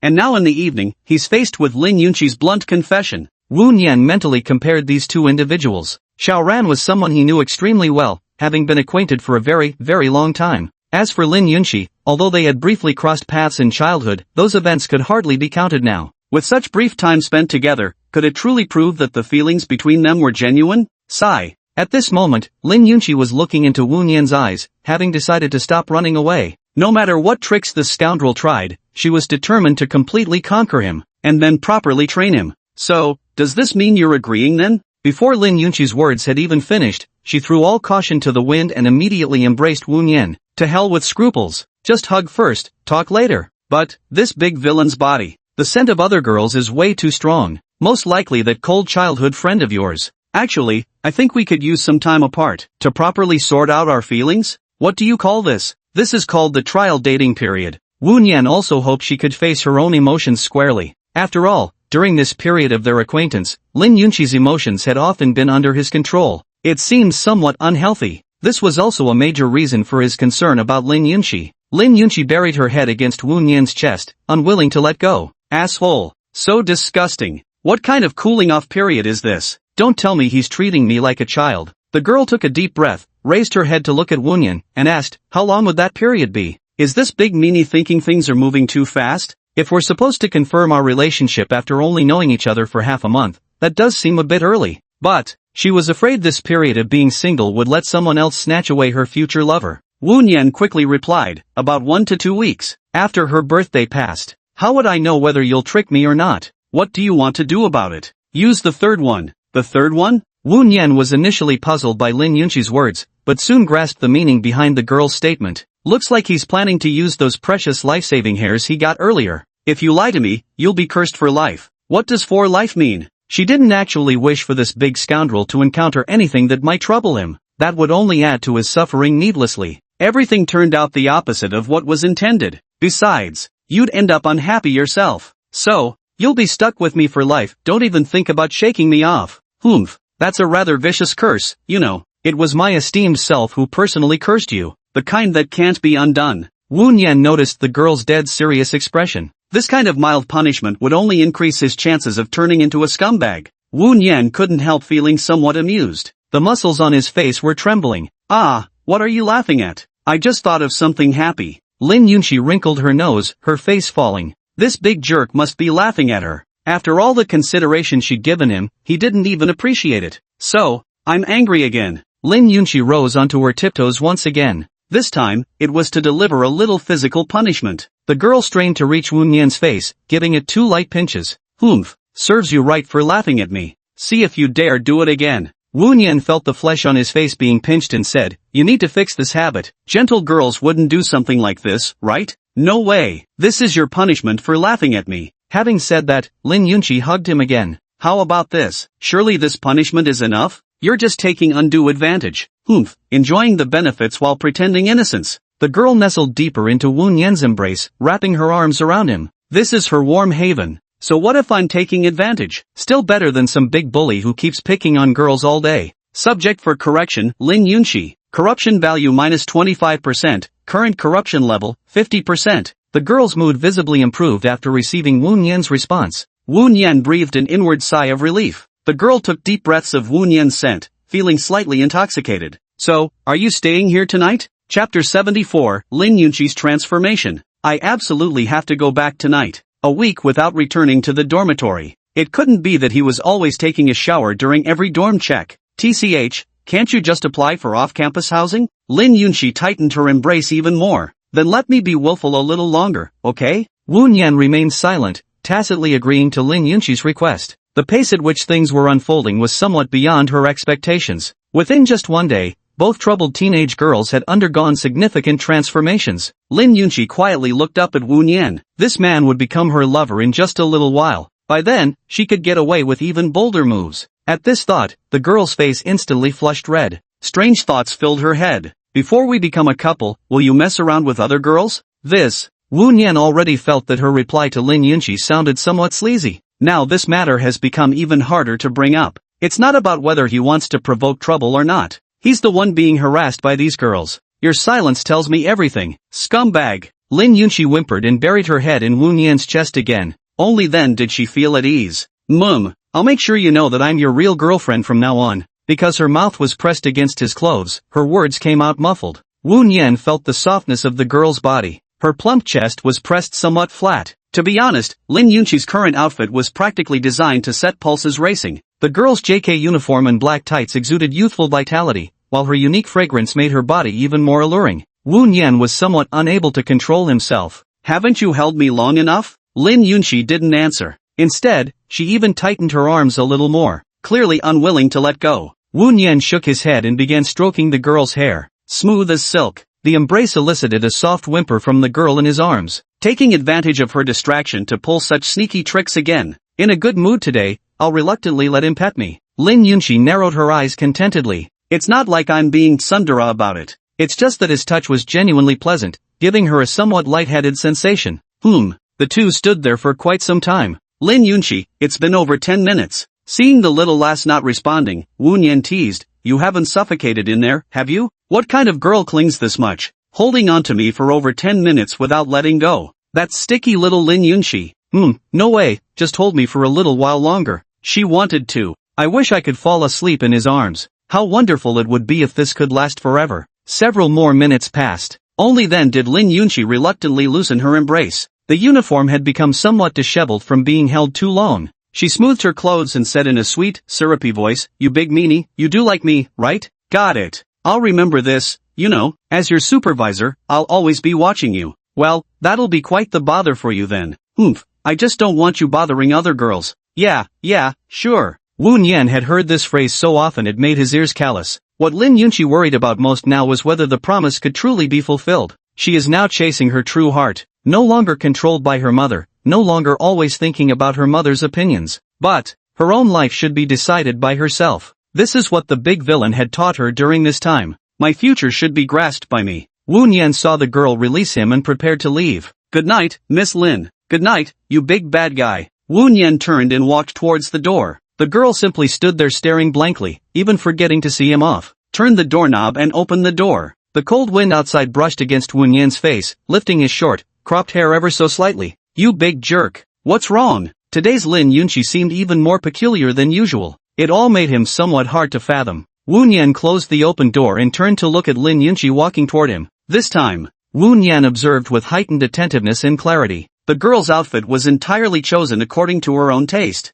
Could it be that this fool prepared such an outfit tonight just for the confession? This light-colored uniform suits Lin Yunxi perfectly. Lin Yunxi walked over with her hands clasped behind her back, her wrists pressing against the hem of her white skirt. Because of the stockings, only a portion of her thighs was visible. This was the legendary Zetai Ryuki, absolute territory. I want to hear your opinion on my outfit again. You said I looked good in it, right? Beautiful. The girl grew even more bashful. My face was blushing too much today. Thank you for the compliment. So, please lower your head. Wu Nian was very puzzled. Why should I lower my head? Lin Yunxi grew a bit impatient. Why did this guy have to make everything so complicated? Hey, hurry up already. I've already let this idiot run wild tonight. What's a little longer going to hurt? Wu Nian slowly bent down. At the same time, Lin Yunxi stood on tiptoe and pressed her lips close. It was very quick. She lightly pecked Wu Nian's cheek, like a dragonfly skimming the water's surface. The sudden kiss sent ripples through Wu Nian's heart. The girl's pink lips lingered on his cheek for just a second. Wu Nian could still feel the lingering warmth on his face. What kind of sneak attack was that?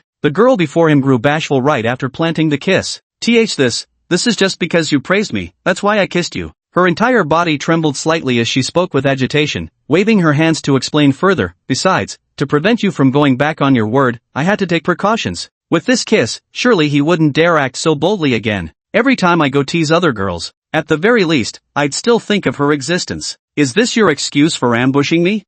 Of course not. I was being perfectly open about it, okay? He studied the girl's posture. Even after confessing his feelings, he still couldn't bring himself to speak his mind directly. This was the girl's unique little tsundere act, and also the reason why Lin Yunxi was being so dense. Wu Nian didn't dislike this. He actually found Lin Yunxi's slight tsundere attitude quite endearing. Actions speak louder than words. Contrary to the reserved and demure maidenly demeanor he had always admired, now Lin Yunxi had abruptly switched from tsundere behavior to straightforwardness. This offensive is really quite fierce. Wu Nian tentatively asked, should I leave then? Lin Yunxi puffed up her cheeks, visibly upset. Did you forget about something? Got something else? We can't really let him stay the night here. Lin Yunxi poked her own cheek, hinting to Wu Nian. After all, a kiss is equivalent to a promise. This is a promise. A promise between the two of them. Once the probation period is over, they'll become a real couple. Hey, we're not actually. Hurry up. Why is this big jerk being so shy now of all times? Does he only feel satisfied when I'm being blunt? Kiss me.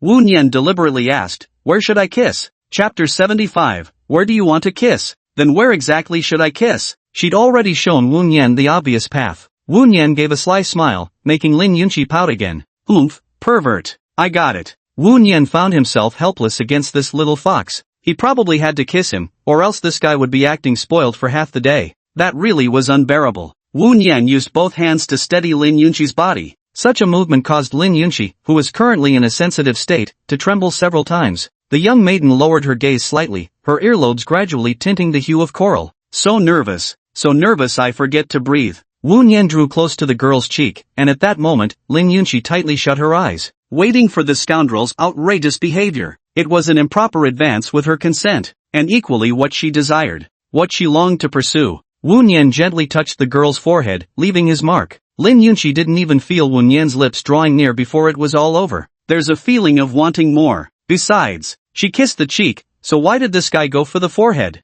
How infuriating. How wicked. This isn't fair at all. Lin Yunqi thought it through carefully. This big villain seemed to have suffered even worse. Oof, forget the kiss then. After kissing her, Wu Nian rubbed Lin Yunqi's head. A kiss on the forehead is my promise to you. This is the symbol of our pact. I'll bring you the answers you seek. Wu Wen smoothed the stray hairs at the other's temples, gazing at Lin Yunqi's crimson-flushed lovely face. Then I'm really leaving now. Wu Nian immediately left the small Western-style house. Lin Yunqi was still immersed in Wu Nian's response. Will he give me the answer I want?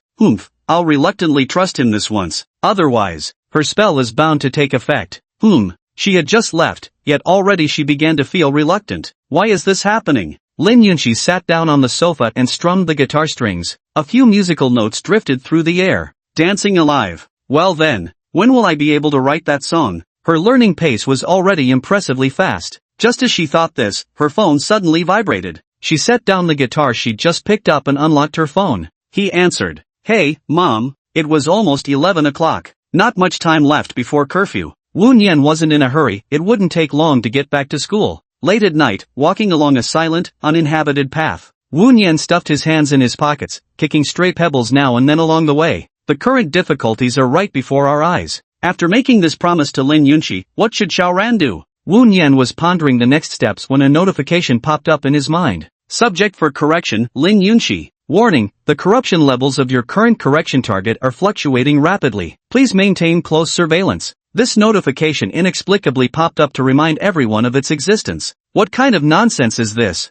Wu Nian internally facepalmed. Still, he decided to keep observing that fool. Lin Yunqi was indeed quite problematic. During teaching sessions, whenever her mother was mentioned in casual conversation with Lin Yunqi, the girl would become visibly upset. TCH, what a tricky situation. Wu Nian kicked a pebble into the roadside ditch with a swift motion. Lin Yunqi's condition remains relatively stable for now. Compared to childhood sweethearts, it's truly like comparing a minor league player to a major one. Resolving Xiaoran's issue is equally a top priority. Tackling both problems at once. Whether it's Xiaoran or that fool Lin Yunqi, he's determined to resolve their psychological issues completely. One is his childhood companion of many years, and the other is the girl who's already confessed her feelings. Having clarified his next objectives, solving these problems would become much easier. Seems I forgot about two more, senior sisters. Yan Ning was relatively normal, but as for that Shen Jian, he already knew what to do about her. Need to find time to completely expose her disguise. At last, Wu Nian returned to the dorm before curfew.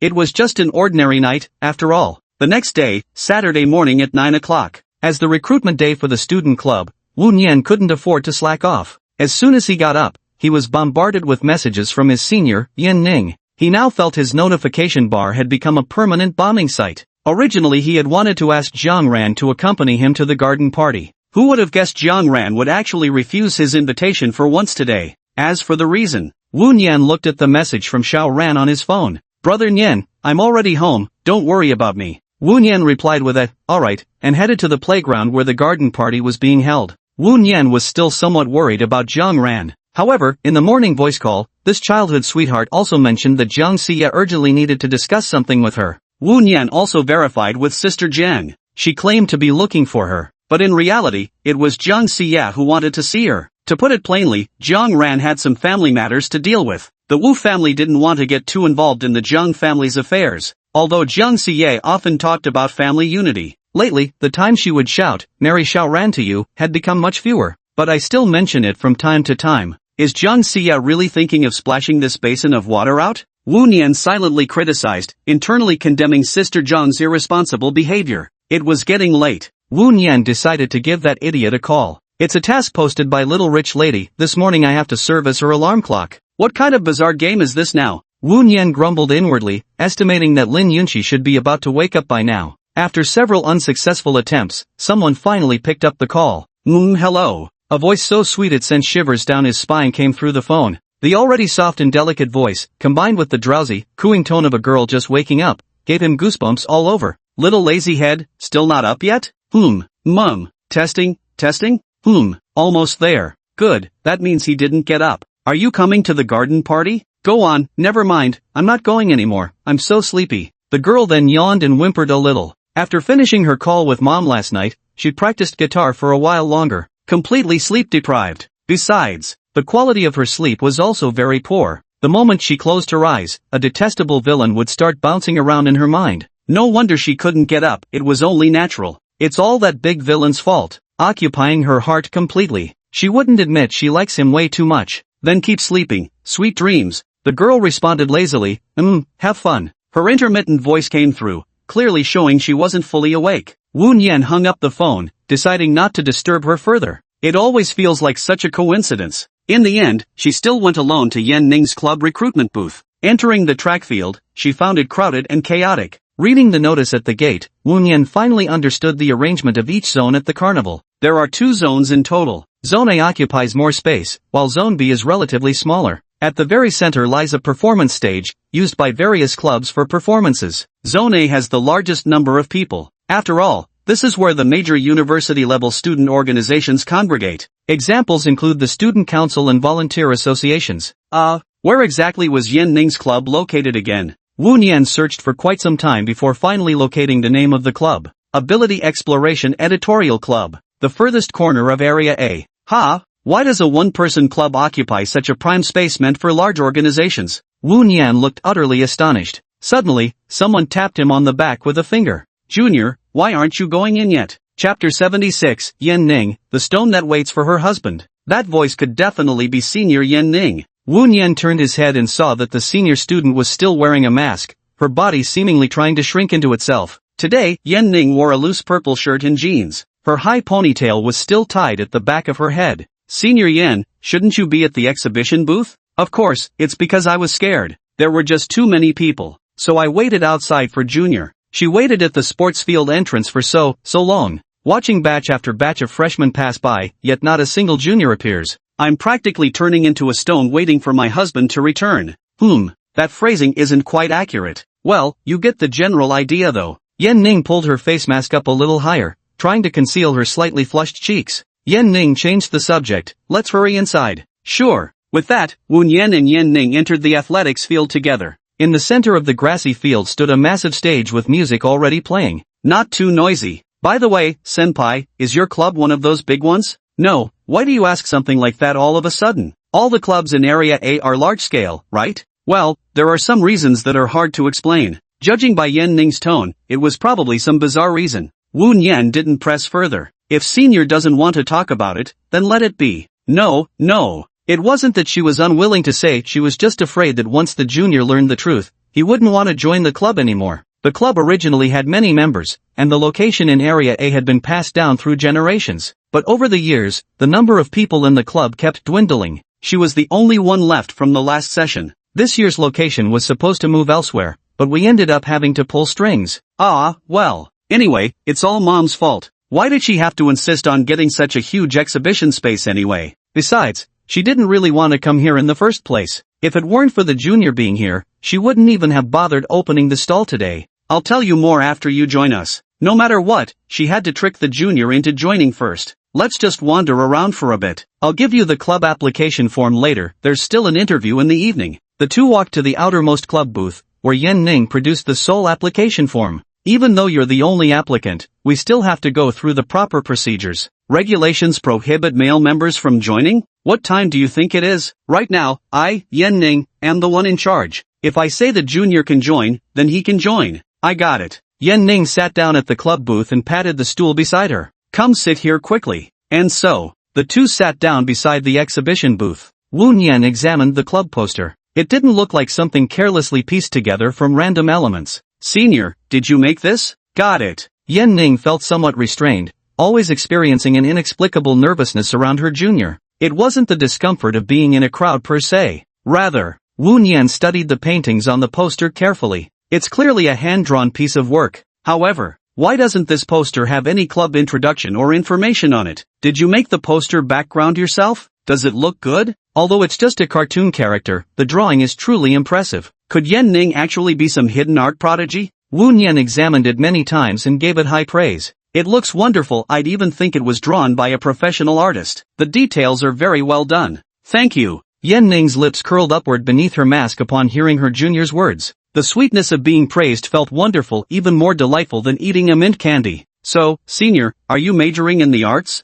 Not at all, it's just a hobby. Yan Ning proudly lifted her chin. It wasn't wrong to say her painting talent was inherited. She didn't pursue art school simply because her academic performance was already quite good. She stole a glance at the junior beside her, who was still carefully studying her artwork. Yan Ning suppressed the urge to snap a surreptitious photo of Wu Nian's profile. She longed to capture this moment as reference for painting her junior's portrait. It would be perfect, but that would be wrong. This is so abnormal. After waiting for a long time, passing students didn't even glance at their tent. In fact, most of the club recruitment period had already passed. Most freshmen were just here looking for fun. So, many people gather in large clubs or active ones. For example, the esports club currently hosting a solo competition. It's absolutely bustling with activity. As for Wu Nian and Yan Ning, they're just sitting around chatting. During this time, Wu Nian took the opportunity to check on Lin Yunxi, who was still lazing in bed. The other party occasionally sent a few voice messages. Since it wasn't very convenient to listen to them on the sports field, Wu Nian converted them to text. Just by reading the converted text, he could tell this silly goose was acting spoiled again.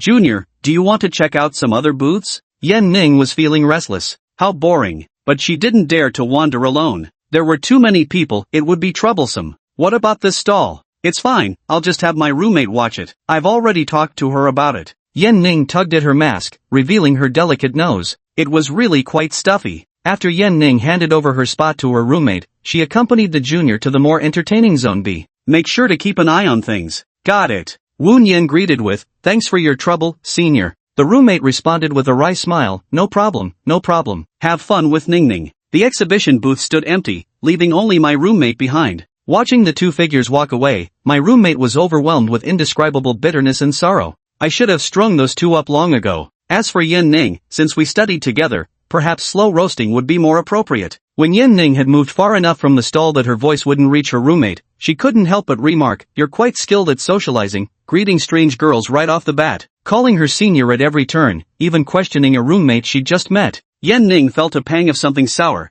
though she couldn't quite name why. Wu Nian, hearing Yan Ning's vinegar-laced words, quickly responded, just basic politeness, of course I'm much closer with you, senior. Just a simple greeting. No other intentions.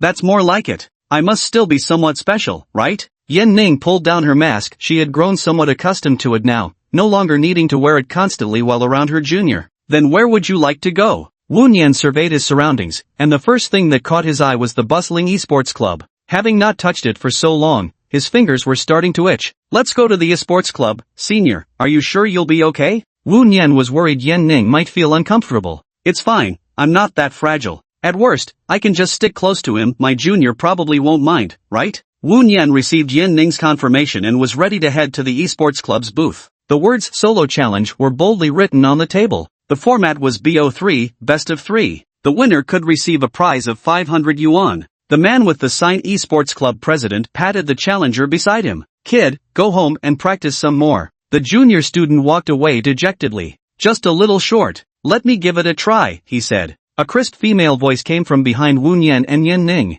Chapter 77, Nian Jun, help me quickly. A bob-haired girl walked past Wu Nian, glancing at him and passing. And it was with a rather peculiar look. The girl wore a gray checkered shirt and cargo-style casual pants. Even in ordinary attire, it was hard to conceal the girl's striking presence. Her face was a softly rounded oval, with a slightly upturned nose tip, eyes clear as water, and lips as delicate and rosy as flower petals. A wispy fringe of her hair fluttered gently in the breeze. This young girl carries a hint of exotic beauty. She doesn't quite look like a local. Rather, she resembles a pretty jazz-style girl. Junior, do you know her? Yan Ning poked Wu Nian. She had noticed what the girl had just done. Among so many people around, she had only looked at him, the junior from their club. What's he up to? Snatching someone away? I don't know her. How bizarre. He hadn't left behind any romantic entanglements. This girl was definitely someone he'd never met. Wu Nian led Yan Ning a bit closer, standing at the edge of the crowd, where they could also see the display screen. Then why did she? Wu Nian could only shrug helplessly like a bear. I don't know either.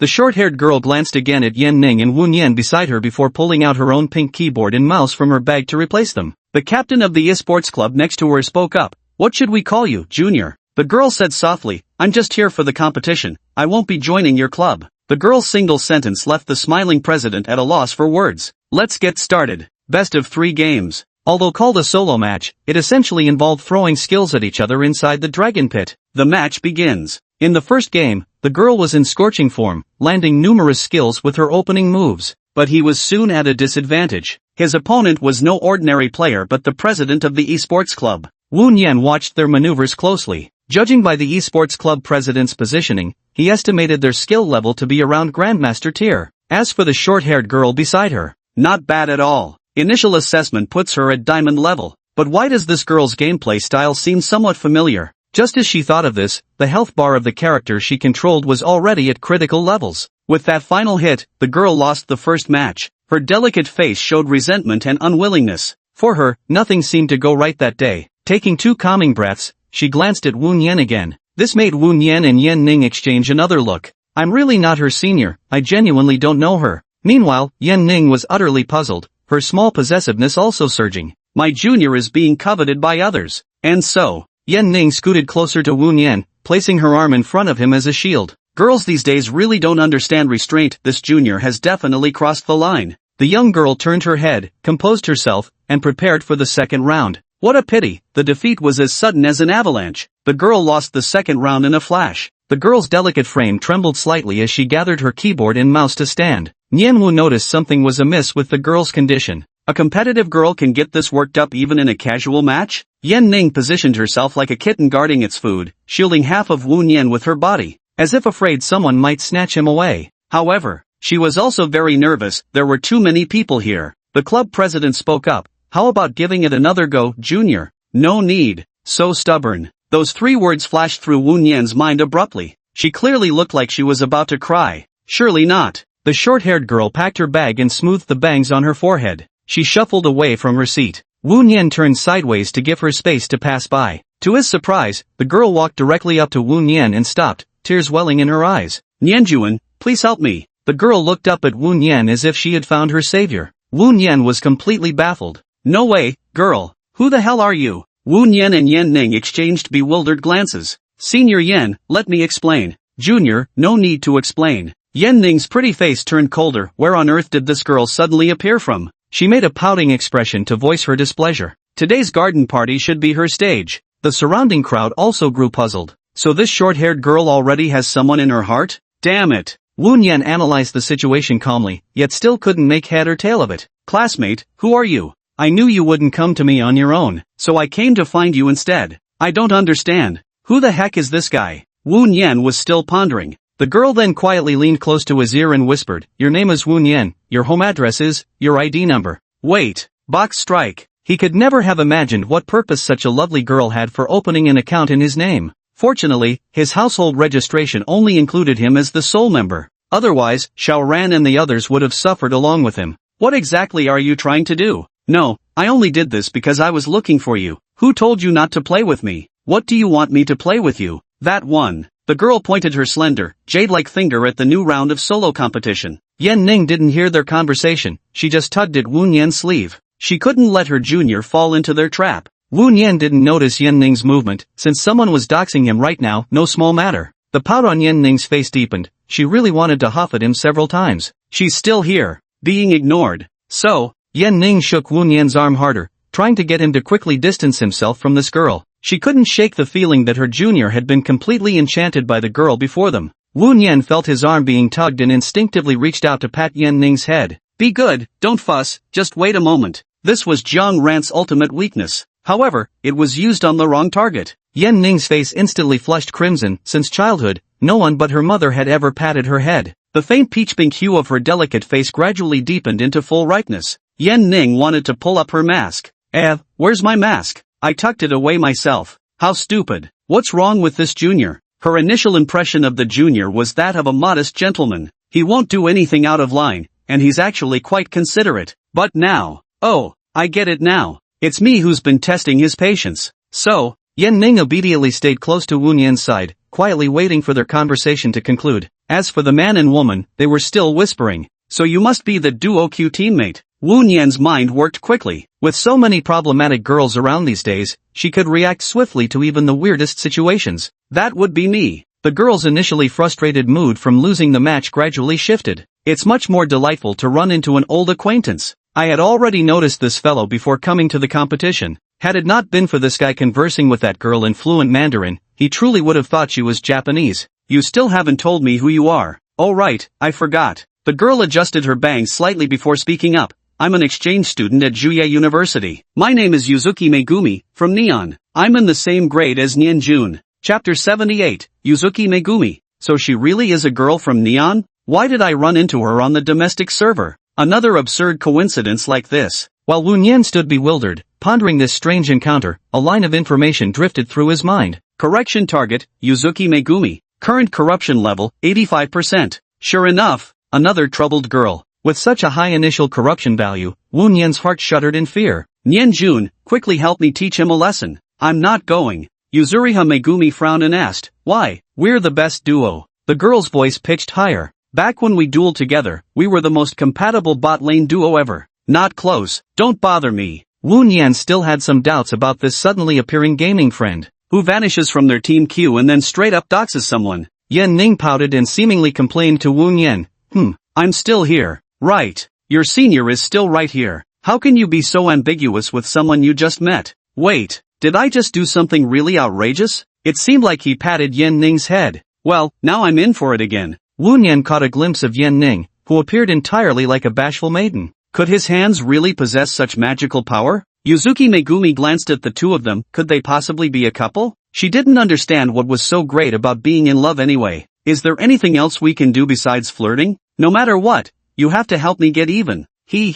Where did this woman come from, so full of confidence? Wu Nian couldn't be bothered with her and directly led Yan Ning elsewhere. The girl directly blocked their path. What are you making a fuss about this time? Takasato Megumi blinked her almond-shaped eyes, tears glistening at their corners. Please, won't you help me? Do you really want to win that badly? Wu Nian was somewhat puzzled by this girl's overwhelming competitive drive. The truth is, I want that prize money. Normally speaking, if I win, the prize money should be mine, right? But do I really need it? You can count it as a loan. I'll pay you back later. Look, here's my ID. I can give it to you as collateral. Please, won't you help me? Yan Ning couldn't bear to watch any longer. Why was this girl being so persistent and annoying? Junior, maybe you should just help her? Wu Nian turned his head to look at Yan Ning, whose flushed complexion was gradually fading. Why are you joining in the fun too? Exactly. You'd better go along with what the senior says, otherwise if the senior here decides to settle accounts with you when you get home, you'll be in for a world of trouble. Upon realizing she had the senior's support, Yuzuki Megumi quickly chimed in. This lifesaver must be grasped at all costs. Tsukimisato Megumi's words sent a shiver down Yan Ning's spine.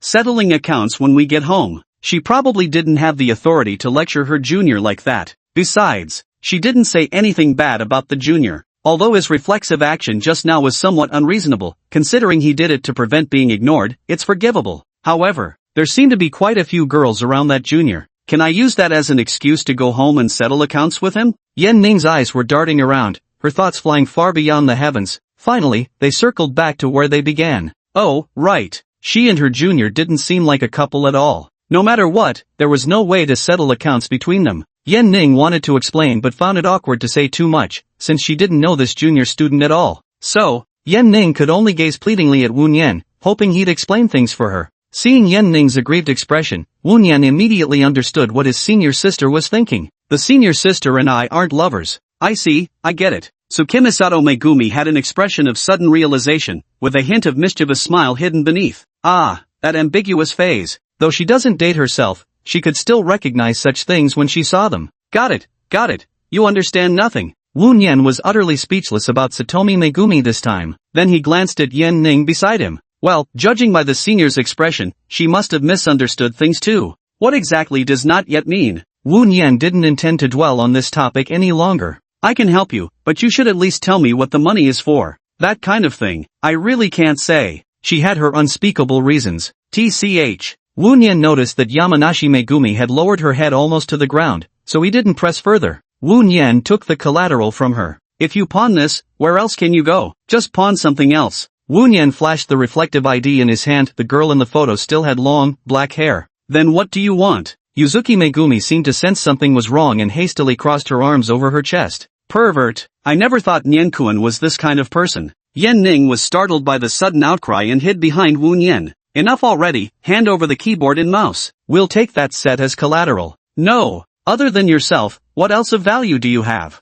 You idiot Nianjuan, how dare you look down on me? Yuzanri Megumi then added in a whisper only Wu Nian could hear. Actually, I'm quite the catch myself. The girl straightened her posture and reverted to her original voice. Humph, Nianjuan is just a lecherous scoundrel after all. With our compatibility at 100%, I've long since seen through everything about you. Otherwise, how could their duo Q be playing so smoothly in perfect sync? Though magic duels with keyboard strokes still happen frequently. Stop arguing, hand over the keyboard and mouse. Wu Nian took the girl's bag and directly fished out the keyboard and mouse. A classmate who had just sat down also conceded defeat. You're so rude. Be careful you don't get beaten and start crying. It wasn't me who got beaten to tears. Wu Nian's voice drifted farther away as he settled down by the computer. Yan Ning hadn't played this game before, but she obediently stopped beside Wu Nian to watch. Keep it up, Junior. The words of encouragement warmed Wu Nian's heart. That neon-lit girl involved in the case would never say something like that. The surrounding crowd began to wail in despair. How come there's relationship PDA here too? The esports club president sitting at another seat was startled upon seeing Yan Ning's appearance. What's she doing here? For all the student organization officers, most were well aware of Yan Ning's existence. After all, the teacher managing the club at the top was none other than her mother. In his view, Yan Ning was the type of unattainable ice queen. She wouldn't even participate in regular student union activities. There's no way she'd come here. Then he sized up the junior beside him. Got it. Now I completely understand. But what makes this kid so special anyway? Apart from being somewhat good-looking, what other qualities does he even have? The bachelor spirit within the president instantly awakened. Wu Nian saw her senior's fighting stance and wondered what he was up to now. He flashed a friendly smile at this senior student. Basic courtesy was still necessary. But this infuriated the club president beyond measure. This was clearly a provocation. Thankfully, my skills were up to par. I could thoroughly humiliate this junior. I'll ruthlessly crush this guy's arrogant attitude. Chapter 79, The 500 Yuan Voucher. In Tsukimisato Megumi's eyes, Wu Nian was nothing special. She knew all too well what this guy was capable of. Powerful? Hardly. Otherwise, they wouldn't argue every day in duo queue. Yet, she really wished this guy could help her vent her anger. Could they actually win this? Maybe we should just call it off. You probably can't win anyway. Yuzanri Megumi spoke softly, sensing that the atmosphere around her had grown oddly tense. It's fine, just playing around. Losing isn't the end of the world. Besides, didn't someone ask me for this? Why are you losing heart already? Poof. Yuzanri Megumi wrinkled her nose and muttered baka in Japanese under her breath. Yet secretly, she felt a little happy inside. A group of people were waiting for the winner of this match. After all, in their eyes, Wu Nian was just there to ruin things on someone else's behalf. That's what they say, but in reality, it's just the FFF Corps preparing to select their next barbecue target. So you're the junior. Seeking revenge, huh? Still those damn lovebirds. Some people found Wu Nian's face vaguely familiar. Seemed to be the same person who sang with that senior on the grass last time. This just added fuel to the fire. Wu Nian sensed an inexplicably oppressive atmosphere. TCH. He really hasn't started dating yet. Slander, pure slander. Yan Ning didn't notice the atmosphere around her as she clenched her pink fists in an encouraging pose. Go for it, Junior. I believe in you. The crowd erupted in another wave of murmurs. Ah, what kind of scene is this turning into? Senior, if you feel there are too many people, you can wait outside for a while. It'll be over soon. Wu Nian was still somewhat worried about Yan Ning's condition. After all, there were quite a few people gathered here. If anything were to happen to Yan Ning, they wouldn't have time to regret it. I'm fine. Mentioning it only made Yan Ning more nervous. So, Yan Ning moved closer to Wu Nian's seat, keeping her distance from the crowd. As for Yuzuri Megumi, she was already standing behind Wu Nian. The two girls encircled Wu Nian while their classmates maintained a considerable distance behind them. Wu Nian set up the pink keyboard and mouse, adjusting some hardware settings, logged into the game and casually switched the D-flash to F-flash. A decisive battle was about to erupt.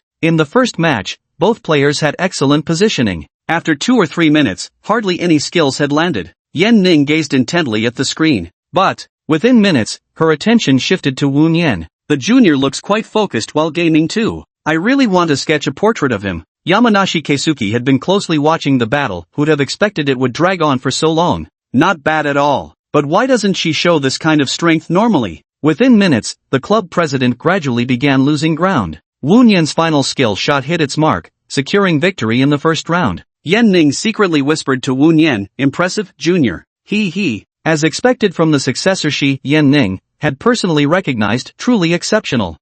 Watch out for the second round. The short-haired girl snorted lightly and turned her attention back to the match. Second round. Wu Nian secured victory swiftly. Though the esports club president was reluctant to admit defeat, he conceded with genuine respect. He now had only one thought in mind: get this man to join his team. They could definitely make a stunning breakthrough in the upcoming Intercollegiate League, take everyone by surprise and soar to new heights. So, senior, where do I collect the reward? Hold on, we'll give it to you once the process is finished. The senior rubbed his hands together, visibly excited. This seedling must be recruited into the esports club. Hey junior, want to join our esports club? There's a college league coming up. We could team up. Senior, you should probably hand out the prizes first. Someone's getting impatient. Yes. Since Wu Nian's victory, this short-haired girl had been clamoring for her prize. So very noisy. Nianjuan, hurry up. Why is every problematic girl I meet this instantly familiar? Can you calm down a little? Oh. Yan Ning, who had been standing nearby unable to get a word in, wore a frustrated expression. Noticing his senior's subtle change in expression,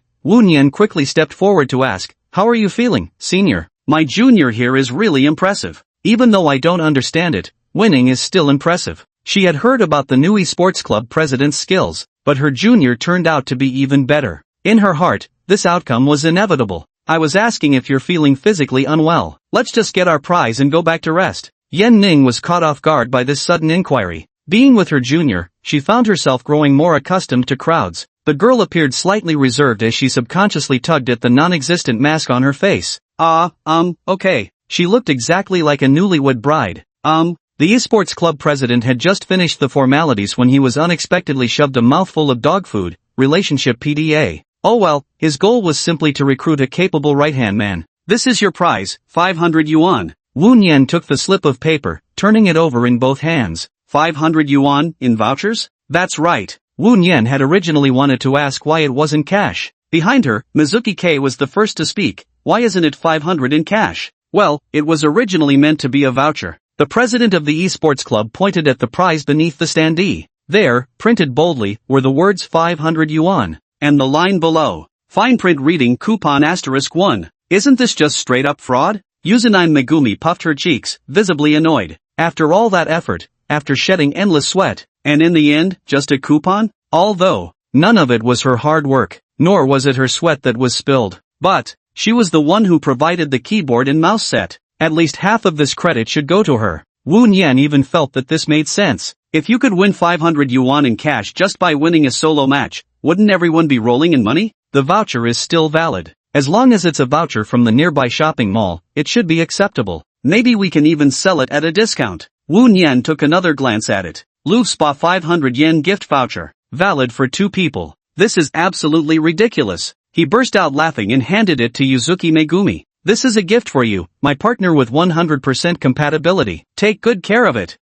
Even a coupon will do. Yuzuki Megumi took the small paper ticket and looked at the Chinese characters written on it. She didn't recognize all the Chinese characters, but she understood what it meant. Foot massage parlor. Wu Nian added comfortingly, "Actually, there's nothing wrong with foot soaking." "Nianjuan, you're saying this on purpose, right? All our efforts went to waste." Wu Nian didn't know what this guy had actually worked hard for. Senior Yan Ning's contribution was greater than hers. At least the senior could cheer him on in a gentle tone. But this little girl just kept pointing fingers from behind. All bark and no bite. Just like in the game. "Keep it for you to wash." Yujianli Hui indignantly tossed the 500 yuan exorbitant voucher into Wu Nian's palm. "I've got things to do, I'm heading back first." Wu Nian quickly called out to stop her. "Your keyboard and mouse are still here. Consider them collateral. Contact information?" Yuzuki Megumi deftly pulled out her phone from her pocket and swiftly began dialing a number. Wu Nian's phone vibrated. "I have no privacy left with this little lass." Pure streaking.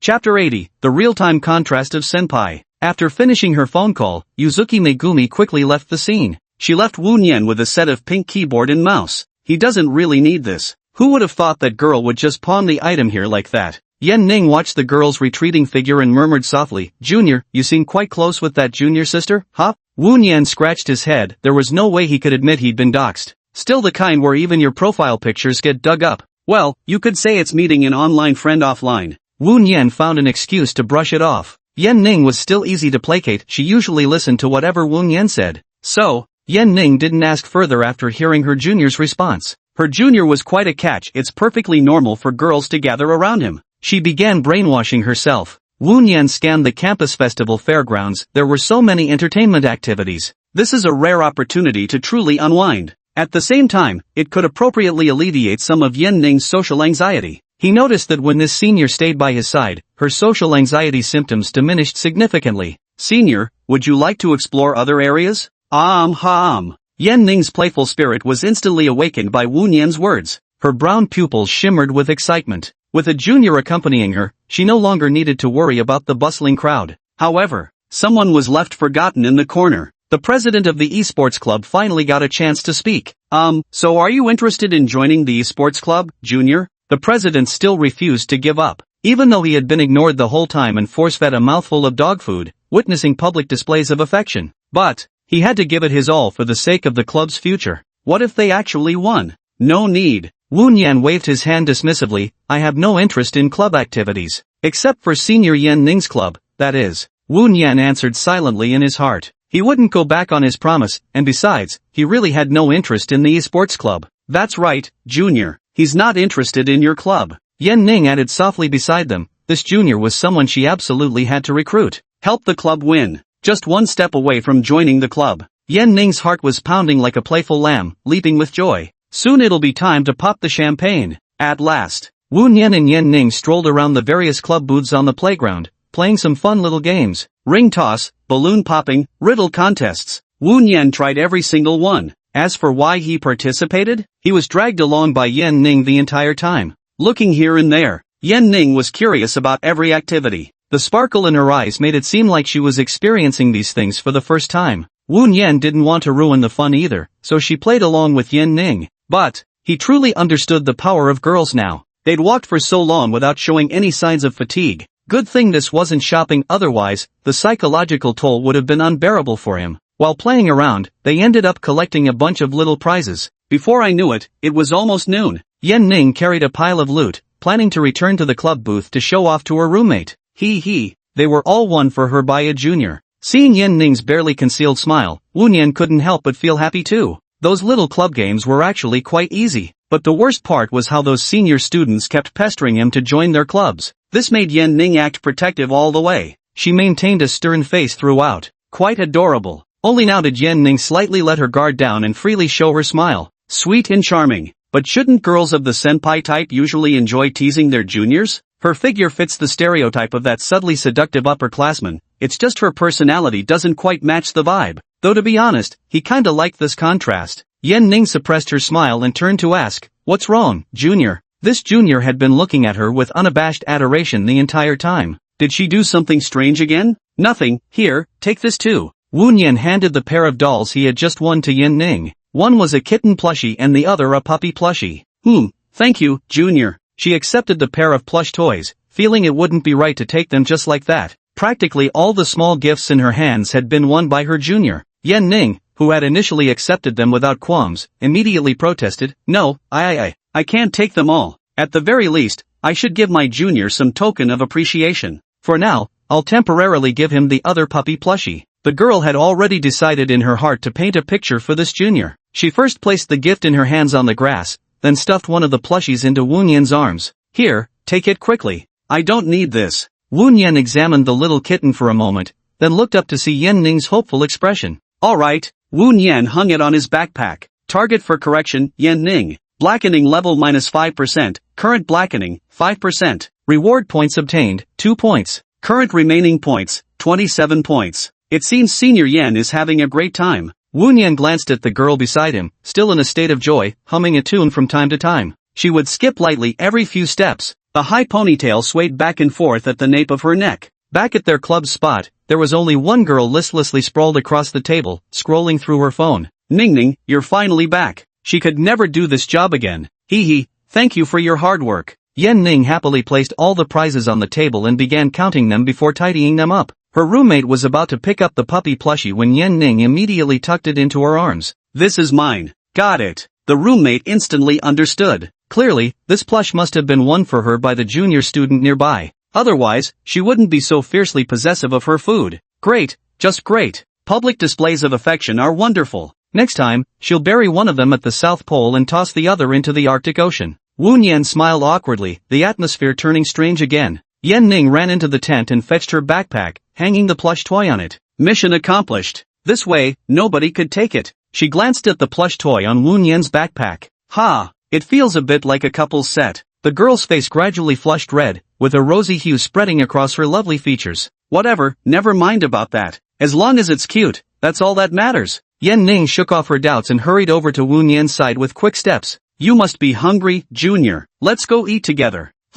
She was feeling a bit hungry herself. That Junior should be hungry too, right? Wu Nian has now developed an assertive personality. He had no intention of refusing this senior's small request. Today, he discovered the playful side hidden beneath his socially anxious senior's exterior. She turned out to be quite the adorable young girl, not at all like an older senior. He was irresistibly drawn to this peculiar contrast. Wu Nian still politely asked, "What about your roommate?" Before Yan Ning could speak, her roommate sitting inside the tent shouted loudly, "I'm fine, don't worry about me." She was well aware of Yan Ning's little schemes, though this girl, who spent her days idly swinging her legs on the bed, hadn't yet realized she'd fallen hopelessly in love. As an outsider, she could see things clearly. Therefore, she decided to create opportunities for Yan Ning. Yan Ning put on her mask, slung her bag over her shoulder, and she said not to worry about her. Let's go, Junior. After all, she had paid this roommate, of course she should be keeping an eye on things for her.